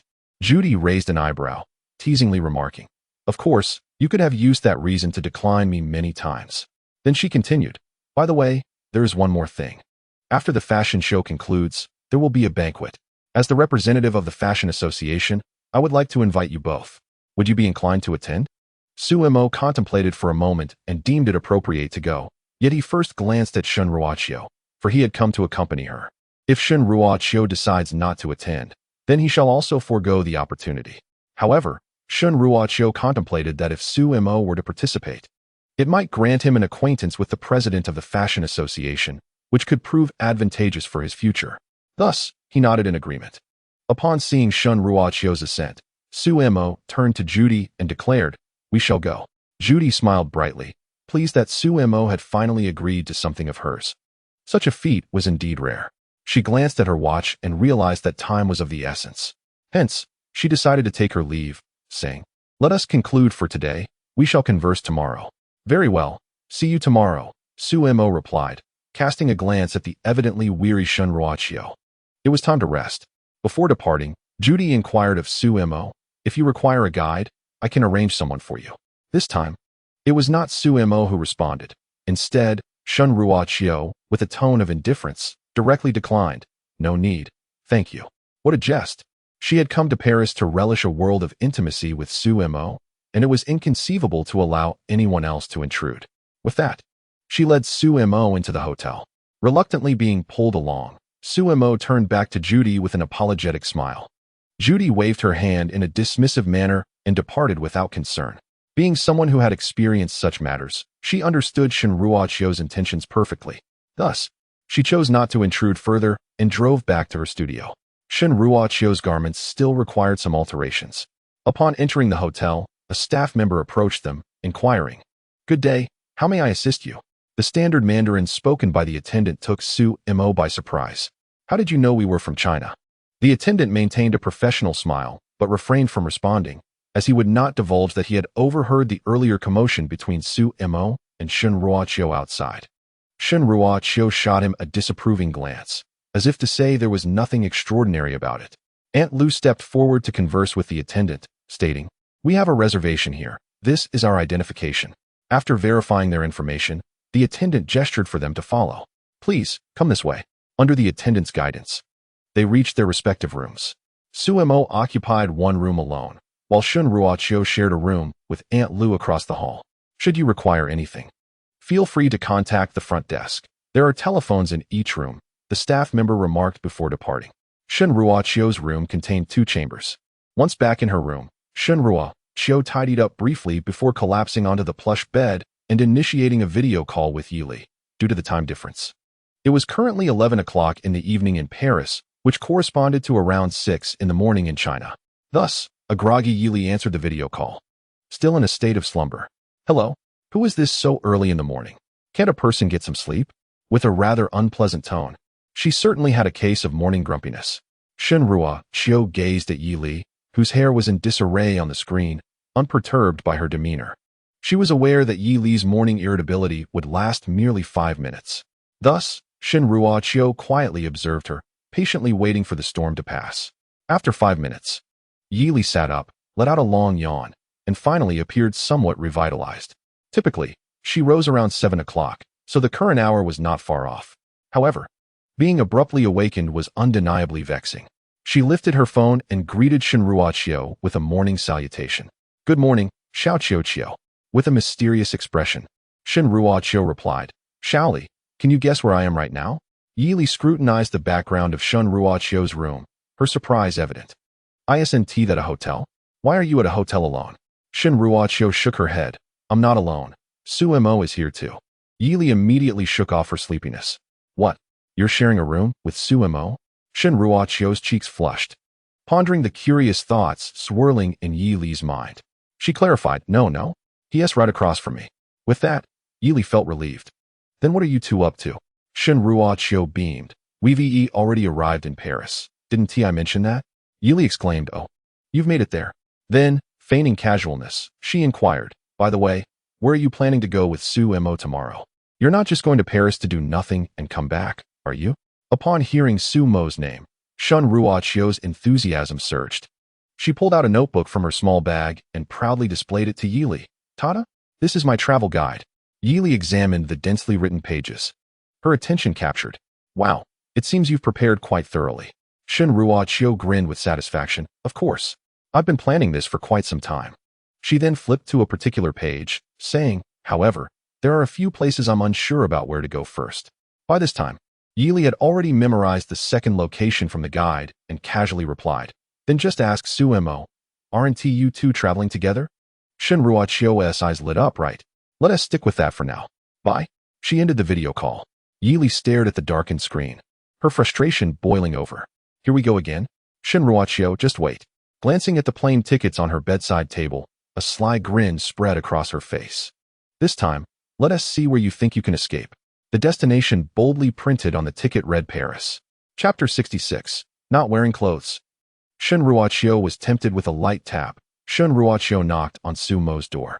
Upon seeing her through the peephole, Su Mo opened the door. "Little Su, let us go," Shin Ruochio exclaimed. "Su Mo, why aren't you dressed?" As she saw Su Mo open the door, she intended to explain her purpose and seamlessly stepped into his room. Unexpectedly, as Su Mo had just finished his shower, still with damp hair, he was met with a knock at the door. Draped in a loose bathrobe, he approached to open it. The robe, while comfortable, left his neckline wide open, revealing his well-defined chest, chocolate-like 8-pack abs, and the perfect V-line, all laid bare before Shin Ruochio. She gasped, then instinctively covered her eyes, though the gaps between her fingers betrayed her desire to steal glances. Such a physique was nothing short of perfection. As she continued to gaze, she could not help but swallow, her face flushing a shade of crimson, warmth radiating from her. Suemo observed Shun Ruachio's reaction, a hint of exasperation surfacing. If anyone else were to witness this, they might accuse him of impropriety. The sharp sound of her earlier gasp had drawn the attention of a nearby attendant, prompting Suemo to swiftly pull Shun Ruachio into the room. With a decisive click, he secured the door behind them. Leaning against the door, Shun Ruachio was still reeling from the sight of Suemo's physique. Now that they were closer, the masculine aura enveloped her, causing her gaze to become somewhat hazy. Suemo raised a hand to cover her eyes, playfully admonishing, "No more looking. Further peeking incurs a fee." He tightened his grip on the robe, leaving Shun Ruachio with a slight sigh of disappointment. She had wished for just a few more glances. Sumo's form was the kind that appeared slender in clothing yet revealed an enticing physique when undraped. And the fact that it belonged to the man she admired most only heightened her difficulty in restraining herself. As he concealed his abs, she felt an urge to reach out and part the fabric for another glimpse. Perceiving her intentions, Suemo deftly stepped back, noticing her unwavering focus on his abdomen.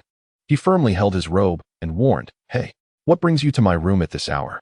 Realizing Sumo's resolute stance, Shun Ruachio relented, clearing her throat. The earlier scene replayed in her mind, nearly causing her to forget the purpose of her visit. She casually paced a few steps in Sumo's room to regain her composure, reassuring herself, "Patience, Shun Ruachio. He will be yours in due time." Suemo's gaze trailed Shun Ruachio, wary of any further mischief. The room fell into a quiet stillness, the atmosphere tinged with an alluring tension. Noticing her silence, he prompted, "What exactly do you want?"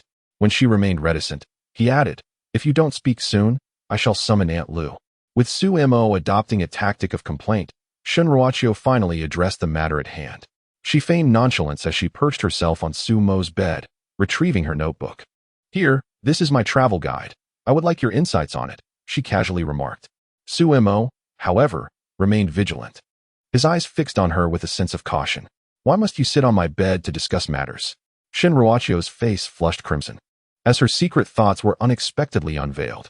However, under Yi Li's instruction, she had learned to maintain a bold demeanor in Sumo's presence. She lifted her chin defiantly and stated, "What is the issue?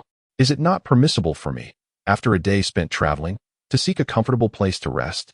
Suemo narrowed his eyes at her, while Shun Ruachio met his gaze with equal intensity, conveying a silent challenge that she would remain silent unless he approached.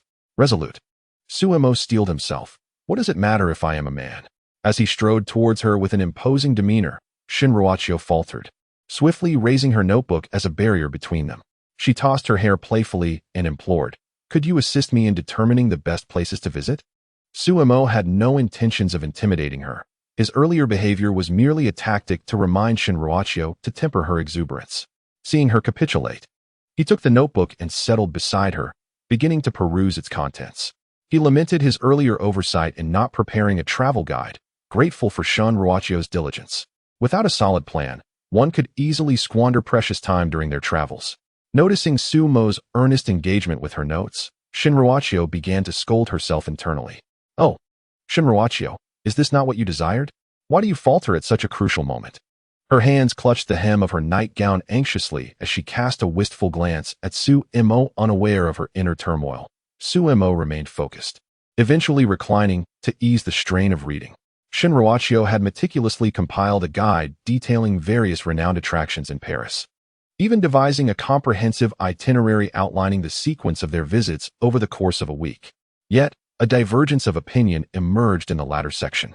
Gathering her courage, Shun Ruachio lay beside Suemo, observing his concentrated expression from the side, a smile unconsciously gracing her lips. Even in silence, her heart found tranquility in his company. Suemo, oblivious to her subtle emotions, shifted the notebook before her and began to analyze the itinerary. "Look here, if we visit this place first, it will consume several more hours than if we go here instead. However, if we explore this location first, return to the hotel, and then proceed here, we could save a considerable amount of time. This way, we can fully experience everything." He concluded with a triumphant smile directed at Shun Ruachio. "How clever am I?" Seeing Suemo's south smile so close, Shun Ruachio felt a surge of joy. Indeed, whatever Suemo says is undoubtedly right. After resolving the issues related to the strategy, Shun Ruachio did not take her leave. Suemo inquired, Aren't you heading back? Aunt Lu will come looking for you shortly. Shinruachio playfully smiled, spreading her arms and reclining on Sumo's bed. Just let me stay a little longer.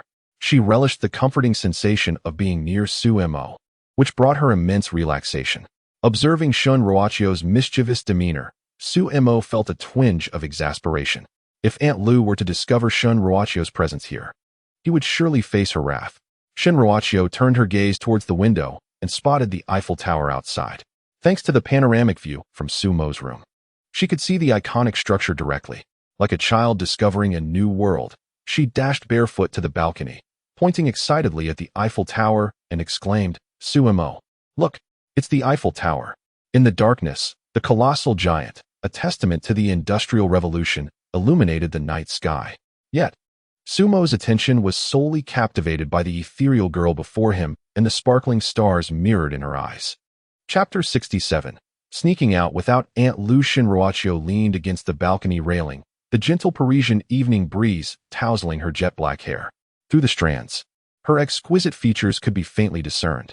Sumo gazed at this flawless girl, feeling as though the brilliance of the Eiffel Tower paled in comparison to her presence.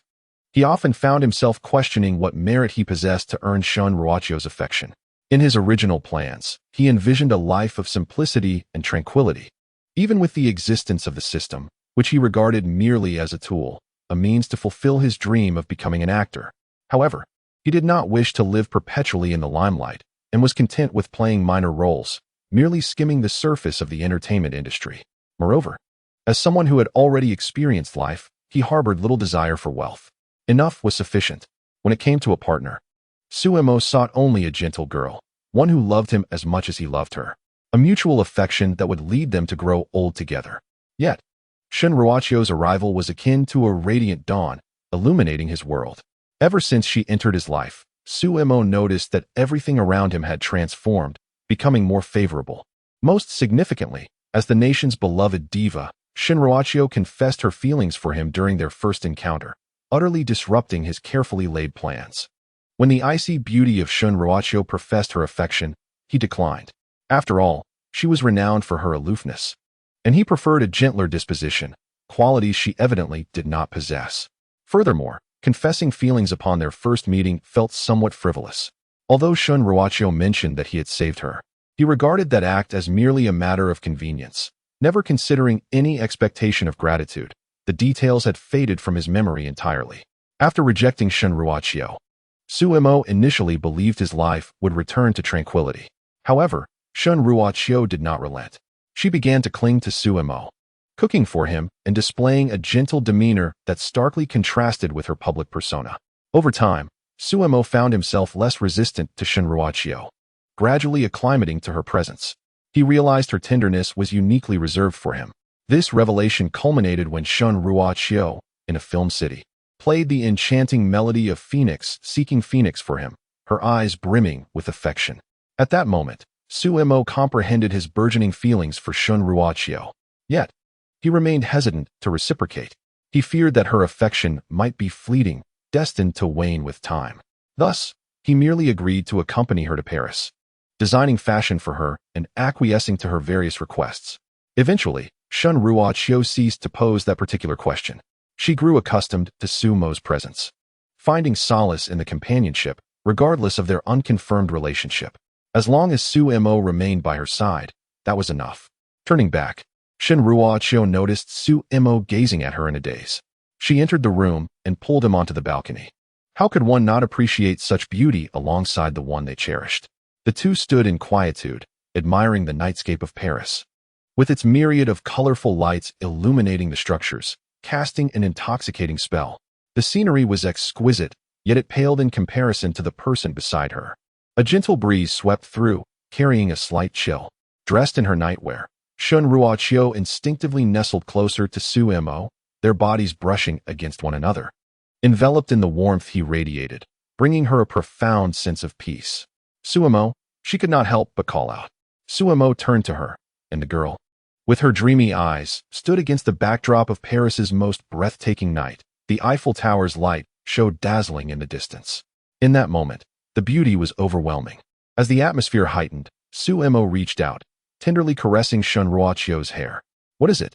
Shin Ruo-Chio remained silent, instead leaning into Su Mo's embrace, lifting her head to gaze at him with sparkling eyes. Gradually, Suemo lowered his head. Beneath the resplendent galaxy, their lips met in a kiss. Shin Ruo-Chio's soft lips and graceful form ignited Su Mo's senses. Her small hands, wrapped around his waist, began to wander restlessly across his abdomen. She adored his sculpted physique. After what felt like an eternity, they parted, both breathing heavily. Shin Ruo-Chio closed her eyes, embodying a disposition of surrender. Suemo. At that moment, a knock interrupted their intimate atmosphere, startling Shin Ruo-Chio into opening her eyes.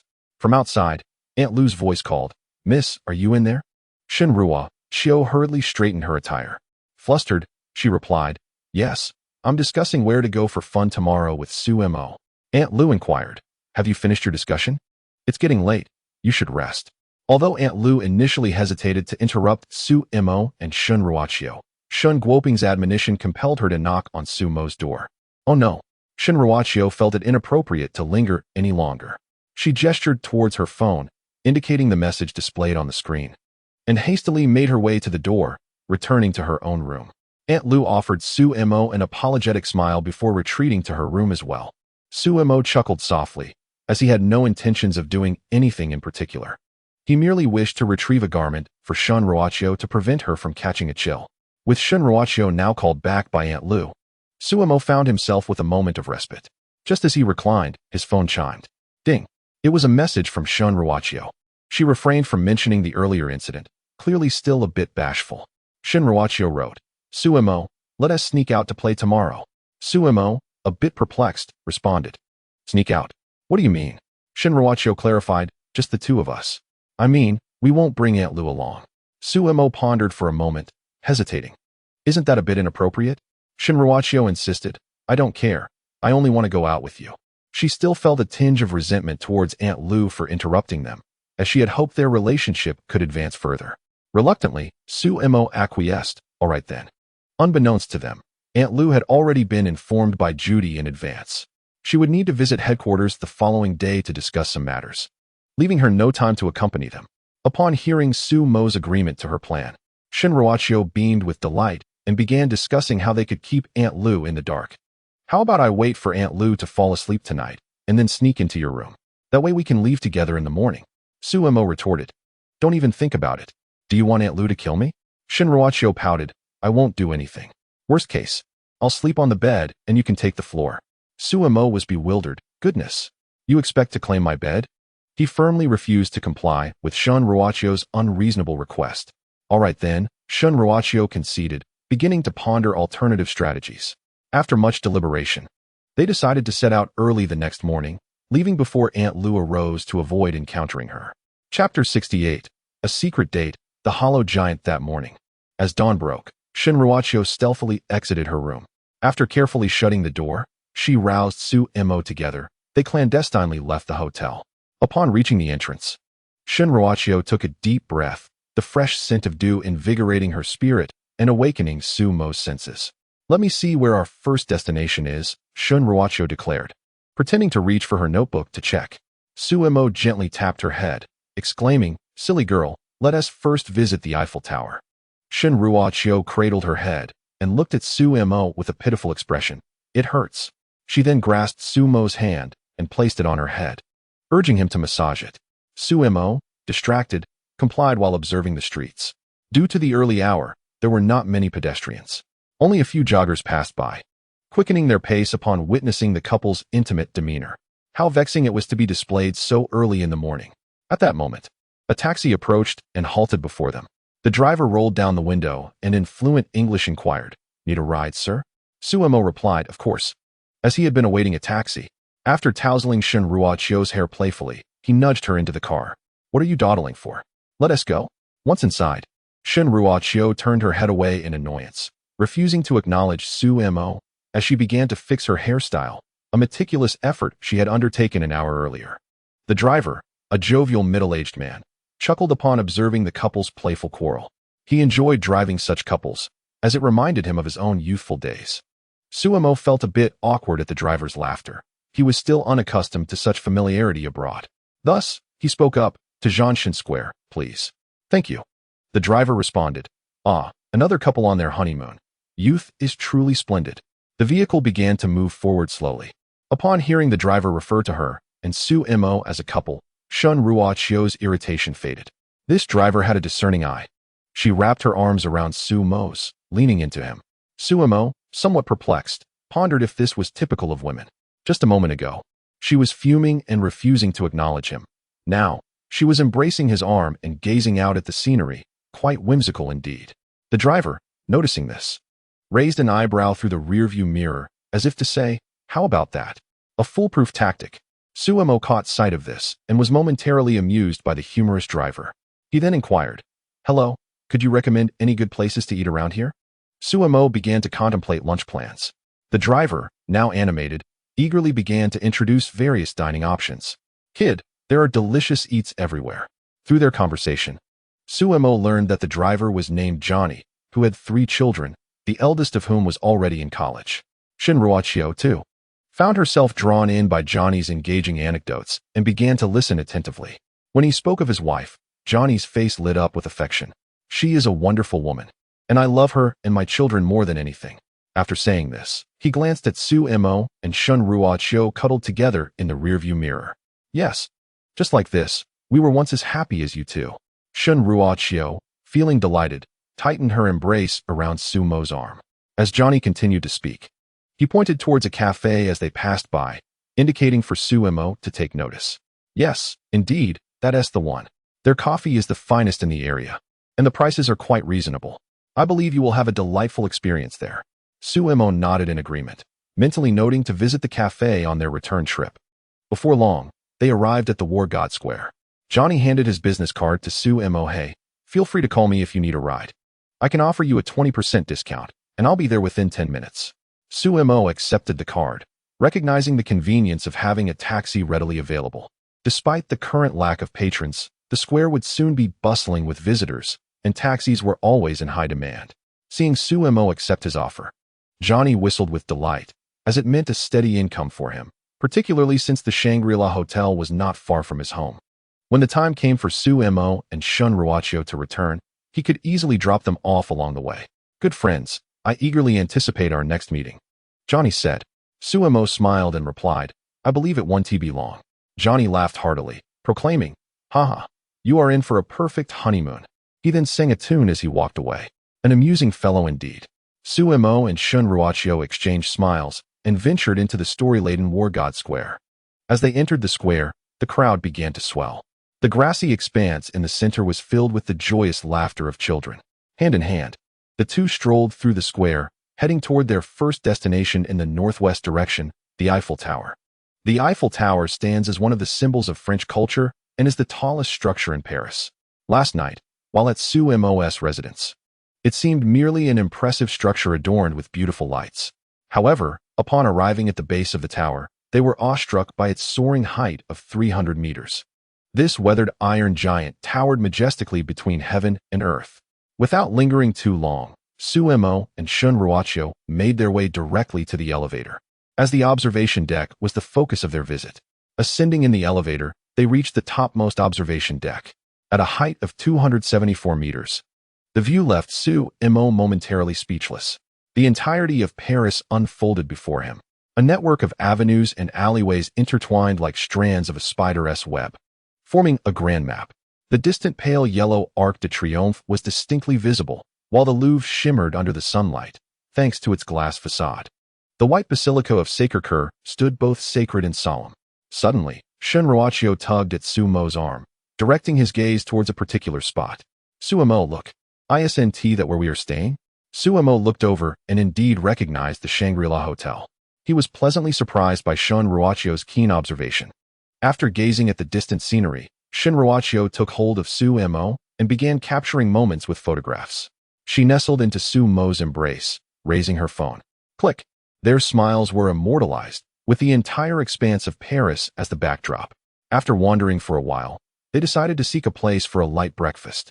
Although the hotel offered breakfast services, Shun Ruochio, wary of encountering Aunt Lu, opted not to partake.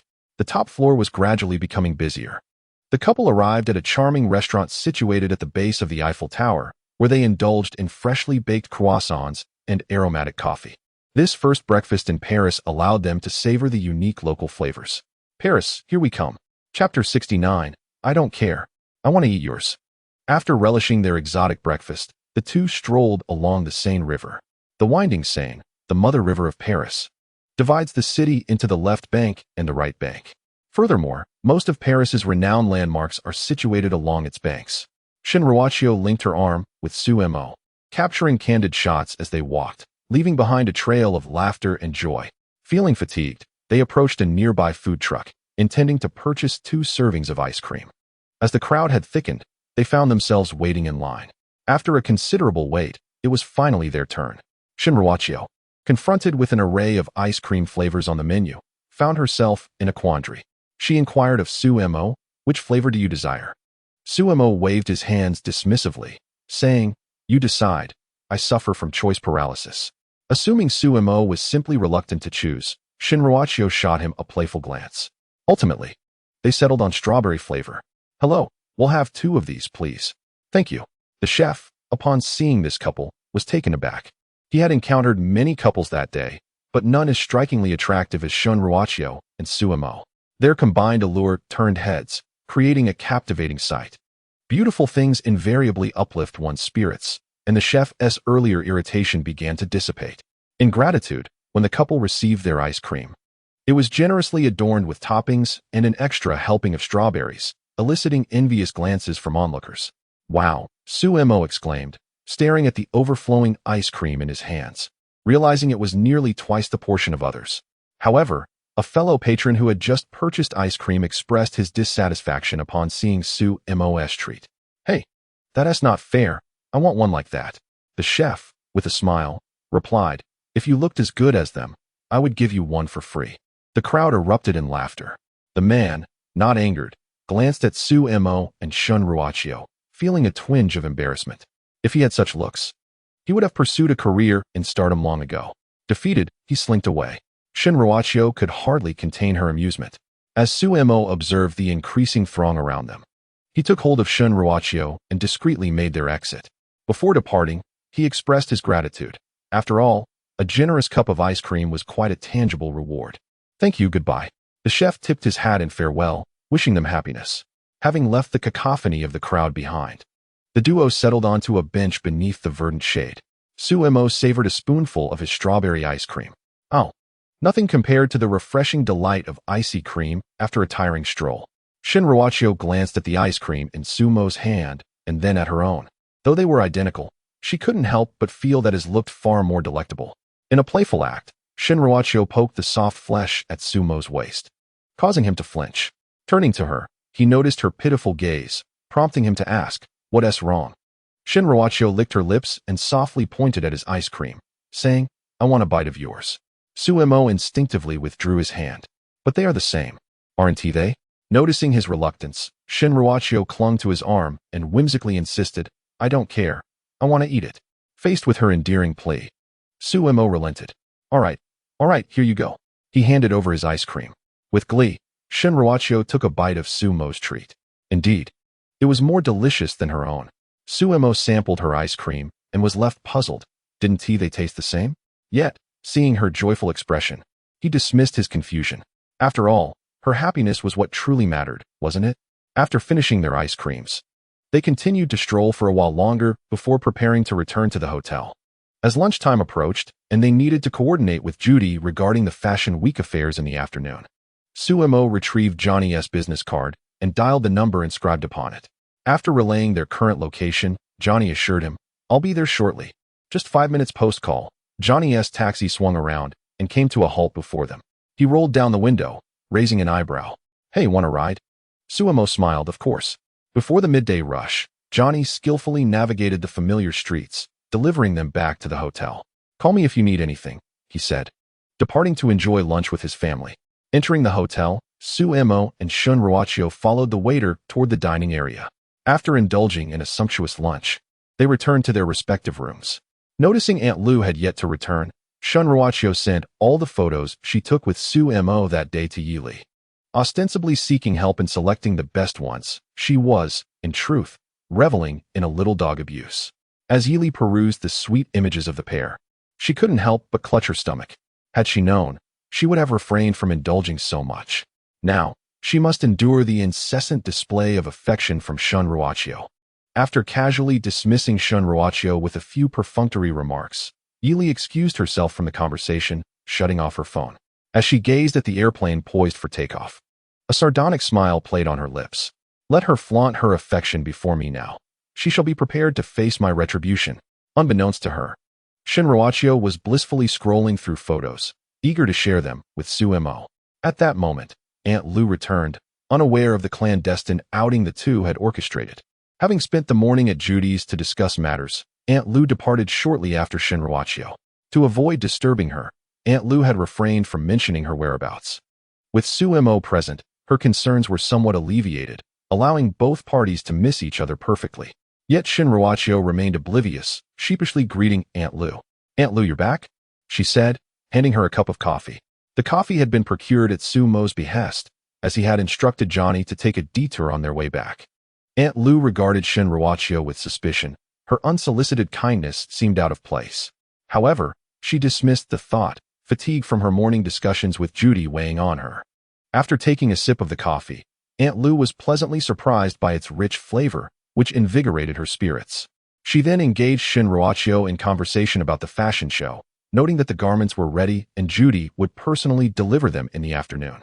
Shun Ruachio would then have the opportunity to try them on at the hotel and assess their fit. As for the runway show, she had been scheduled to make the final appearance, the grand finale, as arranged with Judy. Shun Ruachio nodded in agreement, recognizing that this was part of the conditions she had negotiated, allowing ample time for her and Su Mo to finalize their strategy. However, a thought lingered in Shun Ruachio's mind. She planned to inquire with Su Mo about their joint appearance on the runway when they ventured out tomorrow. Chapter 70. Taking the short route in the afternoon, Judy arrived at the hotel with the garments, seeking out Shun Ruachio directly. Upon seeing Shun Ruachio adorned in the fashion, Judy exclaimed in awe that she would undoubtedly be the focal point of attention on the day of the show. After the fitting, as dusk began to settle, Judy hastily departed, noting that since the garments were satisfactory, she had other matters to attend to, merely reminding Shun Ruachio to be punctual for the event. After dinner, Shun Ruachio lingered in Su Mo's room, eager to share her day's experiences. Pointing to the first photo of them at the Eiffel Tower, she asked Su Mo, "Isn't this one beautiful?" Su Mo mechanically nodded in agreement, affirming its beauty. This marked the 103rd time Shun Ruachio had posed such a question, as she inquired about each image she flipped through. Thankfully, that had been the final photo, and he hoped to finally be released from this routine. Unexpectedly, Shun Ruachio flipped through her phone, only to discover the absence of photographs featuring the two of them. She then extended her delicate hand towards Su Mo. "May I see your phone? I wish to view your captures." Su Mo averted his gaze, scratching his head awkwardly. "Oh, it's probably unnecessary. My pictures surely pale in comparison to yours." Shun Ruachio narrowed her eyes, firmly holding Su Mo's south head in place, compelling him to meet her gaze. "Hand it over."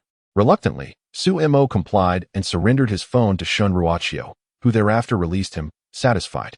As she perused the album, she was aware that Su Mo had stealthily taken pictures of her today, fueling her curiosity about his shots. The first image depicted breakfast, croissants and coffee, rendered in warm tones that evoked a cozy, everyday ambience. Shun Ruachio nodded in approval. The photograph was quite commendable. The second image showcased the Eiffel Tower.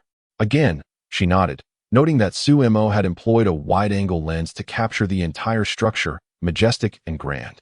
The third photograph was a panoramic view of Paris, taken from a lookout tower.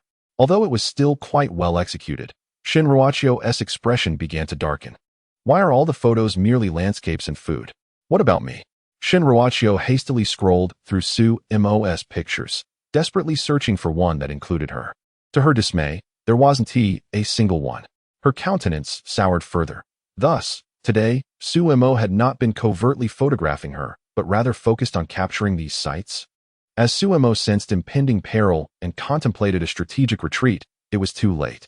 He had barely risen when Shun Ruachio seized his face. Su Mo yelped, "Ah, that hurts." Shun Ruachio, gazing into his guilty eyes, coldly inquired, "Why are there no pictures of me?" Su Mo pointed at his face, mumbling, "Could you please let go? Allow me to explain." Shinruachio recognized that Su-mo was feigning pain.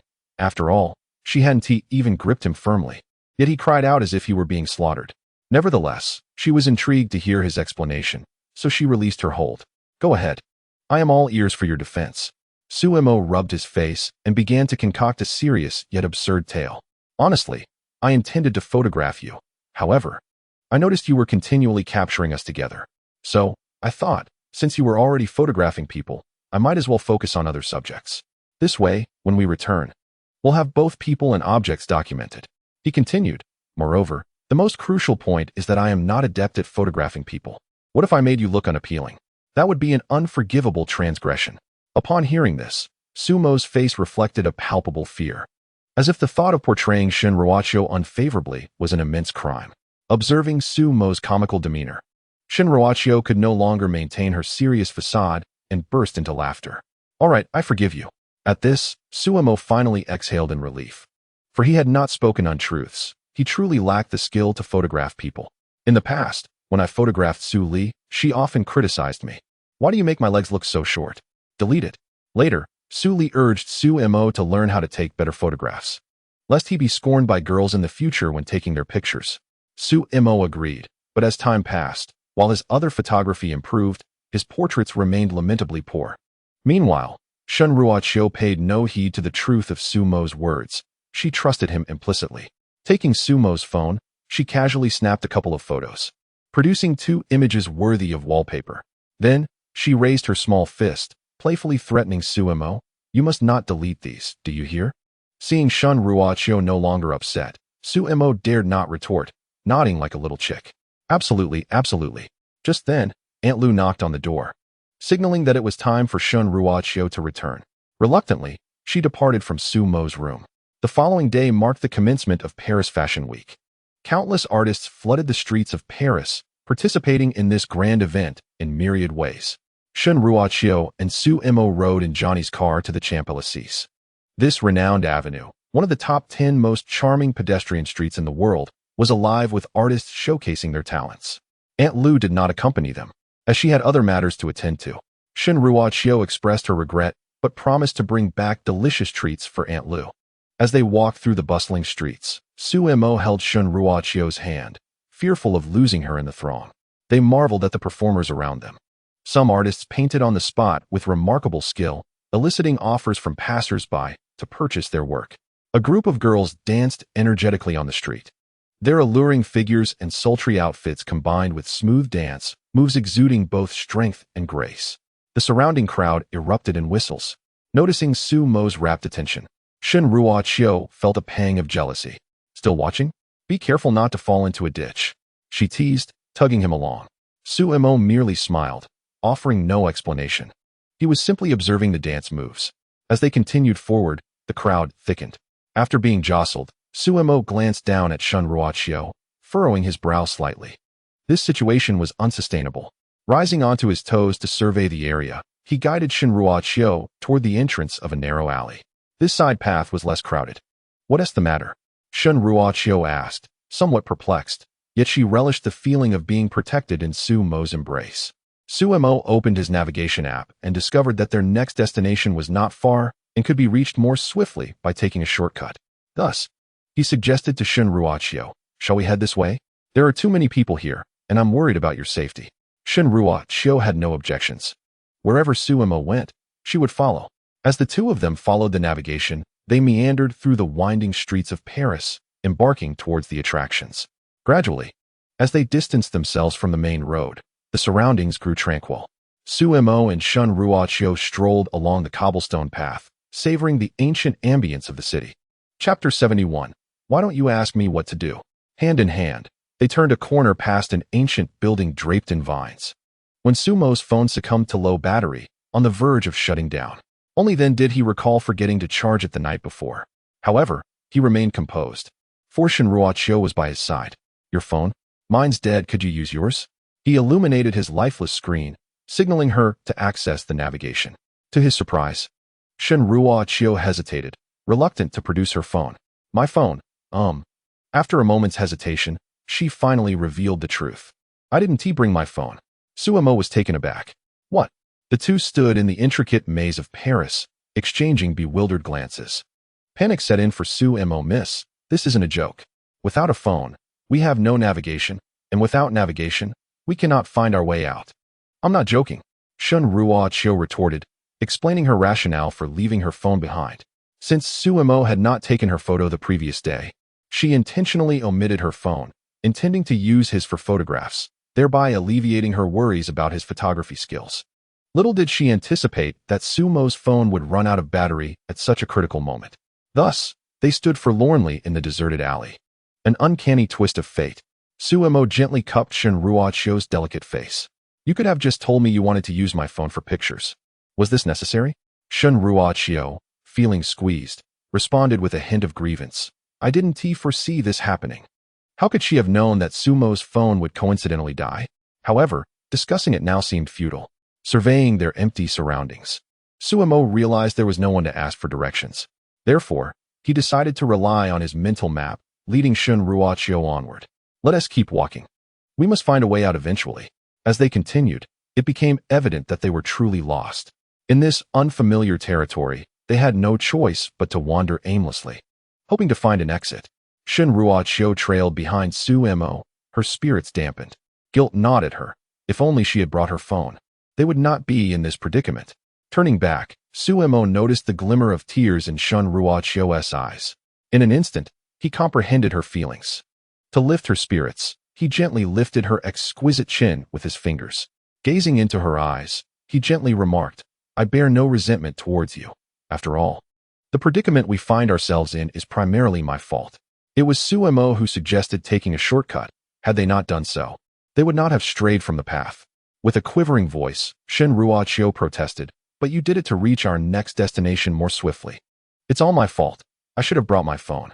Recognizing that words of comfort were futile, Su Mo embraced Shun Ruoqiu, patting her back soothingly. There.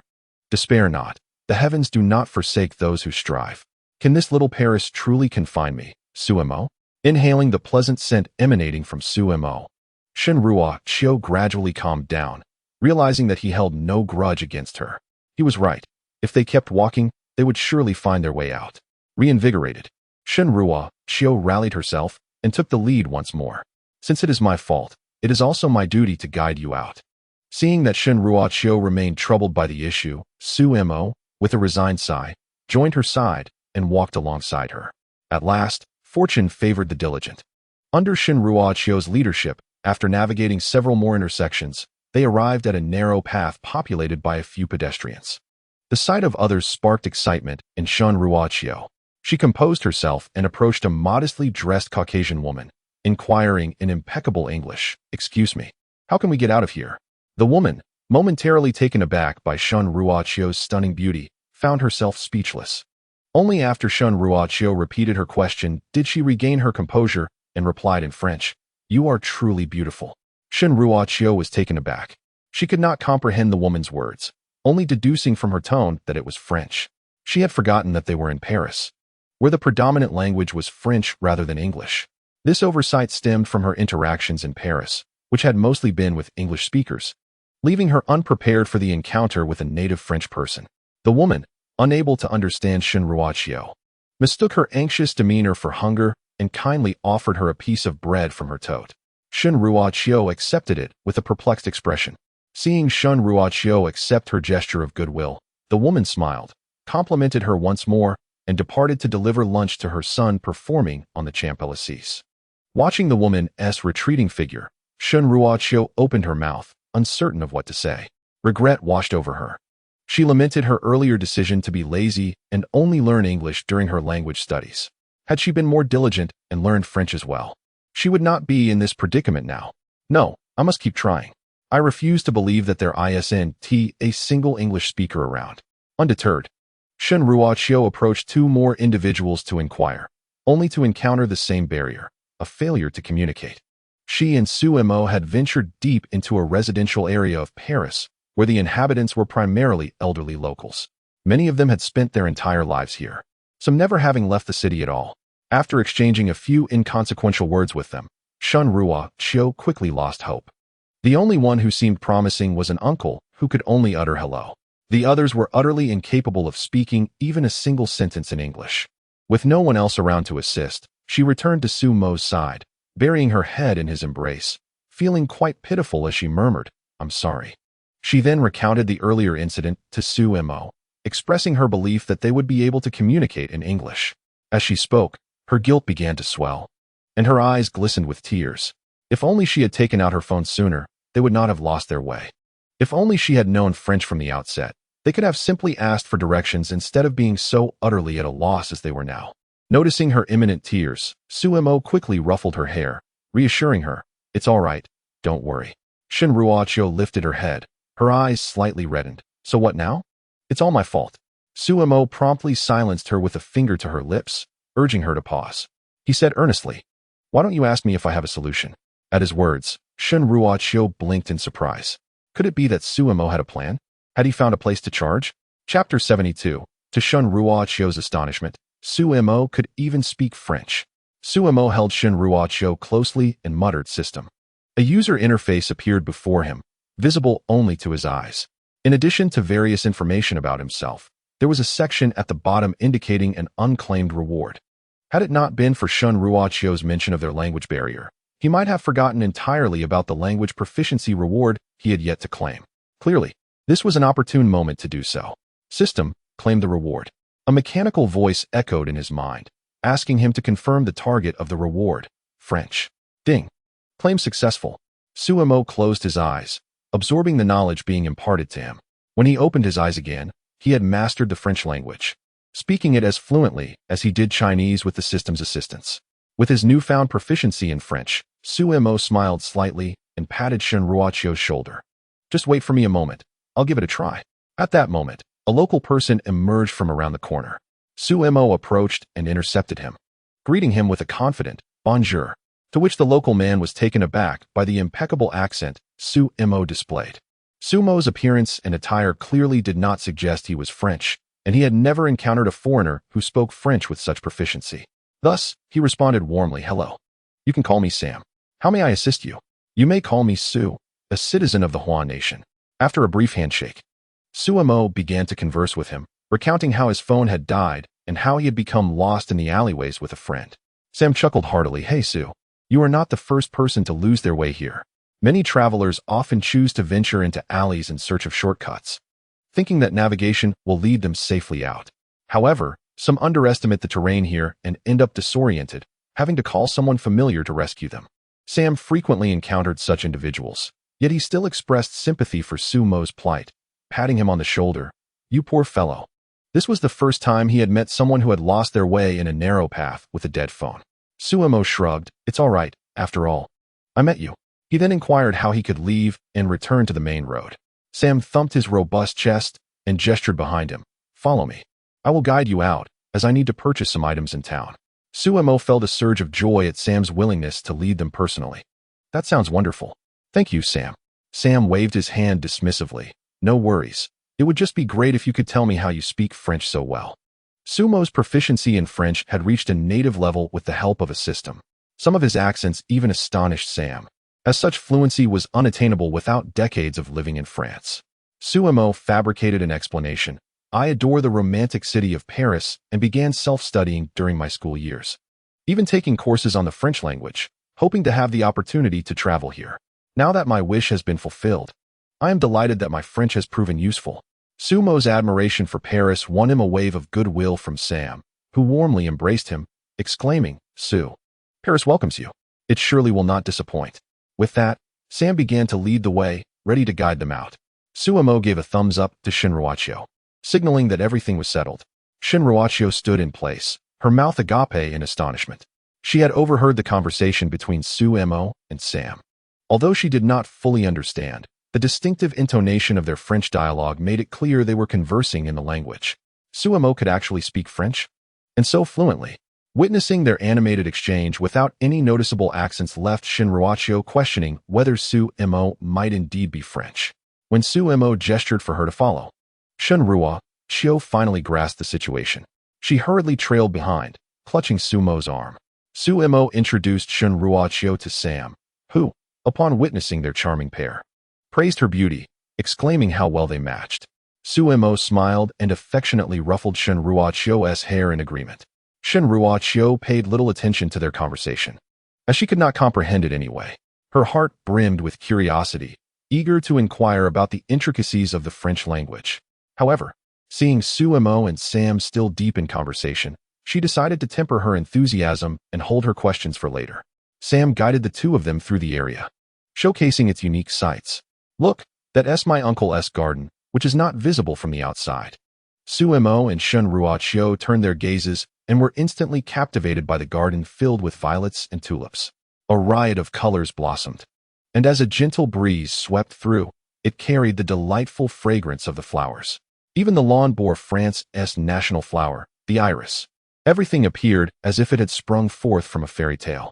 With pride, Sam proclaimed, "This is the result of my uncle's lifelong dedication. I used to visit here often as a child. Isn't it beautiful?" Su Mo nodded in heartfelt agreement, and Shen Ruo followed suit. The beauty was indeed overwhelming, reminiscent of a paradise. Such a spectacle, if not for the locals of Paris, would be difficult for outsiders to appreciate. After traversing the garden, Sam led them to explore more sights along the way. Various peculiar scenes and objects highlighted Paris's identity as the city of flowers and the capital of art. Su Mo felt her eyes feasting on the beauty. Who would have imagined such splendor could be found on these narrow streets? Each corner seemed to conceal a delightful surprise waiting to be uncovered. Su Mo and Shen Ruo even felt fortunate to have lost their way. Otherwise, they might have missed the breathtaking views they were now enjoying. Shen Ruo expressed her regret to Su Mo, saying, "It's a pity I didn't bring my phone. I can't capture this wonderful moment." Su Mo tightened her grip on Shen Ruo's hand and softly replied, "Sometimes, encountering beauty doesn't necessitate capturing it. If I cherish this moment, I wouldn't let a camera distract me. I simply wish to immerse myself in it and relish the present." Shen Ruo nodded, leaning against Su Mo's shoulder, beginning to savor the time spent together. At that moment, a butterfly fluttered above them, its vibrant wings scattering pollen in the air, which sparkled under the sunlight. It seemed to whisper blessings to the enchanting duo. Chapter 73, The Louvre. Eyes in the shadows under Sam's guidance, the trio soon arrived at the bustling Champs-Élysées. As they emerged from the alley, the extraordinary vibrancy enveloped them. Before parting ways, Sam implored, "Shall we not indulge in some fun? I am aware of a particularly delightful place." Su Mo shook his lifeless phone. "No, we shall return to the hotel first." Sam nodded with a hint of regret, expressing his understanding. Though he cherished the time spent with Su Mo and Shen Ruo, it reminded him of the romance that once belonged to him. Yet, all good things must come to an end. Sam waved his hand and departed, wishing them a pleasant journey. "Goodbye, goodbye." Su Mo led Shen Ruo aside and hailed a taxi. After instructing the driver to head to the Shangri-La Hotel, Su Mo reclined his head back. Today's experiences had been rather winding. Primarily, after being immersed in the French language through systematic instruction, his mind felt somewhat fatigued. Shen Ruo leaned on Su Mo's shoulder, her eyes sparkling as she gazed at him. Noticing his weariness, she reached out to massage his temples. Curiously, she inquired, "When did you learn French?" Su Mo closed his eyes, relishing Shen Ruo's gentle touch, and casually explained, "Initially, I watched a French film and found the intonation quite intriguing. So I self-studied for a while and inadvertently became proficient." Shen Ruo's eyes widened in disbelief. "No way. You taught yourself?" Su Mo waved his hand dismissively. "Oh, you know I'm a genius. I learn quickly.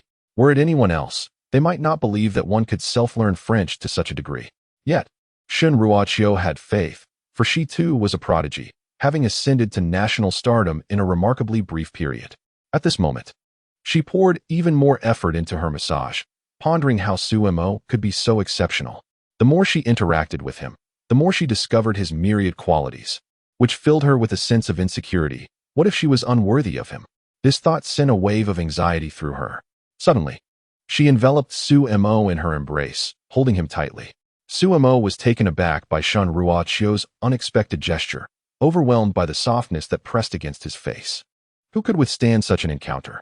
Just as he contemplated breaking free, he heard Shen Ruo plead, "Please don't leave me." Her voice was laced with affection and fear. The mere thought of Su Mo departing was unbearable, as if her entire world would shatter. Su Mo paused, sensing the slight tremor in her body. indicating that this girl was likely lost in her own thoughts again. Thus, he allowed her to hold him.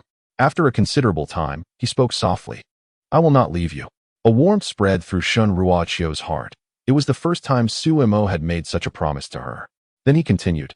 However, if you do not release me soon, I fear I may be compelled to depart this world. The fullness of her embrace made it difficult for Su Mo to breathe. Shun Ruochio's cheeks flushed, and she hastily relinquished her hold. Su Mo inhaled deeply, grateful for the fresh air, having narrowly escaped a dire fate. Though somewhat bashful, Shun Ruochio's hand remained tightly clasped around Su Mo's. She was perplexed by her newfound indecisiveness and sentimentality upon encountering Su Mo, traits that were in stark contrast to her formerly decisive and resolute nature. Yet, because the object of her affection was Su Mo, Shun Ruochio found herself relishing this unfamiliar feeling. Before long, the driver arrived at the hotel. After they disembarked, the driver made a phone call to his wife. Hello, my dear. I want to be home for lunch. Yes, I'm full. Even at the door of the room, Shun Ruochio clung to Su Mo's hand. Su Mo, feeling a bit helpless, gently patted the delicate back of her hand and advised, all right, let's hurry back to the room to rest. We still have plans for this afternoon. Shun Ruochio was stubborn, wrapping both arms around him instead. No, with no alternative. Su Mo reluctantly allowed her to follow him into his room, fearing that a refusal might lead her to overthink. Upon entering, Su Mo raised the hand that Shun Ruochio was holding. I'm heading to the bathroom. Would you like to join? Shun Ruochio had no choice but to release his hand, and then flopped onto Su Mo's bed, pretending not to hear him. After all, she was already in his room and had no fear of him escaping. As for sharing the bathroom, she was not yet prepared for that. Su Mo chuckled to himself, thinking, well, I'll see about that. He stepped into the bathroom and quickly freshened up. When he emerged, he found Shun Ruochio nestled on his bed, softly snoring. After a long morning, she had succumbed to sleep on the softness of Su Mo's bed. Observing her peaceful profile, Su Mo quietly approached the bedside to charge his phone. He then settled onto the plush carpet, propping his head on his hand while gazing at Shun Ruochio. In slumber, she appeared extraordinarily serene, though a slight furrow in her brow marred her tranquil beauty. Consequently, Su Mo took her hand in his. In her dreams, Shun Ruochio seemed to sense his touch, tightening her grip on his broad palm. Her brow smoothed, and a gentle smile graced her lips. The bright sunlight streaming through the window illuminated her exquisite features, rendering her akin to a fairy tale sleeping beauty. Su Mo simply sat there, cherishing the serenity of the moment as he kept her company. At some point, lost in her dreams, Shun Ruochio's lips formed a delightful pout. Unable to resist, Su Mo playfully pinched her lips with his other hand, inadvertently waking her from her slumber. Upon seeing her eyes flutter open, he released her, feeling a bit embarrassed as he said, perhaps you should sleep a little longer? Shun Ruochio shook her head, reaching out for a hug. The joy of waking up to see her beloved was overwhelming. Su Mo complied, embracing Shun Ruochio as a means of compensating for disturbing her rest. In the afternoon, Johnny escorted them to the Louvre, situated on the northern bank of the Seine. This precious edifice ranks among the world's foremost museums, renowned as a temple of art and one of the largest repositories of artistic treasures. It houses an extensive collection of classical paintings and sculptures, for which it is celebrated globally. Su Mo and Shun Ruochio wandered through the galleries of the Louvre, admiring these exquisite masterpieces, remnants of historical artistry. Immersed in the rich artistic ambience, they occasionally paused to observe with keen interest. As they strolled, Shun Ruochio softly remarked to Su Mo, if only Shaoli were here, she would surely adore this place. The variety of paintings reminded her of a certain woman fond of painting. Su Mo glanced at the world-class artworks surrounding them and nodded knowingly. He was aware of who Shaoli was, having heard from Shun Ruochio that she was her best friend with a passion for art. Su Mo replied, it's all right. You can take plenty of photos to share with her. Shun Ruochio pondered for a moment, realizing the wisdom in his words. The two continued their joyful exploration. Unbeknownst to them, in a hidden corner, a pair of eyes was fixated on their every move. Chapter 74, Brother-in-Law. Aren't you going to intervene while Xiaoqiu bullies me? Finally, I have found you. Yi Li rubbed her delicate calves, muttering softly, I'm utterly exhausted. Indeed, the owner of those eyes was Yi Li, who had stealthily made her way to Paris. Armed with information from Shun Ruochio's guide, she had anticipated their visit to the Louvre that afternoon, planning to surprise her friend. However, Due to Shun Ruochio's midday slumber, their departure was delayed, causing Yi Li to wait longer than expected. Had it not been for Sumo's carelessness, she might have had to wait even longer. At that moment, a well-dressed gentleman approached Yi Li, wearing a self-assured smile as he attempted to strike up a conversation. Without even glancing his way, Yi Li impatiently waved him off. "No, can't you see I'm busy?" The man shrugged and, sensing her disinterest, walked away. This was the fourth individual to approach her, drawn by her striking appearance, especially as she was alone. Each had been dismissed, one after another, oblivious to their own lack of appeal, like a toad dreaming of feasting on a swan. Initially, Yi Li had intended to call Shun Ruochio if she didn't arrive soon. Fortunately, just as she was about to retrieve her phone, Sumo and Shun Ruochio appeared around the corner. Yi Li quickly concealed herself, preparing for a surprise ambush to avenge the unpalatable dog food she had endured in their absence. As Sumo and Shun Ruochio rounded the corner, a woman clad in a coffee-colored trench coat, her hair styled in a single ponytail, stood tall, her long legs elegantly exposed, obstructing the path of two individuals.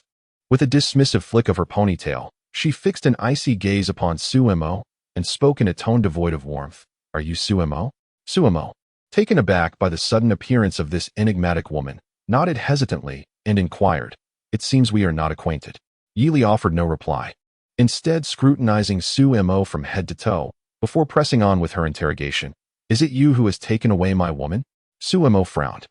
Although the woman was strikingly beautiful, only slightly less so than Shun Ruochio, her aloof demeanor bore a resemblance to Shun Ruochio's own. However, Sumo felt a surge of indignation. Beauty alone could not justify the tarnishing of one's reputation. When had he ever stolen a woman? Upon recognizing the woman before her, Shun Ruochio's expression faltered. What is she doing here? Seeing Yi Li daring to mimic her demeanor in front of Sumo, she swiftly delivered a playful punch to Yi Li's head. "Still pretending, are we?" Thud. Yi Li's facade crumbled instantly as she clutched her head, tears brimming in her eyes as she looked up at Shun Ruochio. "Xiaoqiao, why did you hit me? You truly leave me no face." Sumo stood dumbfounded, unsure of what had transpired. Shun Ruochio, usually so composed in public, had actually resorted to physicality. Shun Ruochio shot Yi Li an exasperated glance. "And you dare question me? What brings you here?" Yi Li approached, wrapping her arms around Shun Ruochio's other arm in a playful manner. "I was worried you'd be taken away by someone else and forget about me, so I had no choice but to come find you." Following her words, she cheekily stuck out her tongue at Sumo, completely shedding her previous goddess-like demeanor. With her true nature resurfacing, a tuft of hair on Yi Li's head perked up, adding to her playful charm. At last, Sumo realized that this woman was Shun Ruochio's close friend. Shun Ruochio introduced them. "Sumo, this is my dear friend Yi Li, the one I've often spoken of." Yi Li beamed and extended her hand towards Sumo. "Hello, it's a pleasure to meet you. I'm Yi Li, with Yi meaning leaf and Li referring to Paris." Just as their hands were nearly clasped, Shun Ruochio coldly interjected. "No need for a handshake, you already know his name." Yi Li reluctantly withdrew her hand, casting a disdainful look at Shun Ruochio's protective nature. "Is that all? Child, your path seems quite narrow." Yet she paid it no mind, choosing instead to observe Sumo, eager to ascertain whether he was worthy of her friend Ruochio. After a brief introduction, the trio walked together. Sumo found himself quite welcoming of Yi Li's presence. The spirited girl possessed a vivacious energy that perfectly complemented Shun Ruochio. Watching the two banter and frolic, Sumo pondered whether this was indeed the famed harmony of fire and ice. Onlookers nearby gazed at Sumo with envy. What a sight! Both Shun Ruochio and Yi Li were breathtakingly beautiful, each in their own right. In the end, Sumo ended up taking 2 spots, which was excessive. Shun Ruochio pinched Yi Li's little face, asking, "So you came here merely to surprise me?" After struggling in vain to free herself, Yi Li sought help from Sumo, exclaiming, "Brother-in-law, look at how Xiaoqiao is bullying me." Upon hearing Yi Li address him as brother-in-law, Sumo's face flushed crimson. Had she already started calling him that before their relationship had even fully developed? Fearing that Yi Li might utter more bold words, he hastily advised, all right. If this continues, the guards will be coming over." Shun Ruochio obediently released her grip. Observing this scene, Yi Li rubbed her sore face and muttered, "Humph.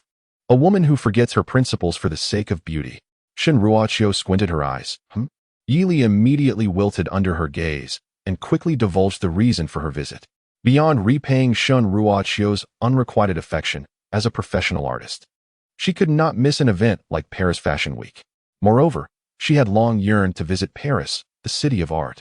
However, due to Shun Ruoqiu's busy schedule, she had never had the chance to travel abroad alone. Hence, she had always missed the opportunity to explore Paris.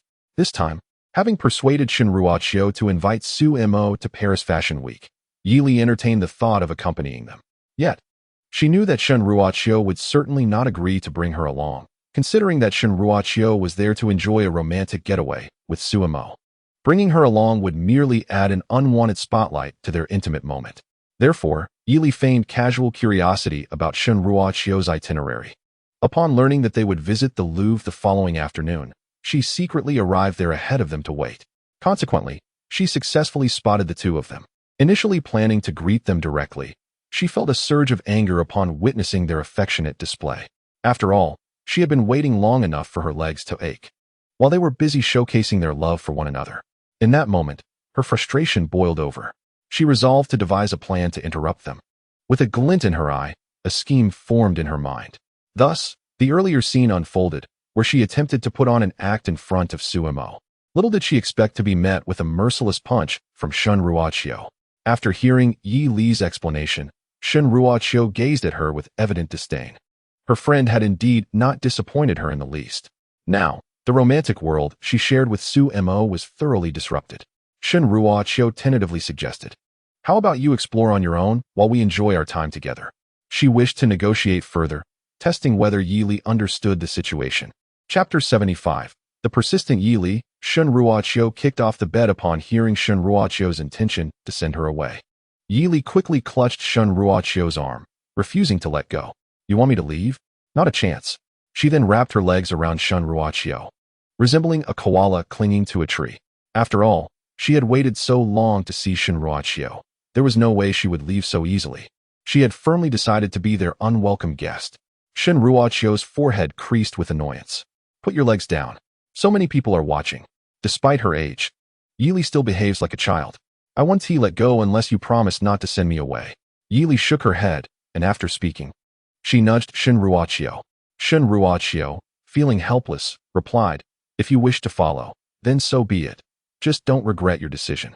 Reluctantly, she consented to let Yi Li accompany them. Only then did Yi Li lower her legs and casually admire the surrounding paintings, as if the earlier unruliness had not been hers at all. Beside them, Su Mo observed Shun Ruoqiu's capitulation and secretly chuckled. Could this be the legendary phenomenon of one being subdued by another? Yi Li initially believed this battle to be a resounding victory for herself. Yet what awaited her was the beginning of a nightmare. After exiting the Louvre, the trio stopped at a small cart on the street to purchase 2 servings of ice cream. Yi Li had bought her own. She took a hearty bite and huffed. So stingy. To her surprise, Shun Ruoqiu ignored her, instead focusing on the ice cream that Su Mo had already bitten into. Understanding her cue, Su Mo extended his hand, and they exchanged ice creams. Shun Ruoqiu delightedly began to savor her treat. Yi Li, witnessing this scene, was left astounded. Instantly, her own ice cream seemed to have taken on a different flavor. She mechanically took a bite, and indeed, it tasted familiar, like the sweet pang of jealousy. Subsequently, Shun Ruoqiu disregarded Yi Li's presence entirely, engaging Su Mo in a flurry of photographs, indulging in their intimacy without restraint. Left feeling desolate, Yi Li felt the breeze stir a few fallen leaves around her, transforming her into a shade of gray. She began to question her purpose for being there. Why was she subjected to such emotional turmoil? Observing the sweetness between the two, Yi Li felt as though she had been stabbed repeatedly, each thrust a critical blow. Even more infuriating was that with every group photo Shun Ruoqiu took, Yi Li was not included, yet she was asked to assist in selecting the best shot. It was utterly dismissive. Nevertheless, Yi Li did not relinquish her grip. She held on to Shun Ruoqiu tightly, her expression resolute, as if vowing never to let go until she was utterly exhausted. Clearly, she was determined to persist. Ultimately, it was Shun Ruoqiu who conceded first, unable to take pictures properly due to Yi Li's clinginess. All right, I'll take you along. Just stop pulling at me." Yi Li emerged victorious once more. With Yi Li's presence now captured in Shun Ruoqiu's photographs, The trio continued down the Champs-Élysées until they reached the world's largest arch, the Arc de Triomphe, also known as the Lion's Triumph Arch. On the walls of the arch's two flanking pillars, for grand reliefs depict themes of war, expedition, victory, peace, and resistance, exuding a majestic and grand aura. After exploring the Arc de Triomphe, Shen Ruoqiu and Su Mo decided to return to their hotel. Shen Ruoqiu inquired of Yili, "We plan to head back. What about you? Where are you staying now?" Yili pointed to herself and replied, "Me? Indeed. Who else could it be but you?" Yili then nonchalantly declared, "Of course, I will accompany you back." With an air of playful arrogance, she added, "I checked out of my room this morning, preparing to seek refuge with you." Clever, right? Shen Ruoqiu sighed wearily. Yeli's thought process was perpetually peculiar. There was no way she could abandon Yeli, so Shen Ruoqiu conceded and allowed her to follow. Upon returning to the hotel, Yeli unapologetically claimed Shen Ruoqiu's bed. "I am utterly exhausted." Just then, Aunt Lu happened to emerge from a room, and Yeli casually greeted her. "Hello, Aunt Lu. Have you eaten yet?" Aunt Lu looked at the suddenly appearing Yeli with astonishment, then turned her gaze questioningly to Shen Ruoqiu. Shen Ruoqiu shrugged in imitation of Su Mo, explaining, "She just popped up this afternoon and insisted on coming back with me." She then playfully kicked Yeli's leg, saying, "Get up quickly. I will book you a room." "Are you trying to chase me away?" Yeli immediately clutched Shen Ruoqiu's pillow, exclaiming, "No, I want to sleep here." She then pretended to snore, indicating that she had already fallen asleep. Infuriated, Shen Ruoqiu leaped onto Yeli, tickling her mercilessly. "Ha ha ha, don't tickle there. Ha ha." Shen Ruoqiu was relentless, her enthusiasm only growing. "This is what you get for barging in, for being a third wheel, for taking over my bed." Yeli was on the verge of tears from laughter. Aunt Lu shook her head in bemusement and stepped outside, accustomed to the playful antics of the two children whenever they were together. By nightfall, the exhausted Yeli and Shen Ruoqiu had washed up and nestled into bed early, whispering secrets under the covers. Their conversation revolved entirely around Su Mo. Yeli exclaimed, "Su Mo is truly handsome. When I saw his photos, I thought he was good looking. But in person, he is even more so." Shen Ruoqiu proudly replied, "Of course, who wouldn't he see that?" She then boasted about Su Mo's ability to speak French. Yeli, now feeling a pang of jealousy, remarked, "How did such an exceptional boy end up crossing paths with you?" Shen Ruoqiu placed her hand on Yeli's waist, smiling mischievously. "Are you implying that I am unworthy of him?" Yeli shivered at the thought, recalling the fear of being under Shen Ruoqiu's influence. She quickly turned her head to gaze out at the luminous moon, feeling a tinge of melancholy as she sighed. I wonder when my Prince Charming will appear." Hearing Yeli's words, Shen Ruoqiu poked her cheek, teasing, "Who told you to have such high standards? So many are pursuing you, yet you look down on them." "I am waiting for Su Mo. What are you waiting for?" Yeli gazed dreamily. "I am waiting for a perfect person to appear." Shen Ruoqiu ventured. "Someone like Su Mo?" In her eyes, wasn't Su Mo the epitome of perfection? Listening to Shen Ruoqiu incessantly mentioning Su Mo, Yili turned over in frustration, tugging at the blanket. You big-headed ghost. Sleep," she declared, resolutely refusing to continue any dialogue with Shen Ruoqiu. However, in the dead of night, Shen Ruoqiu was unceremoniously kicked to the floor by the restless Yili. "Ouch," Shen Ruoqiu muttered, sitting on the carpet, still somewhat dazed. How had she ended up on the ground? Upon noticing Yili's long legs protruding from the blanket, the truth dawned on her. She had been unceremoniously dispatched by Yili. This was not the first time Yili had sent her tumbling to the floor, which was precisely why she hesitated to share a bed with her. Waking up on the cold floor each morning was simply intolerable. Chapter 76. A public request for Judy's assistance in production irritated, Shen Ruoqiu pushed Yili outward, finally clearing a space to lie back down.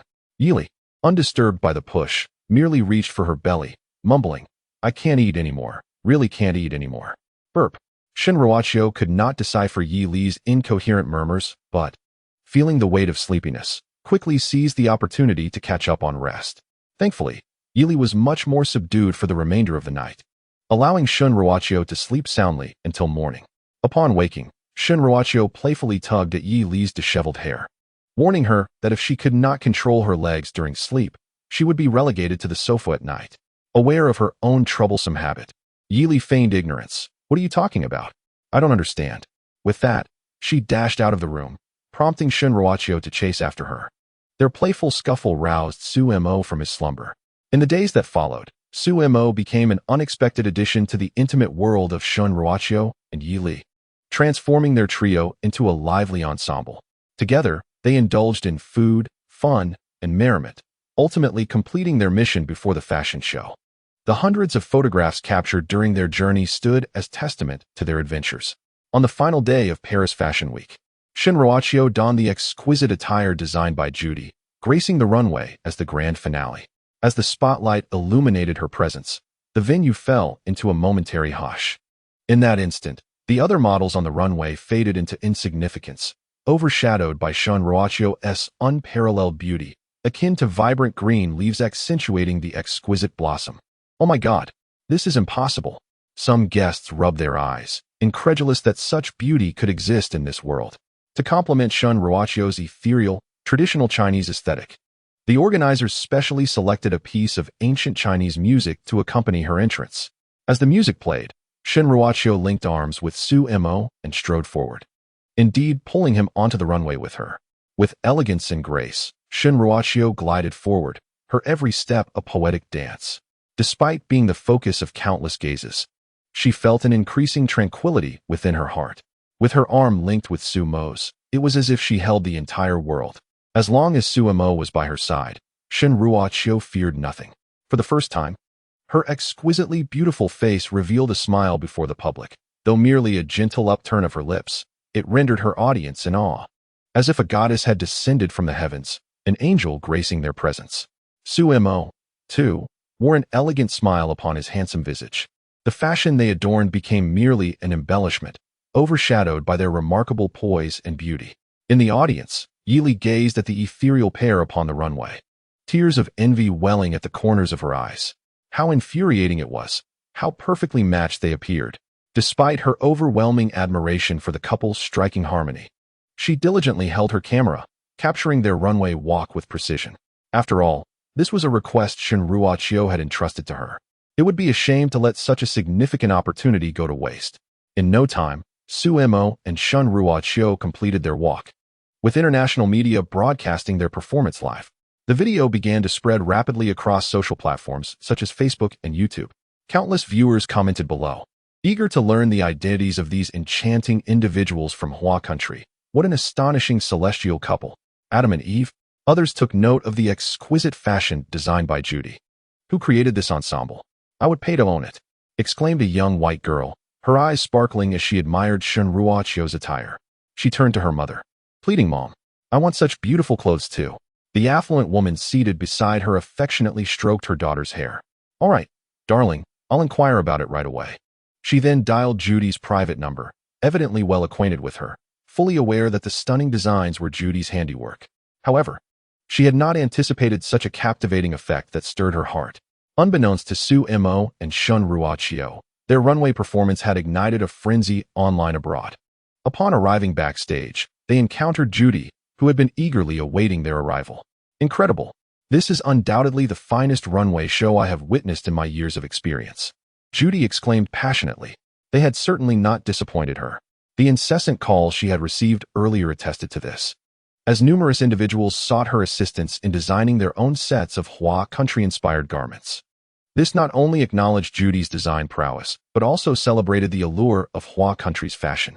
Applause erupted from those around them, a heartfelt tribute to a breathtaking display that many had never before experienced, a stunning showcase of Hua country's fashion grandeur. With their uniquely distinct fashion styles complemented by their remarkable beauty, the duo presented a veritable visual feast. This runway show is destined to be etched into the annals of Paris Fashion Week, marking a significant highlight in the fashion showcase. Amidst the resounding applause, Su Mo and Shun Ruoqiu exchanged smiles, having accomplished their final task in Paris. Subsequently, Judy extended an invitation to the two for a dinner, which they eagerly accepted as the concluding chapter of their Parisian adventure. At the dinner, Yi Li, under the guise of a family member, mingled with them, dragging Shun Ruoqiu around to savor the culinary delights, cheeks puffed out like a little hamster. Meanwhile, under Judy's guidance, Su Mo had the opportunity to meet the president of the Fashion Association, a sprightly elder who had closely observed the runway show and expressed great satisfaction with Su Mo's talents. due to Su Mo's exceptional abilities. The president proposed even more favorable terms than Judy, hoping to persuade him to remain in Paris. However, Su Mo politely declined, asserting that everyone has their own aspirations, which did not align with this offer. The straightforwardness of his reasoning left the president momentarily speechless. He could only clink glasses with Su Mo in a gesture of goodwill. Judy approached Su Mo to discuss the matter of orders, mentioning that many had already made fashion reservations through her, and that completing these required Su Mo's assistance. Having signed a contract as an honorary consultant, he agreed, assuring her that it would not require much of his time. After committing to assist Judy, Su Mo presented his designs for couples attire. Judy, I have 2 design sketches that I would like you to help me create. Having been inspired by the diverse artistic expressions he encountered in Paris, he finally refined his artistic vision, rectifying the minor flaw in his original sketches. Seizing the opportunity, he sought Judy's help in bringing them to life. Upon hearing that Su Mo had designed a set of garments himself, Judy quickly took the sketches to examine them. While George, who had been accompanying Judy, also approached to take a look. Though George regretted not being able to compete directly with Su Mo, his curiosity about the caliber of Su Mo's designs remained unabated. As the news of the runway show reached domestic audiences, it marked the conclusion of an exhilarating journey. If Judy's design style for Shun Ruaccio embodied grace and elegance, suitable for the runway and formal events, Su Mo's creations leaned towards a more casual and relaxed aesthetic, light and ethereal, perfect for everyday wear or a leisurely stroll. Judy meticulously scrutinized the strokes of the design sketches, recognizing the impeccable foundational skills of the designer. The streamlined contours bore no traces of alteration, evidently crafted in a single, fluid motion, a testament to the confidence of a masterful hand. As she examined the overall structure, Judy discovered that the design was indeed on par with her own creations. Particularly striking was the incorporation of Su Mo's serene and tranquil philosophy, rendering it flawless. Perfection. After viewing the design, the words "absolutely exquisite" sprang to Judy's mind. Indeed, even Judy, a top-tier designer, could find no faults in Su Mo's sketches. She envisioned how Shun Ruaccio would look adorned in this ensemble. A sharp intake of breath escaped her lips. It was astonishingly more suited to Shun Ruaccio than her own design. It magnificently showcased Shun Ruaccio's essence. Especially notable was the seamless integration of the design philosophy with the fashion, which had undoubtedly reached the echelon of elite designers. Judy, momentarily stunned, turned to gaze at Su Mo, her throat a bit hoarse as she inquired, "How long did it take you to design this?" Su Mo, stroking his chin, contemplated for a moment. "It must have been about a week. After I promised Shun Ruaccio, I specifically studied for a bit, and then I crafted the design." At that moment, Shun Ruaccio approached Su Mo. Upon hearing his response, she felt a surge of emotion, touched that Su Mo had dedicated time to learn for her sake. She then wrapped her arms around Su Mo, softly calling his name, Su Mo. If it weren't in the presence of others, she would have kissed him. Seeing Shun Ruaccio's expression, Su Mo realized she had heard his words. He reached out to gently stroke her hair, speaking tenderly, "After all, I promised you. So how could I not put my heart into it?" Judy, unfazed by their affectionate gesture, was instead taken aback by Su Mo's assertion that he had completed the fashion design in just a week. With incredulity, she pressed on, "Are you saying you established a solid foundation and integrated your philosophy in just 1 week?" She was aware of Su Mo's extraordinary talent, but this was beyond her expectations. To achieve such a level from a novice to a top designer in such a brief span was astonishing. It was known that many had faltered at the threshold of progressing from advanced to elite, let alone infusing one's philosophy into a work, a feat only accomplished by the most accomplished designers. Upon hearing Judy's remarks, Su Mo waved his hand dismissively, "Not quite. I only integrated my philosophy after arriving in Paris. If I were to be precise, it took about 2 weeks. 2 weeks. That was still quite remarkable." George, listening nearby, was left utterly speechless. He had already held Su Mo's talent in high regard, yet he realized it had been an underestimation. What extraordinary talent was this? It had taken him years to reach the level of an advanced designer, while Su Mo had ascended to the pinnacle in only 2 weeks. There was simply no basis for comparison between them. George scrutinized the design sketches on the table, completely convinced of Su Mo's brilliance, and understood why his mentor valued Su Mo so highly. Unbeknownst to them, Judy was even more astonished than George. Upon witnessing Su Mo's extraordinary talent that far exceeded her expectations, her desire to retain him was rekindled. She attempted to persuade him, saying, "Su Mo, are you truly unwilling to stay?" Su Mo shook his head affirmatively, replying, "Indeed. Everything I have is back home. How could I possibly remain abroad?" Judy, determined to further persuade him, felt a wave of helplessness as she pondered the aspirations of individuals. Nothing could silence her more than this realization. With a deep sigh, she conceded, "Very well, please hand me the design sketches. I will personally assist you in their creation and will send them to you upon completion." Su Mo beamed with joy, exclaiming, "I am immensely grateful. I shall treat you to a meal when you come to Huagua." After the banquet concluded, Judy drove the four of them to the airport, as they were to return home that very night. "Farewell, Huagua. Farewell." They waved goodbye. As Judy observed Su Mo's retreating figure, she reassured herself, "It is all right. After all, he is an esteemed consultant, and there will be future opportunities." She did not dwell in sadness for long. Each farewell merely paves the way for a better reunion.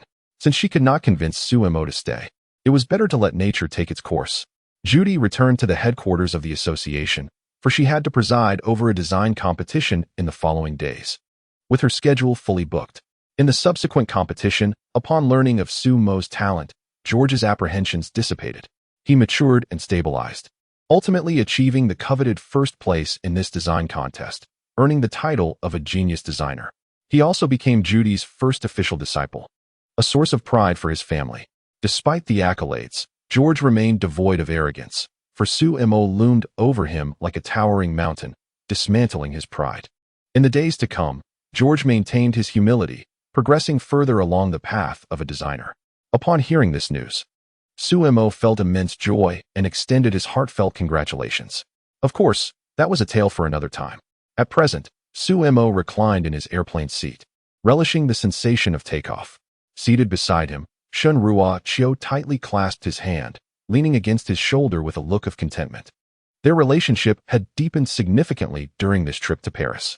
The album captured by their camera bore witness to their shared experiences, and Shun Ruo planned to organize it upon returning home, cherishing it as a beautiful memory they created together.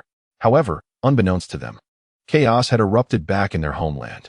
Zhang Ming, a professional journalist, had been assigned by his company to cover Paris Fashion Week in its entirety. "Why must I be the one to go again?" Zhang Ming lamented upon receiving the news, feeling quite displeased. He had attended 3 times already. What was so captivating about a group of foreigners parading around in flamboyant attire? Yet, due to the company's mandate, he found himself once more beneath the runway.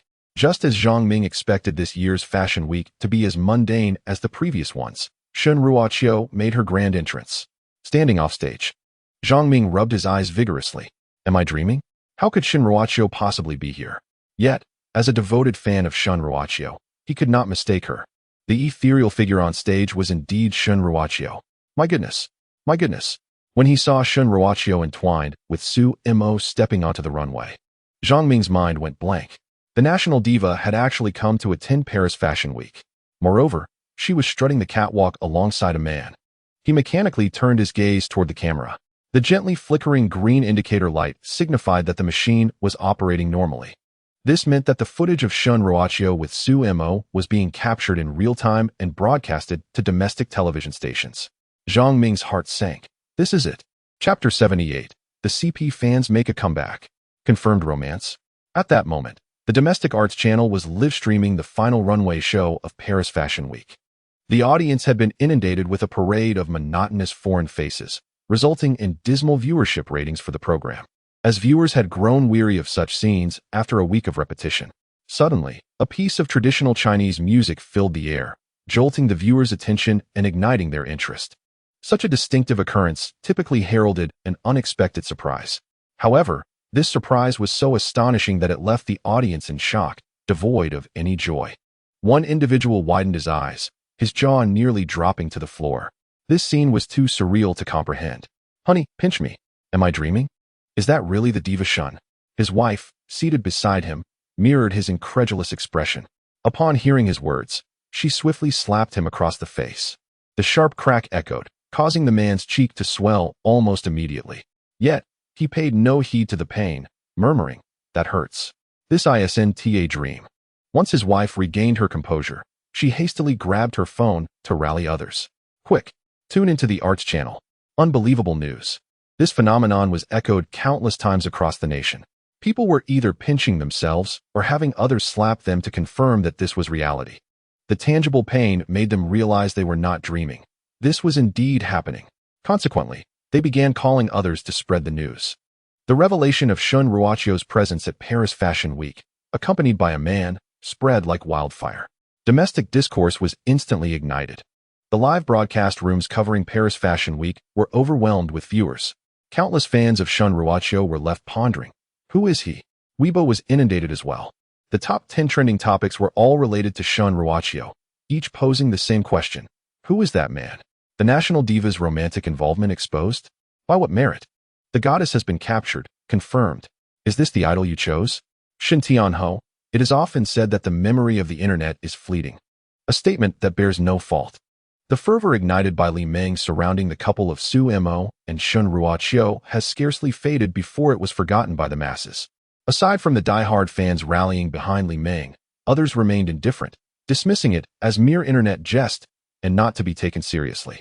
Despite Su Mo's undeniable charm, the notion of him being romantically involved with their goddess seemed preposterous. Gradually, this matter faded from online discourse, with occasional memes ridiculed by netizens. Really? Can you believe some actually buy into this? However, the tides have turned.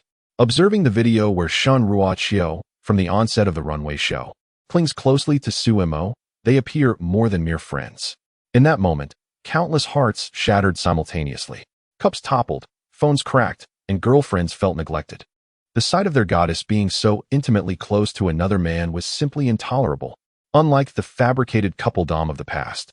The footage of their runway walk was thrust before the public, solidifying the extraordinary bond between Su Mo and Shun Ruachio. Meanwhile, the female admirers paid little heed to their relationship, instead directing their attention towards Su Mo. Wow, they seemed perfectly matched. The woman, breathtakingly beautiful, and the man, possessing the looks of a celestial being, complemented each other flawlessly.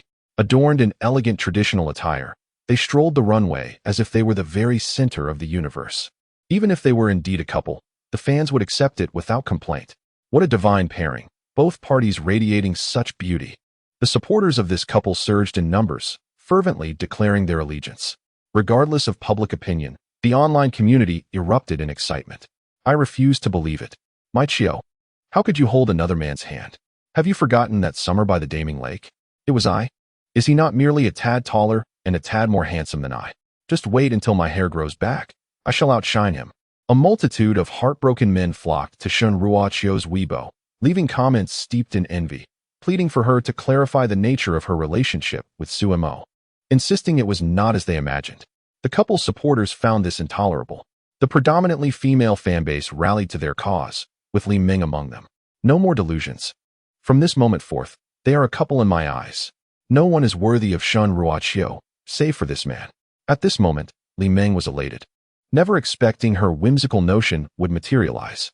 Watching the video, it was evident that, although they had not officially announced their relationship, the connection between them was unmistakable. Even if they were not a couple, they were certainly on the brink of it. As the leader of the Su Mo and Shun Ruachio fanbase, she sat fervently at her computer, passionately typing away. Oh, he is unworthy, yet you are deserving? Feeling anxious, Li Meng responded to the online comments claiming that Su Mo was unworthy of Shun Ruachio. It wasn't until a colleague nudged her that she realized her superior had been standing behind her for quite some time. A chill ran down her spine. She feared termination. The company had strict regulations against engaging in non-work-related activities during office hours, and her supervisor was notoriously stringent. Previously, a colleague had been penalized 300 yuan for merely glancing at her phone near the end of the workday. Now, having brazenly typed away at the keyboard, Li Meng was certain her actions would lead to dismissal. Li Meng opened her mouth to offer an explanation, but her supervisor was even more flustered. Pointing at a malicious comment on the screen, she exclaimed, "Don't mind me." Quickly berate him. That despicable toad. How dare he criticize my ship? Li Meng was taken aback. Her supervisor was a fervent supporter of the Su Mo and Shun Ruachio pairing. Indeed, a die-hard fan. Oh dear, why aren't you typing? Her supervisor urged. Let me take over. When Li Ming remained motionless, her supervisor pushed her chair aside and plopped down at her computer, rapidly engaging in the battle of words with remarkable speed. The surrounding colleagues were left dumbfounded. What was happening? Li Ming dazedly explained. The CP of Shen Ruoqiu has appeared. What? Goodness. The others quickly pulled out their phones to investigate. Regulations? Had they not noticed their supervisor was fervently typing away? Upon witnessing the frenzied video circulating on their screens, they were left in a state of shock. The goddess had a CP? Their dreams were shattered. Meanwhile, Shen Ruoqiu's mother, Yu Fun, nestled in Shen Guoping's embrace, pointed at the live broadcast of Su Mo and Shen Ruoqiu's runway show on television. Her eyes sparkled with excitement as she turned to Shen Guoping and asked, "Have you met this child?" Yufan had not intended to return home so soon, but the next sightseeing destination was closed due to inclement weather. After informing Shen Guoping, she came home early, only to discover that he had also finished work ahead of schedule, preparing a sumptuous candlelight dinner for her. Upon hearing his wife's question, Shen Guoping proudly replied, "Yes, I have met him. He is a wonderful young man." He had already learned from Aunt Lu that Su Mo had designed an exceptional blueprint. Coupled with Su Mo's unparalleled acting skills and his humble demeanor, he seemed to be a perfect match for their daughter. Consequently, Shen Guoping held a favorable opinion of Su Mo. Yufan nodded in agreement. Oh, that is good. She trusted her husband's judgment. If Shen Guoping deemed him suitable, then Su Mo must indeed be an exceptional individual. As she watched her daughter and Su Mo walk down the runway, adorned with gentle smiles, Yufan felt her eyes moisten. Had her daughter finally found her ideal partner? She softly suggested, "Let us meet them tomorrow." Shen Ruoqiu would be returning then. Shen Guoping nodded, acknowledging the necessity of this meeting. He also wished to express his gratitude to Su Mo. Meanwhile, the airplane landed punctually. As Su Mo opened the door to his home, Xiaobai leaped into his arms, showering him with affectionate licks. "Darling, I've missed you so much. You're back." Suzha, having organized the luggage, approached and gazed at his grown son. "What a fine young man you've become, more handsome by the day." He clapped Su Mo on the shoulder, speaking earnestly, "We must be off now. Take care of yourself." With the school term approaching, they were preparing to leave. Su Li emerged from behind Suzha, offering her own reminders. "Make sure to look after little Shun." They had watched the runway video of Su Mo and Shen Ruoqiu, and had indeed concluded that they were a perfect match. In their hearts, they had already accepted Shen Ruoqiu as their daughter-in-law. Subsequently, they went next door to bid farewell to Shen Ruoqiu before hastily departing, just as they had arrived. Watching the taxi fade into the distance, Shen Ruoqiu leaned against Su Mo, feeling a twinge of sadness. Uncle and Auntie are quite wonderful. During their farewell, Su Li had given her numerous instructions. "I entrust our little Su to you. I know his character. He is gentle and devoted, so you needn't worry about him straying. And if he dares, just let me know, and I shall break his legs." Shen Ruoqiu nodded earnestly, promising, "Auntie, rest assured. I will take good care of Su Mo. After all, who else would care for her boyfriend if she didn't?" Su Li felt reassured, reminding Shen Ruoqiu before leaving, "Next time we meet, you must address me differently." This left Shen Ruoqiu blushing furiously. Su Mo felt a sense of calm wash over him as he gently patted Shen Ruoqiu's head. "Let us head back." Although he would soon return to living alone, this time felt different. He now had the lively Xiao Bai and the gentle, caring Shen Ruoqiu by his side. He was no longer lonely. That night, as Su Mo turned off his phone and prepared for bed, a sudden knock echoed through the silence. Upon opening the door, he discovered Shen Ruoqiu standing there in her pajamas, clutching a pillow. With a pitiful expression, she inquired, "May I sleep with you?" It turned out that Aunt Lu had gone out for the evening and would not be returning, leaving Shen Ruoqiu, who had always feared being alone. Seeking solace in Su Mo's company, Su Mo stepped aside to allow her in. "Please, come in." Knowing about Aunt Lu's absence, he felt a pang of sympathy at the thought of Shen Ruoqiu alone in such a vast space. Thus, he welcomed her into his home. Shen Ruoqiu entered Su Mo's room with a light patter. The entire space was infused with the delightful fragrance that enveloped Su Mo. Xiaobai caught a whiff of Shen Ruoqiu's scent and leaped forward, yearning for a cuddle. Shen Ruoqiu placed the cushion on Su Mo's bed and scooped up Xiaobai. "My goodness, you've gained weight again. If you get any heavier, I won't be able to hold you." Su Mo walked in. "You can sleep on the bed tonight." Shen Ruoqiu, cradling Xiaobai, asked, "Where will you sleep then?" She had already prepared herself to sleep alongside Su Mo when she knocked on the door. As long as it was with Su Mo, she didn't mind at all. I can sleep on the floor. Su Mo spread out a blanket to create a makeshift bed on the floor. Oh. Shen Ruoqiu sat Xiaobai down and swiftly crawled into the warm blanket that Su Mo had already heated. Peeking her head out, her cheeks flushed. She asked Su Mo, "You want to do anything tonight, will you?" Her voice trembled slightly with excitement. Su Mo, thinking Shen Ruoqiu was scared, assured her, "Of course not. I guarantee it on Xiaobai's happiness." Xiaobai interjected, "You're even more of a dog than I am." Then he pulled the blanket over himself and fell asleep. Upon hearing that Su Mo would do nothing, Shen Ruoqiu sighed in disappointment. "Oh, really? What a pity." Su Mo didn't catch her words. "What did you say?" Shen Ruoqiu quickly shook her head. Nothing at all." She worried that if Su Mo heard her, he might think her too forward. Fearing his inquiries, she closed her eyes. "Ah, I'm asleep." Hoo. Su Mo chuckled and shook his head, turning off the light. Since their trip to Paris, he had increasingly grown accustomed to Shen Ruoqiu's presence by his side. He felt as though he could hardly bear to be without her. In the darkness, Xiao Bai's big eyes sparkled. "Oh, woo? Huh. Why are you sleeping? Aren't you going to sniff butts?" He thought Shen Ruoqiu came over to smell butts with Su Mo, but instead, they were both asleep. Woof. How boring. In the first half of the night, Shen Ruoqiu found it impossible to sleep. She was both excited and apprehensive about what Su Mo might do. It was only when Su Mo's rhythmic snoring filled the air that she realized he had truly fallen asleep. Gradually, Shen Ruoqiu could no longer resist, and, wrapped in Su Mo's blanket, drifted into slumber. The next day, Shen Ruoqiu stretched lazily, feeling invigorated. Though her sleep was short, the comforting presence of her beloved Su Mo beside her made her feel immensely secure. Thus, she slept exceptionally soundly, significantly enhancing her sleep quality. Shen Ruoqiu made her way to the kitchen and found Su Mo preparing breakfast for her. Overwhelmed with emotion, she gently wrapped her arms around his waist from behind. "You're awake?" Sensing the soft figure behind him, Su Mo recognized it was Shen Ruoqiu. Shen Ruoqiu responded with a nasal hum. "Good morning." She relished the feeling of having her cherished one cook breakfast for her. Meanwhile, Xiao Bai, who had been waiting eagerly, looked on with excitement, panting with his tongue out. Su Mo paused momentarily. "You should go sit down for a bit. Dinner will be ready shortly."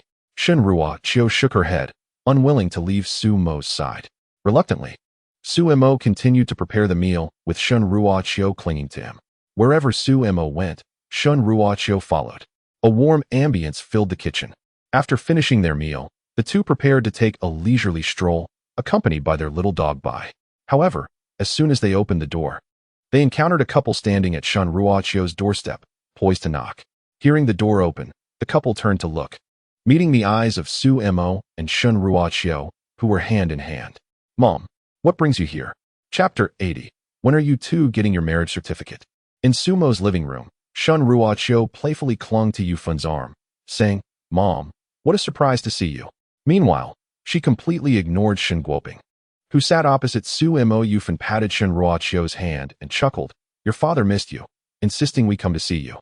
She shot a knowing glance at Shen Guoping, who immediately understood this was his wife's subtle support. Yet, his stoic nature only allowed him to grunt in response. Shen Ruoqiu pouted, skeptical that Shen Guoping would take the initiative to visit her. Yufan rolled her eyes at Shen Guoping, exasperated by his lack of charm. Turning her attention to Su Mo, Yufun's expression softened. Seeing him in person confirmed that he was indeed handsome and well-matched with Shen Ruoqiu. She had also heard from Shen Guoping about Su Mo's capabilities, which further pleased her. "You must be Su Mo?" she inquired, her tone warm and familiar. Su Mo nodded earnestly. "Yes, auntie." He gazed at the mother who bore a resemblance to Shen Ruoqiu, as if time had forgotten to touch her, leaving her remarkably youthful. Together with Shen Ruoqiu, many would believe they were siblings. Yufan nodded, continuing her inquiry. "So, my daughter spent the night at your place last night?" She was curious to ascertain the nature of their relationship. Su Mo felt a tightening in his chest. The moment had arrived. He quickly reassured her, "Auntie, please don't worry. Although she slept at my place, nothing happened." Shen Ruoqiu, sensing her mother's scrutiny, thought she might be blaming Su Mo. She shook Yufun's arm playfully and protested, "Mom, Su Mo really didn't do anything. He even gave me the bed and slept on the floor himself." Yufan naturally trusted her daughter's words, feeling increasingly pleased with Su Mo. Not everyone could have a beautiful companion and remain virtuous. Yufan chuckled. I was just asking. Why so tense? Shen Guoping, somewhat regretful, sighed, thinking today might have been the day they would obtain their marriage certificate. However, he kept silent, wary of Shen Ruoqiu's potential displeasure at his clumsiness. As noon approached, Shen Guoping suggested they go out for a meal. Su Mo suggested, how about we dine at home? His parents had conveniently stocked the refrigerator with an array of ingredients before their departure, presenting him with an opportunity to showcase his culinary skills. Upon hearing that Su Mo would be cooking, Shen Ruoqiu joyfully exclaimed, Mom, let's eat at home. Su Mo's cooking is delightful. Yufan, taken aback, had not anticipated that Su Mo possessed such culinary prowess. With a nod of eager anticipation, she replied, all right, let us savor Xiao Su's craftsmanship. Meanwhile, Shen Guoping, positioned lower in the family hierarchy, silently accepted the situation, acknowledging that his wife and daughter had the final say. With everyone in agreement, Su Mo rose and made his way to the kitchen to prepare the meal. Mom, I'll help him. Shen Ruoqiu followed Su Mo into the kitchen. Shen Guoping watched them, a sigh escaping him as he reflected, a daughter grows up too fast. In the kitchen, Su Mo meticulously selected ingredients. Shen Ruoqiu, a hint of apprehension in her voice, asked, you don't blame my parents, do you? She was concerned that Su Mo might harbor resentment towards Shen Guoping and Yufan for their unexpected visit. Su Mo playfully tapped her forehead and replied, what are you worrying about? I couldn't be more welcoming. How could I blame them? Having previously met Shen Guoping, who adored his daughter, Su Mo held him in high regard. As for Yufan, her warm demeanor and genuine concern made him feel as though he were already part of the family. Reassured by Su Mo's words, Shen Ruoqiu smiled brightly and offered to assist him. That's good. I'll help you with the vegetables. That 1 dozen tea need to be trimmed. Put it down. No, I want to. Reluctantly, Su Mo discarded the stem of the broccoli that Shen Ruoqiu had already cut off, knowing full well that the stem is rich in nutrients and entirely edible. Amidst the commotion in the kitchen, Yufan and Shen Guoping exchanged glances, their eyes sparkling with joy. It had been quite some time since their daughter had shown such liveliness, all thanks to Su Mo. Before long, the culinary creations of Chef Su Mo graced the dining table. Garlic broccoli, poached meat slices, stir-fried garlic shoots with pork, and sweet and sour ribs. Indeed, the sweet and sour ribs were prepared by Shen Ruoqiu herself. Despite her long-standing culinary repertoire limited to this dish, she had perfected it over time. The dishes crafted by Su Mo were tailored to the tastes of Shen Guoping and Yufan, their appetites awakened by the fragrant and visually appealing spread. Though these were mere home-cooked meals, under Su Mo's adept hands, they transformed into exquisite delights. At the table, Shen Ruoqiu sat beside Su Mo. Mom, here you go. Xiao Su, this piece is for you. She diligently served Yufan a piece of sweet and sour rib, then offered one to Su Mo as well. When it was Shen Guoping's turn, just as he reached for his bowl, Shen Ruoqiu swiftly reclaimed her chopsticks to serve herself a piece. Witnessing this, Su Mo nearly choked on his food. Is there really no regard for my dignity? He discreetly nudged Shen Ruoqiu under the table. She gestured for her to serve a piece to Shen Guoping, noticing he was still holding his bowl. Obediently, Shen Ruoqiu reluctantly served Shen Guoping a piece. Here you go. Shen Guoping, touched, nearly shed tears. Remarkably, this was the first time in many years that Shen Ruoqiu had served him food. He cast a grateful glance at Su Mo. It was all thanks to Su Mo. He resolved to treat this young man with greater kindness in the future. No, a son-in-law so considerate must not be overlooked. Thus, after a morning of minimal conversation, Shen Guoping finally spoke up. Little Su. Su Mo looked up in confusion. Shen Guoping continued, when will you two get your marriage certificate? Yufan nodded in agreement, as she had been contemplating the same question. A marriage certificate? Shen Ruoqiu couldn't contain herself and spat out a mouthful of rice, hitting Shen Guoping squarely in the face. Unfazed, Shen Guoping calmly took a napkin to wipe his face and continued to regard Su Mo. If you agree, let us go get the certificate tomorrow. I've brought Ruoqiu's household registration book. Upon hearing that Shen Guoping had even brought the household registration book, Shen Ruoqiu nearly lost her composure. Getting a marriage certificate was far too premature. She thought she was being direct enough, only to realize her father was even more so. Moreover, it seemed her mother was in agreement. To Shen Ruoqiu's astonishment, Shen Guoping replied with utmost seriousness, it's not too early. It's just a certificate, not a wedding. Your mother and I were already married at your age. Su Mo awkwardly scratched his face, taken aback by Shun Guoping's sudden inquiry. He wasn't prepared for this. My household registration book is still at my hometown, he replied. Upon hearing this, Shun Guoping expressed a hint of disappointment. Oh, and put the household registration book away. He was quite satisfied with Su Mo and felt reassured about entrusting his daughter to him. Although Su Mo currently lacked fame, it was merely due to his own reluctance rather than any inability, without even mentioning Su Mo's acting skills. The title of a top designer alone was an achievement that many could only aspire to for a lifetime.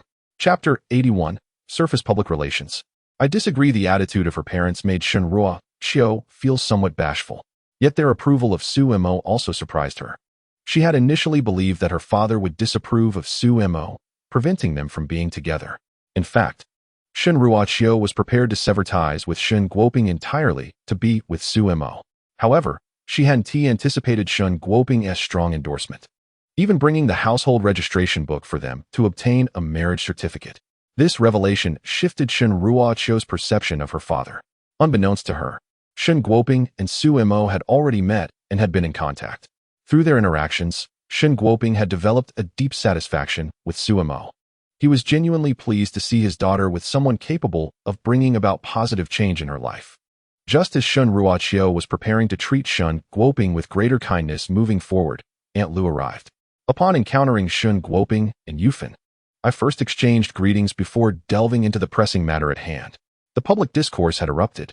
Through Aunt Lu's narration, Su Mo and Shenhua Qiu learned that their runway appearance had made its way back to the domestic sphere, proliferating through the internet. They retrieved their phones and discovered that trending searches were rife with substantial information about them and inquiries regarding Su Mo's identity. Having returned from Paris, both were somewhat fatigued and had scarcely engaged with their phones. Furthermore, neither of them was inclined to keep abreast of such information. In fact, Su Mo had not even downloaded Weibo. If this were indeed true, I would immediately transition to a different fandom. My infatuation would dissipate. Observing some fans expressing intentions to unfollow due to Su Mo, he cast a concerned glance toward Shenhua Qiu, fearing that his presence might adversely affect her career. Unexpectedly, Shenhua Qiu was intently perusing comments that celebrated their on-screen chemistry, her heart brimming with delight. These individuals certainly possessed discerning taste. As for those threatening to unfollow, Shenhua Qiu paid them no heed. Upon viewing the CP photographs edited by Li Meng, she excitedly urged Su Mo to take a look. Su Mo, look at these images. They're so amusing. The pictures featured Su Mo and Shenhua Qiu from the drama Female Emperor, artfully edited to depict them feeding each other candy. The sweetness digitally enhanced. However, the editing was so skillful that it appeared remarkably natural, almost lifelike. Noticing Shenhua Qiu's indifference to the uproar, Aunt Lu hesitantly inquired, Miss, should we engage public relations to clarify the situation? This matter has escalated somewhat. Aunt Lu had foregone returning home the previous night to manage these issues. After a taxing night, she compiled some data and found that since the release of the video showcasing their runway show, Shenhua Qiu's fanbase had begun to dwindle, particularly among male fans. For them, the initial allure of supporting Shenhua Qiu had diminished, prompting questions about their continued allegiance. Some fans even began to berate Su Mo, deeming him unworthy of Shenhua Qiu. This suggested a decline in Shenhua Qiu's influence, potentially jeopardizing her future career trajectory. Consequently, Aunt Lu offered Shenhua Qiu a piece of advice: publicly distance themselves from each other, asserting that they were merely friends and that their trip to Paris was a company mandate. In reality, they should continue their relationship as they saw fit. What are your thoughts on this? For celebrities, the existence of a partner can easily influence their careers. Many agencies prohibit their artists from engaging in romantic relationships. When a celebrity's romance is exposed, it often results in a decrease in their heterosexual fanbase. Additionally, their personal lives attract more media scrutiny, leading to invasive paparazzi attention. This is why numerous stars opt for clandestine marriages, choosing not to disclose their marital status to fans. The reality is that, as public figures, they bear burdens far greater than those of ordinary individuals. Shenhua Qiu is somewhat better off, as her company is her own creation. Consequently, there is no cause for concern on the corporate front. No one dares to impose limitations on the boss. Aunt Lu's remark stems from the presence of Shun Guoping here. For this prominent figure, the issue of public opinion is hardly a concern. The previous rumors surrounding Shen Ruoqiu did not spread at all, largely due to the adept public relations of her company, but even more so because of Shen Guoping's influence. This has spared Shen Ruoqiu from a multitude of troubles. It is only because this latest gossip pertains to Su Mo that it has escalated to such proportions. Otherwise, it would have been utterly inconceivable. For Shen Guoping, who has already acknowledged Su Mo, this public discourse cannot even be classified as mere gossip. It is, quite evidently, a matter of fact. However, upon hearing Aunt Lu's words, Shen Guoping's brows furrowed slightly. He too sensed the gravity of the situation. Thus, he nodded in agreement with Aunt Lu's suggestion. Shen Guoping is acutely aware of the sacrifices Shen Ruoqiu made for her current career. It is undeniably unworthy to allow her professional endeavors to be affected by some rumors. Moreover, even if their relationship were clarified publicly, Shen Ruoqiu and Su Mo would still be free to pursue their own desires privately, which would have no bearing on their lives. This arrangement not only ensures the resurgence of Shen Ruoqiu's popularity, but also preserves her personal life, making it the most optimal choice, a true win-win situation. As for whether the public opinion can be swayed back, Shen Guoping expressed that there is no need for concern. Although the situation may seem somewhat overwhelming now, it cannot be suppressed. However, if Shen Ruoqiu agrees to this course of action, he can effortlessly redirect the public narrative. Shen Ruoqiu initially felt indifferent, as long as her relationship with Su Mo remained unaffected. For her, Su Mo is everything.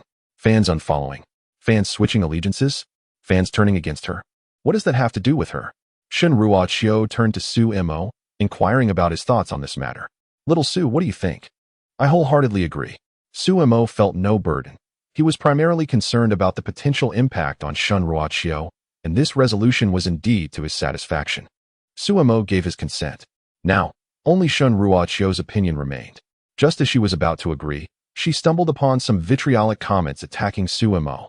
This pretty boy? How does he deserve my goddess?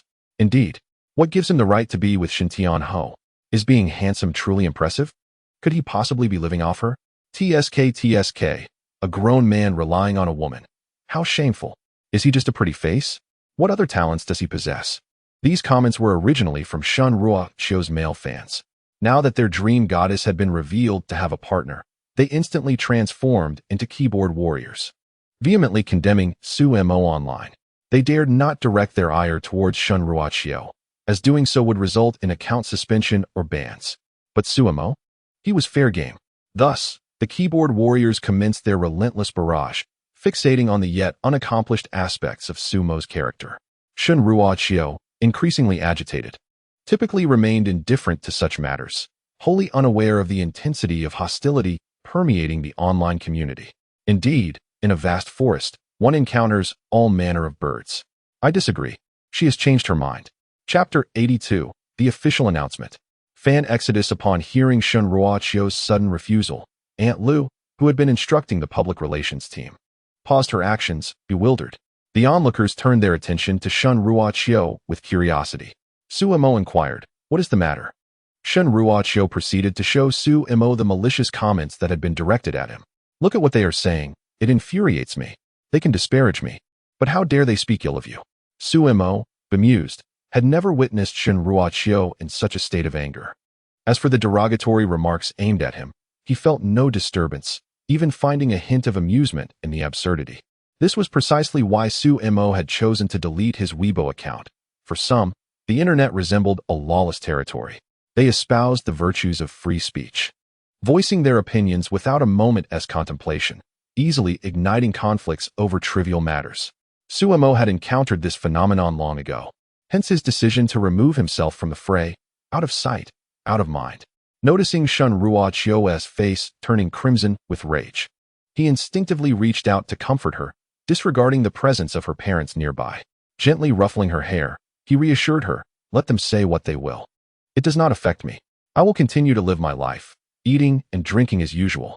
After receiving his tender gesture, Shen Ruoqiu calmed slightly. Leaning against Su Mo, she expressed her discontent. "I do not want them to speak ill of you.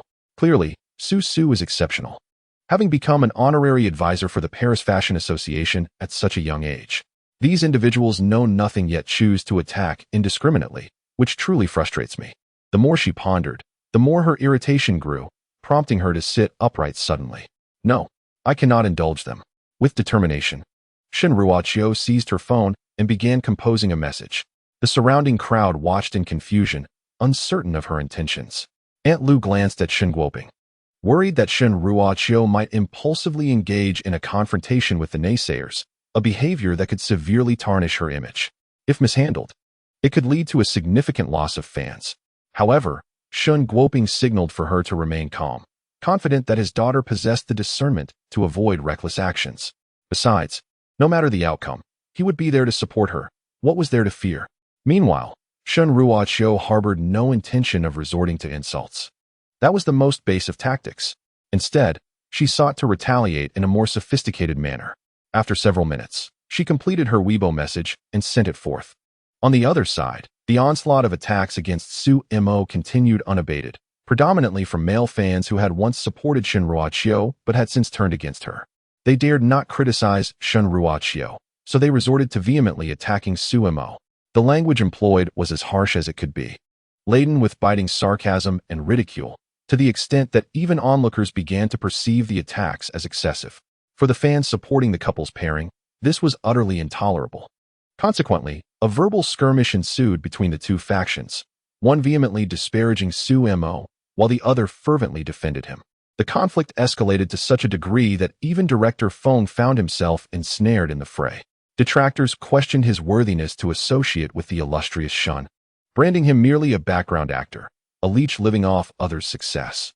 They called upon Director Feng to acknowledge his role as nothing more than a mere extra.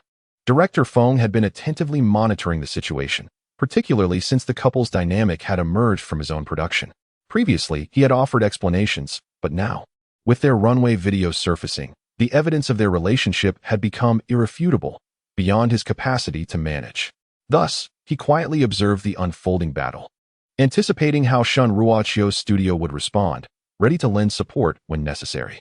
However, as the exchanges became increasingly vitriolic, he too was drawn into the melee, with detractors leveraging Su Mo's background roles as ammunition against him. This infuriated Director Feng, who had always held Su Mo in high regard. Su Mo's acting prowess had captivated Director Feng and the cast of The Empress.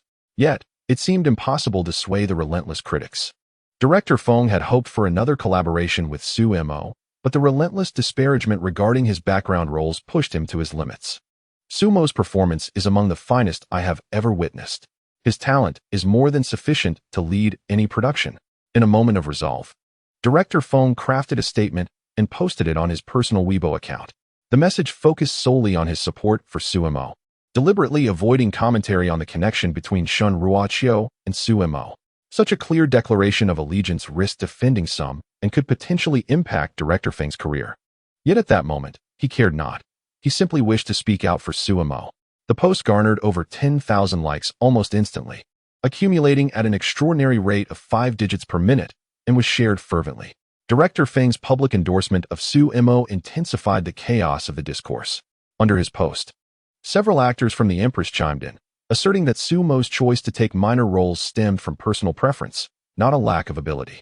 The male lead of the Empress even proclaimed, "I would gladly have Su Mo as the protagonist." This individual had already amassed a considerable fanbase, and following the Empress, his popularity soared. By rallying alongside Director Feng in support of Su Mo, more onlookers became intrigued and began to recognize Su Mo as a person of merit. As the public's attention was captivated by Director Feng's Weibo, Shin Ruochio's personal account unexpectedly issued a statement, not from her studio, but from her own voice. This signifies that it was indeed Shin Ruochio herself who personally sent this message. The content is as follows. What evening is this, to behold such a fine gentleman? Henceforth, I wish to possess one heart, never to part until our hair turns white. Regardless of illness or health, poverty or wealth, or any other reason, I love Su Mo, care for him, respect him, accept him, and remain ever loyal to him until the end of my days. In this lifetime, I, Shin Ruochio, shall marry no one but Su Mo. The images depict Su Mo's honorary certificate as a consultant for the Paris Fashion Association, along with the prestigious designer certificate personally awarded to him by the association's president. The preceding lines express genuine emotion. The subsequent images serve as a powerful rebuttal to those who disparage Su Mo's talents. Being the youngest top fashion designer in world history alone silences his critics instantly. This marks Shun Ruachio's inaugural post on Weibo, and she has come out with a veritable bombshell, shaking the entire entertainment industry to its core. The announcement has been made. If the previous runway video merely hinted at the extraordinary nature of their relationship, this Weibo post unequivocally confirms their romantic involvement. Director Fong has fallen silent. Celebrities no longer speak, and fans are left speechless. They are all taken aback by Shun Ruachio's bold declaration of affection, completely at a loss for words. Following her post, Shun Ruachio let out a long sigh of relief, feeling a sense of vindication. She then stole a glance at Su Mo, curious to see his reaction. Chapter 83. Let us go get our license. At this moment, Su Mo was gazing at Shun Ruachio's Weibo post, his emotions in turmoil. The release of this post would undoubtedly attract public scrutiny and inquiry, signifying that his life would no longer remain tranquil, which completely contradicted his desire to lead a life of obscurity. However, Su Mo was unperturbed by this, ever since he had developed feelings for Shun Ruachio. He had prepared himself for such eventualities. What truly mattered to him were Shun Ruachio's words. In this lifetime, I, Shun Ruachio, shall marry no one but Su Mo. Those words struck Su Mo's heart profoundly. He was moved to the extent that he found himself at a loss for words to express his current feelings. Observing Su Mo's expression, Shun Ruachio mistakenly assumed he was upset with her for taking such a bold step. Cautiously, she inquired, "You won't blame me for this, will you?" She understood that Su Mo harbored no desire for fame, yet this post had thrust him into the limelight. It was already too late for Su Mo to avoid notoriety, as the number of his Weibo followers had reached half of Shun Ruachio's, a testament to the situation. But Shun Ruachio could not contain herself. The moment she encountered disparaging remarks about Su Mo, her anger surged. Ultimately, she decisively announced their relationship, eliminating any need for speculation. "Let me tell you directly. I, Shun Ruachio, am utterly in love with Su Mo. Regardless of his agreement or dissent, I shall marry no one but him." As Su Mo gazed upon Shun Ruachio's sorrowful visage, his heart ached. How could he be more sentimental than a girl? At that moment, Su Mo felt no desire to offer explanations. He embraced Shun Ruachio tightly, whispering tenderly in her ear, "How could I ever blame you? Once my household registration book arrives, we shall go obtain our marriage certificate." He yearned to spend a lifetime with her. Upon hearing that Su Mo not only held no resentment, but also wished to marry her, Shun Ruachio was overwhelmed with joy, her tears flowing freely as she reciprocated his embrace and nodded vigorously. Yes, while the two solidified their bond, the online community was just beginning to erupt. As netizens processed Shun Ruachio's announcement, an avalanche of comments began to cascade beneath the post. "I can't believe it. No, this is impossible." The images silenced the naysayers. Yet the accompanying text left everyone in disbelief. Had she truly made the announcement? Did Shun Ruachio not fear the repercussions on her career, revealing her relationship at such an early stage? Director Fong harbored concerns. He had anticipated that Shun Ruachio's studio would clarify their relationship, as Aunt Lu had initially suggested. However, he was taken aback by Shun Ruachio's impulsive decision to announce it outright.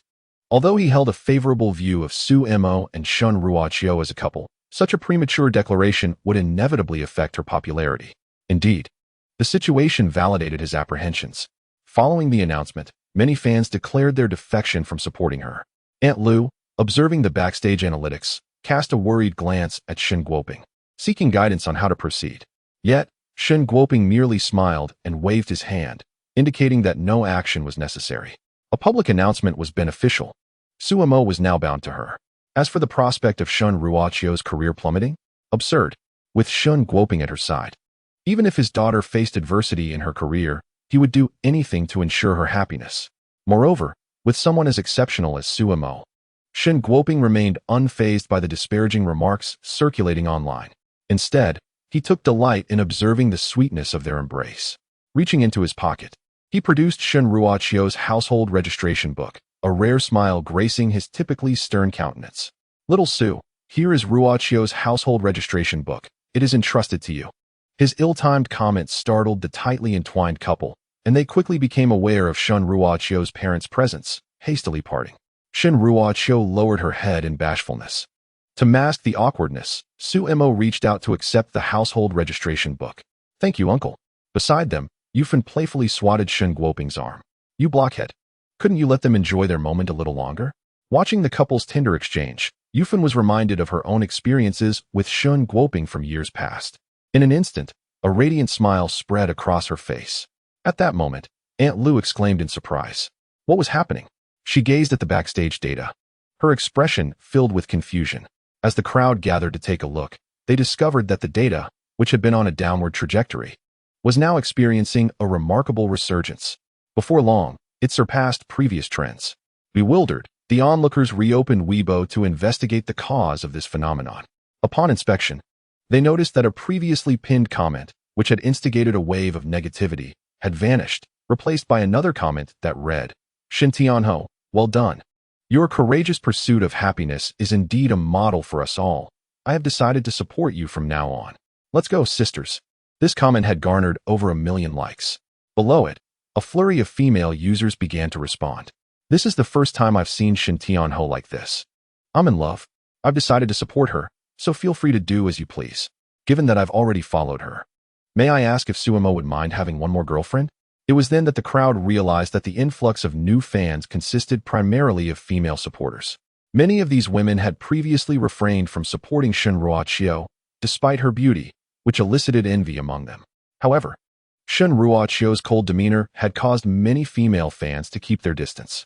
They could admire her performances, but felt no necessity to support her personally. But now, with Shen Ruoqiu's heartfelt and courageous declaration of love, the public was introduced to a different side of her. It became clear that she had not been cold, but rather had yet to encounter someone who could inspire change within her. Now that she had found that person and was boldly pursuing love, her dazzling bravado struck a chord deep within them. How captivating. With this new side of Shen Ruoqiu, they were eager to show their support. They rushed to follow her, and the numbers swelled immensely. Additionally, some rational male fans, who cared only about her performances, were unconcerned about her romantic pursuits, believing that love would not diminish her acting skills. Furthermore, those who had long been advocates of the couple were overjoyed to see them truly together, rallying in support of Shen Ruoqiu. As a result, the combined efforts of these fans gradually surpassed Shen Ruoqiu's original statistics, eventually breaking the record for the most followers on Weibo. Witnessing Shen Ruoqiu's popularity not only endure but flourish, Aunt Lu let out a sigh of relief. She had not anticipated such a turnaround. Then, she teased Suemo, saying, My lady has officially announced it. Don't you think you should make a statement too? Implying that Suemo should also post on Weibo to affirm their relationship. Shen Guoping and Yufan turned their gaze towards Suemo, curious to see how he would respond to Shen Ruoqiu. Chapter 84, Server Crash. In a distant realm of unspoken affection, Suemo was diligently crafting a response to Shen Ruoqiu's heartfelt confession. Meanwhile, at the headquarters of WB, the staff were drenched in cold sweat as they stared at the back-end interface. Goodness gracious! This was the first time they had encountered such an overwhelming surge of data since joining WB, surpassing even the platform's peak moments. The comment section beneath Shen Ruoqiu's declaration had begun to lag, with some users unable to post their thoughts at all. The supervisor wiped his brow and stammered. I've never witnessed anything like this. He quickly turned to the programmers. Can we add more backup servers?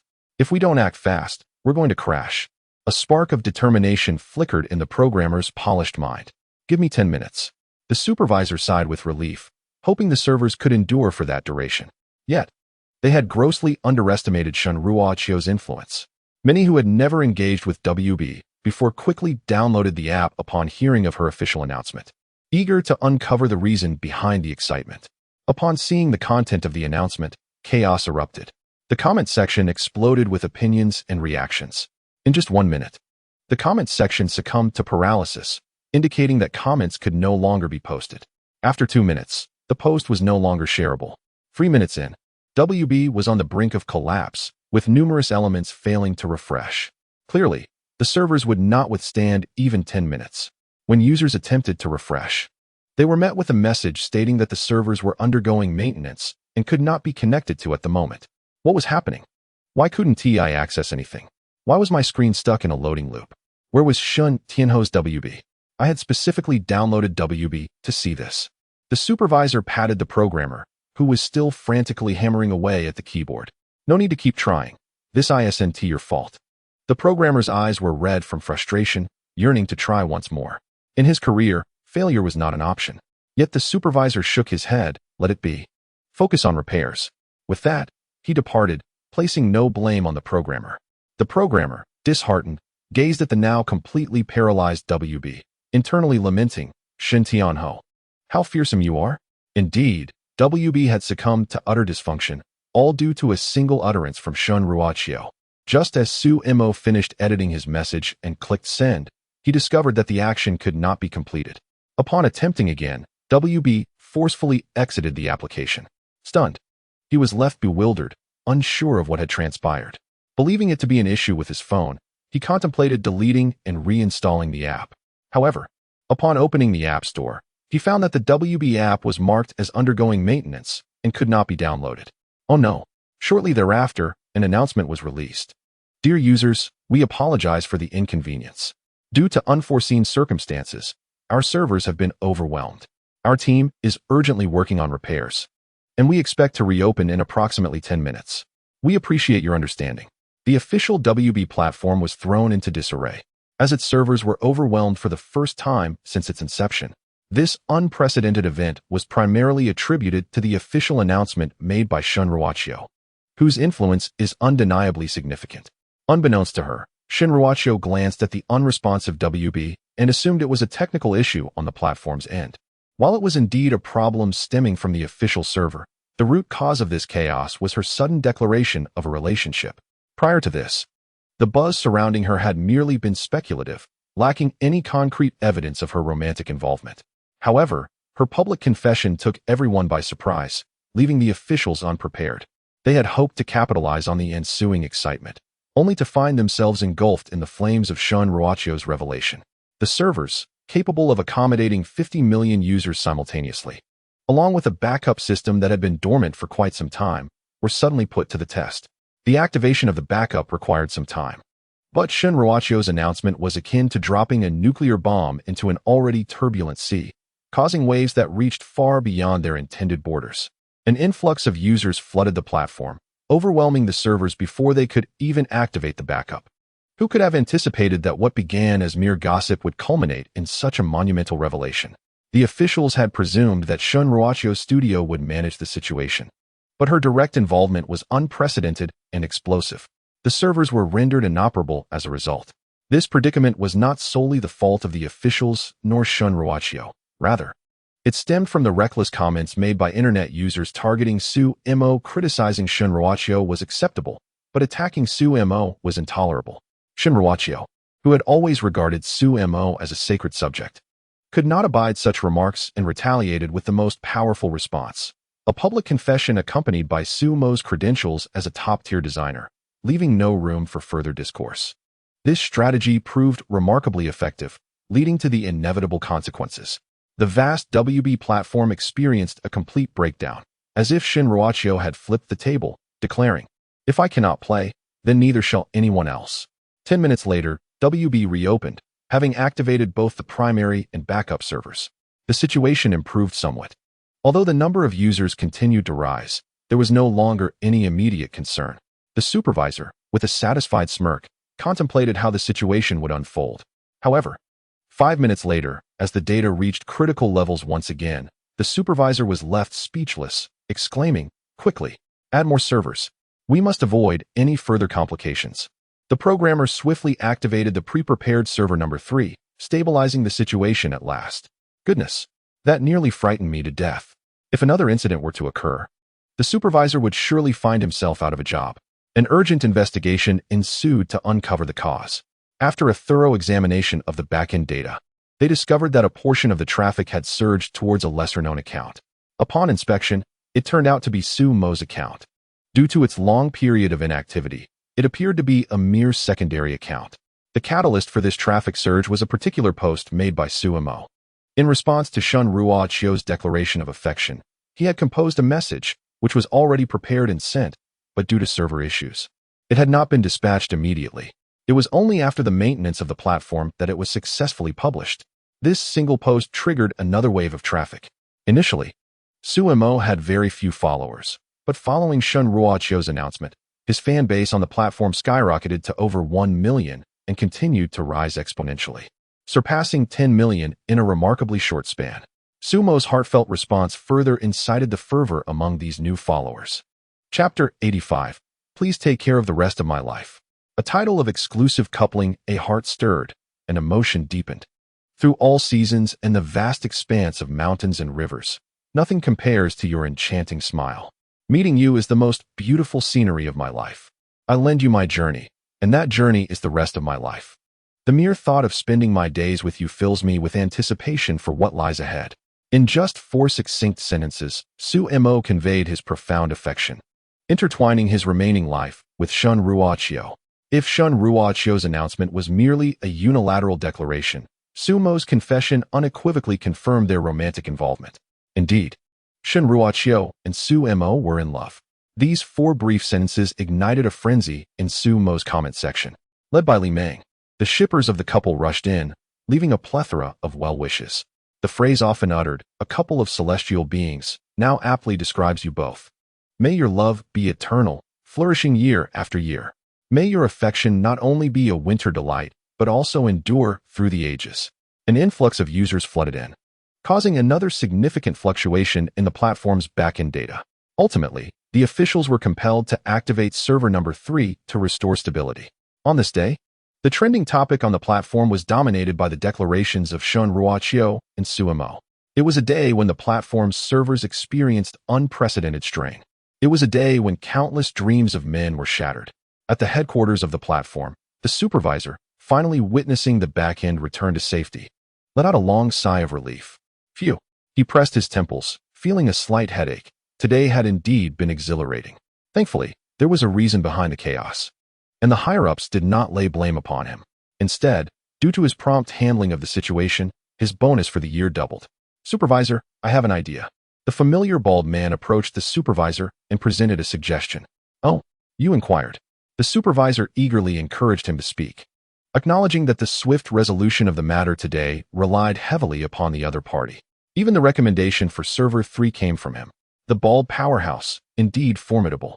"I believe we can proceed like this, and then like that." Upon concluding the proposal, the supervisor promptly made a decision. "You are truly a genius. Let us proceed as you suggested. Can it be completed by tonight?" The programmer slapped the bald man on the back. "No need. It can be done before dinner."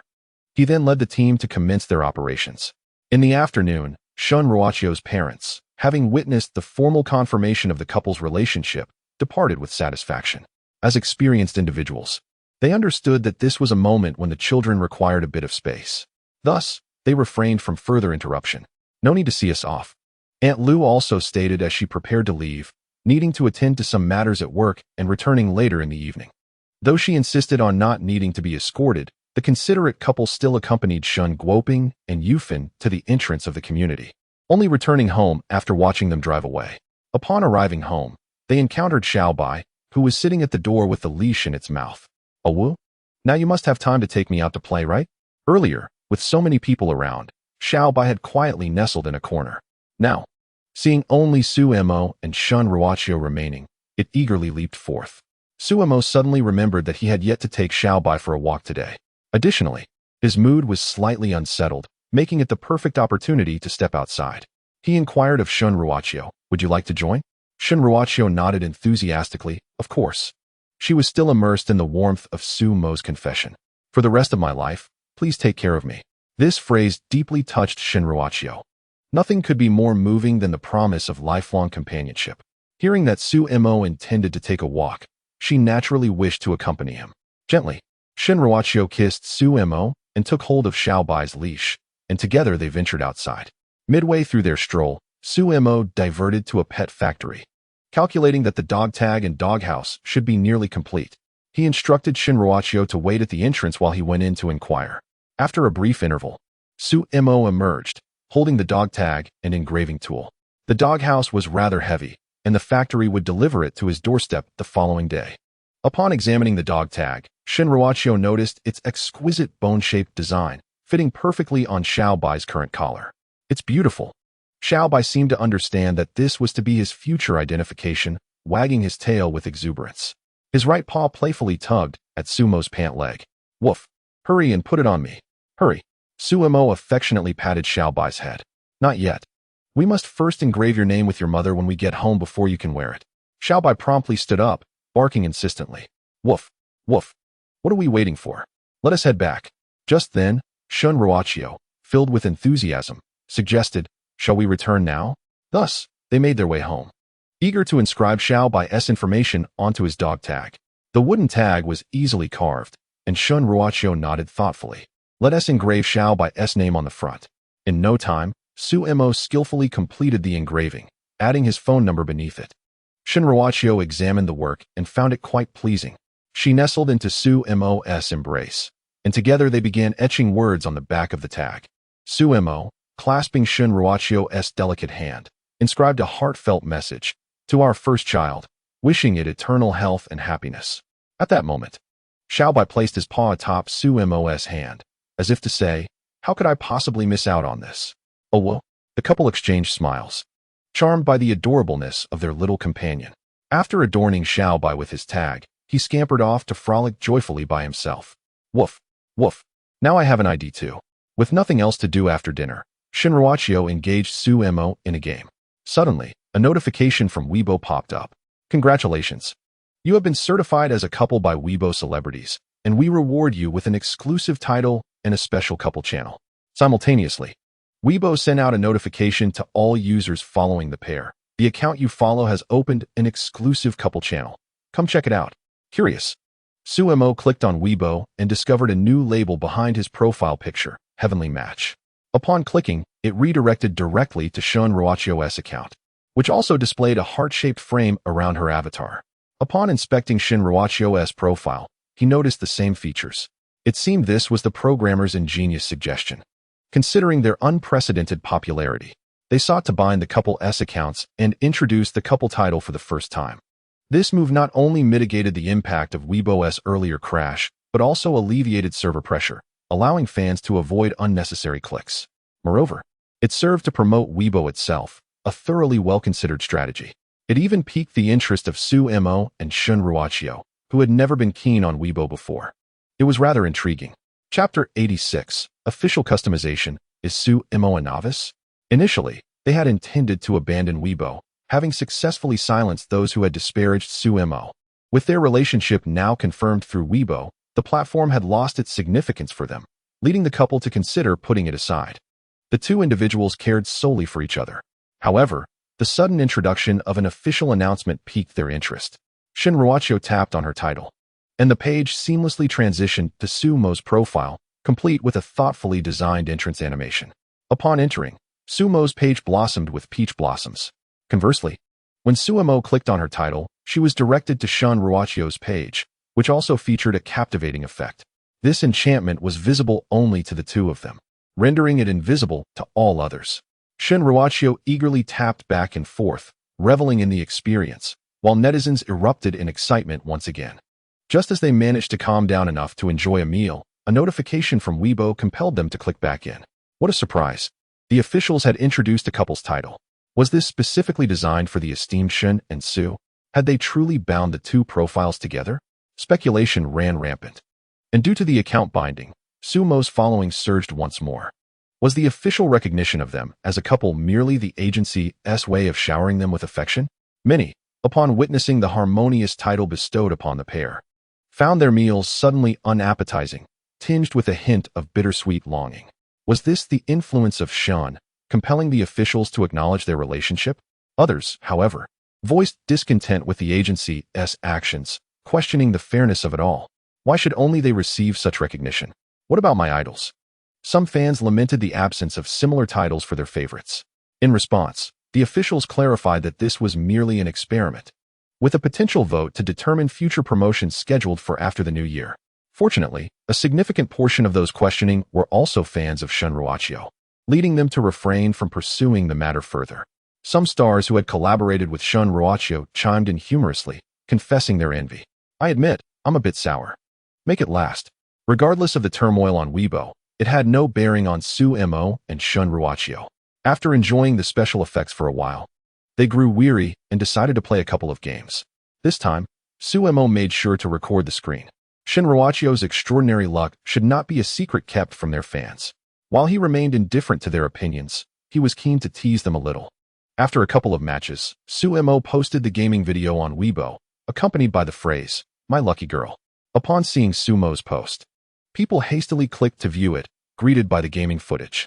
In the video, their usernames adorned the upper right corner, Mr. Su's girl, Miss Shin's boy. At first glance, the name is undoubtedly a couple's nickname. Upon realizing this, a palpable wave of envy washed over them. Soon after, Suemo maneuvered his character to leap from the plane, while Shunruachio clicked to follow suit. As they touched down, Suemo, as usual, exhibited his notorious bad luck. He scoured several houses only to find a mere USP in a frying pan, eliciting hearty laughter from the viewers. It was the first time they had witnessed such misfortune. However, their amusement quickly dissipated when Shunruachio approached, pulling an impressive array of items from her backpack, an AWM, an 8X scope, level 3 helmet, and armor, along with a fully decked-out M4A1. The onlookers were left dumbfounded. How could she have acquired an AWM in such a short span of time? Once Suemo collected his gear and exited the room, they noticed a crate, emanating red smoke, standing silently in the distance, precisely where Shunruachio had just searched. Could this be the fabled airdrop that defies expectations? And this was merely the first wave of airdrops, which typically bears the lowest chance of such fortune. Before they could fully grasp the situation, Shunruachio emerged from a small building, adorned in a complete set of level 3 gear. Hadn't she just given her armor and helmet to Suemo? How could she possess another set? The only explanation was her extraordinary luck. Such fortune left the viewers gasping in disbelief. This was truly remarkable. Then, an even more absurd scene unfolded before them. Running low on ammunition, a motorcyclist sped past them, only to crash spectacularly into a tree, a catastrophic end that left behind a lone crate. Suemo approached to discover a backpack brimming with bullets. "Hey, what a bounty!" he exclaimed, and when his own inventory became full, he called Shunruachio over to assist with the excess.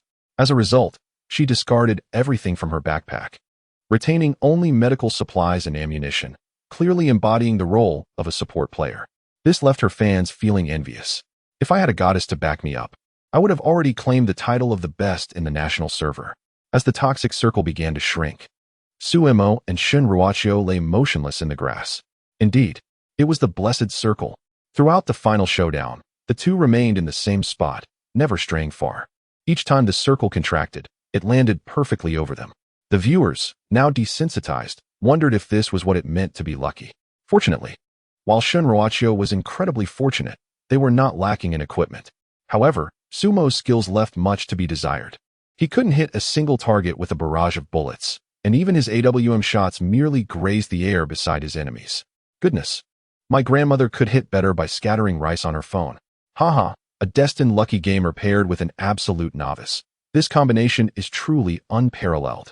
Right until the final moments, they managed to secure victory only due to the abundance of healing items provided by Shunruachio. Upon viewing the scoreboard, it became evident that their combined damage was less than 300. Fans erupted in laughter. Indeed, Shun Tian is the quintessential lucky girl, while Suemo, on the other hand, can only be described as a distant observer. Fans flooded the comments with remarks. Luck is abundant, yet skill is woefully lacking. Never have we witnessed such inaccuracy in marksmanship. In our national server, the 678th player would undoubtedly deem Suemo the most inept. The comment section was filled with joyful banter.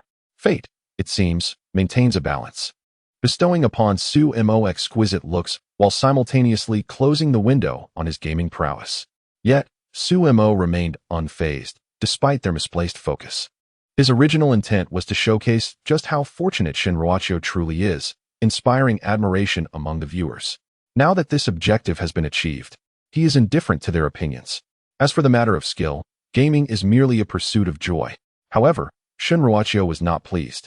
Although Suemo may lack skill, who are they to judge? Thus, she began to retort. Chapter 87.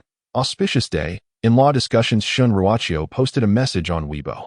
Upon receiving the notification, fans eagerly navigated through their titles. It must be said that this new feature has made things considerably more convenient. They were soon greeted with a feast for the eyes. Shun Ruachio, protecting the best version of him. Images. Below lay a plethora of photographs capturing their moments in Paris, on the Eiffel Tower, amidst the Champs-Élysées, and before the enigmatic smile of the Mona Lisa at the Louvre. Each image etched a trace of their time spent in the city of love. In the pictures, Shun Ruachio nestled in Su Mo's embrace. Their sweet demeanor served as a generous portion of dog food for onlookers. Some viewers laughed until tears streamed down their faces. How excessive! In the following days, Shun Ruachio did not relent in her display of affection. Mr. Cooking, anticipating the sight of Su Mo diligently stirring the pot, crafting dishes that are a feast for the eyes. Fans could not help but swallow hard. Not only is he handsome, but his culinary creations are also visually tantalizing. And one can tell they must taste delightful. The former Shun Ruachio would never have shared such content, as it contradicted her character. Yet, ever since solidifying her relationship with Su Mo, she yearns for the entire world to know of their romance. But that was not the end of it. Shun Ruachio also unveiled the doghouse and dog tags they crafted together. Allow me to grandly introduce our family's newest member, Xiaobai. In the image, Xiaobai lay contentedly within the doghouse, tongue lolling, one ear perked up while the other drooped, exuding an adorable innocence. Shun Ruachio's transformation into a love-struck partner has left fans utterly overwhelmed. Previously, I was only aware of Shun Tianho's exceptional talent in acting. However, upon closer inspection, it seems she possesses an equally impressive knack for displaying affection publicly. I implore the goddess to embrace this newfound skill. Although they vocally urge Shun Ruachio to refrain from flaunting her romance, their actions betray their true sentiments as they eagerly engage in comments and shares. Shun Ruachio has shed her previously frosty demeanor in public, becoming more willing to interact with her fans, much to their delight. This enchanting version of the goddess has captured their hearts even further. Despite being inundated daily with the romantic displays of Shun Ruachio and Su Mo on social media, leaving them nearly overwhelmed with affection, they still relish witnessing the couple's sweet exchanges. After all, never before has there been a pair of celebrity lovers so frequently showcasing their love online. This has provided many with ample fodder for conversation during their leisure moments. Did you catch Shun Tianho's post yesterday? It was utterly delightful. Oh, don't even mention it. I had just ordered takeout when I stumbled upon her post and immediately canceled my order. Why? I was already full. Su Mo also joins Shun Ruachio in their playful expressions of love, while he is not intentionally flaunting their relationship. He simply finds this mode of interaction with Shun Ruachio to be far more engaging. Meanwhile, Shun Guoping and Yufan have been closely monitoring their blossoming relationship, finding joy in their increasing closeness. Shun Guoping reflects with a sigh, "Thank goodness for Xiao Su. Otherwise, I would have been at a loss for how to see Ruachio settle down with her temperament." Yufan nods in agreement. Before Su Mo's arrival, Shun Ruachio was notoriously aloof. This coolness was not feigned. She genuinely seemed to disregard anyone attempting to pursue her. Regardless of her suitor's efforts, she remained blissfully oblivious, preoccupied with her own affairs. Such a disposition had once caused Shun Guoping concern for his daughter's future prospects in marriage. However, witnessing her affectionate bond with Su Mo has alleviated his worries entirely. Shun Guoping stroked his chin thoughtfully. "I must take some action to ensure Xiao Su stays." Yufan suggested, "Why not arrange a wedding home for the children? Although their current residence is quite pleasant, it will soon be too cramped when they have children." A splendid idea. Shun Guoping could not help but plant a kiss on Yufan's cheek. What more could a husband desire than such a devoted wife? Yufan shot him a playful glare. "We are no longer young lovers. Save the theatrics." Subsequently, Shun Guoping engaged in a conversation with his secretary over the phone, instructing him to seek out larger properties, preferably with gardens and in pleasant surroundings. The following day, the secretary presented several options to Shun Guoping. "Boss, what do you think of these selections?" Each property was commendable, boasting ample space and a lovely environment. Shun Guoping hesitated. After all, this was to be a wedding gift for his daughter, and he could not afford to be hasty. Ultimately, it was Yufan who made the final decision. "Let us go with this one." The chosen residence was a standalone villa in the city center, offering not only generous land but also a garden complete with a large swimming pool, adorned with a variety of vibrant flowers and plants. Safety can indeed be assured, as numerous celebrities own residences there. After making the decision, Shun Guoping took Yufan to view a property. They were exceedingly pleased, deeming it a fitting choice for the couple's marital abode. Consequently, Shun Guoping envisioned this as a delightful surprise to unveil during their next family dinner. Meanwhile, Su Mo and Shun Ruoqiu remained blissfully unaware of the grand surprise awaiting them.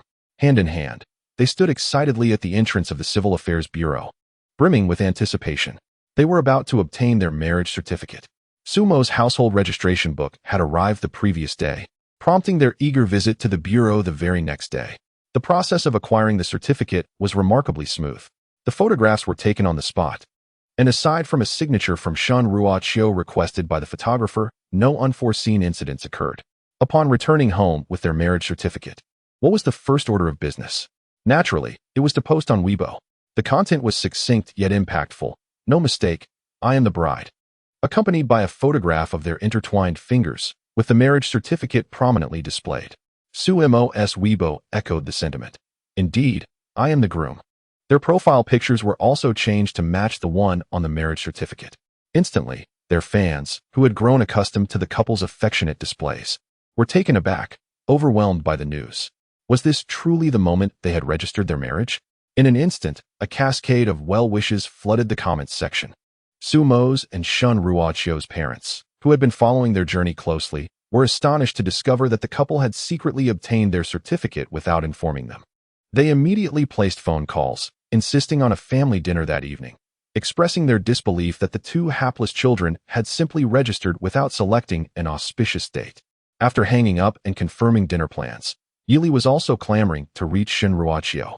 Qiu, how could you not tell me such monumental news? I shall sever ties with you.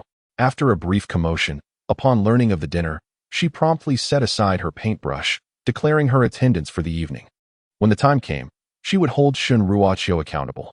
In recent days, Yili had seen the posts of Shun Ruoqiu and Su Mo on Weibo, and she was already at her wit's end. Now, with Shun Ruoqiu clandestinely registering their marriage, she felt compelled to seek revenge. Shun Ruoqiu and Su Mo exchanged glances, pondering their predicament. What should they do? It appeared they had stumbled into a significant situation. They had initially thought that obtaining a marriage certificate was a trivial matter, merely a way to share their joy, not an official marriage. Little did they realize that it would stir both sets of parents into action. Would this lead to a meeting of the families? Chapter 88. The meeting of both sets of parents. Two old fathers greet each other as brothers. Upon learning that both sets of parents were coming, the couple felt a wave of panic. They had anticipated a simple process of obtaining a certificate and sharing their happiness, but it had unexpectedly transformed into a family meeting. This would be the first encounter between the two families, and neither party was aware of the other's arrival. In preparation for the impending consequences, they braced themselves. Thus, Su Mo and Shun Ruoqiu deliberately set out to purchase a plethora of ingredients, intending to appease their guests with a sumptuous feast that evening. As they industriously prepared dinner, a brisk knock resonated at the door. Thud, thud, thud. Su Mo, wielding a spatula, hurried to open the door, ostensibly engaged in culinary endeavors, yet truly on guard. He was acutely aware of his mother's temperament. Today's phone call had left him feeling as though he might be devoured alive, and he anticipated a stern reprimand upon their meeting. As expected, upon opening the door and revealing Su Mo, Su Li raised her right hand. You little rascal. Having anticipated such a maneuver, Su Mo swiftly positioned the spatula defensively in front of himself. Mom, let us discuss this calmly. At that moment, a melodious voice emerged from the kitchen. Xiao Su, hurry. The food is about to burn. Shun Ruoqiu's timely intervention compelled Su Li to relent. She shot Su Mo a glare, declaring, I will settle the score with you later. Now, go back to cooking. Although she was not superstitious, the matter of obtaining a marriage certificate was no trifling issue. The unfortunate lad had failed to inform them beforehand, which understandably irked Su Li. She instinctively wished to ruffle Su Mo's hair and inquire about his thoughts. However, upon seeing Su Mo donned in an apron and Shun Ruoqiu's supportive presence, she realized he was indeed busy preparing a meal. Thus, she spared him from immediate retribution, relieved that his mother had let him off the hook. Su Mo obediently retreated back into the kitchen. Once there, he did not forget to plant a kiss on the clever Shun Ruoqiu. Had it not been for her timely warning, he might have faced a few more reprimands. Shun Ruoqiu, pleased, returned the gesture. Upon hearing Su Li's voice, she had sensed Su Mo was in peril and had wisely called out. With the crisis momentarily averted, Shun Ruoqiu softly urged, let us get cooking. After a brief interlude in the living room, Another round of knocking echoed through the house. Thud, thud, thud. They've arrived. Just as Shun Ruachio was about to answer the door, Suja stopped her. Allow me. He then rose to open the door. Upon seeing Shun Guoping and Yu Fen standing outside, each holding a bottle of wine, he was momentarily taken aback. Who are you? Shun Guoping was equally astonished, marveling at how much the man resembled Su Mo. His years of business acumen triggered a realization. In-laws.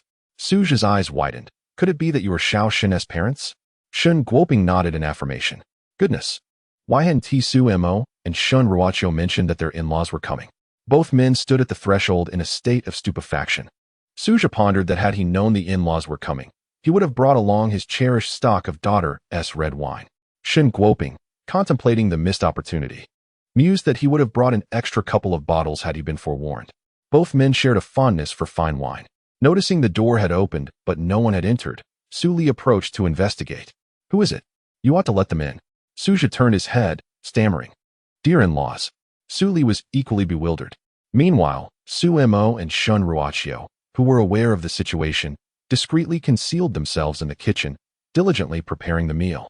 Not daring to show their faces, they thought it best to wait until everyone was settled.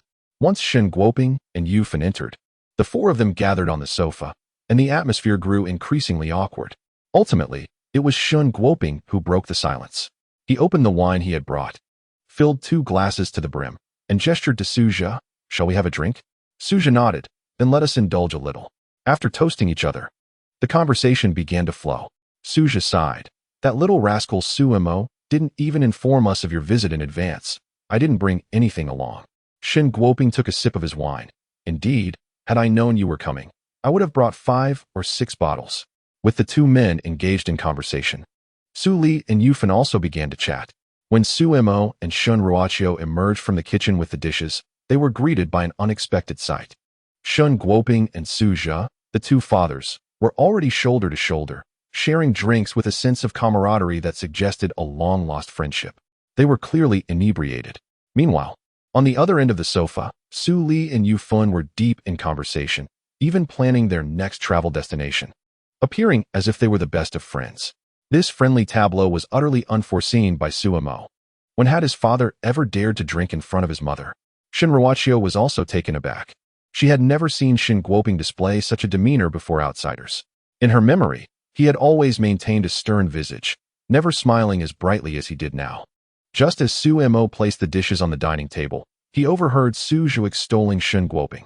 Brother, look at your family, a household of merchants. While our family can at least be considered scholarly, what a perfect match. The exclamation nearly caused Su Mo to drop the dishes. How had they suddenly become brother and brother? Had they sworn brotherhood? Shun Guoping chimed in. What my brother says is true. My daughter Ruachio marrying little Su is quite the honor for him. Shun Guoping had clearly recognized all of Su Mo's virtues, deeming his future exceptionally bright. As for Shun Ruachio, what other talents did she possess beyond her acting?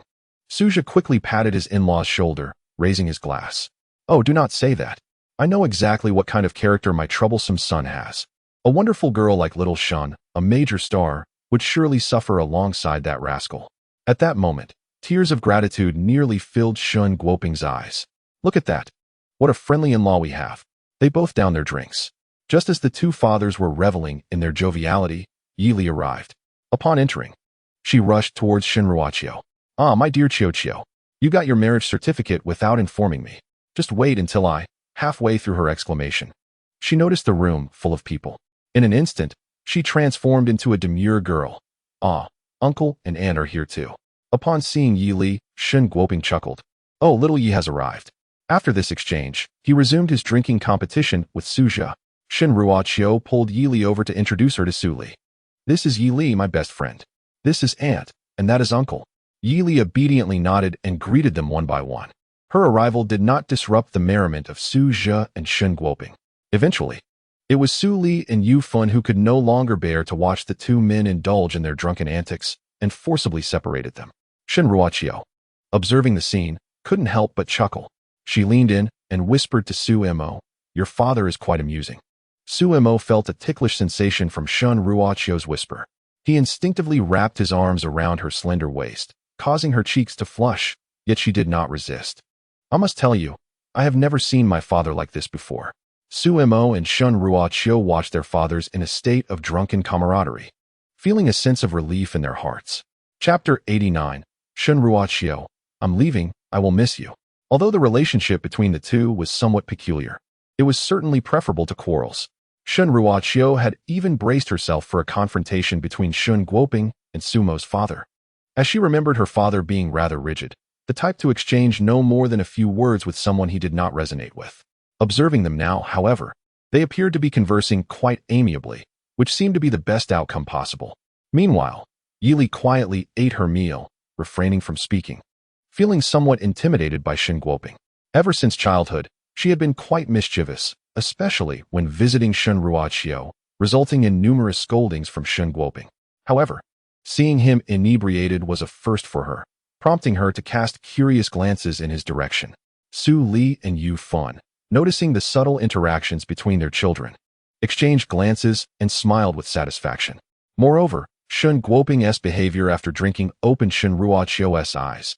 It added depth and humanity to her perception of him. Leaning against Su Mo, she observed the warm atmosphere of the family gathering and felt an unprecedented sense of warmth. All of this was brought about by the young man beside her. Shun Ruoqiu softly remarked, "Xiao Suzy, it is truly wonderful to meet you." Su Mo felt the same way. Ever since he moved out, he had not experienced such liveliness in a long time. He embraced Shun Ruoqiu and sighed, "I too am fortunate to have encountered you, a blessing of 3 lifetimes." Their affectionate display completely disregarded Yili, who sat beside Shun Ruoqiu. Today, Yili was unusually subdued and lacked her usual mischief. Thus Su Mo and Shun Ruoqiu overlooked her. Yili gave the pair a disdainful glance before glancing regretfully at the dishes on the table, wishing she could indulge. Had it not been for Shun Ruoqiu informing her that all this was prepared by Su Mo, she would have assumed it was food brought in by Shun Guoping from outside. To her surprise, Su Mo possessed remarkable culinary skills, rivaling those of a 5-star hotel chef. Yet, no matter how delectable the dishes, Yili could not bring herself to eat any further. With an elegant gesture, she wiped her mouth, signaling her satisfaction with the meal. Subsequently, she reclined on the sofa, her expression unreadable as she scrolled through her phone, meticulously documenting Shun Ruoqiu's misdeeds in her notes. After dinner, Shun Ruoqiu wished to linger at Su Mo's residence, but with both sets of parents present and Shun Guoping and Su Zhe having indulged in drink, it was evident that they would be staying the night. Reluctantly, Shun Ruoqiu bid farewell to Su Mo. Su, I am leaving now, and I shall miss you. Do not be so melodramatic. Su Mo replied, exasperated. They lived just across the street, yet it felt as though they were parting forever. When escorting Shun Guoping home, he grasped Su Mo's hand, his gaze somewhat hazy as he implored her to care for his daughter. Su, you must take good care of my precious Ruoqiu. I have only her, and I regret the times I failed to be there for her. His voice trailed off, gradually succumbing to slumber. Uncle, do not worry. I will look after Ruoqiu, Su Mo assured him softly. Meanwhile, Shun Ruoqiu stood at the doorway, her expression a mixture of emotions as she observed Shun Guoping. It is often said that the truth emerges when one is inebriated, and Shun Ruoqiu absorbed every word he uttered, moved by his sentiments. She was no longer the naive girl of 15 or 16, she had matured, gaining a deeper understanding of why her father had little time for her in his youth. It was all in pursuit of providing her with a better life. When she expressed her desire to act, Shun Guoping had readily agreed, paving the way for her ascent to becoming a national sensation. However, years of emotional distance left Shun Ruoqiu uncertain of how to interact with her father, resulting in awkward encounters characterized by her aloofness and his impassivity. They both presumed the other held disdain. Yet, Shun Guoping's heartfelt words and behavior that night unveiled a different facet of him to Shun Ruoqiu, stirring her emotions. The chasm between them quietly began to close. Once Shun Guoping was settled, Su Mo returned home, only to find Yili sprawled atop Shun Ruoqiu, insisting on sharing her bed. No way, I have yet to settle the score, Yili proclaimed. I, Yili, am a lady who exacts revenge from dawn till dusk. She even flopped onto Shun Ruoqiu's bed first. With no choice, Shun Ruoqiu tugged at Yili's hair in warning. You can sleep here. But if you dare kick me off the bed, I will call Uncle Yi and have you taken back. Yili eagerly agreed, but that concern was for another day. She was fully prepared for a night of relentless mischief with Shun Ruoqiu. On the other side, After Su Mo had settled Suja, Su Li took Su Mo to the sofa and earnestly conversed with him for 2 hours. She emphasized the importance of treating Shen Ruoqiu well and meticulously discussed various aspects of caring for a girl, urging him to remember each detail. Su Mo listened attentively. Having never had a girlfriend, these lessons were essential for him. Their conversation extended into the depths of the night. The following morning, both sets of parents departed. After bidding them farewell, Yili wished to linger. "Oh, let me stay just one more night," Xiao Qiu. Last night had been her chance for revenge. But Shen Ruoqiu had outmaneuvered her, leaving her at a disadvantage. Thus, she desired to remain, hoping for an opportunity to retaliate. However, seeing through Yi Li's intentions, Shen Ruoqiu promptly took out her phone. "Hello? Is this Uncle Yi? Wait, let's discuss this calmly. No need for violence," Yi Li pleaded. But Shen Ruoqiu remained silent, her gaze fixed on her. Eventually, Yi Li had no choice but to leave, defeated. Once Yi Li departed, tranquility returned to the room. While out walking Xiaobai, Su Mo produced a set of keys that Shen Guoping had given him that morning before leaving, indicating they were for their marital home. Su Mo, still processing the gesture, accepted the keys and presented them to Shen Ruoqiu. "Look, your father has prepared a marital home for us." Surprised by her father's thoughtfulness in arranging a marital residence, Shen Ruoqiu felt a warmth despite being capable of affording one herself. The distance between them diminished further. As Su Mo revealed his father's gift, Shen Ruoqiu, unwilling to be outdone, showcased her delicate wrist adorned with a bracelet, a creamy white jade bangle. Su Mo observed it closely, finding it oddly familiar. "Isn't this my mother's?"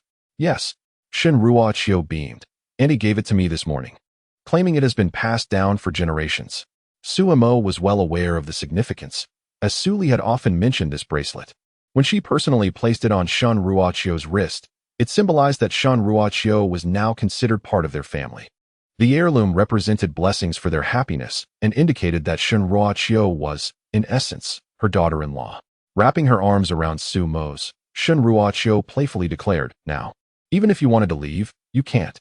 Su Mo affectionately pinched her delicate nose. "Silly, how could I ever leave you?" Shen Ruoqiu smiled sweetly. Meanwhile, Xiaobai, the lonely single dog, lay discontentedly on the ground, clearly unimpressed by their affectionate exchange. In a state of ennui, the surroundings had grown tiresome. Observing the bored demeanor of Xiaobai, Shen Ruoqiu tilted her head and suggested to Su Mo, "Why don't we visit the new house?" She was eager to assess her father's taste, and it would also offer Xiaobai an opportunity to explore a different environment. Upon hearing the prospect of a change of scenery, Xiaobai instantly perked up. Su Mo, finding himself unoccupied, readily agreed. Thus, he drove Shen Ruoqiu and Xiaobai to the new residence. Upon arrival, they were greeted by a splendid environment. The lush greenery was impeccable, and the backyard swimming pool brought immense delight to Su Mo. Using the key to unlock the door, Shen Ruoqiu was enchanted by the antique decor within. However, aside from these features, the rest of the furnishings required both Su Mo and Shen Ruoqiu to undertake the renovation. Shen Ruoqiu expressed her satisfaction. After all, how could one not personally curate their future home? After exploring the premises, they prepared to return home, with Xiaobai having thoroughly enjoyed his time in the yard. Had they not yet finalized their move-in date, the pool would have already been filled with water, and Xiaobai would have been joyfully splashing about. On the journey back, Shen Ruoqiu cradled Xiaobai in the passenger seat, reflecting on the fact that the new house had been personally selected by Shen Guoping. It was evident that he had invested significant effort.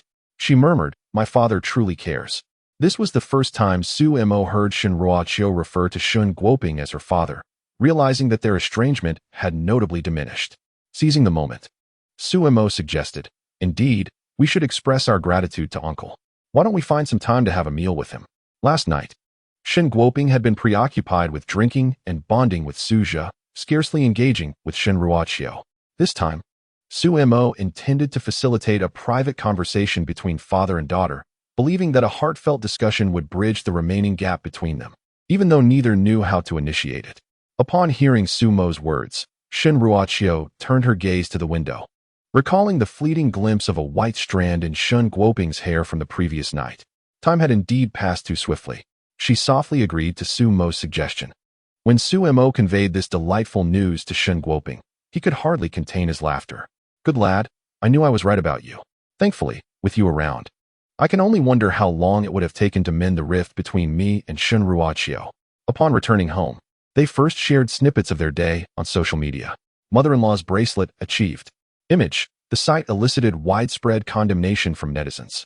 Is this daily display of affection truly necessary? Even dogs would be worn out by your antics. Must you continue? For heaven's sake, act like a human. Doesn't Shin Tian have filming to do? Hurry up and recruit her for a drama. I can't bear it any longer.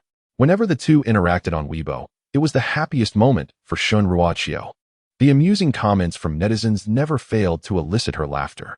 As for filming, Shun Ruochio was preoccupied with accompanying Sumo, leaving no time for acting.